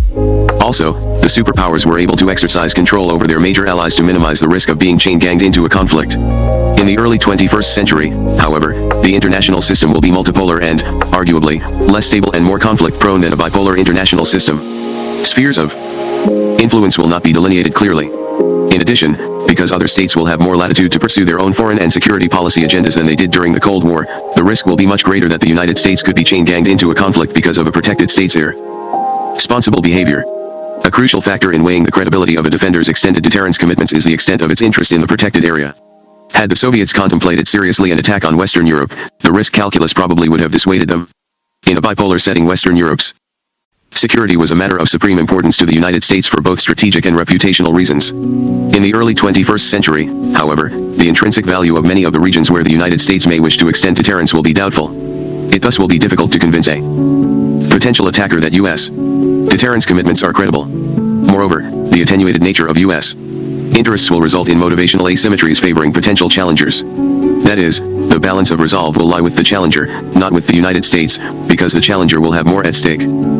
Deterrence theory holds that extended deterrence is strengthened when the guarantor deploys its own military forces on the protected state's territory. Thus during the Cold War, the presence of large numbers of U.S. combat forces and tactical nuclear weapons in Europe underscored its importance to the United States and bolstered extended deterrence's credibility. The defender's deployment of forces is one of the most powerful factors in ensuring extended deterrence success, because it is a visible signal that the defender means business. In contrast, in the early 21st century, in many places where the United States may seek to implement extended deterrence, the strategy's effectiveness will be undercut. Because the United States will not have a permanent, sizable military presence in the target state, Korea is a notable exception. The United States of course could attempt to enhance the robustness of extended deterrence by increasing the size of its conventional deployments in key regions. However, it is doubtful that this would be either feasible or effective. Significantly increasing the number of U.S. forward deployed forces in Europe and East Asia would be expensive. And even then, the effect on the credibility of U.S. extended deterrence guarantees would be uncertain. After all, during the Cold War even the presence of over 300,000 U.S. troops in Europe was insufficient to reassure policymakers in the United States and Western Europe that extended deterrence was robust. Economic interdependence and declining relative power. The strategy of preponderance incorporates contradictory assumptions about the importance of relative power. On the one hand, the strategy seeks to maximize America's military power by perpetuating its role as the predominant great power in the international system. Yet the strategy's economic dimension is curiously indifferent to the security implications of the redistribution of relative power in the international political system resulting from economic interdependence. Nor does it resolve the following conundrum: given that economic power is the foundation of military strength, how will the United States be able to retain its hegemonic position in the international political system if its relative economic power continues to decline? Contrary to the strategy of preponderance, the security/interdependence nexus posits that economic openness has adverse strategic consequences. It contributes to, and accelerates, a redistribution of relative power among states in the international system, allowing rising competitors to catch up to the United States more quickly than they otherwise would. This leads to the emergence of new great powers. The resulting power transition, which occurs as a formerly dominant power declines and new challengers arise, usually climaxes in great power war. Because great power emergence is driven by uneven growth rates, there is little short of preventive war that the United States can do to prevent the rise of new great powers. But, to some extent, U.S. grand strategy can affect both the pace and the magnitude of America's relative power decline. A crucial relationship exists between America's relative power and its strategic commitments. Ultimately, the decline in its relative power leaves a waning hegemon less well placed to fend off challenges to its system-wide strategic interests. Preponderance key strategic commitments were undertaken in the late 1940s, when the United States was near the zenith of its relative power. Yet, during the 1980s and 1990s, although its relative economic power has declined, U.S. commitments have continued to expand. It is not inappropriate to infer that the attempt to sustain expanding commitments on a shrinking relative power base is harmful to America's economic performance. It is difficult to quantify the strategy of preponderance's economic costs. Jim Hansen's 1993 analysis suggests, however, that the strategy's costs include loss of domestic savings, trade deficits, overseas investment and loan losses, employment loss and welfare costs, attributable to the export of jobs, a swelling federal budget deficit, ballooning interest on the federal debt, foreign economic and military aid, and one-half of U.S. defense spending, attributable to imperial security responsibilities. Point 1. According to Hansen's study, as of 1990 the cost of maintaining the American empire was $970 trillion, nearly 20% of GNP. Although the specifics of the study's accounting methodology can be questioned, the basic point remains: there is a strong prima facie case that for the United States the strategy of preponderance is expensive, and over the long term the strategy will retard its economic performance, decrease its relative economic power, and weaken its geopolitical standing in the emerging 21st century multipolar system. Offshore balancing, an alternative grand strategy. An alternative to the strategy of preponderance is offshore balancing. In this section I describe a U.S. grand strategy of offshore balancing, delineate the realist premises on which the strategy rests, and demonstrate how the strategy is deduced from these premises. Offshore balancing is a strategy for the multipolar world that already is emerging. Its underlying premise is that it will become increasingly more difficult, dangerous, and costly for the United States to maintain order in, and control over, the international political system as called for by the strategy of preponderance. Offshore balancing would define U.S. interests narrowly in terms of defending the United States' territorial integrity and preventing the rise of a Eurasian hegemon. As an offshore balancer, the United States would disengage from its military commitments in Europe, Japan, and South Korea. The overriding objectives of an offshore balancing strategy would be to insulate the United States from future great power wars and maximize its relative power position in the international system. Offshore balancing would reject the strategy of preponderance's commitment to economic interdependence because interdependence has negative strategic consequences. Offshore balancing also would eschew any ambition of perpetuating U.S. hegemony and would abandon the ideological pretensions embedded in the strategy of preponderance.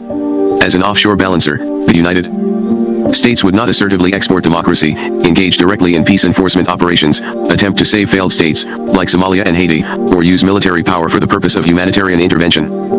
An offshore balancing strategy would be considerably less expensive than the strategy of preponderance. It would require defense budgets in the range of 2 to 2.5% of GNP. American military strategy for possible interventions would be based on the principle of limited liability. In contrast to the force structure currently underpinning the strategy of preponderance, offshore balancing would sharply reduce the size and role of U.S. ground forces. The strategy's backbone would be robust nuclear deterrence, air power, and most important, overwhelming naval power. In the latter respect, an offshore balancing strategy would stress sea-based ballistic missile defense, crucial in the event the United States has to wage coalitional warfare in the early 21st century, and sea-based precision, standoff weapon systems, enabling the United States to bring its military power to bear without committing ground forces to combat. The United States also could use naval power as a lever against others' economic interests to achieve its political objectives.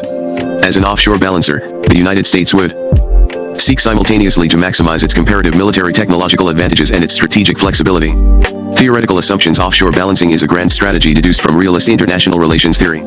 Specifically, the strategy is based on the following assumptions. Balancing of power strategies are superior to hegemonic ones. For a great power like the United States, interdependence is an illusion, not a reality. The robustness of U.S.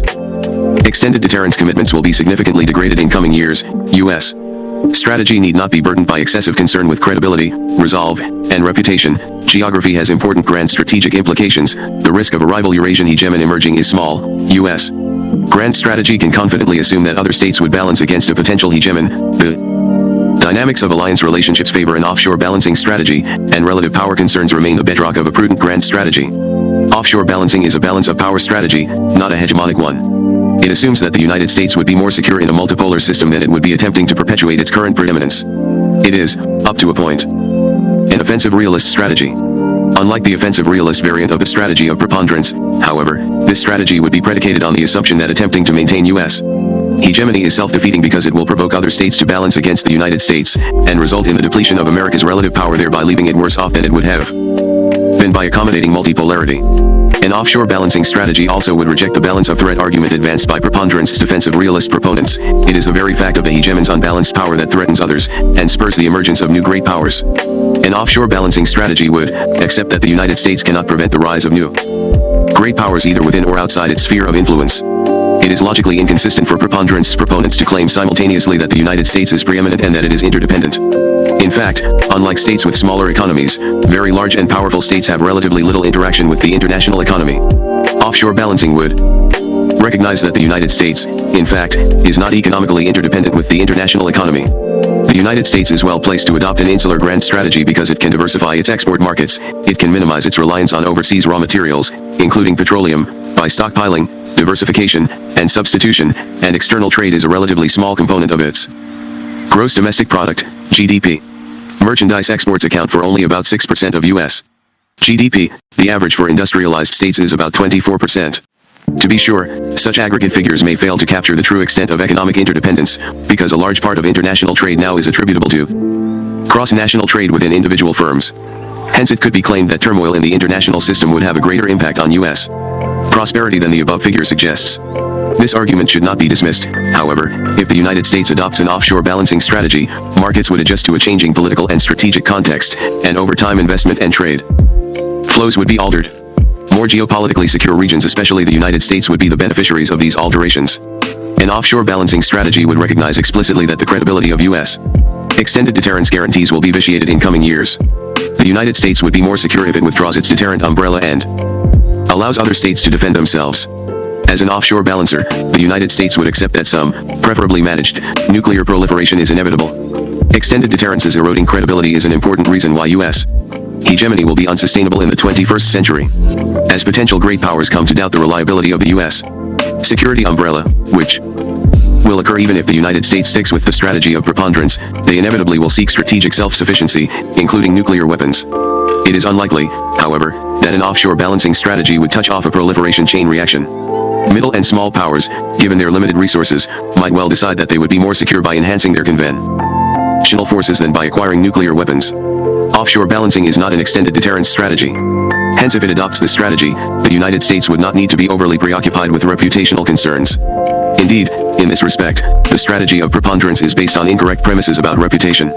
Jonathan Mercer has shown, for example, that whether a state stands firm in a crisis seldom affects its reputation for resoluteness with others, either adversaries or rivals, because others rarely predict the state's future behavior from that crisis's outcome. That is, others' perceptions of a defender's resolve are context-specific. Resolve is a function of the magnitude of the defender's interests in a particular situation, not by its behavior in previous crises. Using recent empirical research, offshore balancing proponents reject the notion that America must fight in the peripheries to establish its commitment to defend its core interests. The strategy would be based on the belief that concrete vital interests should determine U.S. commitments, rather than credibility deter. Mining commitments and commitments, in turn, determining interests. When America's intrinsic stakes in a specific crisis are high, and its capabilities robust, neither adversaries nor others will question its resolve. Conversely, when the United States fails to intervene in peripheral areas, others will not draw adverse inferences about its willingness to defend vital, core interests. The strategy of preponderance assumes that multipolar systems are unstable. As a generalization, this may be true, but instability does not affect all states equally. Preponderance advocates fail to consider geography's differential effects. An offshore balancing strategy, however, would account explicitly for geography's impact on grand strategy. Insular great powers are substantially less likely to be affected by instability than are states that face geographically proximate rivals. Hence, the United States could effectively insulate itself from the future great power wars likely to be caused by power transition effects.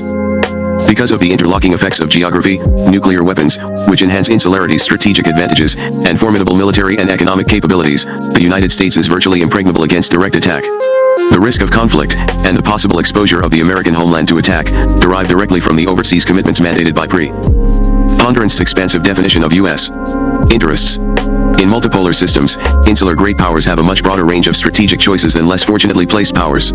Because their strategic interdependence with others is low, they can avoid being entrapped by alliance commitments and need worry little about being abandoned by actual or potential allies. Offshore great powers also have the choice of staying out of great power wars altogether or of limiting their involvement, a choice unavailable to states that live in dangerous neighborhoods in which rivals lurk nearby. As an insular great power in a multipolar world, the United States would retain a free hand strategically.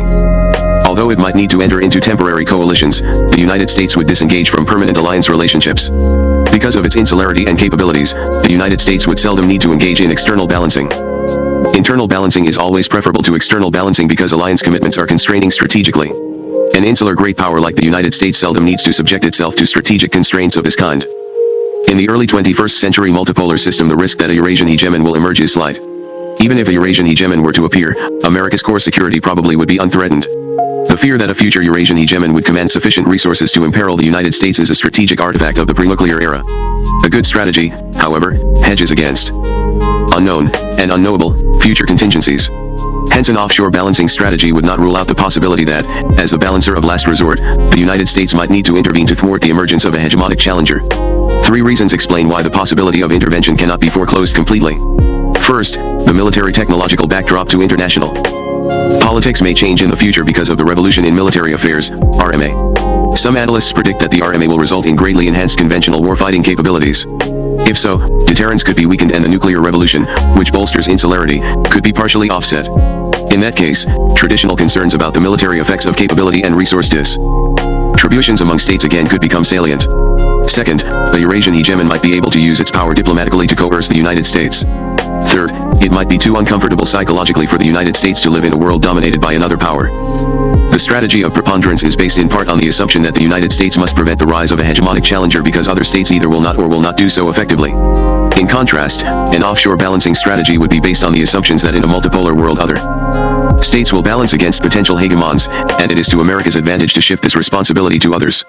In a multipolar world, the United States could be confident that effective balancing ultimately would occur because to ensure their survival, other states have the incentive to balance against geographically proximate rivals, and great powers do not bandwagon.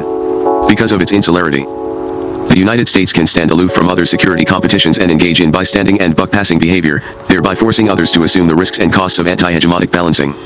When an offshore balancer shifts to others the dangers entailed by going first, it can reasonably hope that it may never have to become involved. The strategy of preponderance commits the United States to alliance relationships that run counter to geostrategic logic. It imposes the greatest burden, in terms of danger and cost, on the alliance partner, the United States, whose security is least at risk. An offshore balancing strategy would reverse this pattern of alliance relations. There is no inherent reason that the United States should be compelled to bear the high costs of providing security for other states. Japan and Western Europe, for example, long have possessed the economic and technological capabilities to defend themselves. The strategy of preponderance, however, notwithstanding U.S. complaints about burden-sharing inequities, has actively discouraged them from doing so because American policymakers fear any diminution of U.S. control over the international system, including control over U.S. allies, would have adverse geopolitical consequences. Washington has decided that it is preferable strategically for the United States to defend Germany and Japan rather than for Germany and Japan to defend themselves. In contrast, offshore balancing would rest on the assumption that America's overall strategic position would be enhanced by devolving to others the responsibility for their own defense. An offshore balancing strategy would be grounded on the assumption that relative economic power matters. Domestic economic revitalization and a neo-mercantilist international economic policy would be integral components of the The strategy, however, also would seek to maximize U.S. relative power by capitalizing on its geostrategically privileged position. If the United States adopted an offshore balancing strategy, security competitions almost certainly would occur in East Asia and Europe. The United States would be the primary beneficiary of these rivalries between, among, the other great powers in the emerging multipolar system. Non-insular states' constant worry about possible threats from nearby neighbors is a factor that historically has increased the relative power position of insular states. Offshore balancing thus would be a more sophisticated power-maximizing strategy than preponderance. The United States would be able to enhance its relative power without having to confront rivals directly. Great powers that stand on the sidelines while their peers engage in security competitions and conflict invariably gain in relative power. Multipolarity challenges strategists because a state can be threatened by more than a single adversary. It is often unclear which of potential multiple rivals poses the most salient threat, whether measured in terms of capabilities, intentions, or time. In East Asia, where China and Japan are emerging great powers, the United States confronts this dilemma of multiple rivals. Offshore balancing is the classic grand strategic response of an insular great power facing two, or more, potential peer competitors in the same region. As an offshore balancer, the United States would increase its relative power against both China and Japan by letting them compete and balance against, and contain, each other. Offshore balancing versus preponderance. Defining the debate, two critical objections could be lodged against an offshore balancing grand strategy. An offshore balancing strategy would increase, not lower, the risk of U.S. involvement in a major war, and the strategy of preponderance should not be abandoned because its benefits exceed its costs. Advocates of preponderance believe it is illusory to think that the United States can disengage from international commitments, because it inevitably would be drawn into major wars even if initially it tried to remain aloof. The example of Europe is frequently invoked. Whenever a major European war breaks out, it is said, the United States invariably is compelled to intervene. Preponderance advocates also claim that U.S. security commitments in Europe and East Asia are a form of insurance. It is cheaper and safer for the United States to retain its security commitments and thereby deter wars from happening than to stand on the sidelines only to be compelled to intervene later under what presumably would be more dangerous conditions. Yet this argument is unsupported by the historical record, and it is not evident that the strategy of preponderance will in fact minimize the risk of U.S. involvement in future wars. The insurance argument advanced by the strategy of preponderance advocates is also problematic. Great power war is rare because it is always an uncertain undertaking. War is to some extent its own deterrent. It is, however, an imperfect deterrent. Great power wars do happen, and they will happen in the future. In a world where nuclear weapons exist, the consequences of U.S. involvement could be enormous. The strategy of preponderance purports to ensure the United States against the risk of war. If extended deterrence fails, however, the strategy actually ensures that America will be involved in war at its onset. As Californians know, there are some risks, earthquakes, for example, for which insurance is either prohibitively expensive or not available at any price because, although the probability of the event may be small, if it occurred the cost to the insurer would be catastrophic. Offshore balancing has the considerable advantage of giving the United States a high degree of strategic choice and, unlike the strategy of preponderance, a substantial measure of control over its fate. Conclusion, strategies, interests, and values. It is unsurprising that having fulfilled their hegemonic ambitions following the Soviet Union's collapse, preponderance advocates want to keep the world the way it is. U.S. grand strategists view the prospect of change in international politics in much the same way that British Prime Minister Lord Salisbury did toward the end of the 19th century. Whatever happens will be for the worse, Salisbury said, and therefore it is in our interest that as little should happen as possible. International politics, however, is dynamic, not static. U.S. hegemony cannot last indefinitely. As Paul Kennedy has observed, it simply has not been given to any one society to remain permanently ahead of all the others. Thus the strategy of preponderance must be reassessed. I have attempted to demonstrate that, in fact, the United States can pursue an alternative grand strategy without sacrificing its security. The debate between advocates of preponderance and offshore balancing, however, is about more than strategy, it is also about values. The United States is secure enough from external threat that, should it wish to do so, it could choose restraint over intervention, nation over empire, and an emphasis on domestic needs over external ambitions. And it should do so. In this sense, offshore balancing an Innenpolitik grand strategy that posits the primacy of domestic over foreign policy is ethically driven. America's mission lies at home, not abroad. As George F. Kennan says, there is nothing wrong with taking advantage of the Cold War's end to focus on economic and social challenges at home. What we should want, in these circumstances, is the minimum, not the maximum, of external involvement. To no doubt, some would maintain that offshore balancing is both selfish and immoral. In fact, such a policy is indeed self-interested and most assuredly moral. America first is an imperative, not a pejorative. Offshore balancing is a 21st century grand strategy consistent with America's interests and its values. Notes 1. Jim Hansen, The Decline of the American Empire, Westport, Con, Praeger, 1993. 2. George F. Kennan, Around the Cragged Hill, A Personal and Political Philosophy, New York, W.W. Norton, 1993, 183. The Strategy of Selective Engagement. Robert J. Art. In the current era, what grand strategy best serves the United States? There are 7 to choose from: dominion, global collective security, regional collective security, cooperative security, containment, isolationism, and selective engagement. I argue that selective engagement is the best strategy, and the purpose of this chapter is to show why. Formulating an American grand strategy requires making two big choices: selecting basic goals, what are America's national interests, and choosing appropriate means, how can America's military power best protect these interests. Selective engagement is a superior strategy because it correctly understands America's interests and because it most effectively uses the nation's military power to protect them. It is also the most balanced of all the grand strategies because it is a hybrid, taking the good elements from its 6 competitors but avoiding their pitfalls. To make the case for selective engagement, I proceed as follows. First, I lay out the essential features of the strategy. Second, I explain the importance of the 6 national interests that selective engagement prescribes for the United States. Third, I compare selective engagement to its competitors and show why it is superior to them. The strategy of selective engagement as I conceive it, selective engagement has 8 main features. The first 3 deal with the nature of America's national interests, the next 5, with how to use America's military power to protect them. 299. Basic goal selective engagement prescribes 6 national interests, described more fully in the next section. They are: 1. Preventing an attack on the American homeland, primarily by keeping out of the wrong hands nuclear, biological, and chemical, NBC, weapons, which are also referred to as weapons of mass destruction. WMD. 2. Preventing great power wars and destructive security competitions among the Eurasian great powers. 3. Maintaining secure oil supplies at stable prices, in large part by keeping Persian Gulf reserves divided among the oil-rich Gulf states. 4. Preserving an open international economic order. 5. Fostering the spread of democracy and respect for human rights, and preventing mass murder and genocide. And 6. Protecting the global environment from the adverse effects of global warming and ozone depletion. Selective action. Selective engagement is, by definition, selective. It steers the middle course between an isolationist, unilateralist course, on the one hand, and a world policeman, highly interventionist role, on the other. It avoids both an overly restrictive and an overly expansive definition of America's interests, and it strikes a balance between doing too much and too little militarily to support them.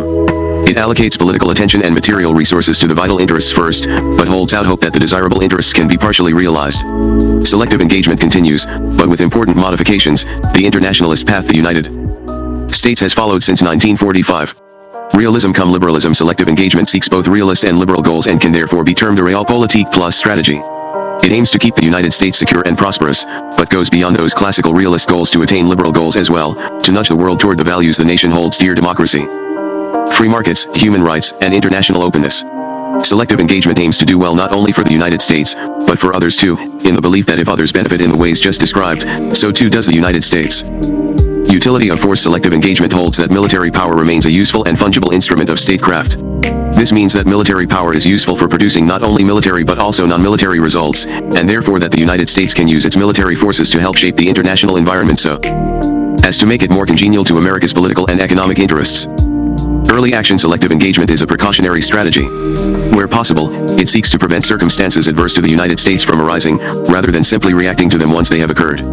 It argues that forestalling bad things is more effective and ultimately cheaper than having to pick up the pieces after they have happened. Forward defense. Selective engagement is a forward defense strategy.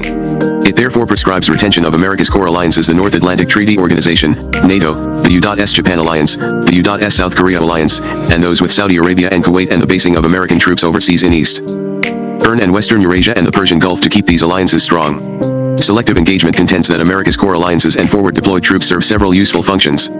First, they help keep the peace and dampen security competitions among the great powers in Western and Eastern Eurasia and to a lesser degree among the states in the Persian Gulf by providing both military deterrence and political reassurance. Second, to the extent that they help maintain peace and dampen security competitions, these alliances and troops help retard NBC spread, preserve openness, and foster the spread of democracy. Third, these alliances facilitate war waging, peacekeeping, and peacemaking when the United States decides to undertake any of those tasks. Because standing alliances permit more rapid and more effective action than assembling ad hoc coalitions. Fourth, America's alliances serve as institutional forums where important political military issues can be managed by maintaining close political military links with 4 of the world's 6 other great powers: Britain, France, Germany, and Japan. To the extent that the founding act between Russia and NATO establishes a useful institutional link with Russia, a 5th great power may also come into America's political military institutional orbit. For these reasons, America's core alliances remain valuable instruments of its statecraft. Primacy of state. Selective engagement assumes that states continue to be the primary actors in world politics, that differences in national interests provide ever-present sources of conflict among states, and therefore that nationalism and national self-interest remain the most potent forces in international affairs today, overriding ethnic, religious, and cultural cleavages. Consequently, selective engagement takes account of national differences and rivalries and uses them to serve American interests. Necessity for American leadership. Selective engagement holds that America's leadership is both essential and advantaged. It is essential because effective coalitions of the willing to handle key international issues will not materialize unless the world's most powerful state throws its weight behind them. It is advantaged because none of the other great powers possesses America's military economic might or its political acceptability. Other great powers often resent America's leadership, but their preference is for the United States to lead because they trust the United States more than they trust each other. In sum, America's indispensable role is based on both its power and its purpose, and no other state is yet able to compete with it on either ground, much less both at once. America's national interests. Determining a nation's interests is the central task of grand strategy. How a nation defines its interests both sets its fundamental course in world affairs and significantly shapes the means chosen to get there. Selective engagement posits 6 American national interests. The first 3: preventing NBC weapons from falling into the wrong hands, maintaining a deep Eurasian great power peace, and keeping Persian Gulf oil reserves divided are vital and generally accord with what are termed realist goals. The last 3: preserving an open international economy, fostering the spread of democracy and the observance of human rights, and averting severe climate change and ozone depletion are desirable and generally accord with what are termed liberal goals. Vital interests are those whose costs to the nation are somewhere between severe to catastrophic if not protected, and whose benefits are large when protected. Homeland defense is the most important, upon it everything else depends, and failure here could bring catastrophe. Eurasian peace and access to oil bring large benefits to the United States, respectively, by keeping it out of great power wars and by helping fuel its economy. By the same token, embroilment in a major Eurasian war would threaten U.S. security, while a serious disruption in oil supplies risks either severe inflation or a steep economic decline. Thus vital interests are the ones most central to America's physical security and economic well-being. Desirable interests are those whose realization contributes an additional amount to America's prosperity or makes its external environment more congenial to the values it espouses, and whose non-realization imposes a cost, but not a severe one, to its well-being or to a congenial international environment. Participation in an open international economy, for example, benefits the United States. But 90% of America's gross domestic product, GDP, is produced at home. A retreat from openness would not cause a cessation of all imports, only more expensive ones. This would result in some decline in America's standard of living through higher prices, but not a catastrophic one. Similarly, the spread of democracy and the widespread protection of human rights would make the international environment more congenial to America's interests, but if neither materialized the results would not be catastrophic. Thus desirable interests do not carry the same magnitude of potential costs and benefits to the nation as the vital ones. Vital interests. Most analysts would agree that retarding NBC spread, maintaining Eurasian great power peace, and preserving access to secure and stable oil supplies are important interests for the United States. Not all would agree, however, that they are vital interests. I explain why they are. Homeland security. Homeland security is the prevention of attack, invasion, conquest, or destruction of a state's territory, and it is the prime directive of any grand strategy. For selective engagers, the threat to worry about today is rogue states or fanatical terrorists, or both, armed with NBC weapons, not conventional attacks from strong states or nuclear threats from normal states. Point 1: conventional attacks and normal nuclear threats pose little risk to the American homeland. First, the only realistic attack that could cause great destruction conventionally would have to come either by air or sea-launched cruise missiles in the thousands or by massive bomber attacks. No state today, except the United States, can mount such attacks across the Atlantic and Pacific Oceans. Should either threat ever materialize, the United States could take effective countermeasures. Second, the United States need not worry much about nuclear attacks from normal nuclear-armed states, because they are governed by leaders committed to the traditional rules of great power politics, the prime one being the survival of the state. Such leaders do not attempt the deliberate destruction of other states that they know can swiftly destroy them in return. Deterrence. The threat of retaliation in kind against a nuclear attack is a means by which the United States will protect itself against future nuclear threats from states that calculate according to the traditional rules. Deterrence worked during the Cold War, it will work after the Cold War. It is the third type of threat, fanatical terrorists or rogue states armed with NBC weapons, that the United States should worry about most. Such groups and states possess 3 attributes that could make them harder to deter than normal actors. 2. First, they are highly motivated to gain their aims, making them more prepared than normal actors to use force to achieve their objectives. Second, they are indifferent to the suffering of their citizens or supporters, making them more willing to take greater losses. Third, they are poor calculators, making them more likely to misperceive a defender's threats or to ignore such threats. If governments or terrorist groups possess such traits, they will be hard to deter and more willing to use NBC weapons if they have them to achieve their political objectives. Has this third threat fully materialized? No, not yet. Will it definitely materialize? No. Is it certain that rogues and terrorists are harder to deter and more likely to attack the United States if and when they become NBC armed? No. Is this threat therefore something we should ignore? Only at our potential peril. Some analysts downplay the threat. Brian Jenkins has long argued that terrorists want a lot of people watching, not a lot of people dead. Following Jenkins's logic, Kenneth Waltz asserts that terrorists are rational political actors with long-term goals, and as a consequence they would not use nuclear weapons, or anything else that would achieve the same mass-killing results, because terrorists cannot hope to achieve their aims by issuing unsustainable threats to wreak great destruction, threats they would not want to execute anyway. In this view, NBC terrorism is counterproductive. Either it undermines the political support terrorists hope to obtain, or it makes the targeted state more determined than ever not to give in. Moreover, Waltz argues, nobody but an idiot can fail to comprehend their nuclear weapons' destructive force. How can leaders miscalculate? For a country to strike first without certainty of success, most of those who control a nation's nuclear weapons would have to go mad at the same time. 3. By this logic, normal nuclear-armed states have nothing to fear from rogue nuclear-armed states. According to the Jenkins-Waltz logic, then, neither rogues nor terrorists that are NBC armed should worry the United States. Finally, the evidence favors their case because it shows that 1. NBC terrorism has been practically non-existent, 2. State use of NBC weapons has been rare, and 3. Only non-NBC armed states should worry about NBC attacks. Point 4. In light of the Jenkins-Waltz logic and the supporting evidence, should we not accept the view that the United States has little or nothing to fear from NBC-armed rogues and terrorists? I believe not. It is folly to calculate that the past is. Prologue. This has never been the case in national security affairs. Why should it be so now? 3 reasons should make us take the NBC armed rogue terrorist threat seriously. First, sadly, NBC weapons are coming increasingly within the reach of non-state terrorist groups, largely as a consequence of more education about, and greater availability of, the basic scientific and engineering knowledge to produce these weapons, as well as the greater ease of acquiring the means to produce them. Second, terrorist motivations are changing. For starters, there is a disturbing tendency among some terrorist groups toward pure revenge, not political gain. For example, the ad hoc group of terrorists that bombed the New York World Trade Center in 1993 simply wanted to kill 250,000 Americans. They were not trying to influence policy, only to exact retribution. Deterring terrorists becomes nearly impossible if they are hell-bent only on revenge. In that case they have no need to identify themselves, and if there is no return address, there is no chance for retaliation. Deterrence, after all, is the threat to retaliate. Another disturbing trend is the growth of groups that are motivated by religious and millenarian imperatives. Their terrorist acts have become more lethal than those inflicted by the more traditional ideological groups. Aum Shinrikyo is one such group.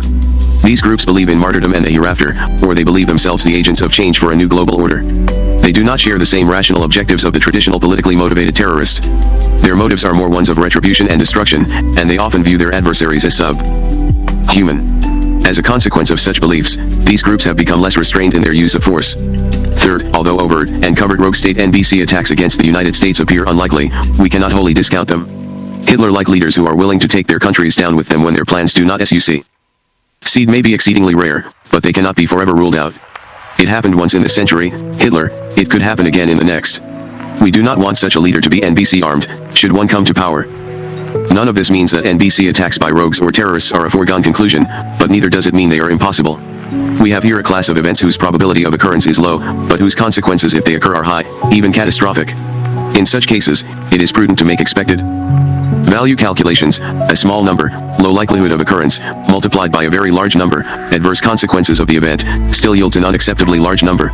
This is, after all, how the United States treated the chance of nuclear war with the Soviet Union throughout most of the Cold War as a low probability but high-cost event and took the necessary steps to make certain it would not happen. Similarly, selective engagers make expected value calculations about what would happen if rogues and terrorists were to become NB-armed, and they treat the threat as real, not fanciful. Selective engagers also posit that the best way to forestall the threat is to take a strong stance against NBC spread in general. The logic for this stance rests on 3 propositions. None can be empirically validated, but none can be ruled out either. First, as more states acquire NBC weapons, the likelihood increases that rogue states and fanatical terrorists could obtain them. Wider ownership increases the chances of undesirable ownership, through theft, sale, or outright transfer. Second, weapons that can destroy cities or states in one fell swoop, or that can kill huge numbers of civilians easily and swiftly, should not be readily available to whoever wants them. Deterrence may not hold forever, and we should not tempt fate by allowing NBC weapons to spread widely. Third, rogue state leaders will markedly increase their power to do evil and harm American interests through conventional means if they acquire NBC weapons. They may well become more emboldened to undertake aggression against their neighbors and in areas where the United States has important interests, seemingly secure in the belief that possession of NBC weapons makes them immune to U.S. retribution. What, then, is the best way to prevent rogue states, fanatical groups, and other undesirables from acquiring NBC weapons? The first answer is to maintain a vigorous global political commitment against NBC spread. As the world's leader of this effort, the United States has little choice but to take a clear-cut, no exceptions policy. It cannot publicly make exceptions because that would undermine the norm and hence the cooperation of other states against spread. Of necessity, however, if or when spread occurs, a no exceptions public stance will have to be combined with a graded punishment regime that distinguishes between normal states, on the one hand, and rogue states and terrorists, on the other. None should get off scot-free, but because normal states are less dangerous than rogues and terrorists, the sanctions imposed on them should be less severe. The second way to retard or stop NBC spread is a grab bag of measures. Strengthen institutions like the International Atomic Energy Agency, invest more in intelligence to discover covert nuclear and biological weapons programs, develop effective covert capabilities to sabotage terrorist and rogue state NBC programs, sign treaties that publicly commit states to forego acquisition, offer enticing carrots to states that abandon nuclear and biological weapons, and threaten adverse political economic results for states that become NBC armed. The third way is to use American military power in a fashion that supports the anti-NBC spread regime. To selective engagers, this means using American military power in three ways. First, it means the continued provision of reassurance, the maintenance of America's nuclear umbrella over Japan and Germany. These are America's two key allies in Eurasia today. Were they to go nuclear, it would signify the end of their confidence in the American nuclear umbrella. That might risk the end of America's major alliances and its stabilizing military presence in Eurasia, and might bring greater NBC spread to other Eurasian states and the consequent weakening of the global norm against NBC spread. Second, supporting the anti-NBC spread regime may require the preventive use of force to disrupt or destroy a nascent rogue or terrorist NBC force if all other means, including covert sabotage attempts, have failed to prevent rogues or fanatics in their drive to acquire these weapons. Such use, either before an NBC force is operational or when it remains quite small, is by no means easy, but should not be ruled out in all circumstances. Third, American military power should be used to support a strong declaratory posture against NBC use for aggression. Any state or group that actually uses NBC weapons for aggression against unarmed NBC states or U.S. troops should fear beforehand severe military punishment. If such use is not punishable, then the penalties against use go down, and the incentives to acquire these weapons go up. The declaratory posture here is akin to what the United States said to the Soviet Union during the Cold War: attack us with nuclear weapons and we will devastate you in return. Whether the United States would have executed its threat, or whether it would have instead pulled its punches to avoid the inevitable Soviet retaliation, was left unclear. The stance should be the same for rogue or terrorist NBC use, an unqualified U.S. declaratory posture of punishment, but a tacit understanding that the particular circumstances will determine what military action, if any, shall be taken. In sum, a world with fewer NBC weapons, and with fewer states possessing them, is better for America's security than its opposite. An American military presence at both ends of Eurasia and in the Persian Gulf is a bulwark, not the only one but an important one against their spread. Eurasia without an American military presence is likely to be a more heavily armed and dangerous place than with it. Eurasian great power peace. America's second vital interest is to maintain a deep peace among the Eurasian great powers.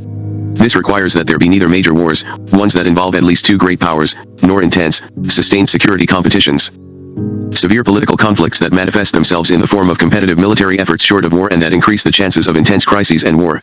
The United States has three reasons to prevent these from happening. Point 5. First, major wars or intense security competitions will reduce America's ability to hold the line against NBC spread. Like previous great power wars, a future one would not come out of the blue, but would be preceded by a series of intense crises, a prolonged period of arms racing, and arms buildups. These are bound to spur the acquisition and perhaps even the threatened use of NBC weapons, thereby making NBC limitation harder, not easier. Second, great power wars or intense security competitions carry great risk of dragging in the United States. There are two possible scenarios, one where the United States has retained its Eurasian alliances, the other, where it has not. In the first, if a war or an intense security competition involved one of America's key Eurasian allies, the United States would be sucked in, certainly diplomatically and likely even militarily, in order to meet its alliance commitments. In the second, unless it were strictly a Russian-Chinese affair, the United States would find it hard to stand aside. The reason? The lessons of the past. In the four major Eurasian great power wars since 1789, the United States was dragged in each case to defend its future security and in addition for at least one of the following reasons: to protect its trade, to support historical and cultural bonds, to oppose aggression, or to resist the imposition of odious forms of government on nations with which it identified. No great power has ever lived solely by the dictates of balance of power. The United States is no exception to this rule. We cannot predict the exact paths by which the United States would become entangled in a major Eurasian war, but the probability is better than even that it would. Third, major wars and intense security competitions are not good for trade, and would be disruptive to America's considerable economic stakes in Western and Eastern Eurasia, as well as in the Gulf. Over the long term, trade and ESP Daily investment do better under stable, not unstable, political conditions. Peace is more stability producing than intense security competitions and war. It is therefore more conducive to long-term trade and investment. Point 6. The protection of U.S. economic interests in Eurasia is not a vital interest, but certainly an important one, especially for a nation whose stake in international economic activity has doubled from its historic levels in the last 25 years.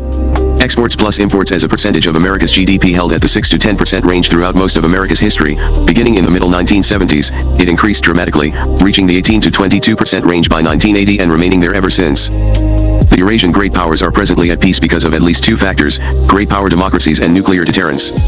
First is the fact that four of the great powers, Germany, France, Britain, and Japan, are solid democracies. The fifth, Russia, has begun a rocky road to democratization, and the sixth, China, remains poised between the incompatible worlds of command, politics and free markets. War is less likely among democracies than it is among non-democracies or between democracies and non-democracies. Second is the fact that four of the great powers, Britain, France, Russia, and China, are nuclear armed, and the other two, Germany and Japan, are protected by the United States. It is hard to get a large war going between nuclear armed or nuclear protected states. We should not be complacent, however, about the pacifying effects of either factor. The peace among democracies effect may be a strong force, but it is not an ironclad law of history. It has not overpowered, nor will it invariably overpower, all the other forces at work in world politics. Moreover, although hard, it is not impossible to have a war between nuclear powers. Recall that the Soviet Union and China, both nuclear armed at the time, did fight a minor border war in 1969. It has also been relatively easy to have intense crises among nuclear-armed states, and they always carry great risk of war. Recall the intense crises between the United States and the Soviet Union during the first half of the Cold War. To these two factors, therefore, we should add extra insurance: America's military presence at either end of Eurasia. In Western Europe, that presence assures Germany's neighbors that it will not return to its ugly past. In East Asia, it reassures Japan's neighbors about Japan, and China's neighbors about China.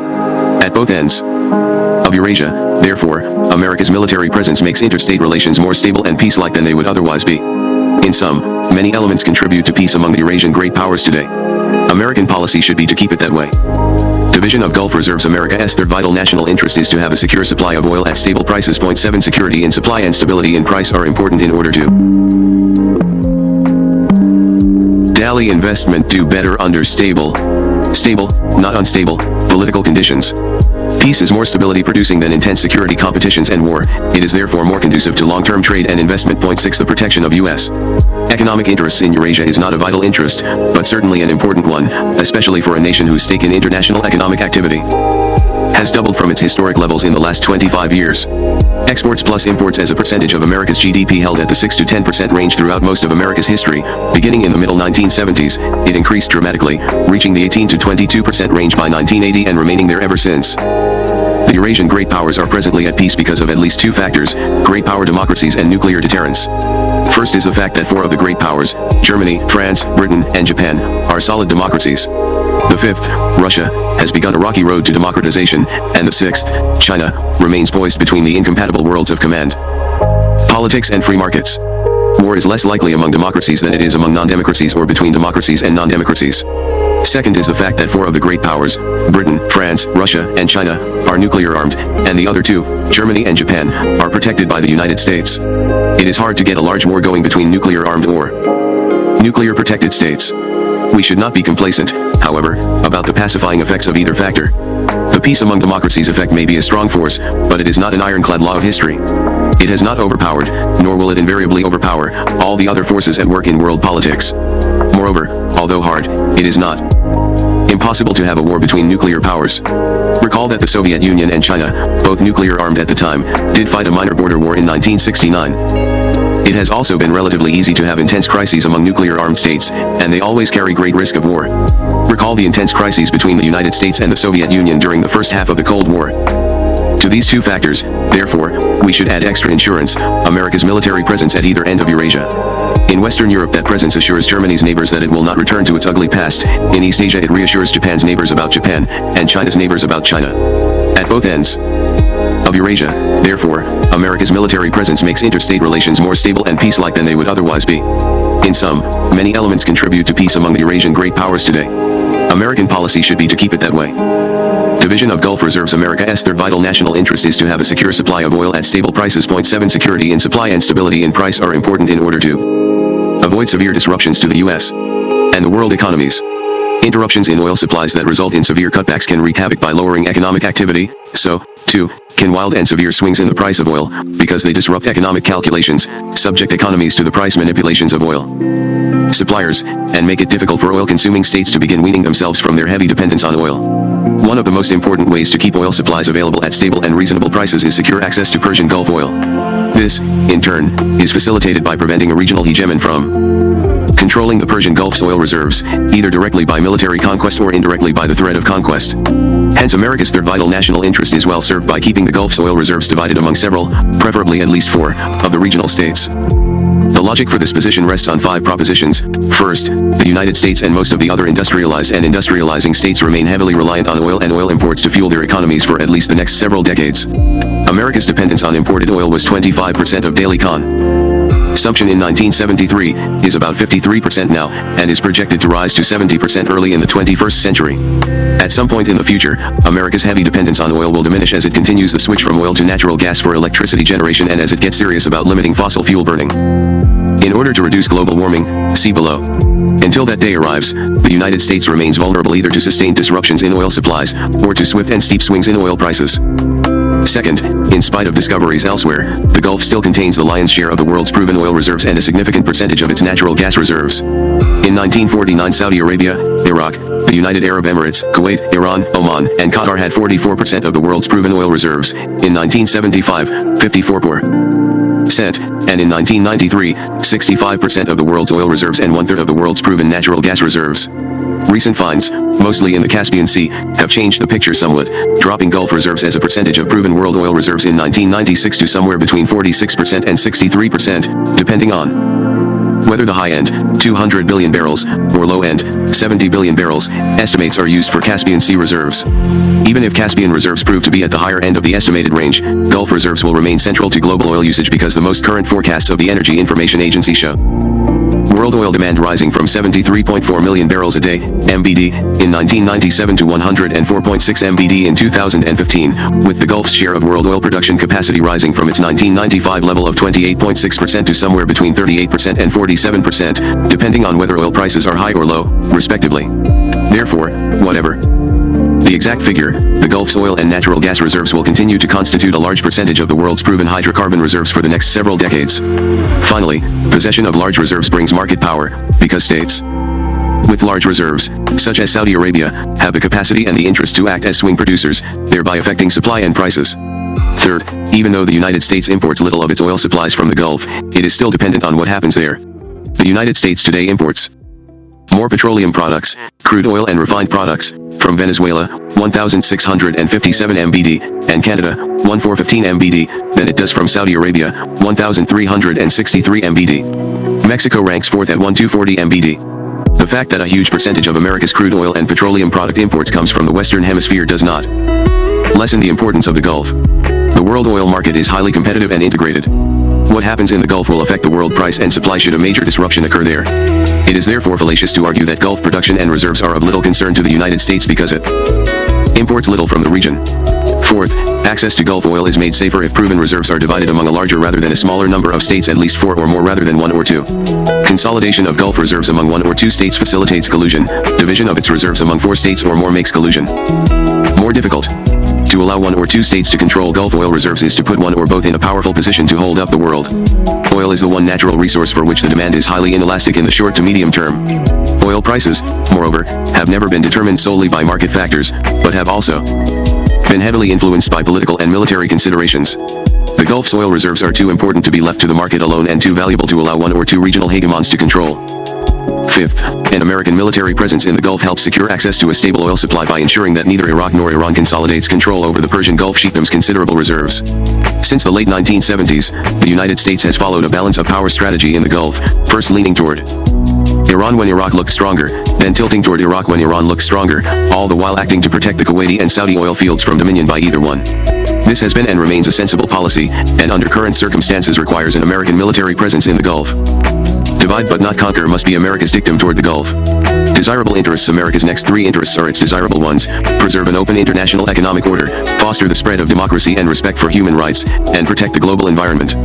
The fact that they are desirable does not make them unimportant, but only of lesser importance when trade-offs Between them and the vital ones must be made. Moreover, unlike the vital interests, the desirable ones are served less directly and tangibly by America's military power. That does not make military power useless to attain them, but only that it is better used in a more indirect fashion. International economic openness. Openness means low or non-existent barriers to the exchange of goods and services among states. Openness per se does not create wealth, but it does facilitate the most efficient allocation of the world's factors of production if markets are operating efficiently. This benefits the United States in 3 ways. Point 8. First, international openness makes the United States richer than it would otherwise be because of the gains it reaps from trade. These gains are of 2 types. Static gains, the one-time increase in productivity that occurs with the shift of resources from less to more efficient uses when a state switches from protectionism to freer trade, and dynamic gains, the continuing increases in productivity that more open and larger markets, fiercer competition, and economies of scale produce. Static gains, measured in terms of the costs of protection, are smaller for the United States than for most other states because the United States is the world's most open economy. These gains run at about 0.75% of America's gross national product, or $56 billion, a small sum for any given year, but a non-trivial loss in foregone output and wealth when cumulated over many years. Point 9. Dynamic gains are notoriously difficult to quantify, but most economists deem them to be considerable because they are the ones that lead to the continual increases in productivity, and hence real income, that global competition produces. Second, openness makes other states richer than they would otherwise be, and this is good for the United States. All states can gain from trade and economic openness, although they will gain unequally because their national efficiencies differ. Each, however, will grow richer and more efficient if market, not political, considerations determine the allocation of resources. If states grow richer, they become better customers for American exports, because rich customers buy more than poor ones. Third, as other states grow richer, their pacific tendencies should strengthen, and so should their prospects for becoming democratic, or more solidly democratic. The strengthening of a state's pacific and democratic proclivities is to America's benefit. Although we cannot assume that the economic interdependence that results from sustained openness by itself produces peace, surely it is a contributing factor. Rich states are likely to be more contented and therefore less aggressive than poor states when they believe that they can become rich through industrialization and trade. In addition, high levels of economic interdependence are peace-conducing because states have a strong self-interest in others doing well economically. They do better with trade if others are prospering. Similarly, the single most important factor historically in the creation of stable democracies has been the creation of large stable middle classes. In turn, since 1945 economic growth has been the single most important factor in the creation of large and stable middle classes. Economic growth, aided in part by an open international economic order, is therefore a democracy-producing engine. Democratic spread and human rights protection. The spread of democracy, the protection of human rights, and the prevention of mass murder are values Americans hold dear. All 3 are morally desirable in themselves and have greater global appeal than many analysts care to admit. They also tangibly benefit the United States in at least 3 ways. First, the spread of democracy is likely to make states more pacific in their foreign policies when democracies confront other democracies. Therefore, if democracy spreads within regions, it will increase the number of peaceful zones, and this benefits the United States for the simple reason that a more pacific world is a less dangerous world. Second, democratic spread is also the best insurance that human rights will be protected and mass murders avoided. By definition, stable democracies rarely incarcerate their citizens at will or slaughter huge numbers of them indiscriminately. If the spread of democracy protects human lives and human rights, then the need for the international community to intervene in the internal affairs of states will be lessened. This will reduce the pressures and burdens on the United States, which is the state usually looked to by the world community to organize and lead such efforts. Third, the spread of democracy is good for global economic growth. Command economies do poorly over the long term, market economies do much better. Command political systems are not entirely incompatible with market economies, witness Chile under Augusto Pinochet or China under Deng Xiaoping, but they are not sustainable over the long term, if the change of regime in Chile and the present tensions in China are reliable guides. Thus more peace zones, lessened need for intervention, and greater prosperity. These are the likely benefits of the global spread of democracy. The global environment. The last desirable interest is to prevent depletion of the Earth's ozone layer and to avert a huge rise in the Earth's average global temperature. Both present serious problems, the former, because of the destructive effects on all forms of life wrought by the increase in ultraviolet radiation reaching the Earth, the latter, because of the climate change induced by global warming. Neither respects national boundaries, and both therefore threaten the quality of American life. The threat of ozone depletion has been solved, but not in the sense that the depletion has stopped. It has not. Furthermore, it will continue for several decades, and it will take the ozone layer another 50 years to fully recover. Once the chemicals that destroy it are no longer released into the atmosphere. Instead, ozone depletion has been solved in the sense that an international treaty has been negotiated and signed to severely restrict and then phase out these dangerous chemicals. The task for international action now is to see that the treaty is fully implemented. Global warming presents the United States with its greatest environmental threat. Although the country is better placed than most others to deal with its myriad adverse effects because of America's wealth and technology, nonetheless, the United States will not be exempt from them. These include more extreme weather, crop and species loss, coastal erosion caused by thermal expansion, stress on water supplies, increase in urban pollution, loss of up to 40% of America's forests, and so on. Reliable and precise estimates of the damage to the United States are hard to come by, but William Klein provides one of the best, estimating that annual damage to the United States from global warming will run between $61.60 and $335.70 billion in 1990 dollars, or between 1% and 6% of GDP, respectively. These costs could be sustained indefinitely if abatement costs, the costs to the United States of measures to avert global warming, are larger than damage costs. If abatement costs run well below damage costs, however, then averting climate change represents a good bargain and a desirable interest for the United States. There is, however, a catch. If global warming continues unabated, it could trigger, a highly adverse, changed state in the Earth's climate, with potentially catastrophic consequences. This possibility cannot be discounted, even though its likelihood cannot be estimated. What climatologists do know is this. The magnitude of predicted warming, 2 to 9 degrees centigrade, unless counter steps are quickly taken, will by the end of the 21st century approach the range of temperature changes, 5 to 10 degrees centigrade, that accompanied ice age transitions, and those transitions occurred in a matter of decades, not centuries. If global warming threatens discontinuous climate change, then averting it becomes a vital, not a desirable, interest for the United States. It therefore makes sense to avert catastrophic climate change by making the investments necessary to retard and ultimately stop human-induced global warming. Why indirect?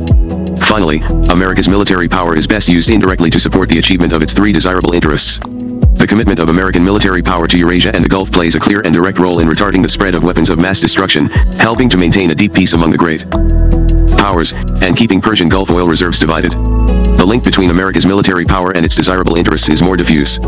In general, the United States should not wage war to make states democratic, nor intervene militarily in their internal affairs to protect human rights. Military intervention for either purpose is a risky and costly proposition, one that usually requires a long-term presence to create the basis for success, as America's experiences with Germany and Japan have illustrated. A better path to democratization and, consequently, to the protection of human rights, is to increase the size of a state's middle class by increasing the state's wealth, which is best achieved through creating a market economy and then having it participate in the global economy. This is the path that South Korea and Taiwan followed, for example. It is a longer-lasting and certainly cheaper path than the imposition of democracy by military conquest and long occupation. There are two clear exceptions to the injunction that the United States should refrain from forceful intervention to create democracy or to protect human rights. The first is the rare occasion when a military intervention by the United States can make the difference in restoring or creating democracy. Such occasions will generally involve small states with weak militaries, an ongoing political crisis, a suitable political base upon which to build democratic institutions, and a willingness on the part of a large segment of the population to welcome an American military presence. There is a further requirement to justify intervention. It must also serve other important American interests. The second exception is to prevent genocidal-like mass murders in those states where outside military intervention is feasible and can be effective. Humanity requires that the international community intervene to prevent or to stop them. Again, such instances are more likely to involve small states with weak militaries, not medium-sized or large states with strong militaries. Even in this instance, however, the United States must eschew going it alone and instead organize international coalitions of the willing, which should also include important actors in the region concerned if possible. Neither type of intervention will be short-term, in and out affairs, but will require both a long-term military presence and considerable economic assistance.